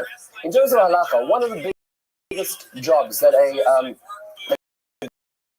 Gaon had, a person of his stature, was to answer all the letters of all the questions of all the people in his under his jurisdiction. You have to remember, there were not, as Dr. Evanson said, there were not a lot of issues. There was Surah Padisana, these are the main areas, and all letters, all questions would be essentially through these yeshivas. So although his job where he did lots of things, a lot of it was tending for the flocks abroad. And here's an example of one of his books, which he has. This is actually, if I'm not mistaken, in Arabic, and the translation is Sefer Rabbi Gaon Ben Yosef Piyumi, with the additions of Natalia Dirinsberg, who is now his responser. So let's just take one response that he has. Let's give you a sense. He has a fascinating question he was asked. You ready to lose? He says, Shishal asked me, I think at this point, I could just ask you what game do you want to lose, and it could be any of them. No, I think I could ask you the same. Every one except for basketball. Yeah, dog, because I'm fucking Michael Jordan, and you know it. I don't know about that, but Dog. At woman Kala, I am superior. You like Moncala? You like Demkala? Oh, he's copying my strategy. Okay. What's your strategy? You don't know? You don't? All right. Yeah. I've been studying this. I'm not just going to tell you my... You can't just ask me for my strategy. I didn't ask you for it. You did. You just said, what's your strategy? I'm asking it not because I want to copy it. Like, you have a strategy going on? What's your deal?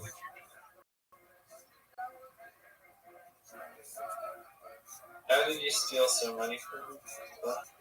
Dog, you stole my entire lexicon. All my best phrases you stole. Like, nobody likes that. And everybody thinks that sucks. True. And no one knows who that person is. I made that one up. No, you didn't. Now, you know that's a lie. That's a straight up lie. Just like when you lied, and you admitted to lying when you said, I am no longer, to quote you, I am no longer. I won the game. You won what game? The Hell game. You forfeited. Why? I'm not playing. Oh, I was playing this entire time. I thought we were playing. No. I had sent that previously when you were like, "Hey, dog, I'm ready to play," and then you left, and I was like, "Okay, dude, I see how it is." Did you sleep? No. I'm trying to stay up. All right. Are you ready to lose? We were playing mini golf. We're playing mini golf. Yeah. Not okay. I mean, I'll beat you at anything you want. Oh, you're sending me an invitation?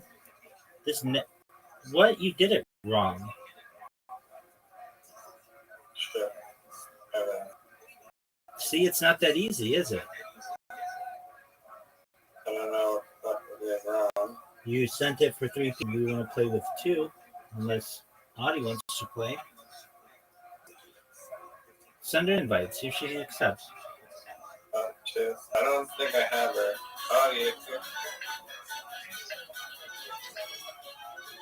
All right, she's got to talk to somebody. I resent it. All right. Ready to lose, big dog?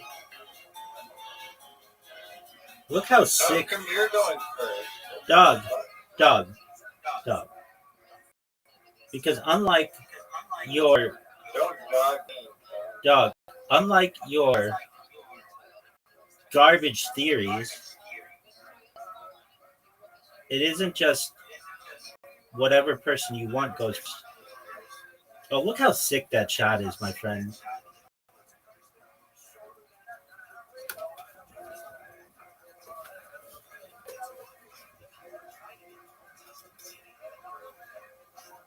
Are you proud of that shot? I am, because there's actually a hidden hole here that not many people know about. About which not many people know. It's not always there. Dog. You're done, son. It's somewhere. You're done, son.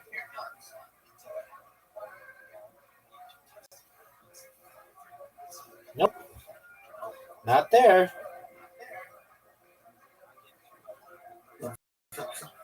Dog, how's it feel to be down 1 hole to none?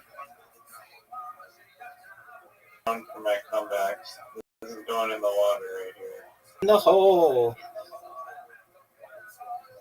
Oh, bullshit. Dog, how's it feel to be down The biggest load of bullshit. 2 holes to none? That's a miss. I can tell you right now, someone who just made the shot, that shot is absolute dog shit. Lucky as hell. What's it like to be down 2 holes to none, dog?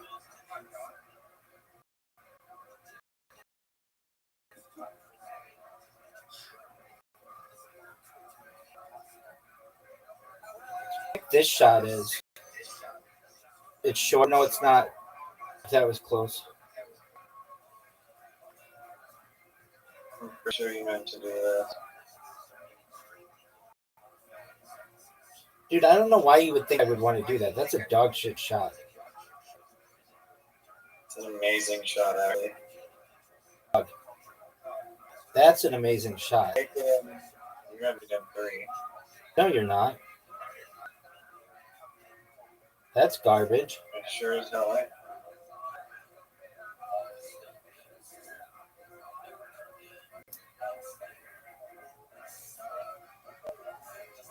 That's a miss. I can tell you right now that's a miss.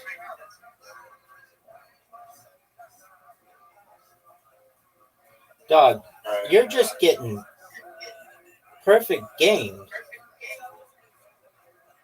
I mean, it's over.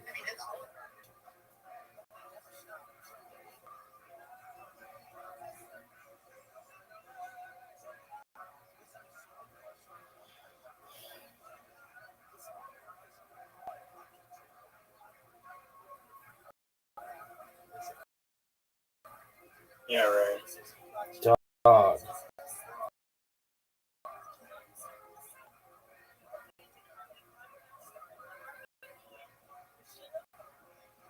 You're done.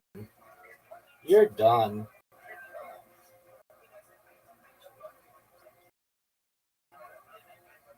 No, mine's going in. You're not even going to get a.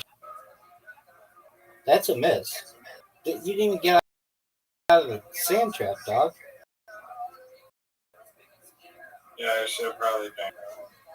Dog, there's a chance that you get perfect gamed. I don't remember a time when I did that to you. Like 5. Yeah, because we never play one-on-one video. Right, because you know I'm superior to you. Different strategy entirely. Oh, you fuck. Bank it in the hole. Get on the skills. Dog. What? Oh, you fuck.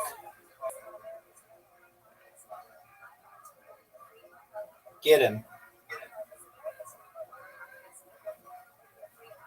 Try to knock me in the black, son. What were you saying about the perfect game? Doesn't fucking matter. I don't see a perfect game here. You want to play again for my 1200th win? Yes, I did.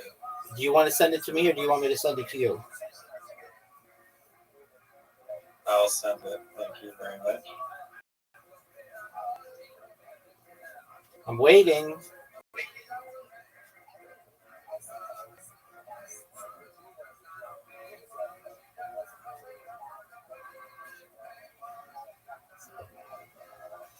Are you going to go or are you just going to sit there jerking yourself off raw? Shut up. Shut up. Shut up. I'm trying to concentrate here. Are you ready for one of the greatest shots you've ever seen? Not even close.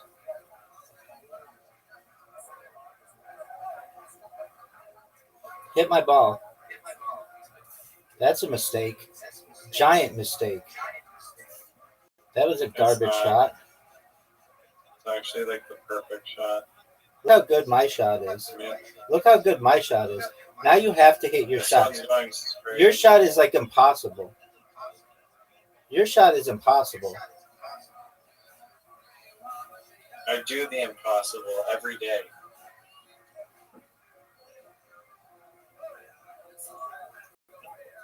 Oh, winners go first. Easy. Like what?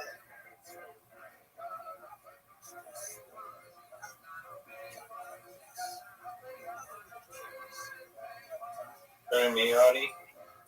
Yeah, she's talking to you. She wants to know what you do that's so fucking impossible every single day. I make these crazy golf cuts that only absolute Sand. amazing Bunker. Bunker. That's not going in the sand. Bunker. Dog. That's going under the grass.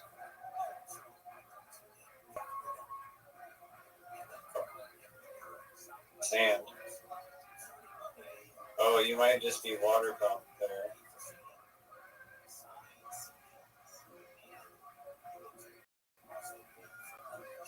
Why didn't you go for it? I could have water pumped. Why didn't you? Seemed like a little bitch move for not doing it. Alright, this one you suck at and you don't know how to do it. You're gonna hit it on the So second I'll tier. show you. That sucks. That shot is so shitty. Dog, that shot is so... I've never seen a shittier shot in my entire life. Terrible. It's actually one of the greatest you'll ever see in your entire life. Are you ready for... Oh, Look how sick... Look how sick the shot... Oh, nice. Nice. A lot of game. Look at this move. Alright, shoot yours in the water again. So yeah. Hurry up, dog. Look at this shot, son. That's what I'm talking about. You have to have one of the greatest shots of your entire career here. Hit my ball. No. Hey, dog. Are you going to be my 1200th win? Oh, I forgot about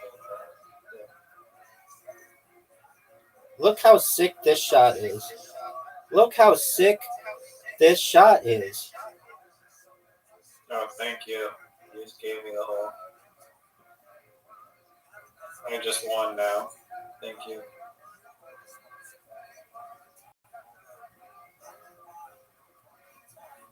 What did I say, champ? What did I say? You know that was rigged. Oh, here we go. Here we go. Now this is. Are you even gonna try? Or are you just gonna try and?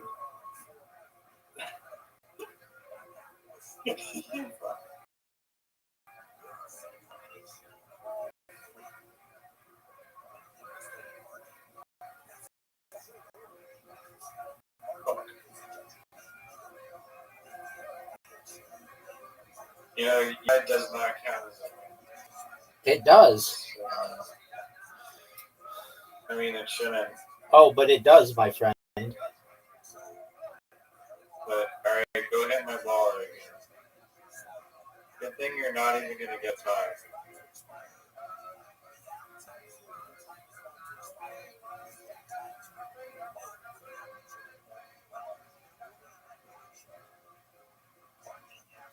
Go hit the doghouse. Oh, no way.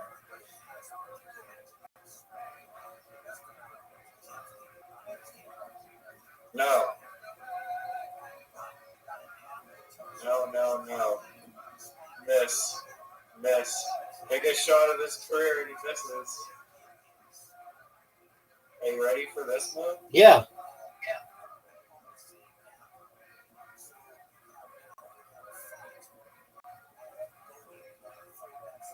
Oh, bullshit. Champion. Bullshit.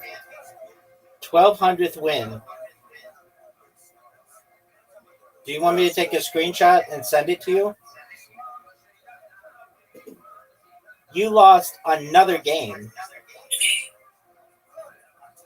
What do you want to play, son? You send me the invitation. Congrats on your 1200th win. I know that this game is pretty much your entire life at this game. Baby, I have live streaming. How many hours in the last year have you been playing Dota? Less than I've been live streaming. For as much as I played this game, I haven't played it as much as Zoot. So what does that tell you As about? much as he plays it, he never wants to play with me anymore, and he's mean. No, I'm not. I just never know when you're there. No, I'm here all of the time. Whoa. Calm down. I just stopped grading you at this point because I can't even give one back, and I will cry. Okay, my piece of stuff. All right. Riser, let's make sure to send audio. I just said, let's send audio an invitation. You're like, no, I don't want to play. Rabbi, I have to talk to somebody at 9:30. Okay, so I'm gonna say bye, and I'll be right back. Okay. And when you're back, we'll play. Get up there. Get in. That's not going anywhere.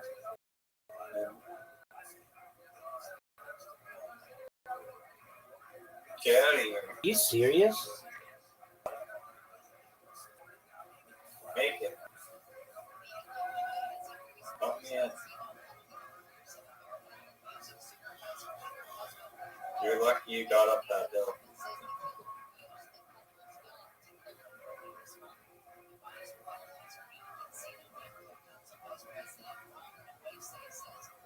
Oh, now this is going to be interesting.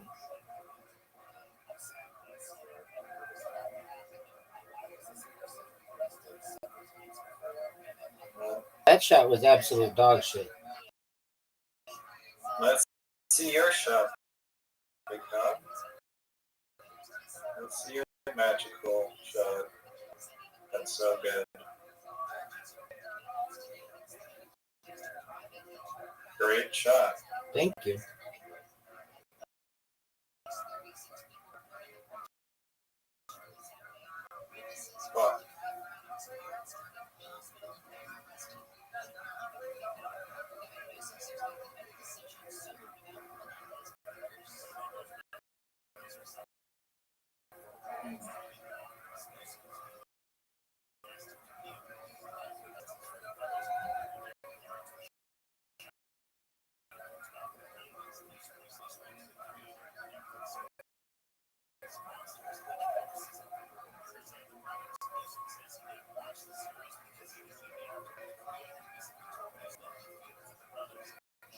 Let's see if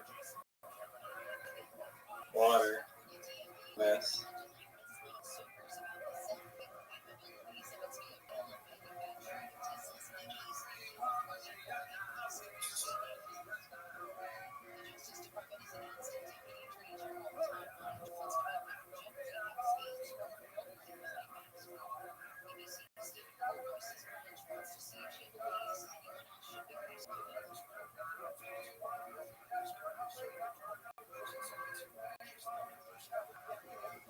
Water.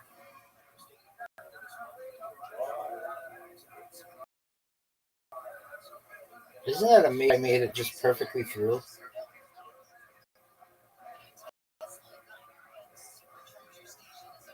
It is. This shot.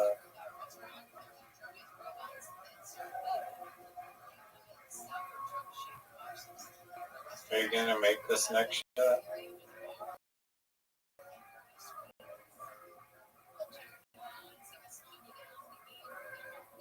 Water.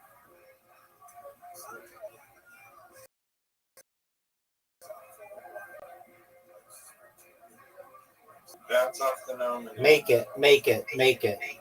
That was a beautiful shot, man. That was beautiful. I hate this hole.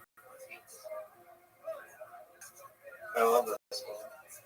Yeah, you would because you.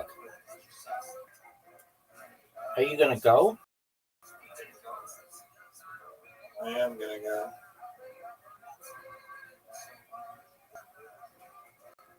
Fuck off.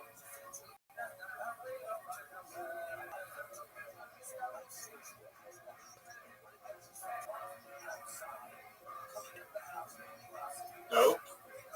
Nope, that's not gonna work.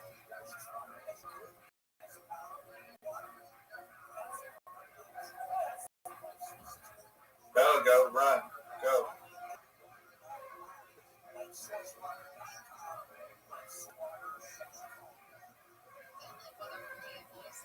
That sucks.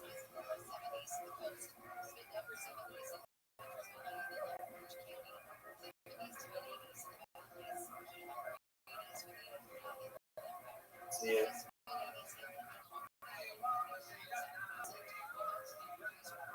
No.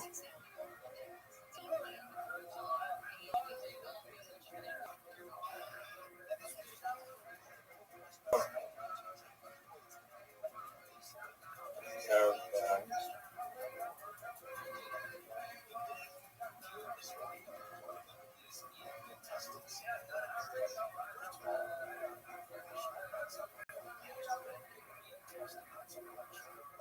Oh my lord.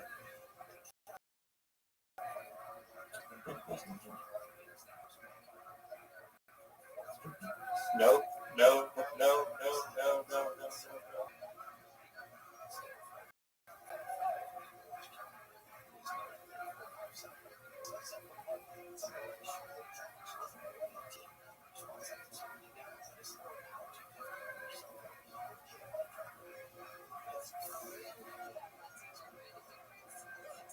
Last shot, big man. Don't miss. Oh. Stop. You cunt that. Did you like that shot? Amazing. Don't miss. Oh. That was you. You had a phenomenal shot, dude. All right, Moncala.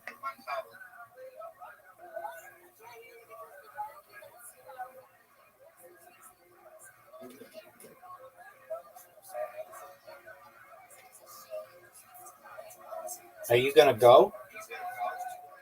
You know you have an invitation, dog. I always have to wait on you. No, not Word Box. That game sucks. I just sent you Mancala. I'll play Word Box after that. I have to copy my strategy again. Dude, I don't copy shit. You're up, Tim. Psych.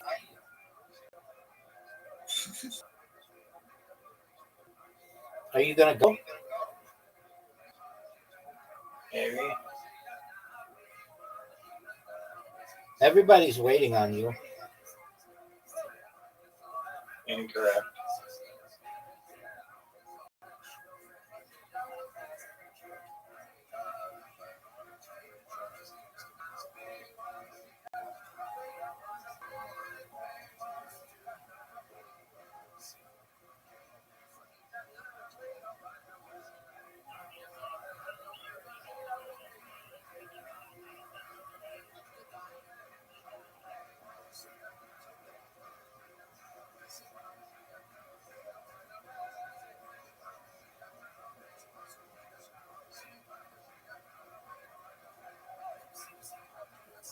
Thanks, Big Dog. Thank you, big dog.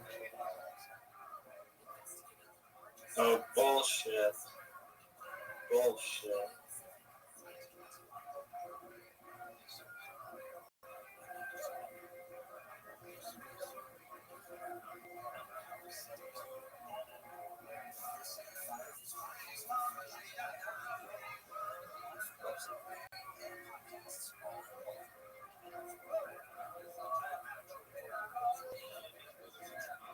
Thanks, big dog.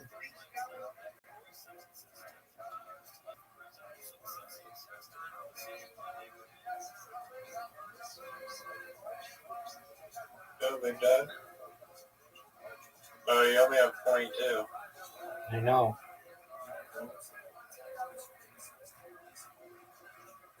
Shit. You're done, son. It's over for you. Dog. You won by like one. Dog. That's all I need to win by. You're done. You won by like nothing. Dog. It's over for you. Don't be bragging about that one. I know how to. All right, you want to play Word Box? What the fuck is this game? Oh, this one?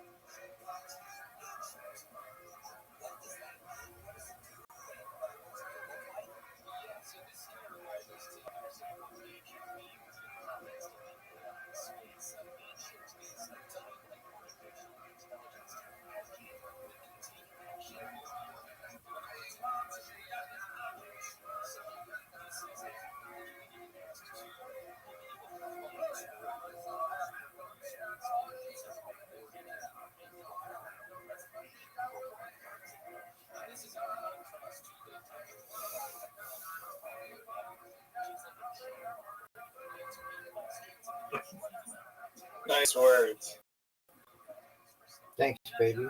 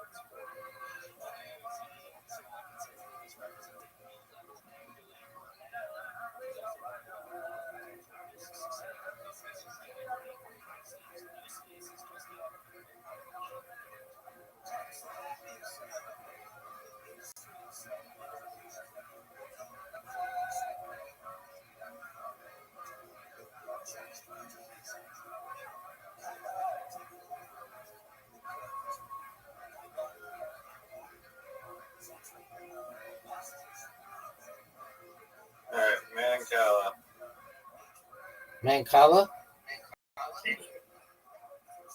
Color. All right, are you gonna go? You have an invitation. Wait, I don't have an invitation.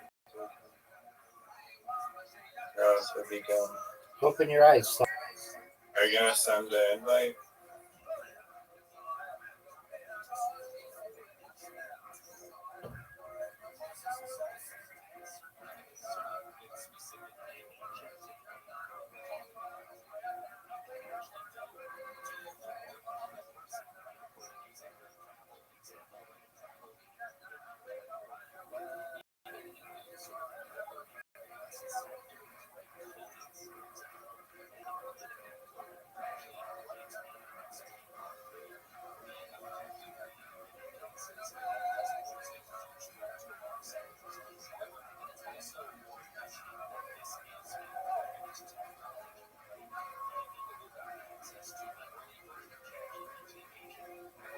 I'm fucked here. I don't know what the fuck happened.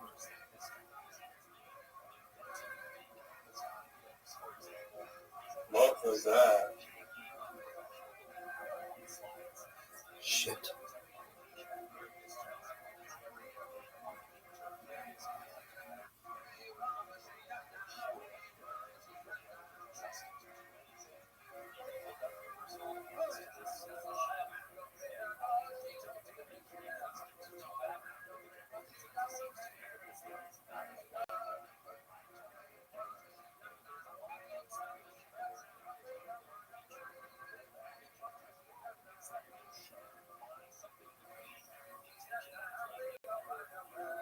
No way.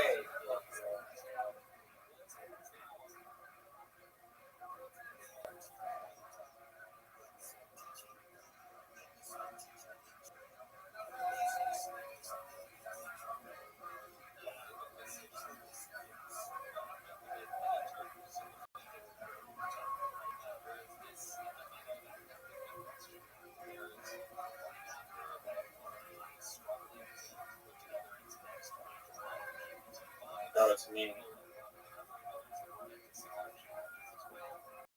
This game is over, son.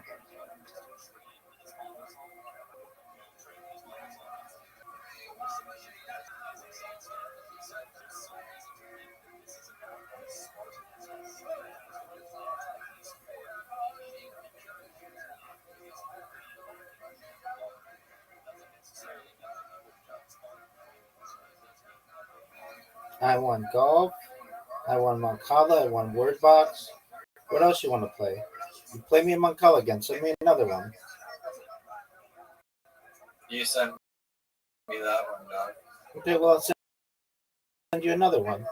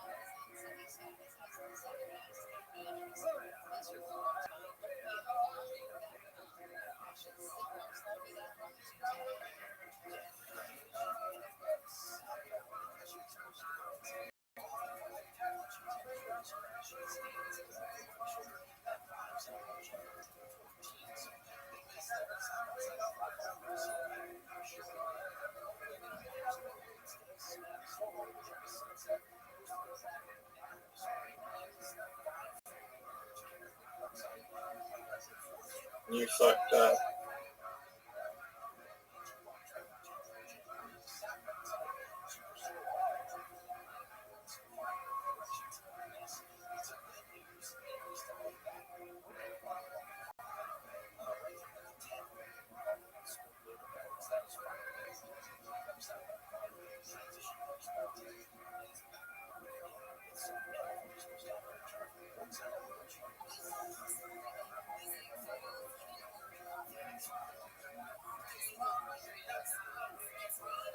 fell for my trap. You fell for the trap.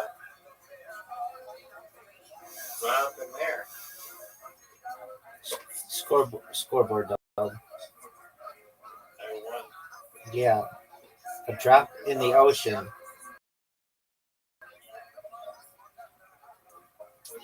A drop ocean. Go. It's a drop in the ocean. It's a drop in the ocean. What does that mean? Your one win compared to the ocean.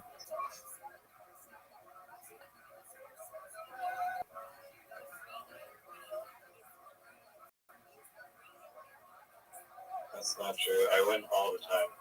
I don't recall.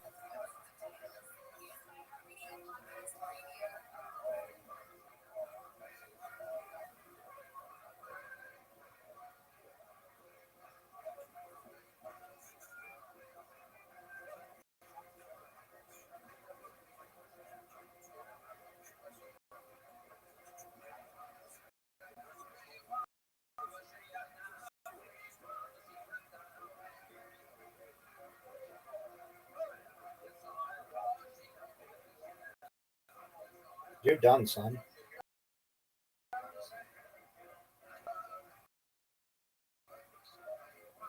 Oh, fuck. Captured it. You're done, son.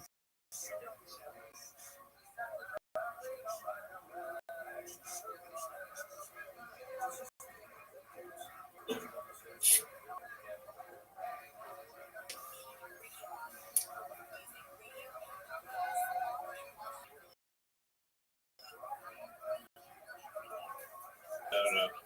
I don't want to play this one anymore. Oh, okay. Poor little baby wants to take his blocks and go home. Play another one, son. Quit being a bitch.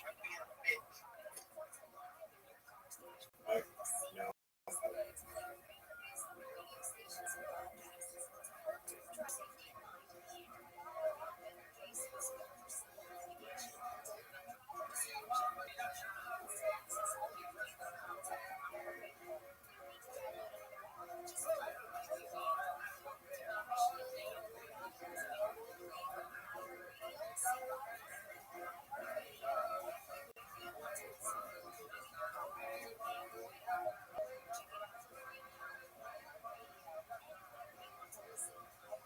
You're done. It's over for you, son. Oh, this game sucks. No, it's amazing. No, it sucks. What do you want to play? Okay, love suck.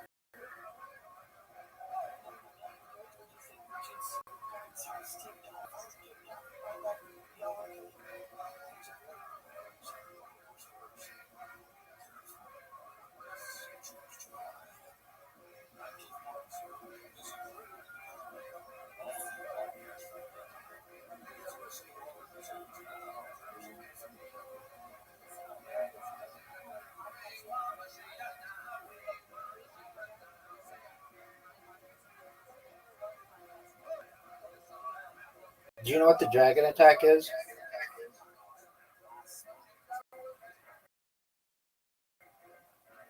Yes, I do.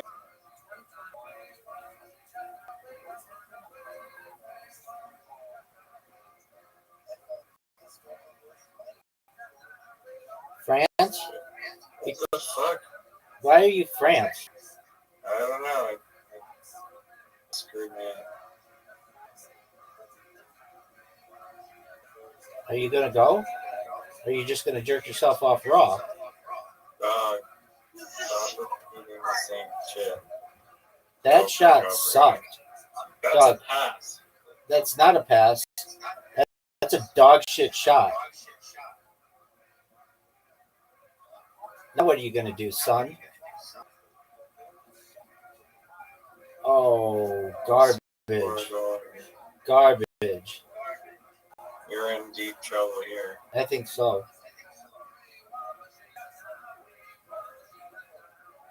Oh, Oh, there you go. what the absolute Excellence. fuck? That's what you call excellence.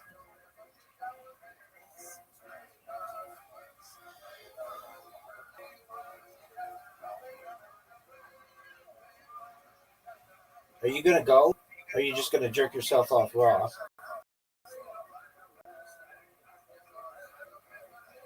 I don't like. I don't like fence. If you don't score here, you might be the worst player. Oh. Yes. I don't like my defense.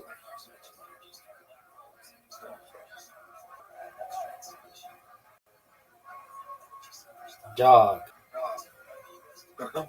Do you know what the dragon attack is? Son, do you know what the dragon attack is? I sure do.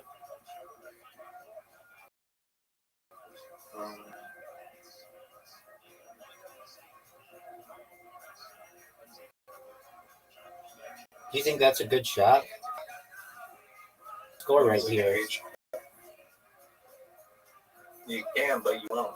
I could. And if I wanted to, I would have. How did you like that pass? Brilliant. You know what the dragon attack is? No. What is it? Before I go against you. Wow. Copycat, what? Thing is that you don't even know the strategy works, so it's not actually gonna work here. I could have scored right there. Dog. You ready for this pass? What a shitty pass. That's not going in. Are you fucking serious? No. I didn't think it could be possible to do such a terrible shot like that.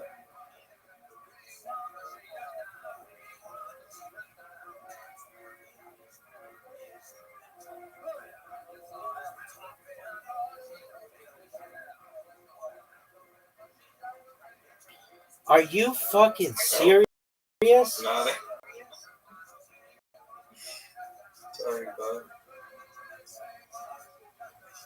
This is going in your net, I think. No way. This shot certainly isn't. You might pass it, but you can't get out away from the wall. You have an open goal, son. What? Get the ball. Oh, you got so fortunate. So fortunate.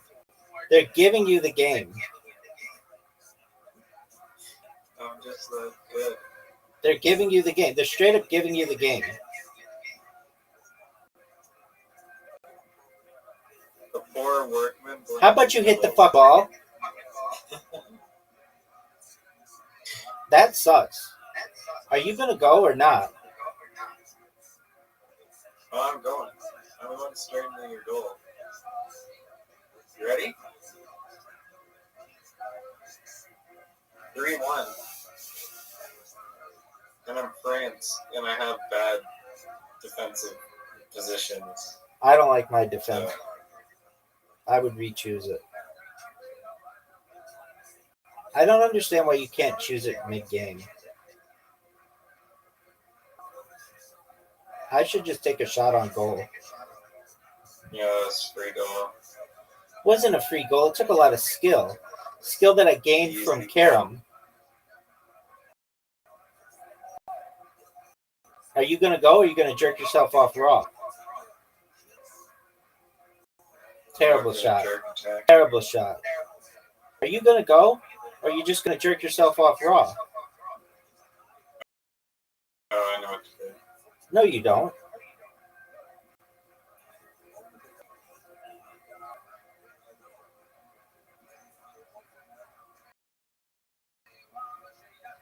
That's not going to cut it. That was one of the greatest plays you've ever seen. What are you going to do? That sucks.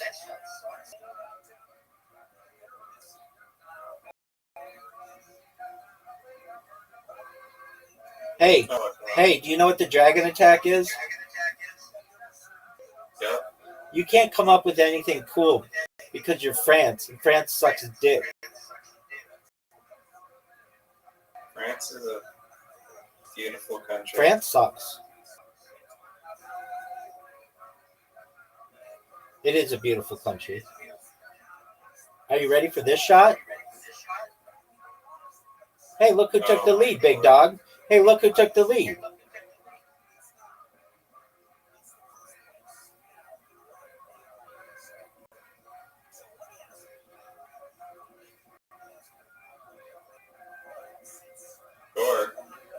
Score so I can change the shitty defense position. Oh, it's too bad. Don't pass it. Don't pass it. Don't pass it. Don't pass it. Oh, what the fuck is this bullshit? Don't pass it.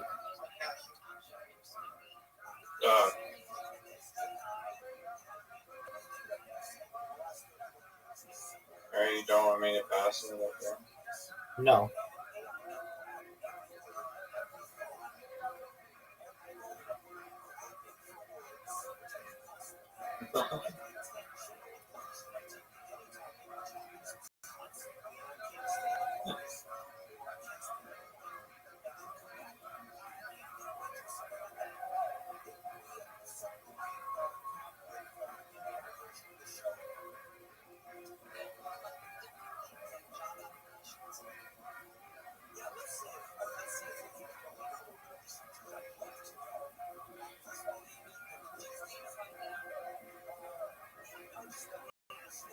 That'll never work. That's never gonna happen. Oh, you're done. No. Oh, you're cooked. No. You're cooked. What, big dog? You gonna score? You gonna try and crash my defense again? You're up, baby.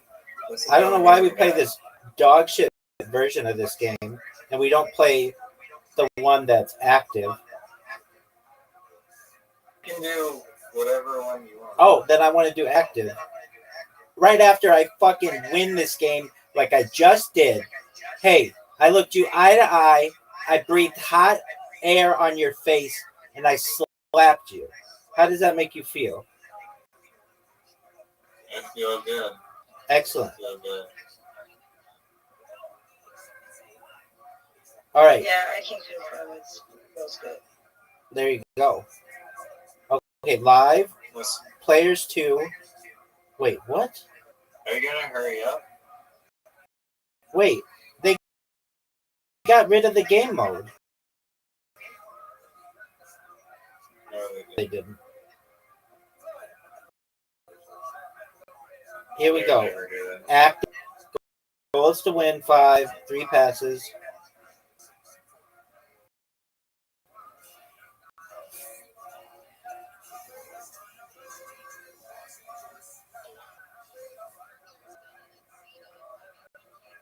Do you know what the dragon attack is? Alright. Oh, what the fuck is this, dude? Yeah, dog. That's how it works. That's how it works, son. Son, that's how it works. That's how I want it to happen. Bitching and moaning. Why don't I pay for a cool ass arena so you don't have to stare at this stupid grass field all the time? It's natural. Just the way I like my fields, baby. I was asking for Look at. Are you done? Wait, is this the one where we both go at the same time? Yeah. Oh. Are you gonna go? Yeah, I'm going.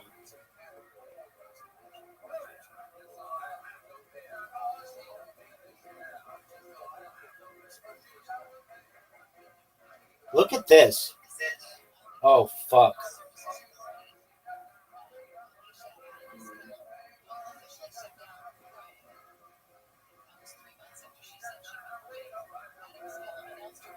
That's a goal.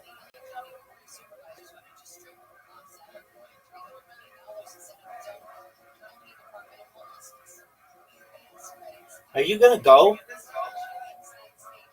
God, I'm going. I just outsmarted you. I'm You didn't always do 6 shit. moves ahead. You didn't do shit. I'm always like, Did you know Malcolm Jamal Warner died? no one knows who that is. Oh, get in. Oh, you're done. You're done.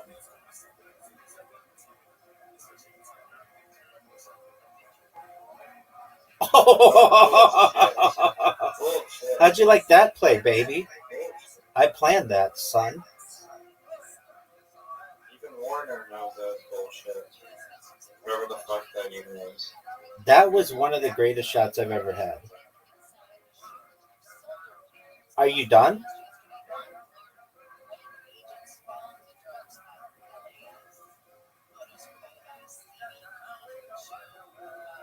Are you gonna go, or are you just waiting around?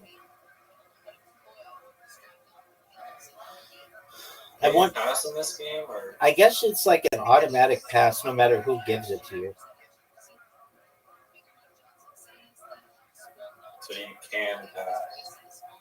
Yeah. Oh no.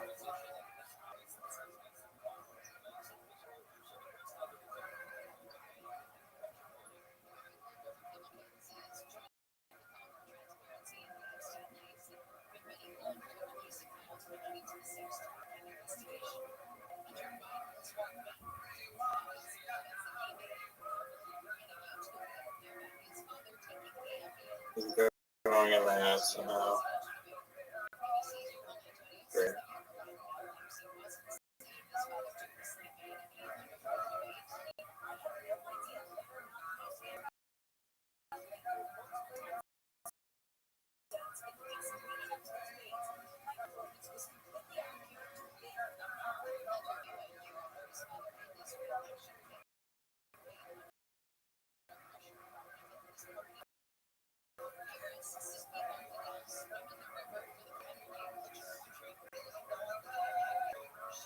Got it.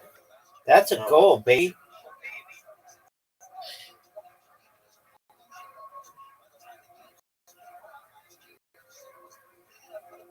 Are you done? Yeah, I'm done. Are you gonna go? Oh, perfect. What a beautiful pass. Was that to me? Yep. Oh. Alright.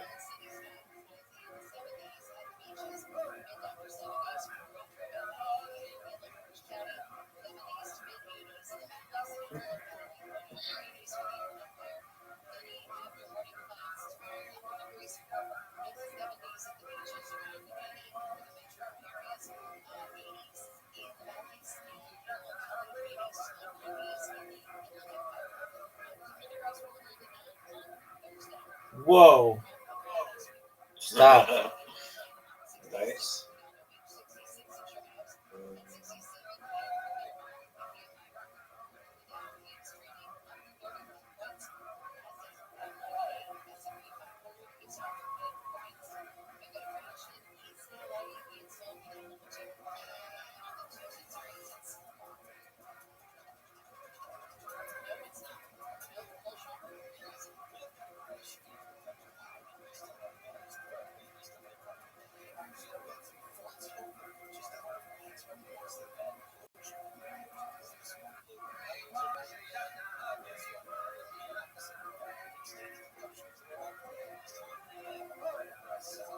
You need to move your guy.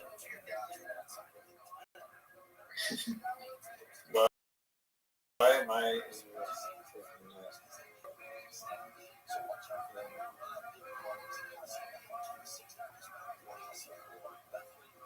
Wow, it's hard as fuck to score on this one.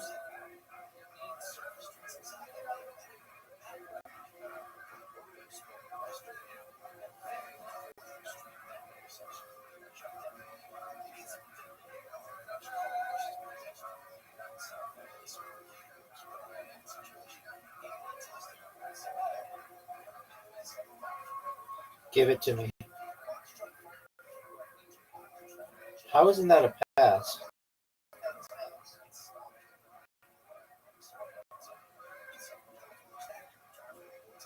How isn't that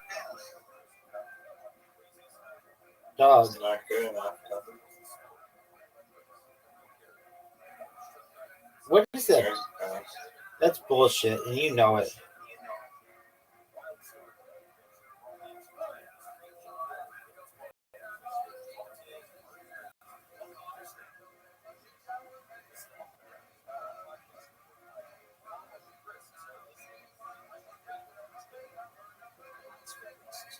No Oh, way. there we go.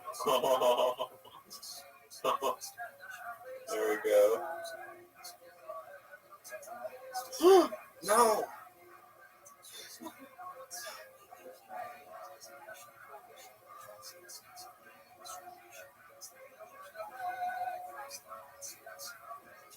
Go, go, go, go, go. Yes.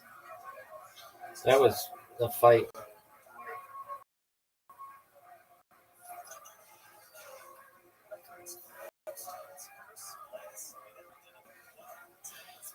Everybody's waiting on you, dog.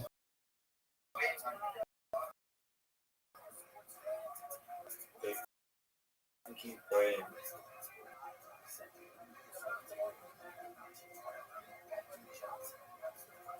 No.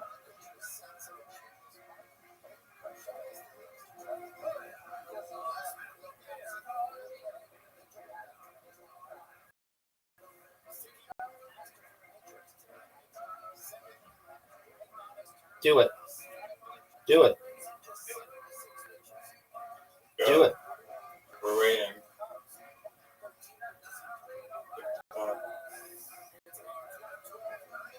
Oh, no way.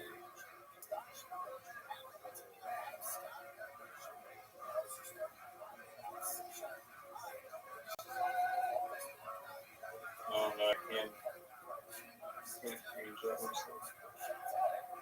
Oh, Did you like that save? that was beautiful. That was a thing of beauty.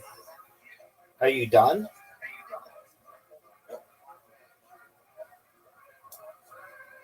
You're not?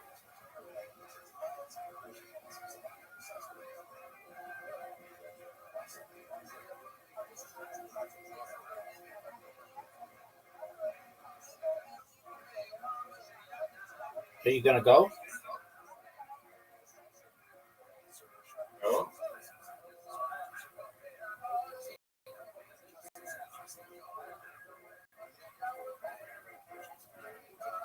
Here you go. You're done. You're done.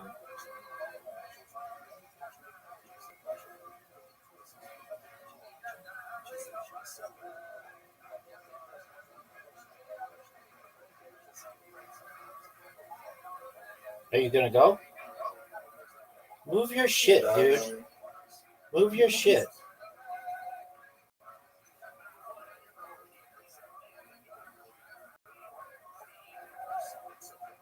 This is a goal.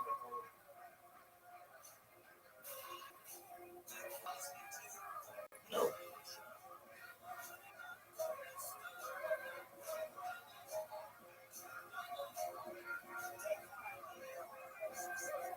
Sure.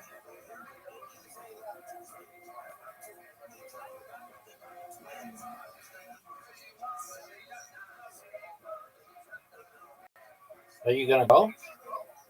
Alright. Are you serious? Oh, no. Do you know what the dragon attack is? Son, do you know what the dragon attack is? Right in the goal. That was a good goal. Thanks, baby.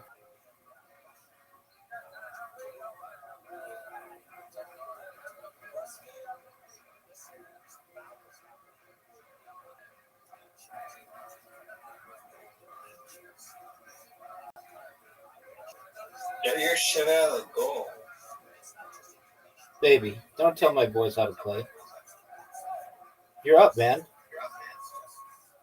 Watch this goal.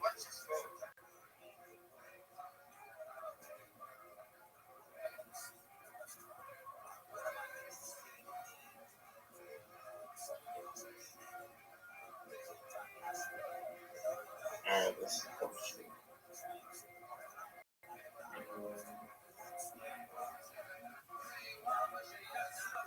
I'm gonna score. That won't happen. But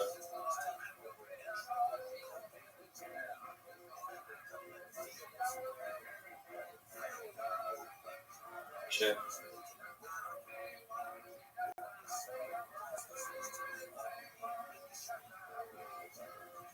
Big play.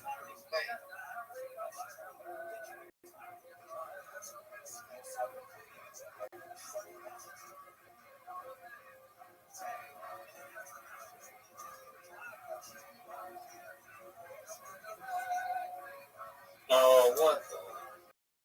No way. Dog, did you know that I'm winning?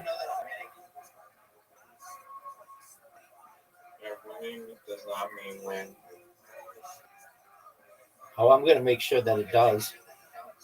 Are you done? Are you gonna fucking jerk yourself off raw all day? You don't win, I'm gonna cry. There you go.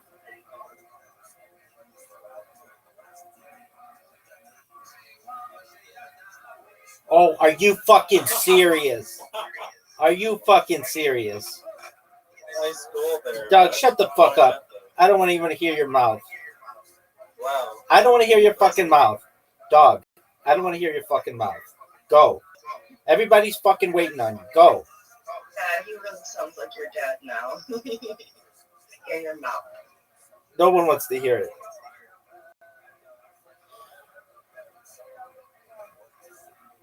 Look at this move. I've got a lead blocker, pimp. You don't have anything, John. Alright?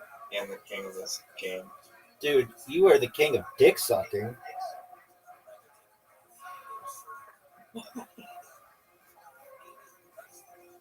Move your shit. This is never gonna work.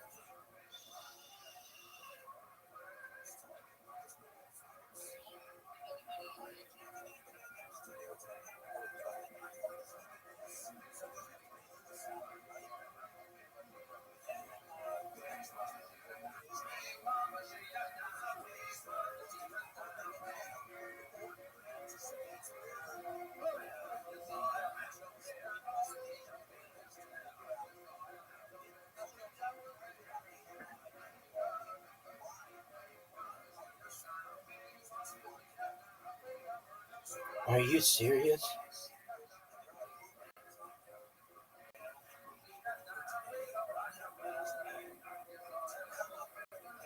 Defense.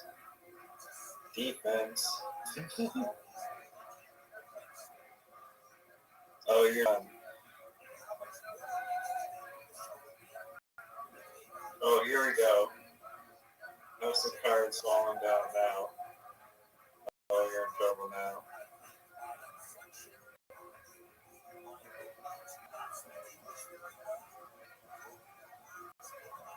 Oh.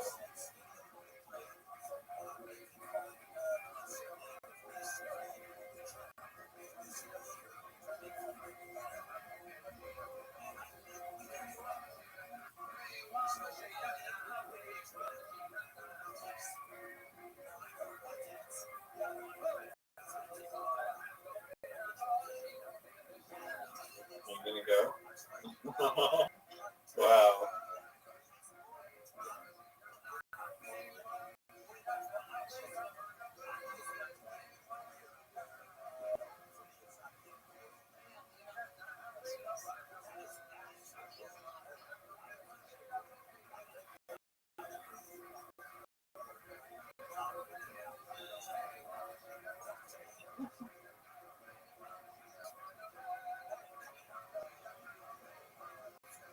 This, when we play like this, it takes so much longer. It's funner though, I think. Oh, you didn't like this way. No, I love this way. Intercept this. Get in.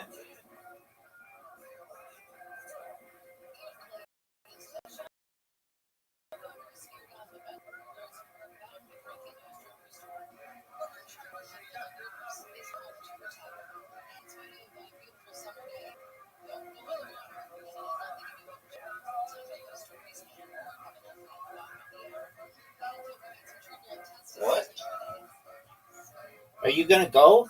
Or are you just gonna jerk yourself off raw?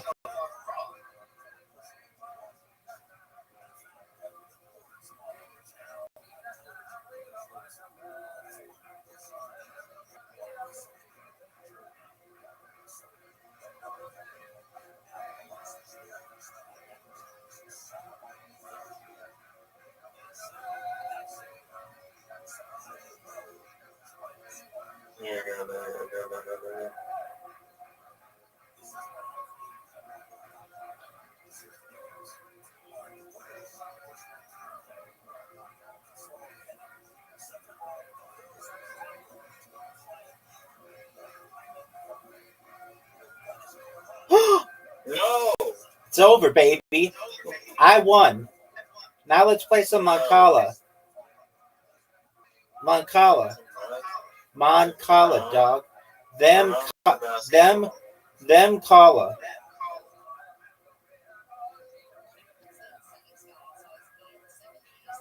Are you done? I want to like look up how to do it. Actually, correct. You want to cheat, is what you're saying. No.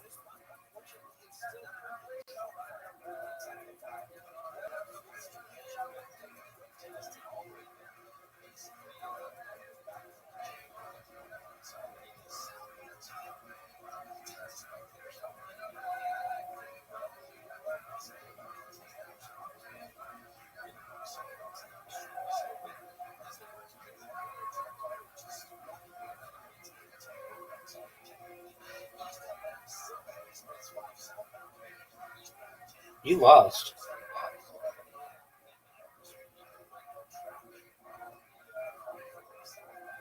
No way.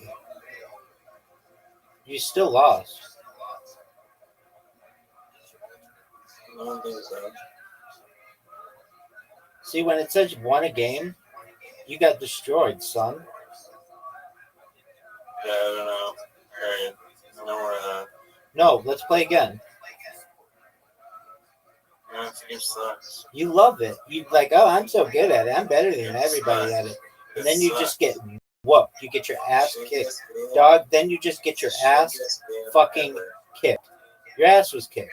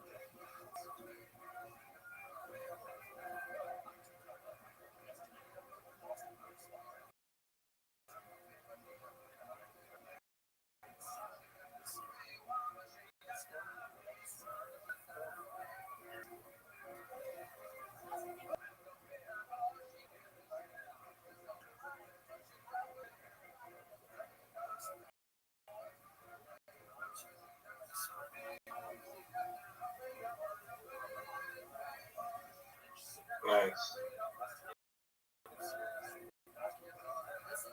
I still think I lost.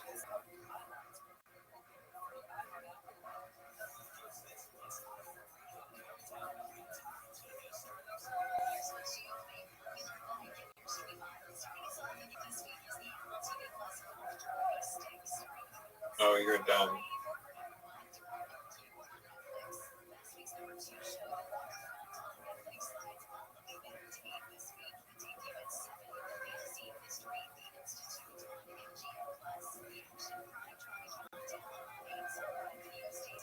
Dude, I lost by... Wait. Did we tie? I think we drew. Oh, yeah. I'll take it. You want to play carom? Yeah.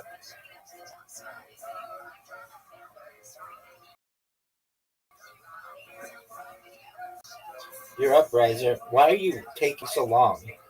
Go.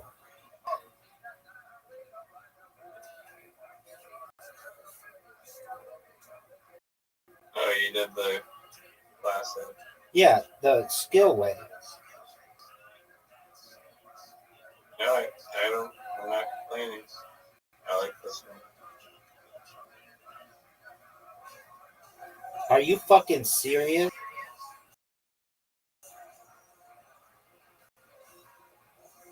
Any skilled carom player would have done that. Made that fun. That's good. You have some tough shots, son.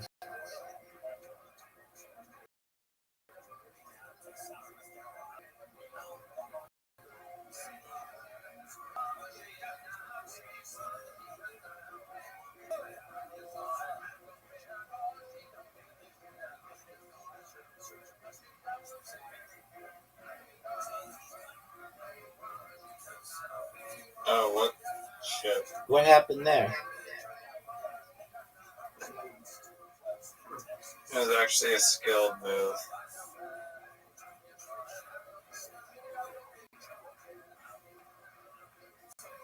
You got a tough shot.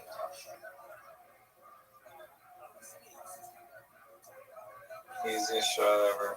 One of the tough. Are you serious? That was beautiful.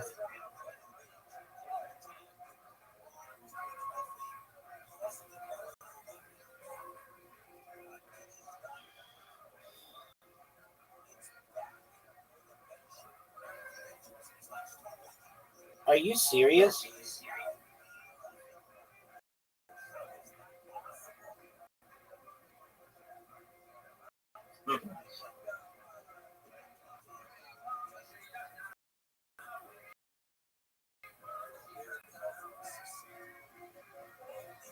I go for the red. Why did I do that?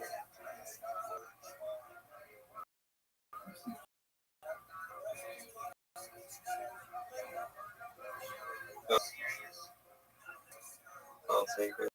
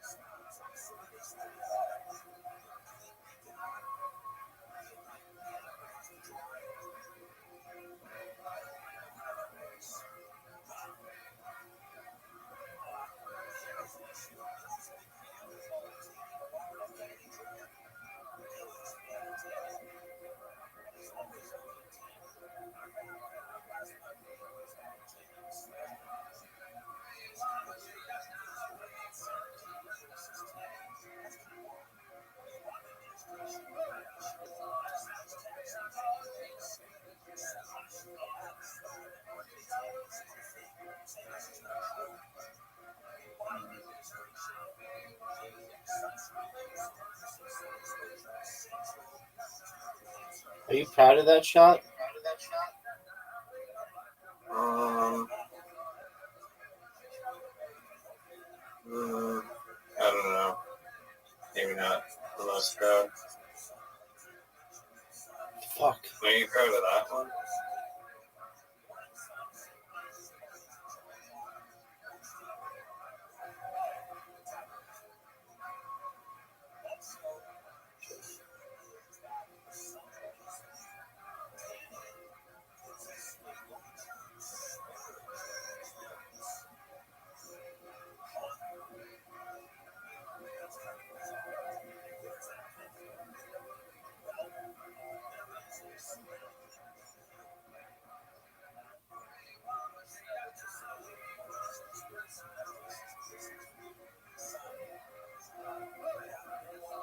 Oh,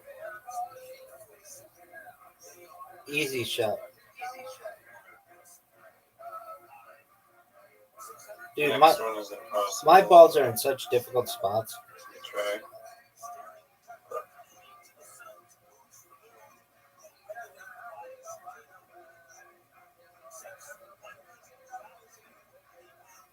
Stop. Get in. Get Are in. you serious?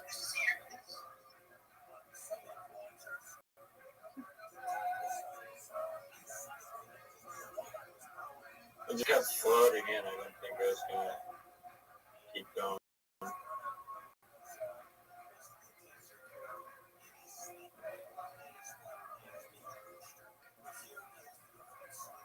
Oh, yeah.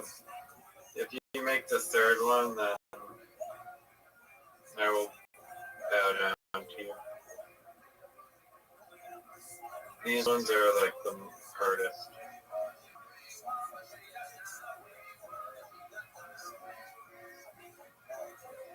Thanks, dog.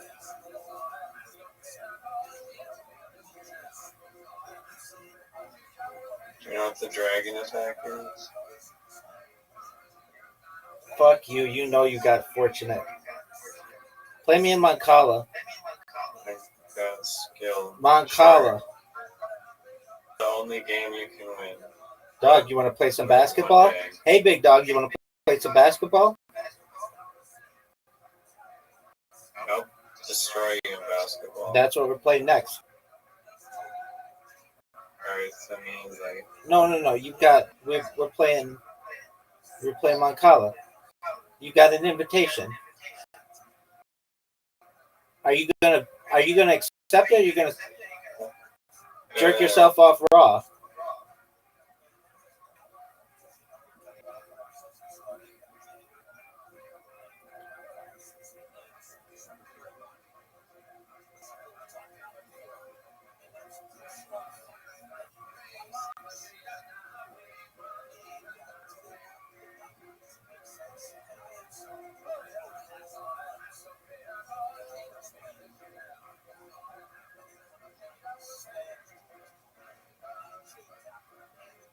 Thanks, big dog. Fuck.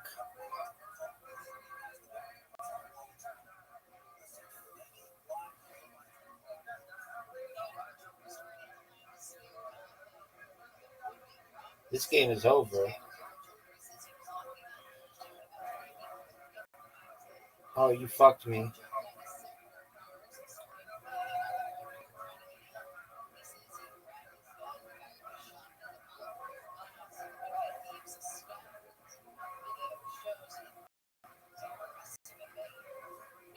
Are you gonna go, or are you gonna jerk yourself off raw?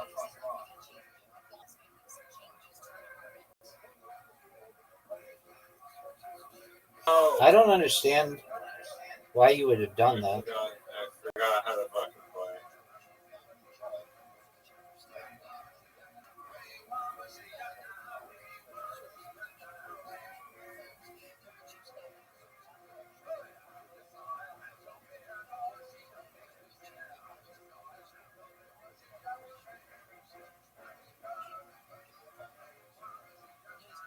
What a play. Now that was great. Wrong.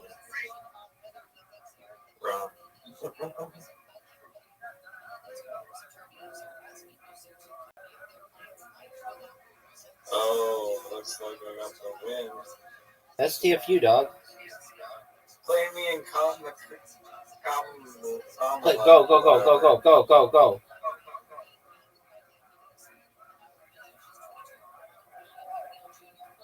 You can have those last two. I don't need them.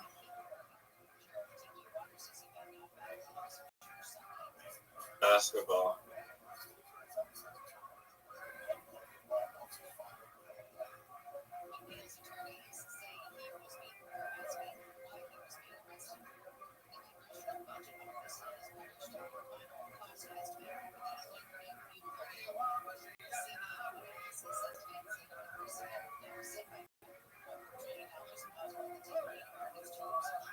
Are you going to accept the invitation, dog, or are you going to jerk yourself off raw? I'm in the game. Everybody's waiting on you. All right, I bet you get 4. Here we go. That's a miss. That's a miss. That's a miss. That's a miss.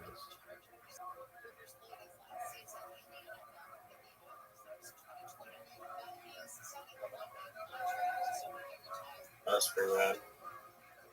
6 is good. What are you gonna get?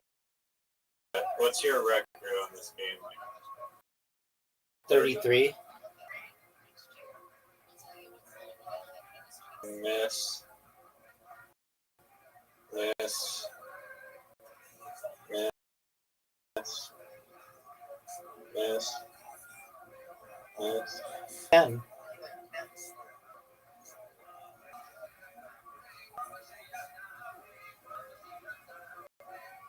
That's a miss. That's a miss. That's a miss. That's a miss. That's a miss. That's 1. That's a miss. That's 1. Dog. What the fuck? Got 3? 3 is like not impressive.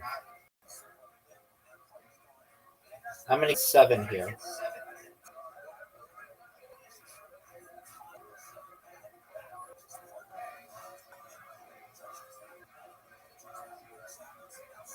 Hacker. Hacker. Hacker. Dog. You're down 10 fucking points. How do you feel? You've never won at this game, and it's like such an easy game. The hoop goes like this every single time. It doesn't change. That's a miss. That's a miss. That's a miss. That's a miss. That's a miss. That's a miss. Okay, there you go. I don't even have to go. I mean, you should just resign. That was a warm-up game. Okay. Let's see your little...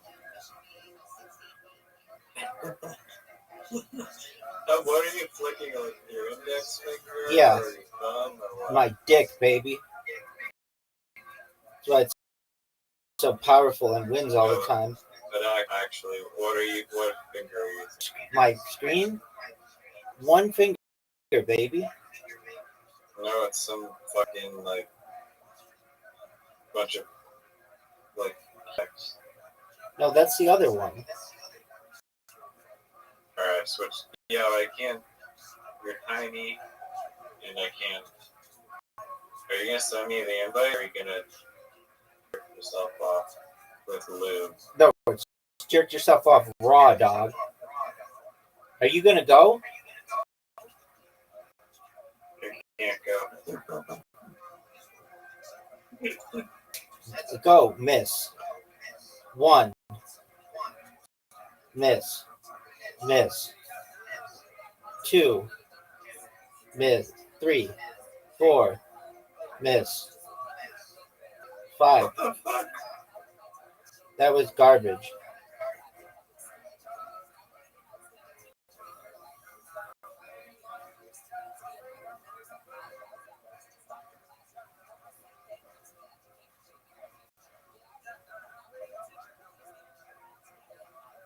This is garbage.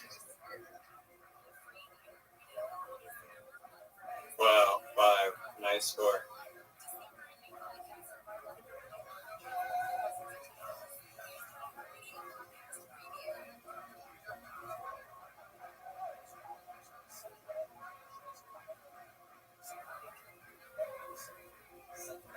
You've got 3. 4.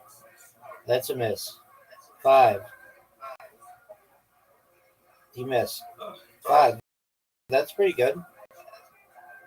Now watch me take the lead. This game is so shit. Dude, you'd love it.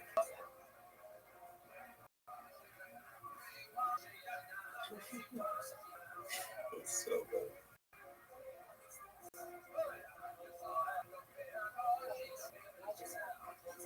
Oh, you're winning by 2 points.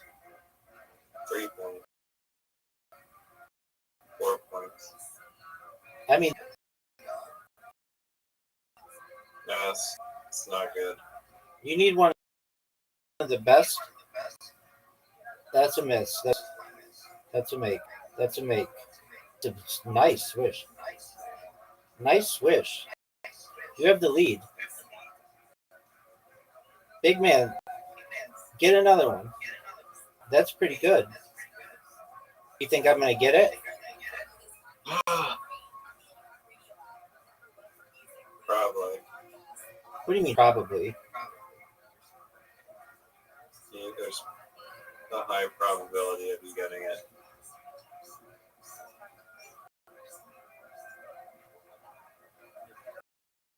Wow.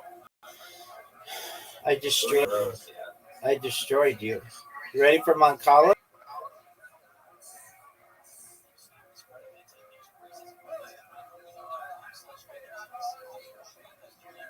That's in boxing. That's in boxing. You have an invitation, dog. Shit games. You have an invitation, dog. We're not doing any of these flicky shit. You have an invitation. Look what it's Zoot. Let's play. I don't care. Let's play Monopoly. The dots and boxes. Let's play Monopoly. Except the boxes. Zoot, are you ready to play? Zoot, are you ready to play Monopoly? Yeah, we are. Hey, I've got. No, we're not playing fucking Monopoly. Yeah, we are. It's Zoot's turn to win. What's your fucking idea, dude? I'm gonna play it's like Benjamin Button, but it's like Benjamin Baby. The baby starts with an IQ of 310, then it gets lower every day. I don't. Sorry, a year. His life it gets lower and lower and more. Why so much? Audie, do you want to play Monopoly? No, it's not.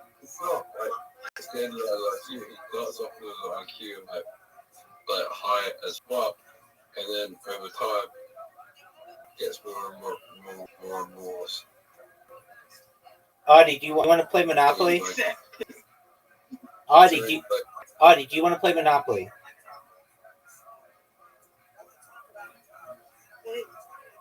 Oh, okay, is that a no?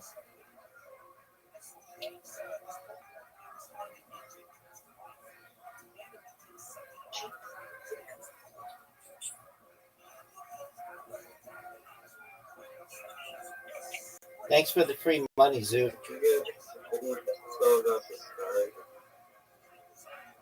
Oh, you got electricity?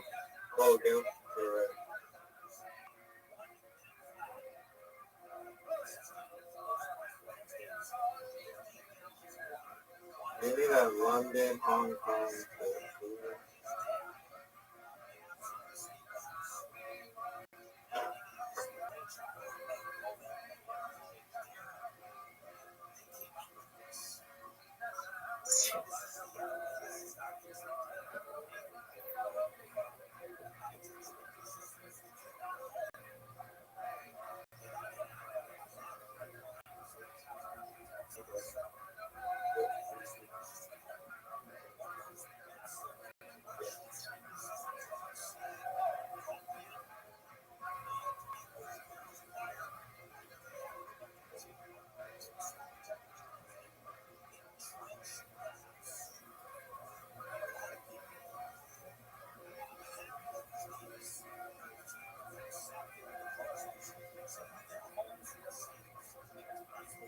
Oh, I'm doing laps.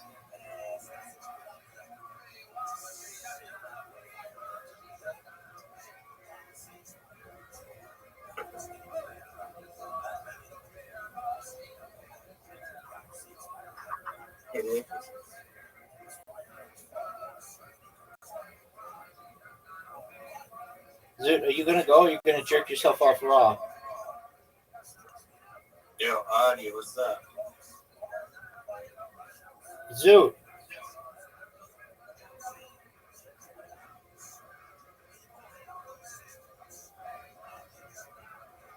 What's on your schedule today, Audie?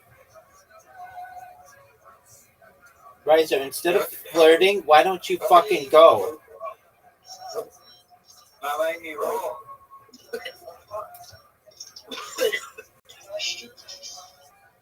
Well, then close it and reopen it, dog.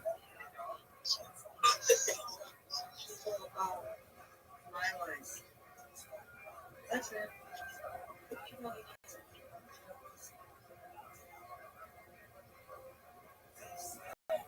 Do I do free? Yeah, I'm just gonna stay in jail. Wait, I didn't mention.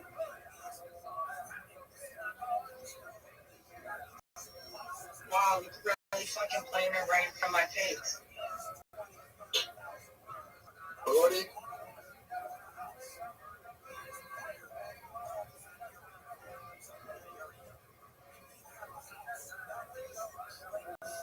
Dude, are you gonna go or are you gonna jerk yourself off raw? Yeah, look. Zoot sold something? Zoot, are you gonna go?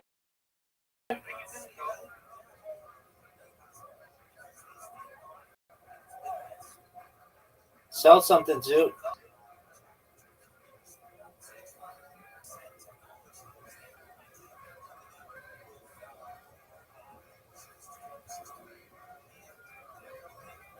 Trying to play, but not being able to play because I'm being bullied.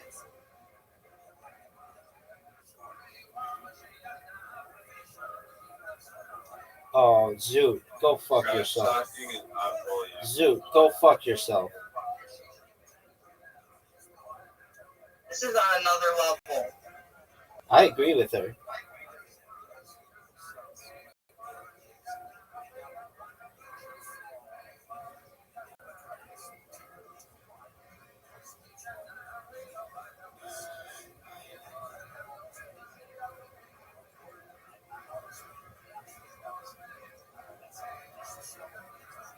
Zoot keeps upgrading these. This is gonna be fucking garbage. Okay, Zoot, we get it. Zoot, we get it. Zoot, we get it. Wow. Oh, you shitbag right at the beginning. As you collect 200 and just go straight into Zeus spot.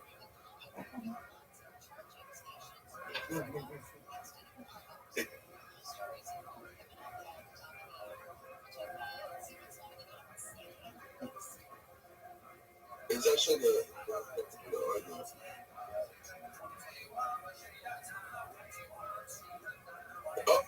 All the way in the board, the higher the property value of Oh, come on.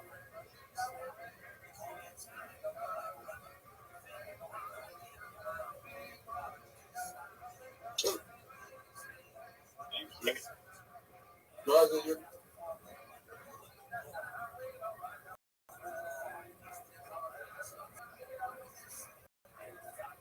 No.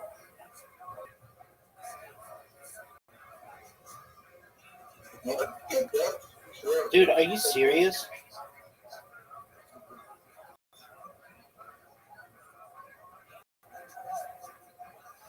No, that's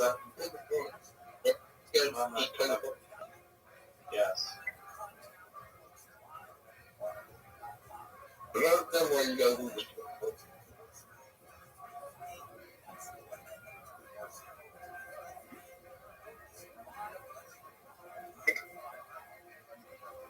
Are you fucking kidding me? Okay. That means like all our jails are like canceled. Right.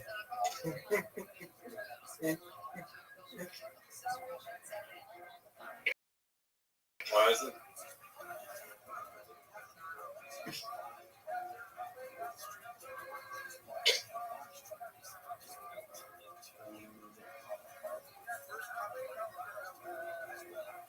Why was the bus?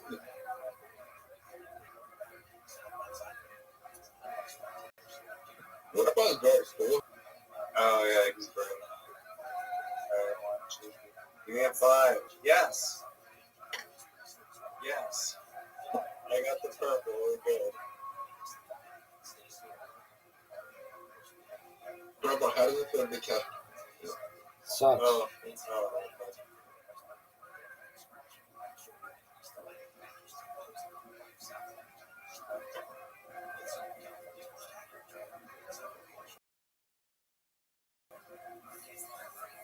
Oh, Zoots. Zoots. Sketchy axe right at the start there. That's painful. I like Trump. No.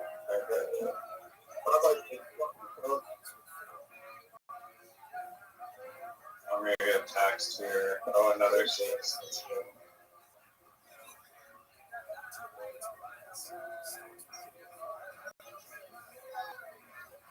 Fuck. That's kind of cool. Hang on.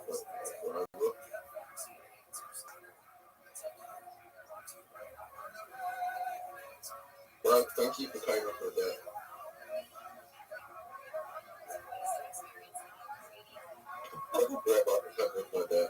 Yeah, the last game when you had Zurich and Riyadh was $590 for like 50 passes for bullshit.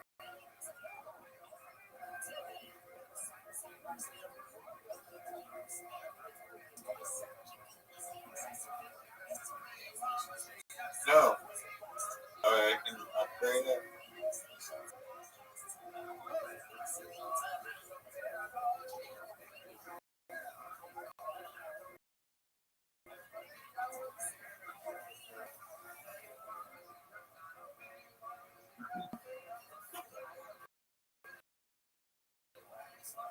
No.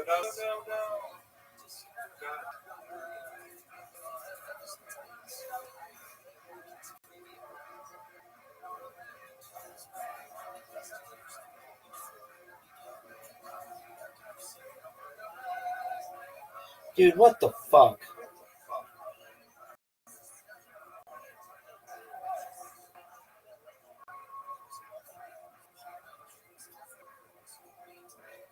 Are you gonna go, Zoot, or are you gonna jerk yourself off raw? Dude, what are you doing? Zoot, come on, man. We're playing a game here.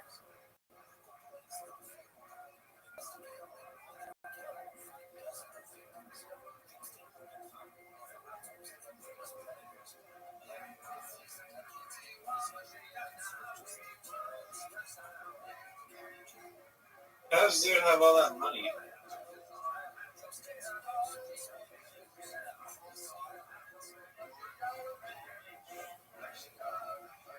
No.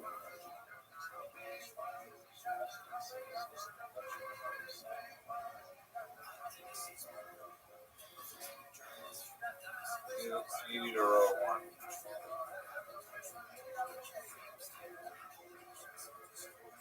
One. Next roll better be on.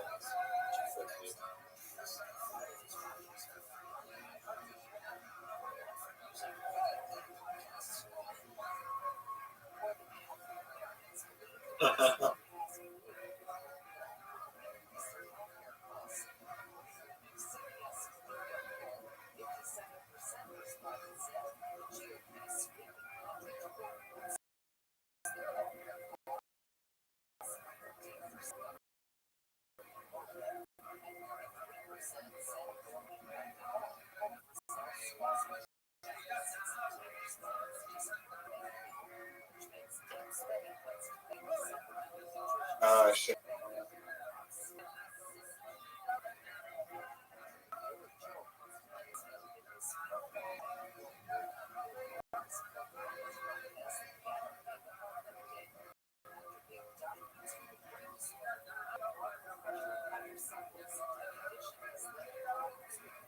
You want to trade anything?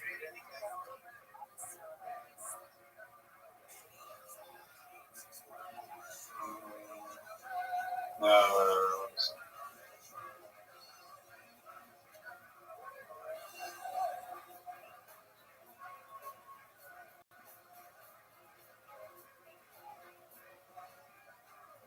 Fuck off.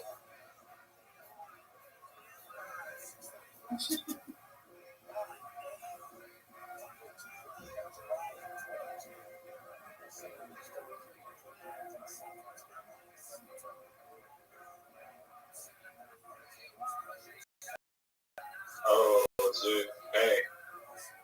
Pay the pipe. Pay the pipe.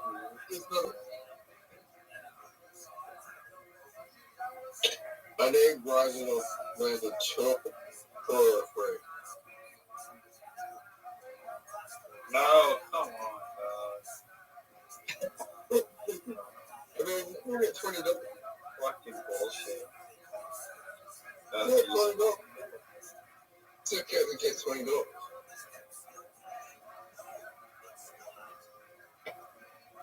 $20.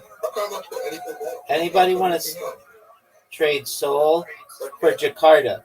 Seoul for Jakarta. Seoul for Jakarta.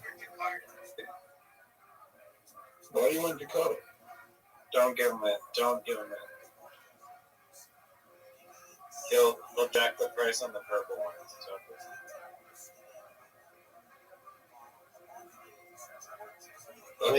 Wait, that would fuck him up. $100 bonus. Dude, look how many squares in a row you'll give him if he gets Jakarta. Dude. Up six squares in a row. Nick, why is it? We're not doing it. What we really need is Madrid. What the fuck did you just do?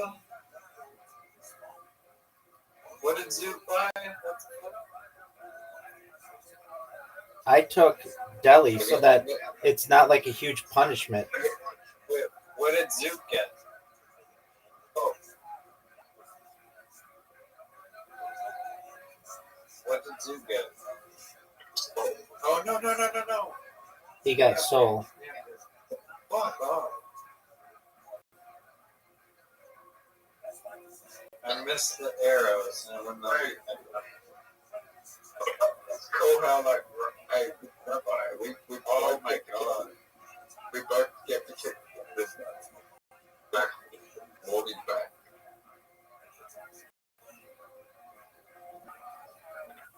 One.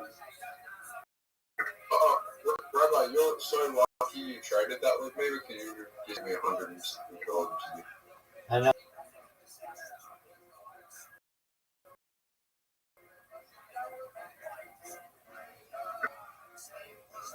Are you fucking kidding me?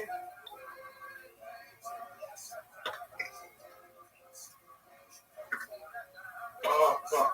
Don't land on the drift. Don't land on the drift. Why is it? If he get the drift, we are fucked.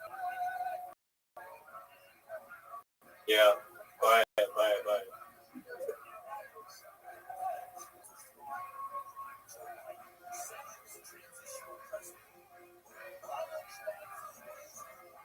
Okay. Goal is not to give someone like a full fucking mortgage. The goal is to then not to fuck. Well, you fuckers better land on my home.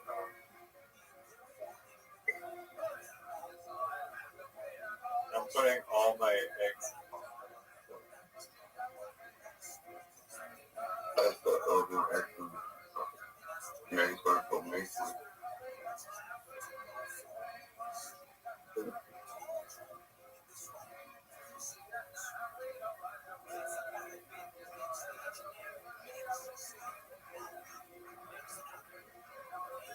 Zoot, are you going to go?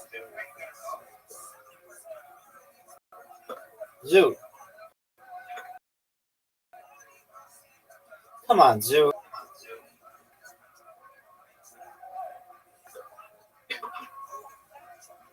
And he rolls a 6. Wow. I was like, there we go. I can do $300. Nice. Thanks. Thanks, you. I appreciate that $500 there. Yeah, Rabbi.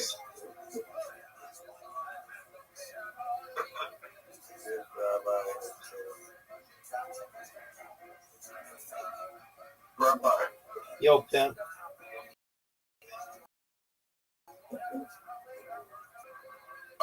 I'll give you a drill in Moscow. About it. Oh.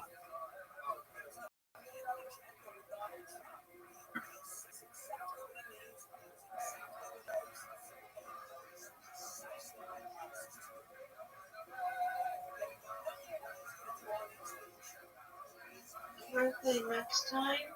Absolutely.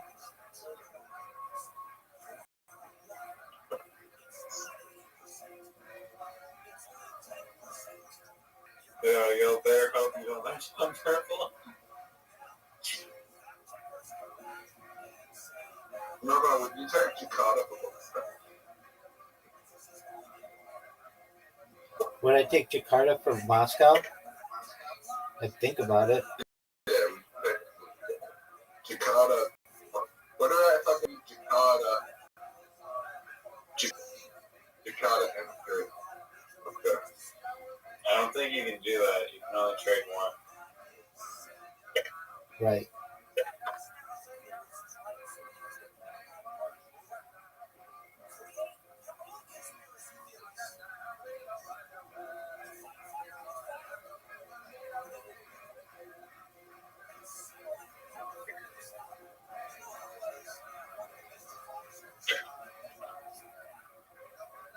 Rather, are you gonna go? Oh no.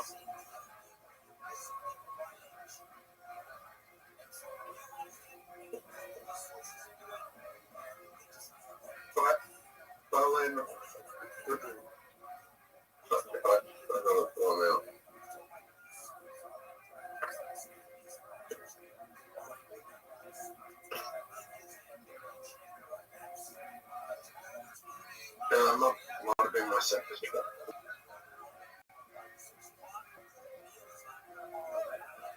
Give me a 2. Rosa, I need my Jakarta. You need me to. Why did you sell? What did you sold it? Yeah, because if I rolled it to, I would have gone bankrupt. I would have gone bankrupt. You're already. If I rolled it to, I would have gone bankrupt. So.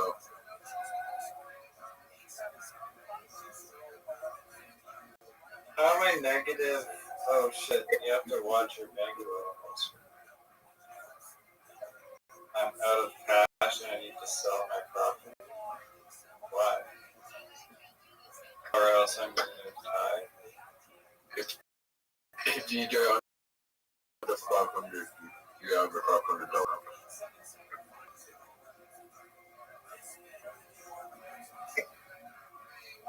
Oh, fuck. Say, rather, if I didn't sell my property, I would get it.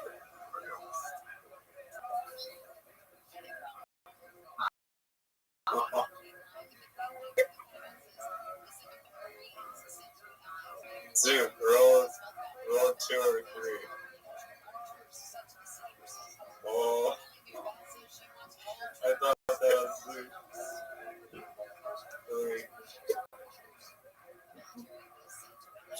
Bankrupt. Oh no.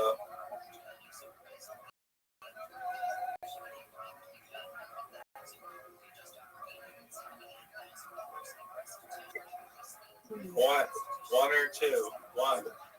Yes. Fuck. Yes. At what point is it bankrupt? Like, okay, Audie, are you ready? If you have under $500 in cash, you go bankrupt. Oh, okay. Audie, Audie, can you hear me? Audie, we're going to give you 10 seconds. 9 seconds. 8 seconds. Okay. Are you Where the fuck is it even at? Are you ready? Where is it at? Okay, I'm going to send it to you.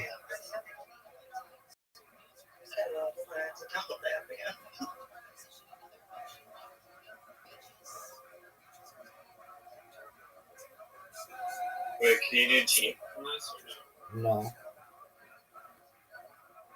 you sure? I'm not down there. I am down bad.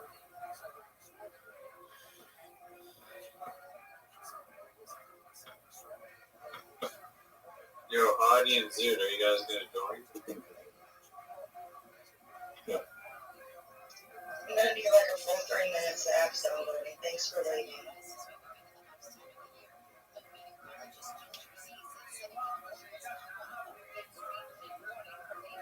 What percentage are you on?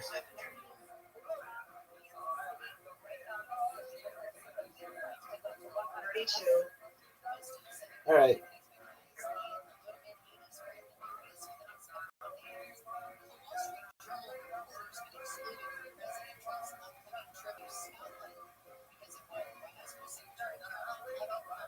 What percentage are you on now?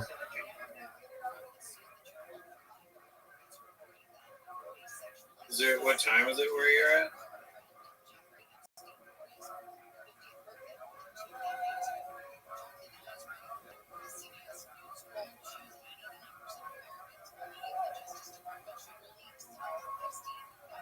More credit card.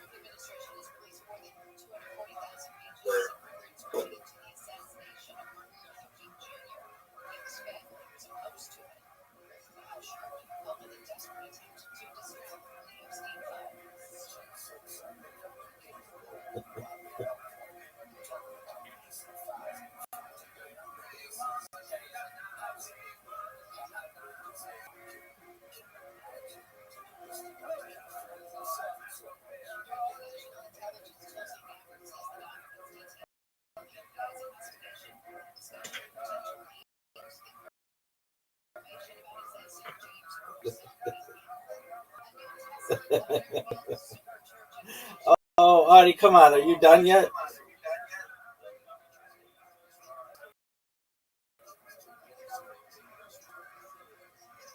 Yeah, but I'm a new person again. Why do you do this?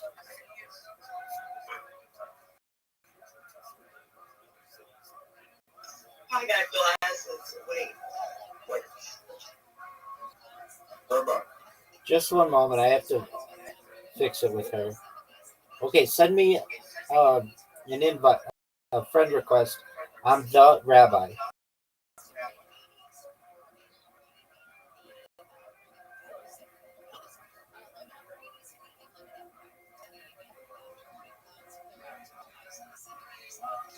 Have you sent me an invitation?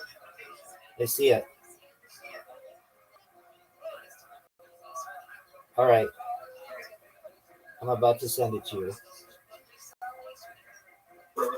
Hold on, big dog. What do you need? What is very annoying.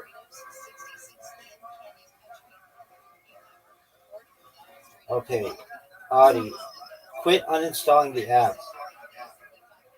All right. Yeah, it's so frustrating. Agreed. But I really want to play this game with 4 people. All right, you're up. Gail Settle, 23. I'm gonna start uninstalling the app from now on just to keep that one. So I get more money because I start last.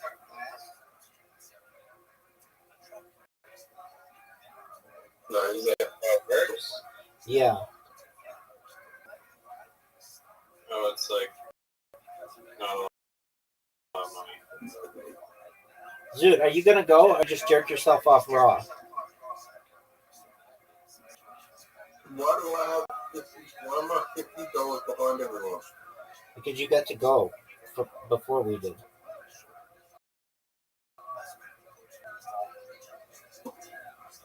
It's like racing. I always wondered why does one guy run less?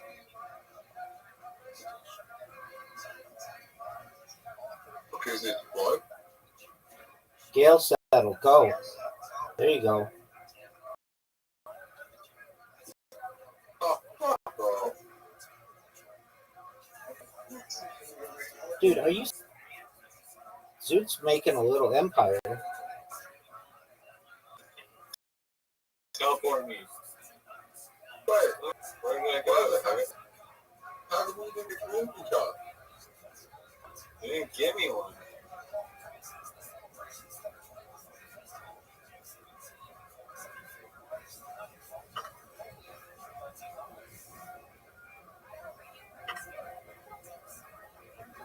Why did you get the community card?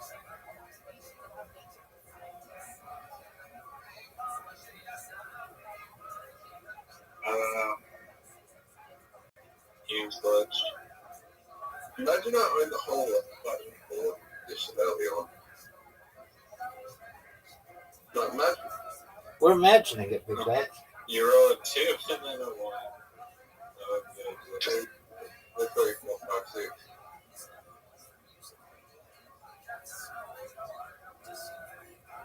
What does electricity do? How do you get into jail for multiple rounds? Well, you should have paid. What does electricity do? It allows you to see. Okay. You can buy it. Yeah, what do you It's just like it's a utility.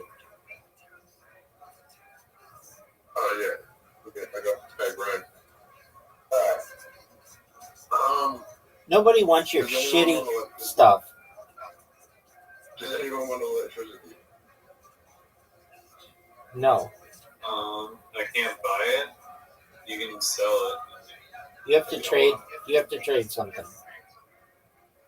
No, you can just sell it. For how? Well, yeah, but that's not a. Audi press pass.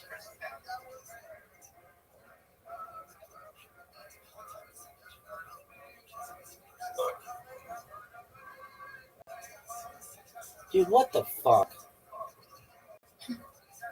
Oh, you paid the toll? Of course. Oh, fuck off.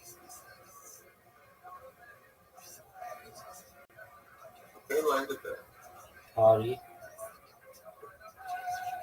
Wait, so how did you... Oh, green is Audi. Audi, let's be a team. Okay?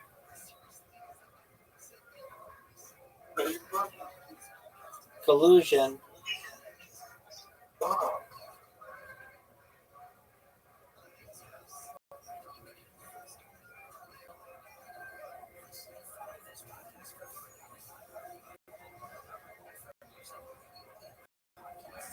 What's my color? Your color is blue, Zoot. Me and you are a team, okay? Versus Super. How about... No, don't give me Zoot. What? You don't want to... I'll go with Super. One, two. That neuro.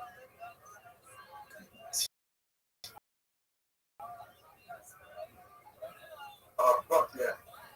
I'll go with Zoo if you don't want Zoo. It's not... I should have bought the airport. It's the same thing as the electricity. They're all $35.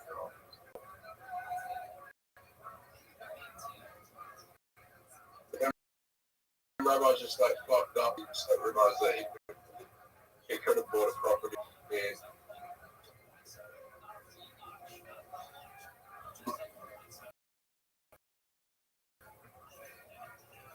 well, if he could have bought a property, yeah, he could have bought it close to property. What the fuck? It taxes me. You could have hired Tokyo. Dog, I know. You want to keep telling me about it?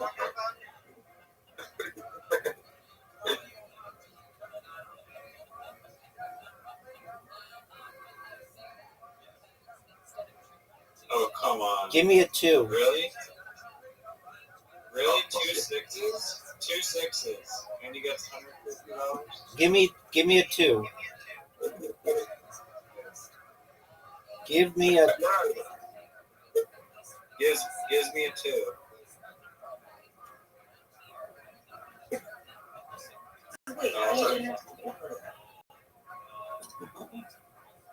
This is garbage. Dude, and I have to go to. This is ridiculous.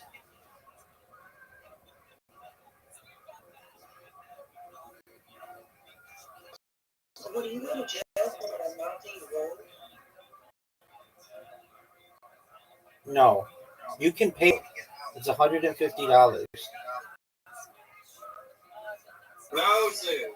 Good I job. understand that. It's just that went to jail. It told me that I was in jail for 4 rounds. Are you sure it wasn't 3? 4 rounds. Are you sure it was Zoot? Go.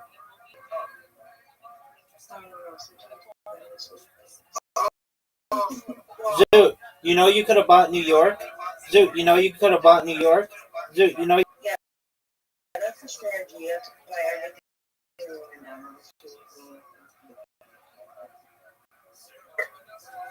That's the tech strategy.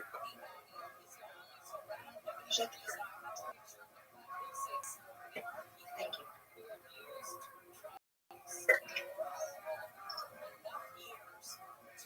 Oh, I needed to. Give me a two. Give me a two. Don't let They gave me like 3 twos in a row, so I'm not going to get two. Don't let Zoot get a 1. Zoot, are you gonna go?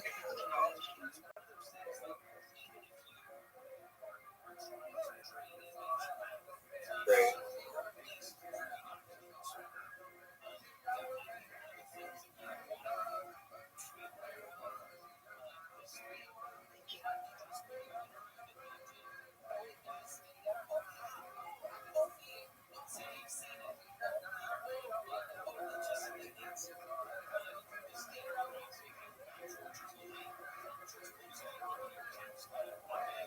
Oh, What the fuck? How are you negative 15 and 705 at the same time? What's going on?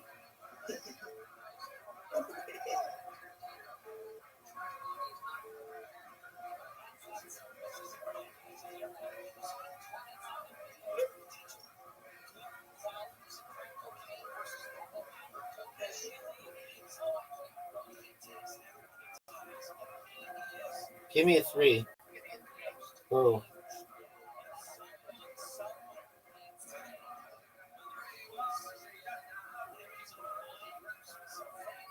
so please roll a 2. Yes, Zoot, buy it. Zoot, buy it. I'm sure. Zoot, buy it. Yes. Collusion. You guys are allowed to do what? Zoot, team, and Collusion.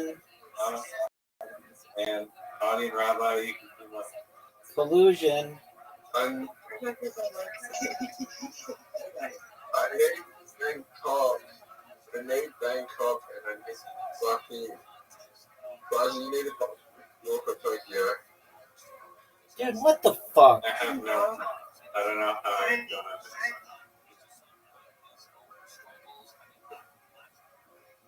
All my money gets stolen by the time I get around to the board. Same.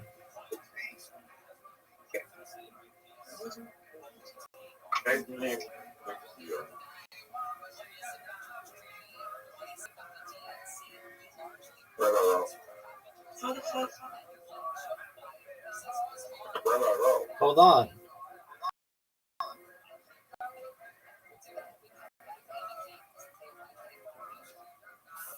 Swear to God, I seen it just.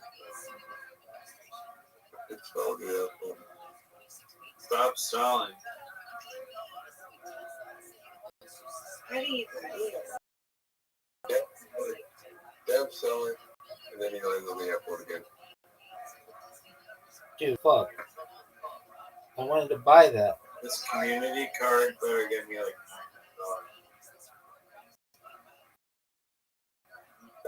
What's up? What's up? Go. Zoot, go. Stop watching. Go. Dude, come on, man.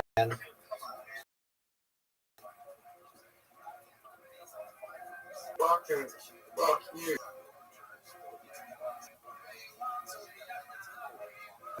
Brother, I'm going to do a high risk move. What's that? Go to jail? Oh my. It says it right here. For 3 rounds. Yeah, exactly. What's your high risk move? No, Zoo. What the fuck? Go, baby. We fixed auction. Go, baby. What the fuck are you doing? He sold another one.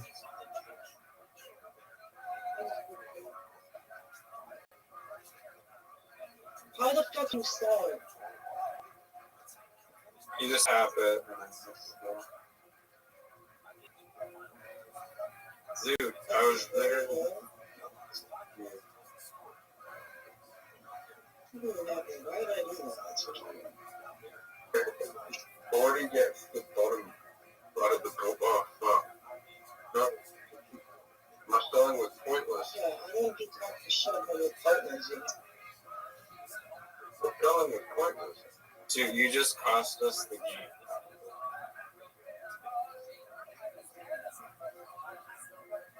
I'm selling. Fuck. Get off my square, dude.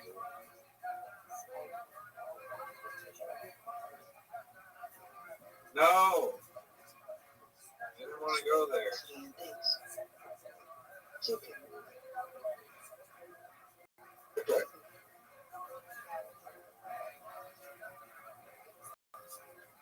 Dude, you have to buy Zurich back.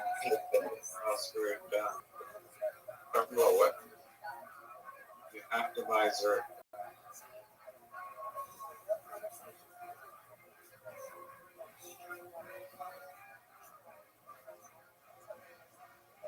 What do I need to do?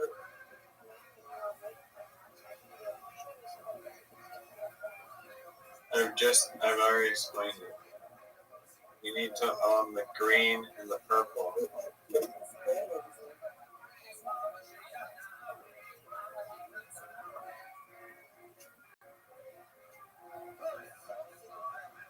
Are you fucking serious?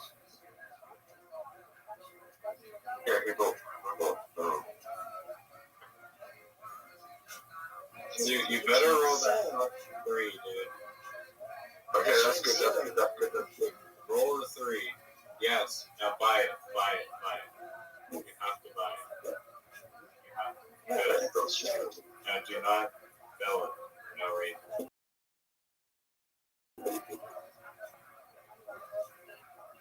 This is good.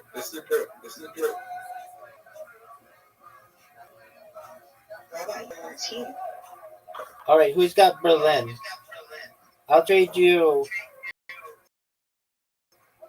Seoul for Berlin. Audi, that'd be a really good trade for you. What do you have? Oh yeah, that would be a good trade. Trade Sold. Audi, trade Berlin. What's the price points on those? I can't. You're getting the It's Nolan's beside Jim. What? Everyone's talking to me. you're getting the better deal. It's not believing. Jakarta. Right there. You'll have all 3. I'm not actually. I know exactly what colors those really are. That's really dark blue. No. Trade Berlin. Yeah, no, it's not a good trade. Don't trade. That was a dumb move. That was a dumb move. Shut up. That's the biggest thing. Sorry.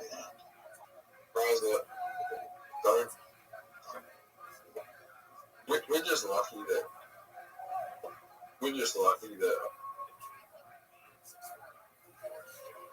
If you get on auction or swapping,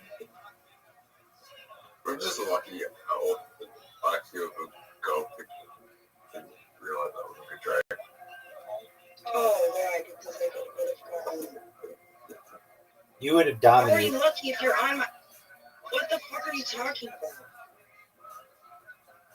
Oh, everything's looking about to beat Rabbi. I see that. so you can do that too if you want to join 4th. You would have best position out of anyone. It's not time for the game to end yet. Well, it's gonna get really long. It's supposed to be 8 hours. Do I go for it? I mean, I just blocks you from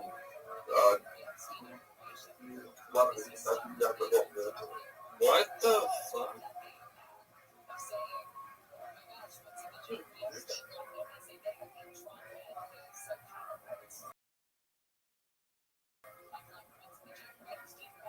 All right, what do you want to trade? Trade me Seoul for Berlin. Put up Berlin. Or put up, yeah, Don't do that. put up Berlin. Don't worry. Audie, put up Berlin. This is a good trade. What? Oh, Berlin. It's in the upper left corner. He just wants to win. It's in the upper left corner. yeah, I see it. Click it, and I'll give you Seoul. And then you'll have a bunch in a row.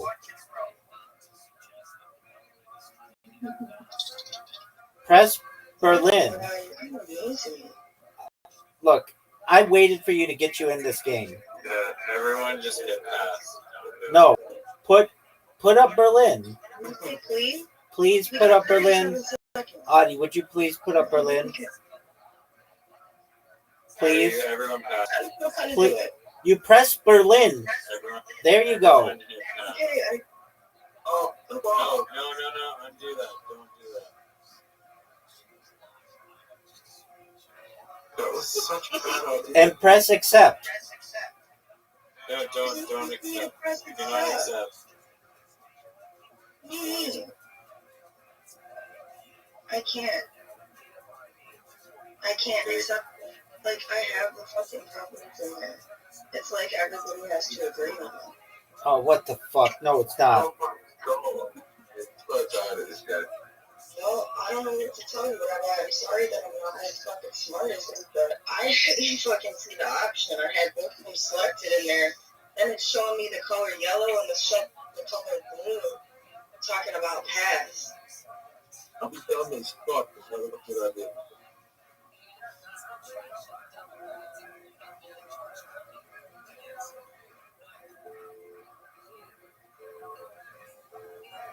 We could have won right there. Oh, Zoot. Swap. I give you. You give me Paris. I'll give you Riyadh. Wait. No, Zoot. Dude, give me Paris, and then you get the green one. How are you gonna? Zoot. Wait. Zoot. What are you gonna do? Good deal. This is a good deal. This is a good deal. So. We're fucked, Audie. We would have had him. That's what you have to do, on. You have to get like multiple colors in a row so that you can upgrade the rank. Oh yeah, I fucking understand how building property on fucking Monopoly works. What the Well, fuck? then you would have made the trade, dog. You were all young at the same time, and I was asking, what color is it? You know, to make it easy. The fuck? Then you were talking about you're gonna swap out my fucking property. What is that? Come on. The thing about it, The thing about it is, you guys said you are on my fucking team. The fuck? Actually, thanks for asking me to be on his team. And then said, anyone but Zoot. And I said, okay, that's me. Let's not treat people that way. And now, your property is more valuable than Rabbi's. You've actually got a better deal. yeah, I understand that. Anything but You 3. have money. You have the most money of anyone on the board right now. Audience. The point is that I don't give you my fucking. I swear to just fucking throw it in the garbage. Please give me 4. Please give me 4. Please give me 4. Please give me 4 or 5. Oh, Zoot is doing some dirty shit. Oh no. I should have done What are you doing and where? Give me 4 or 5. No. 4 or 5. Oh, I missed one. Audie, trade me Berlin for Seoul. Okay, and how do I do it? Press Berlin. Yeah, tap Berlin. All you have to do. It's where the yellow one is. There you go. Rabbi taps Berlin. Okay, I did it. That's not good. No, Zoo. We can. See, exactly. Look at that. That's not good for who? For autumn. That's not good for autumn. Actually, it is. It is. You can now build a bunch of hotels. Yeah, no. Anytime someone lands on your orange, like whatever color that is. No, I understand. You don't have to keep explaining it to me like I'm all the way retarded. The fuck? What? It sounds like. It sounds like you won't shut the fuck up and let me trade, and you think there's something else that I could trade. You know what? Like, y'all don't want to trade with me, so let me give you that anyways. What the fuck? I wanted to trade it. I bet you would have, Rabbi. You know what? I just keep doing this negativity towards me. I was like, I'm the one that doesn't know not. When I swear to God, they must not. Come on. It's a cognitive problem. See, you just got a ton right there. That's not a 10. That's a 9.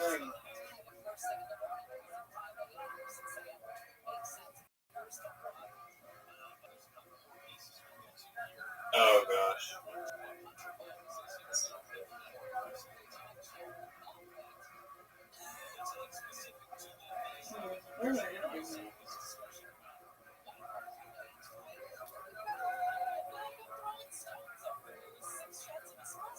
Yeah, see, you got the good ones.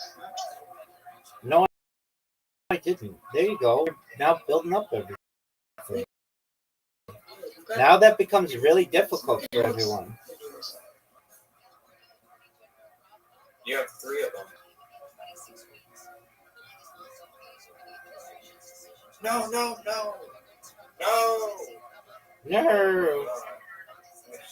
They could have freaking upgraded before I did. Dude, so,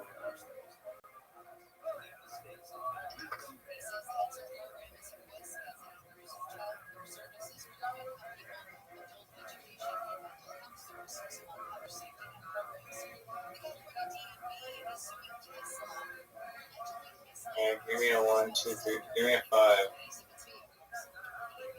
Give me a 3. Give me a 3. So, do you want to trade property with me?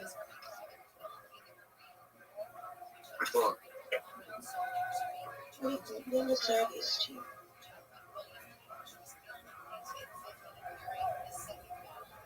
I mean, which one you want to try?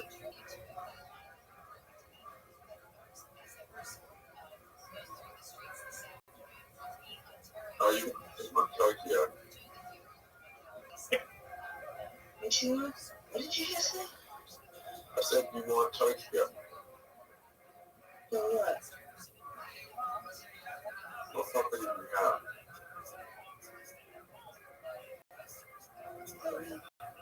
She has London. So you could trade her. Oh, you have a. You're negative.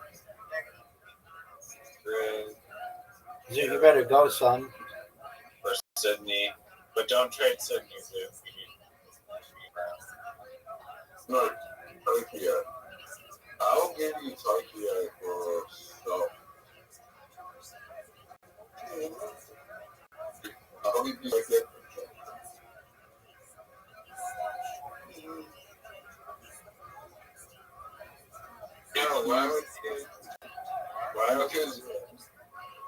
Because she needs to get divorced. Get your options have the board and just like have sold and I'll have very high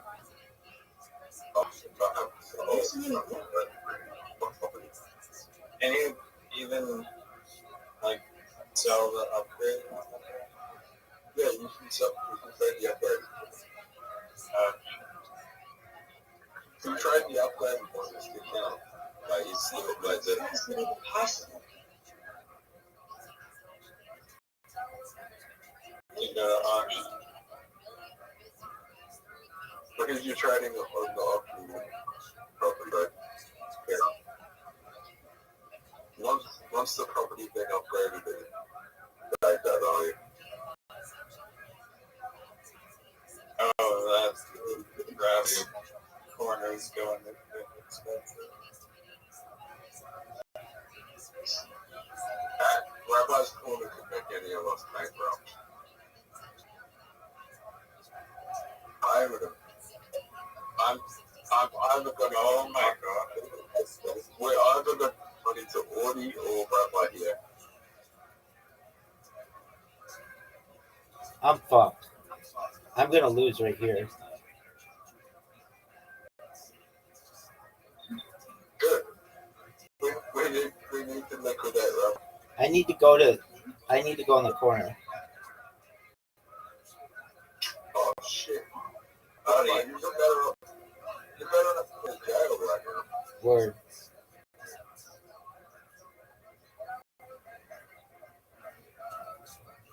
I actually don't Round tree water help me so hard. What's gonna bankrupt you? I can't get around the corner basically. Look how many sixes this motherfucker has. Yeah, 3 dude. I'm still fucking cool.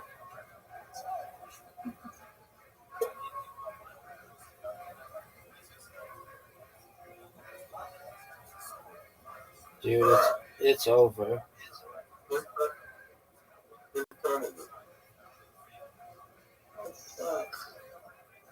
I'll take a 1.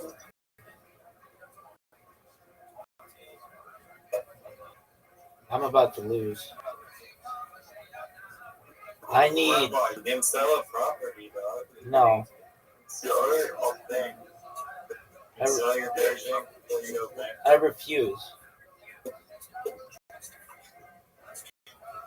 You're gonna go bankrupt. What are you trading? Nobody wants this garbage. No? You need to take care of yourself.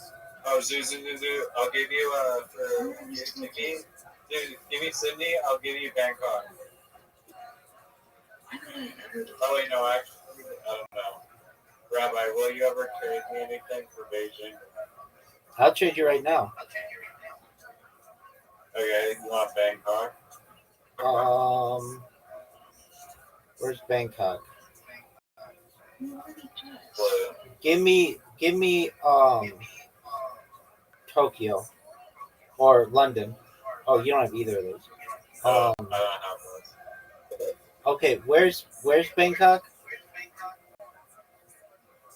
It's blue. I think Zoop needs it if anything. Yeah. Zoop, I can help you upgrade a lot if I give you Bangkok.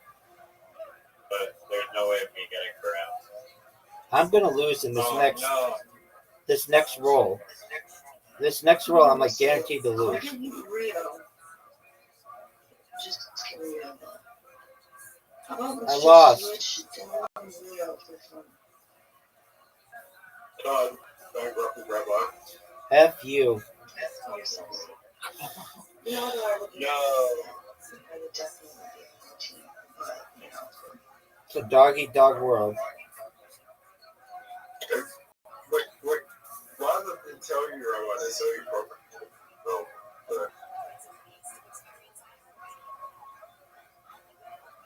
Oh, I'm gonna go bankrupt here too. Shit. I should not have upgraded that. No.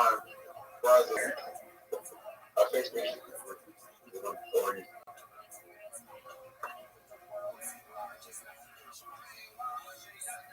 Not budget product.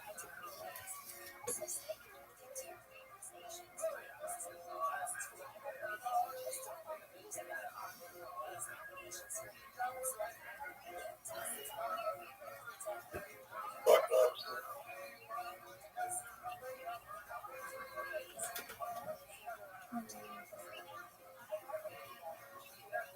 I would like to see statistics on if you go last in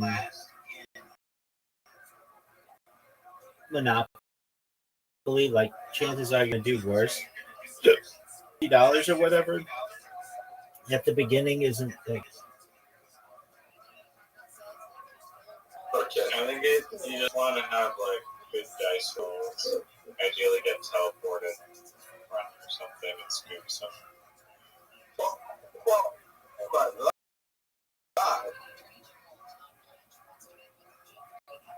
Wow, great job.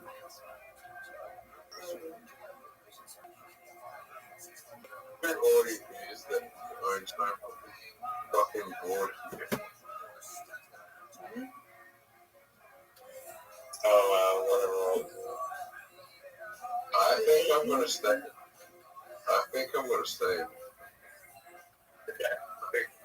yeah.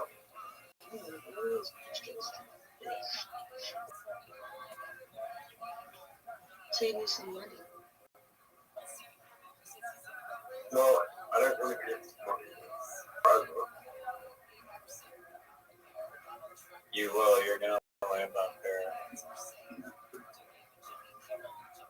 Oh no.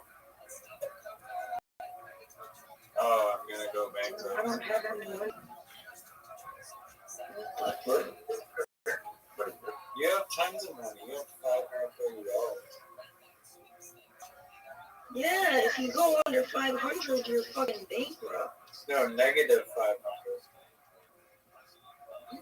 You have $1,000. You have to go negative.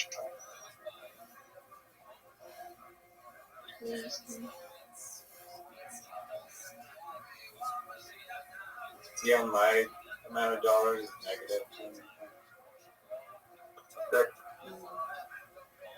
No, that's you fucking asshole. You're real What? clear. What did you say? Well, you have to read it properly, alright? So the fucking thing, the number to the left is what happened on your last move. And the number to the right is what you have. Not that I remember what to say. I just need to say. What? Oh god, I can't read. Maybe I can run in jail. Oh no, I'm done if I land on 6. Oh, I'm so close Oh, to I mine. can still get my money going in jail. If I roll a... Oh, if I roll... Fuck yeah. Fuck yeah. Good strategy. I'll be out. I literally have all my property to just survive and pay income tax. I land on the purple one. Fuck, man. Riser. How did you fuck up so badly? Riser's done. Riser's done. Now it's Audie, who never has played this game. Yeah, I've never played the game. She has so much money, and Zoot is. Oh, she's easily gonna win. Yeah. Rabbi, join.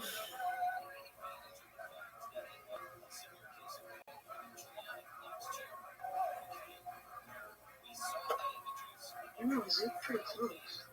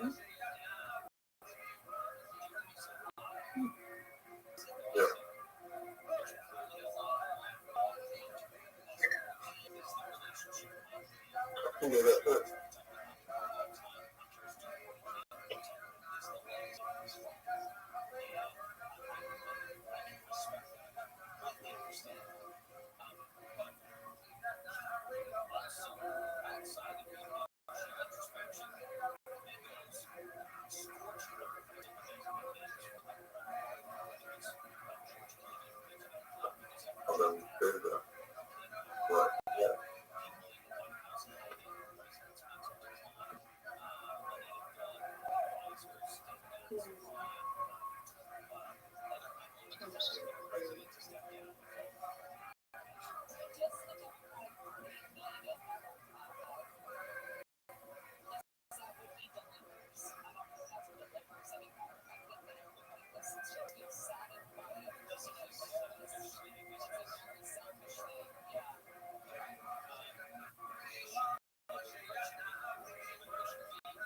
got London on the truck.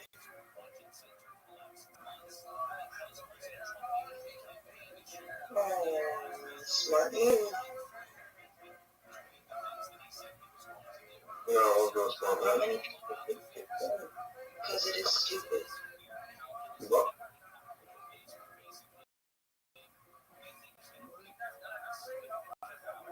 No, it's not stupid. It's good.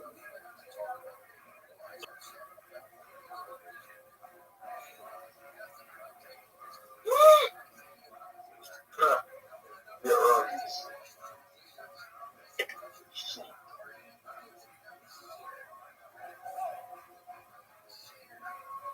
Okay. Okay, that's good. That is good. That is good. That's really good.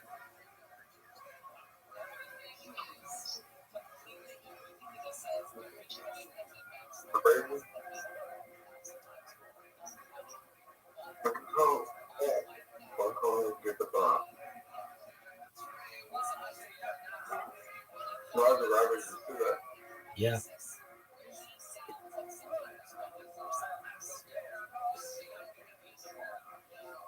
I mean, I'm still, I think I'm, okay.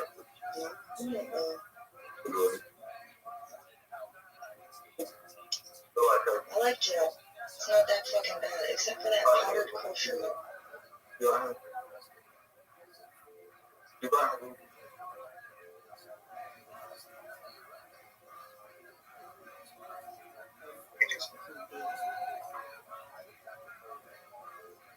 What are you talking about? I like trying. Jim, what did I want?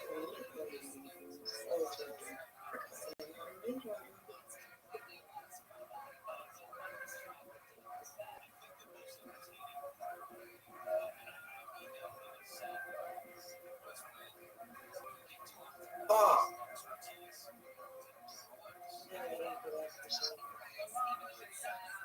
Wow.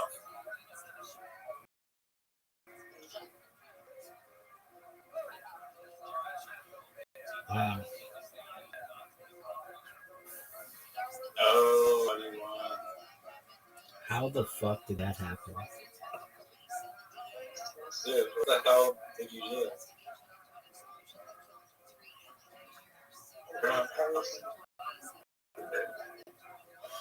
Hello?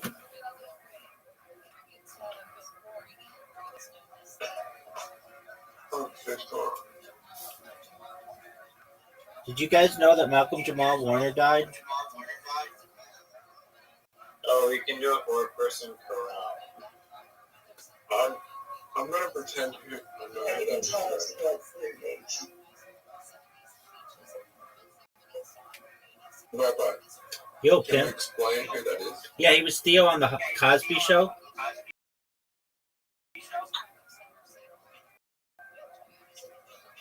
Yeah. You know what the Cosby Show was?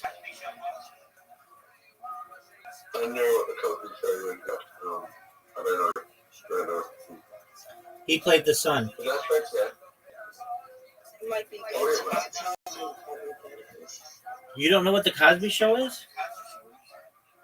Oh, I know what the Cosby Show is. I'm really asking what's the Cosby Show. The Cosby did. Separate the art from the artist. Definitely are. Okay, we're gonna play 2v2. Anybody who's got Audie on their team, they're at a disadvantage. Not anything against Audie, but she's just never played before.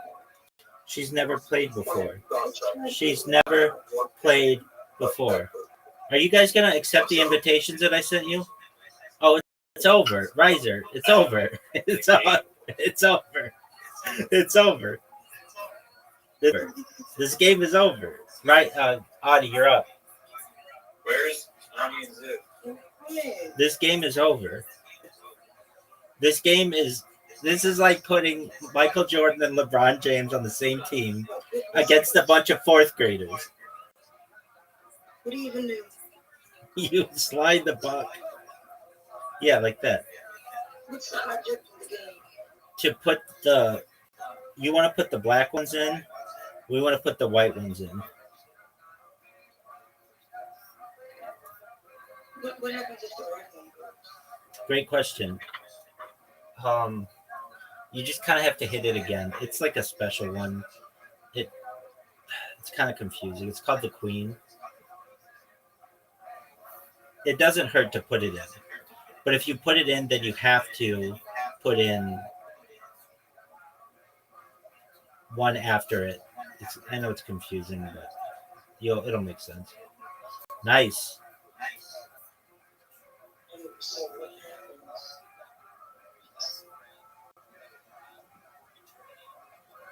happens? Riser. What? So what happens? It's just another one that you put in. You're up. You have to slide it. You can slide it at the bottom of your screen. You can see you can slide it left to right. There you go. There you go. And you want to put the black ones in. It's like pool. It's like pool. Yeah, move it all the way to the left. Oh, or there. That was fine. All the way to the left. To the left. Okay, just where you can see it. Why am I playing like such dog shit?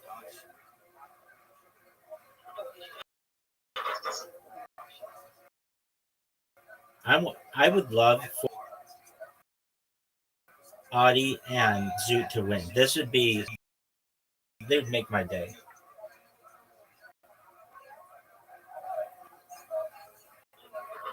Riser, easy shot. That white one in the corner.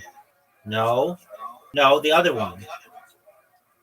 Okay. Trust the Rabbi telling you the right color supposed to put in. I'm confused. Name one time I've ever not been truthful with you. Oh God.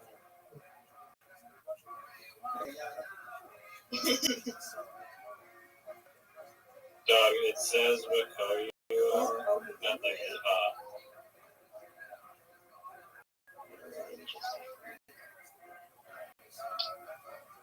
oh no.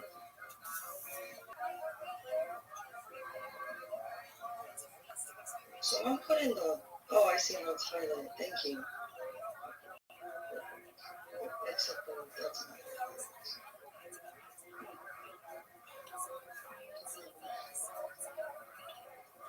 Dude, how do you feel after your Monopoly loss there? So, You were second. Big in the by stand-up comedy.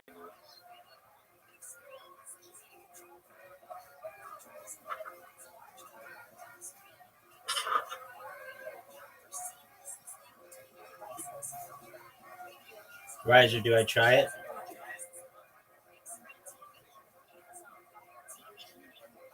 Better than you feel. I don't. Maybe like this. Dude, have you played Karam before? Yeah, he's played with me. both of her. Oh, nice shot.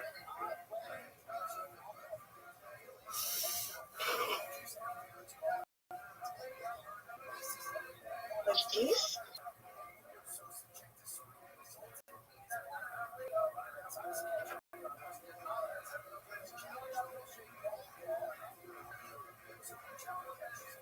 Mm-hmm.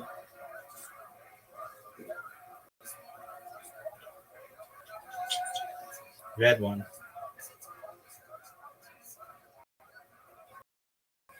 What was that? I was trying to bump the black one.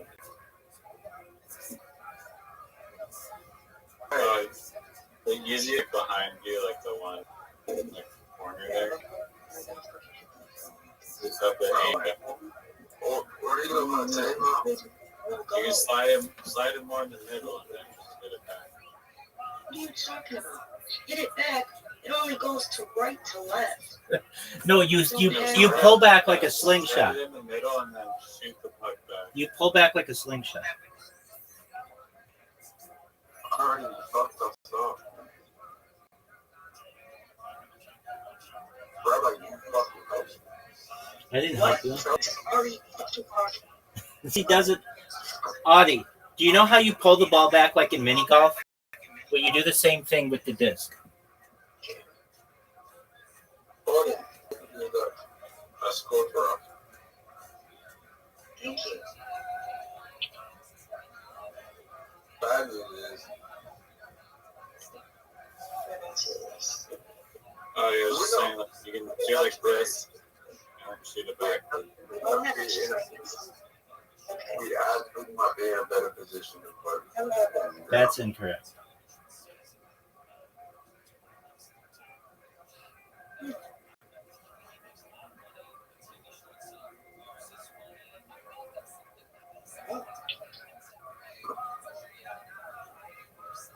You're right.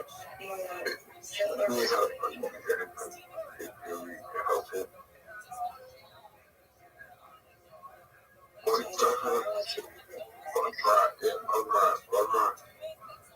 Go for whatever one. Pull back like a slingshot. How am I going? Like in mini golf, you pull back. Pull back on the disc. Whatever one you want. There you go.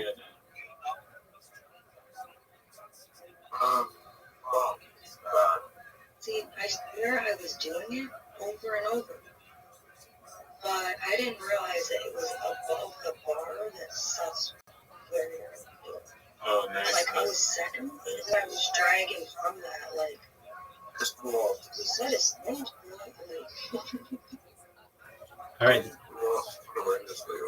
Okay, I'm about to send it again. I literally just understood how to even operate the mechanism. I'm about to send it again, so get ready to accept. 3, 2, 1. I'm going to bed 2:30 a.m. here. Okay, Last one. last one, Last too. one. And then a mini golf suit, and then you're free to sleep. That's true. That's true. That's the new law in Australia. This morning, they said before you go to bed, you have to play a 2v2 carom game plus 1 mini golf, and then you can sleep. I just fucking drag this shit, bro. The fuck? Slide it. Slide it.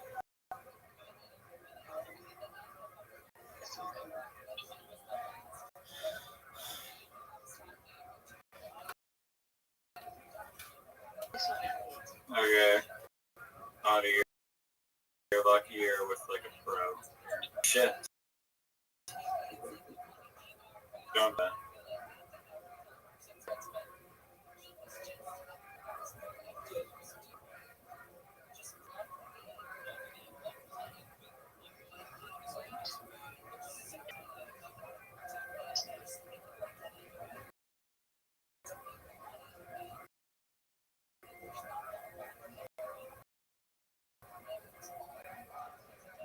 Dude, have you ever considered being a Miss Carlson impersonator?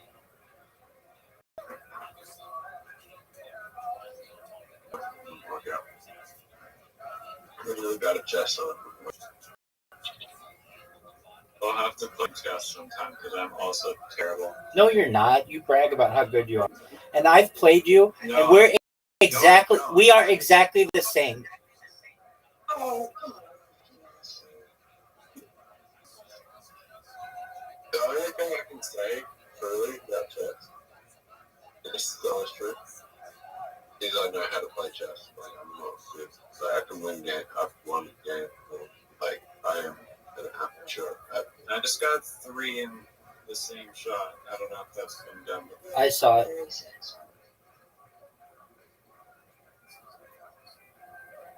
Why is it up good? I don't think you're on my team. I'm pretty sure I'm without you. You're on my face. Are you white or black? I know that one. I thought you were complimenting me when you're like, she's basically with the professional. I was like, all right, I'll take it. Yeah, I honestly thought he was talking about Zoot, and like he was talking shit.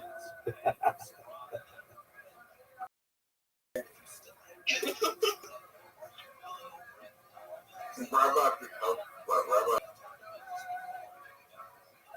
Alright, it's established that I am the worst at this game. Well, you do the fight. Yeah, exactly. Just need practice. Nice. Skills.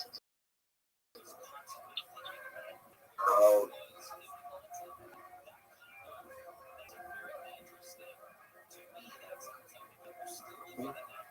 Me and Rabbi have gotten quite competitive at around.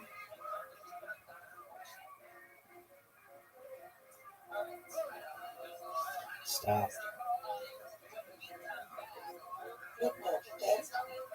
Alright, dude. Already hit the white one in. I just think of Hit the white one in. Oh, Hit the white one in, Artie. Artie, just hit one in. There you go. Let it go. Do it. Do it. Let go. Let go. Oh my word, that was amazing, Artie. Great job, girl. Okay, now you want to hit the red one in. Which means you have to do like a bank shot. That's fine. Just do that. We'll see what happens. do that. What do you mean? There, just do that. It's not gonna work. That was fine. That gives me a chance to be able to win the game for us. You fucking dick. Why would you do that to me? Oh, that's even better. That's even better that you did that, Riser. Honey? No, you, Riser. You put in the red one. Yeah. You just... We won. Oh, shit. We won. Audie, we won. I was trying to make it in a worse spot.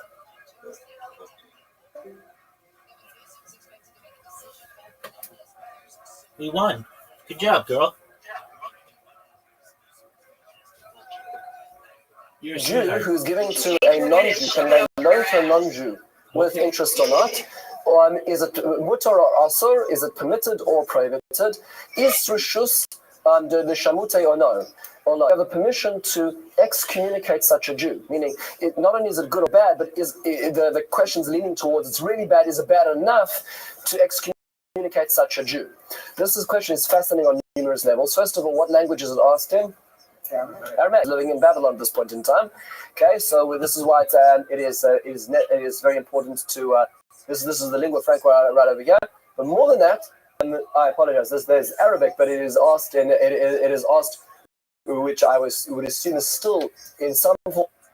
Riser, are we done, or are you gonna play again? Who's in this call right now? Oh, you do that? Yeah. Well, Audie, what do you want to do? Do you want to play mini golf? She wants to flap her fucking jaw. She thinks she can ball.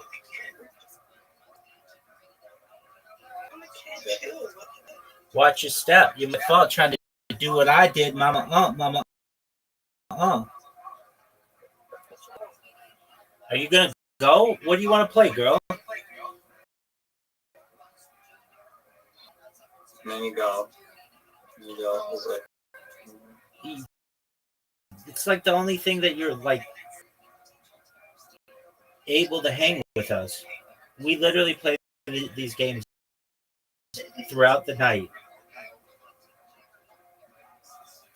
Riser, I cannot believe you lost that carom game. Yeah, that's right. Now you're learning. You're learning. Oh no, there's nothing for me to learn how to participate. Thanks for asking if I wanted to participate, right? The fuck? So I could cry about it words, and I will real tears. Audie, no one knows what we're talking about, girl. Just accept the invite.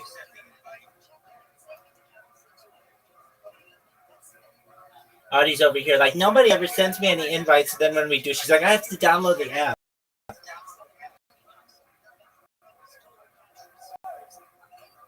There you go. Players. You're up, girl. Let's see what you can do. We're not mean at all. You're such a fucking liar. Not at all. Go. Hit the fucking ball. Nobody ever does that. He does.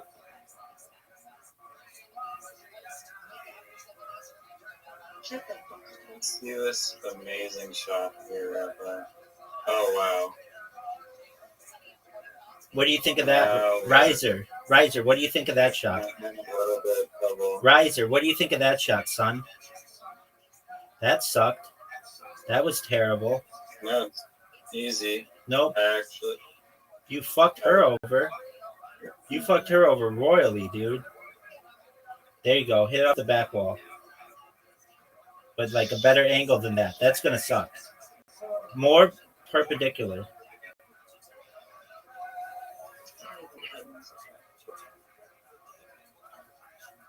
It means like a T. No. Riser, get good, son. Get good, son. Riser, get good, son. Want to give Audie a chance? Oh. No, and you completely fucked me over. Oh, wow, she did. Shit. No That's way. Fine. I fucked you over before by accident. So it's okay. Guess what? I didn't fuck anybody over. I'm so focused on just trying to get money. I don't have the skills. No, don't worry. I take this game very serious. What is this bullshit shot? Was it fucking amazing, dude? What? Did you copy that off some like level? Oh. Yeah, I did. Congratulations. I got sick of putting it in the fucking water.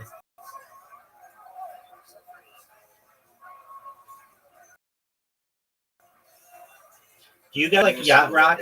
I just asked you a question. Do you guys yacht rock?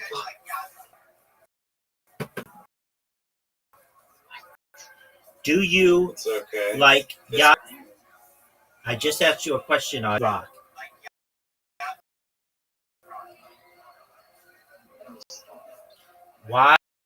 YACHT space ROCK. It's like music that you listen to on a yacht.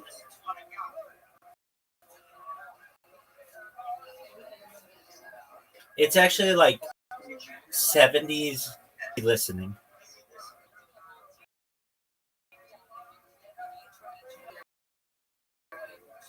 Cool. Oh, he's got a big shot. You can get it. Hard, too hard, too hard, way too hard, way too hard, way too hard. Just like literally a little more, a little more. 20%. That's good. 10%. Oh, yeah. Right, how am I trying to keep this shit's over? Dude, I saw a way how to do this hole, and it was unbelievable. I think you can bank it in and get it in one.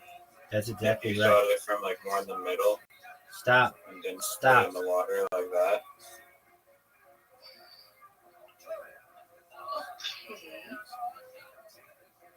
Way too hard.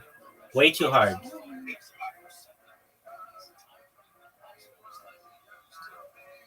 Or like this. That's right. Do it. My eyes can't see that. Do it. You you you wussed out. Uh, That's not it. You know that's not it. You know that shot sucks. actually, you gotta go way further up. Yeah, dude, that shot sucks. All right, everyone try to do the thing. How about we all hold hands and say, "Go fuck Do the yourself. bank shot. I'm playing to win, baby."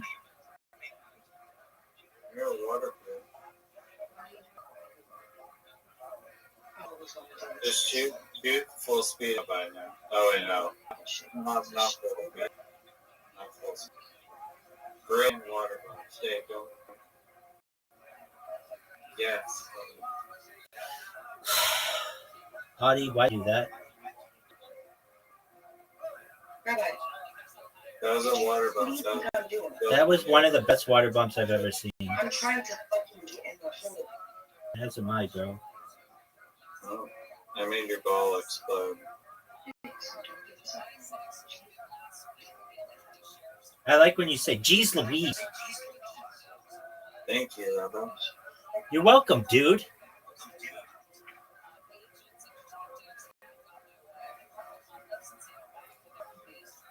Now, Audie, you Don't. can just barely bump his ball and then you'll get another water bump. I'm just trying to Too hard.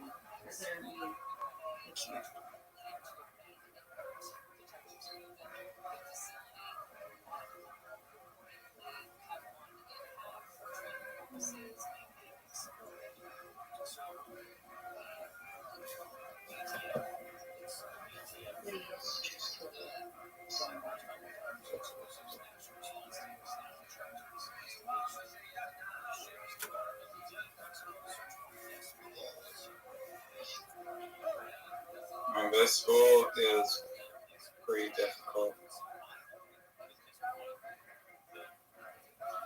Stop. Nice, right in the water. Stop. Nice. Perfect shot.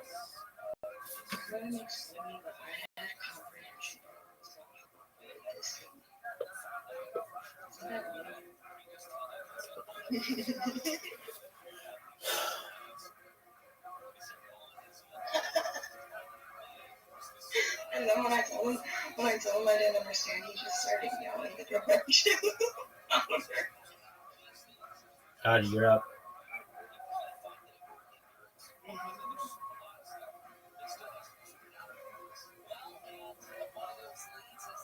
Stop. Drop. Stop. Drop. Drop. Drop. Drop. Stop. That's no good, dog. Drop. That's no good, dog. Let it down. Open up shop. Roll. Roll. That's how Rough Riders roll.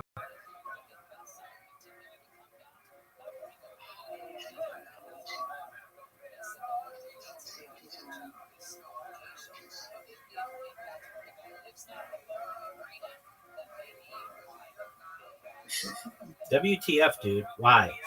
Why would you do that?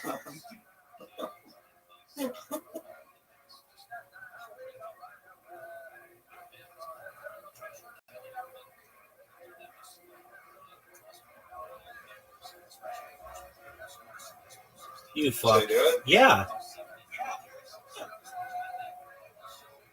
Do it.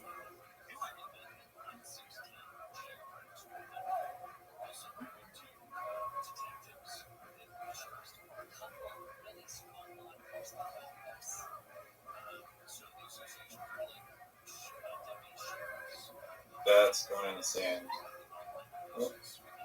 Nice prediction, big dog. Thank you. This needs to go right in front of your fucking ball. You're in the water. Do.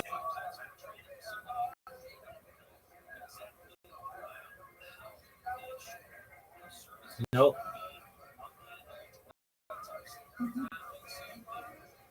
The idea of the hole in this game.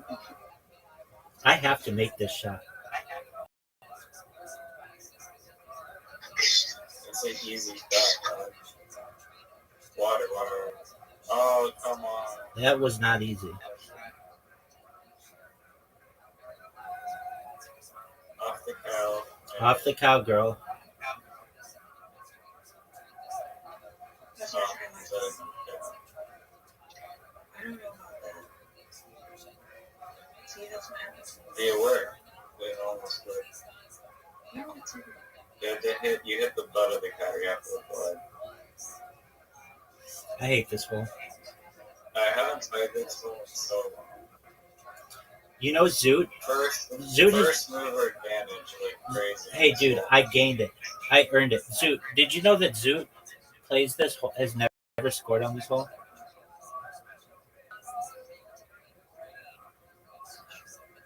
That is true. I believe that 100%. The Lord? Jesus? Oh, you just kind of, yeah. Yeah, thank you for that, Rabbi. You're welcome, Pimp. Pimp.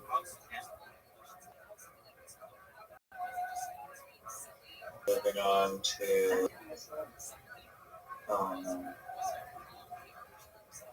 Magic. Audie scored like the first time playing this game. I'm gonna make it. Oh, Do you think you're gonna make it, Audie?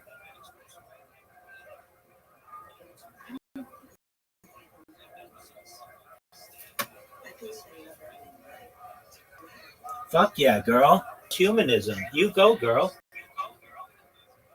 no, we get our memories right. I do think that there's like.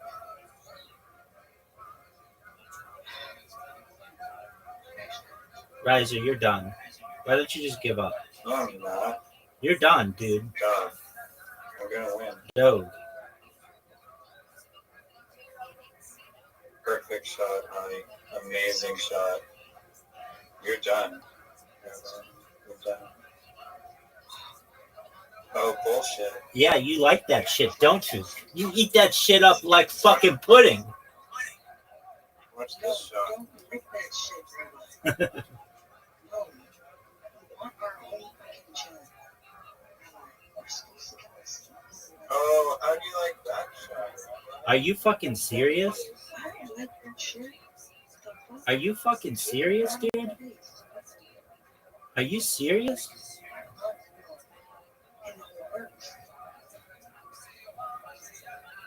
Oh, this is such a difficult shot. You don't even know. Too hard. Too hard. Oh. Stay. No. Stop. Drop. Let it down. Open up shop. Roll. Roll. That's a Rough Riders roll. You know what's going to be sad for you? Riser, you know what's going to be sad for you? You water boat me into the hole. Thanks, big dog.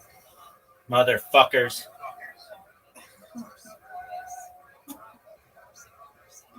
That was an amazing little water boat. STFU, dog. Come on, Audie.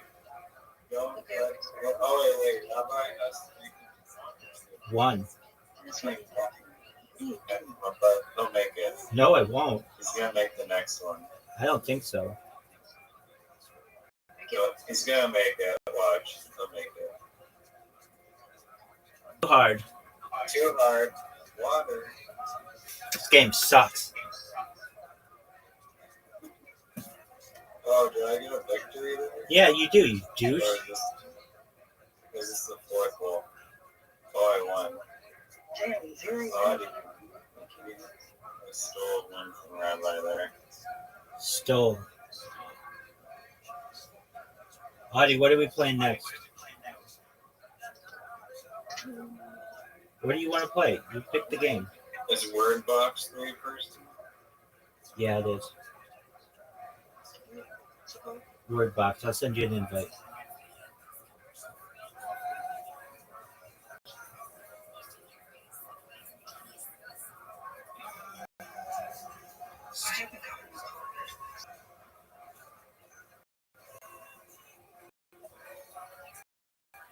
What's the one where you connect the letters? That's this one. Oh.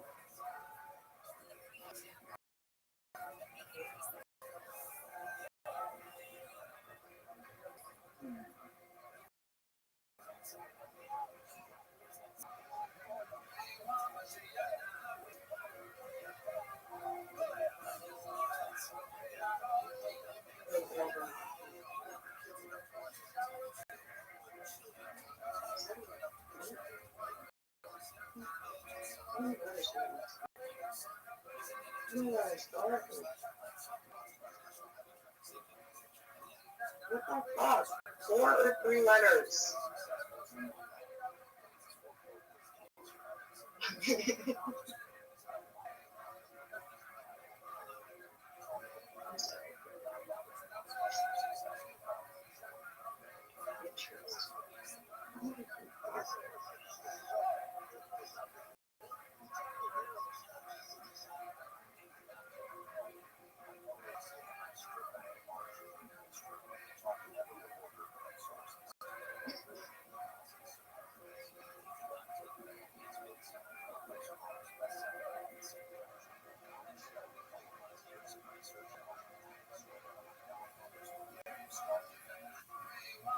I'm destroying everyone.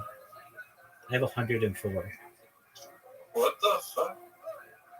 Ow. Because I'm sexy and I've got a big dick. What do you want me to do about it? What words? What the fuck was Come on, I was just gonna get weed. 106 stuff. The fuck is stat? It's a word in this game. What's the fuck with that? Nobody wants to touch that. Get out.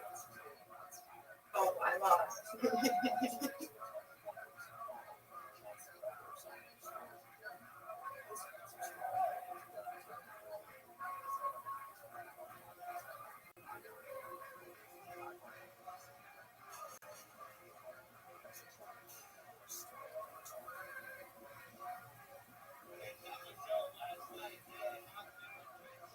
I don't like how that makes me give up all the papers.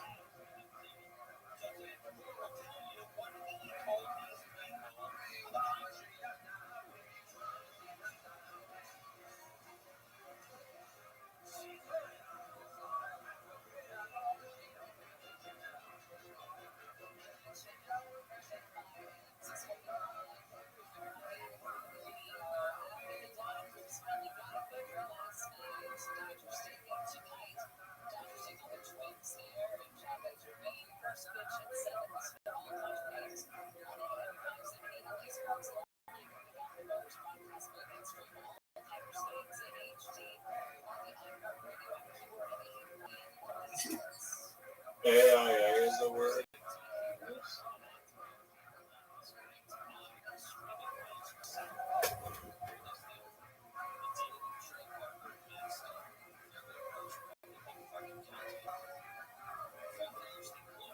Sexer.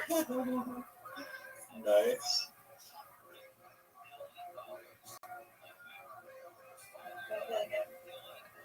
Send it.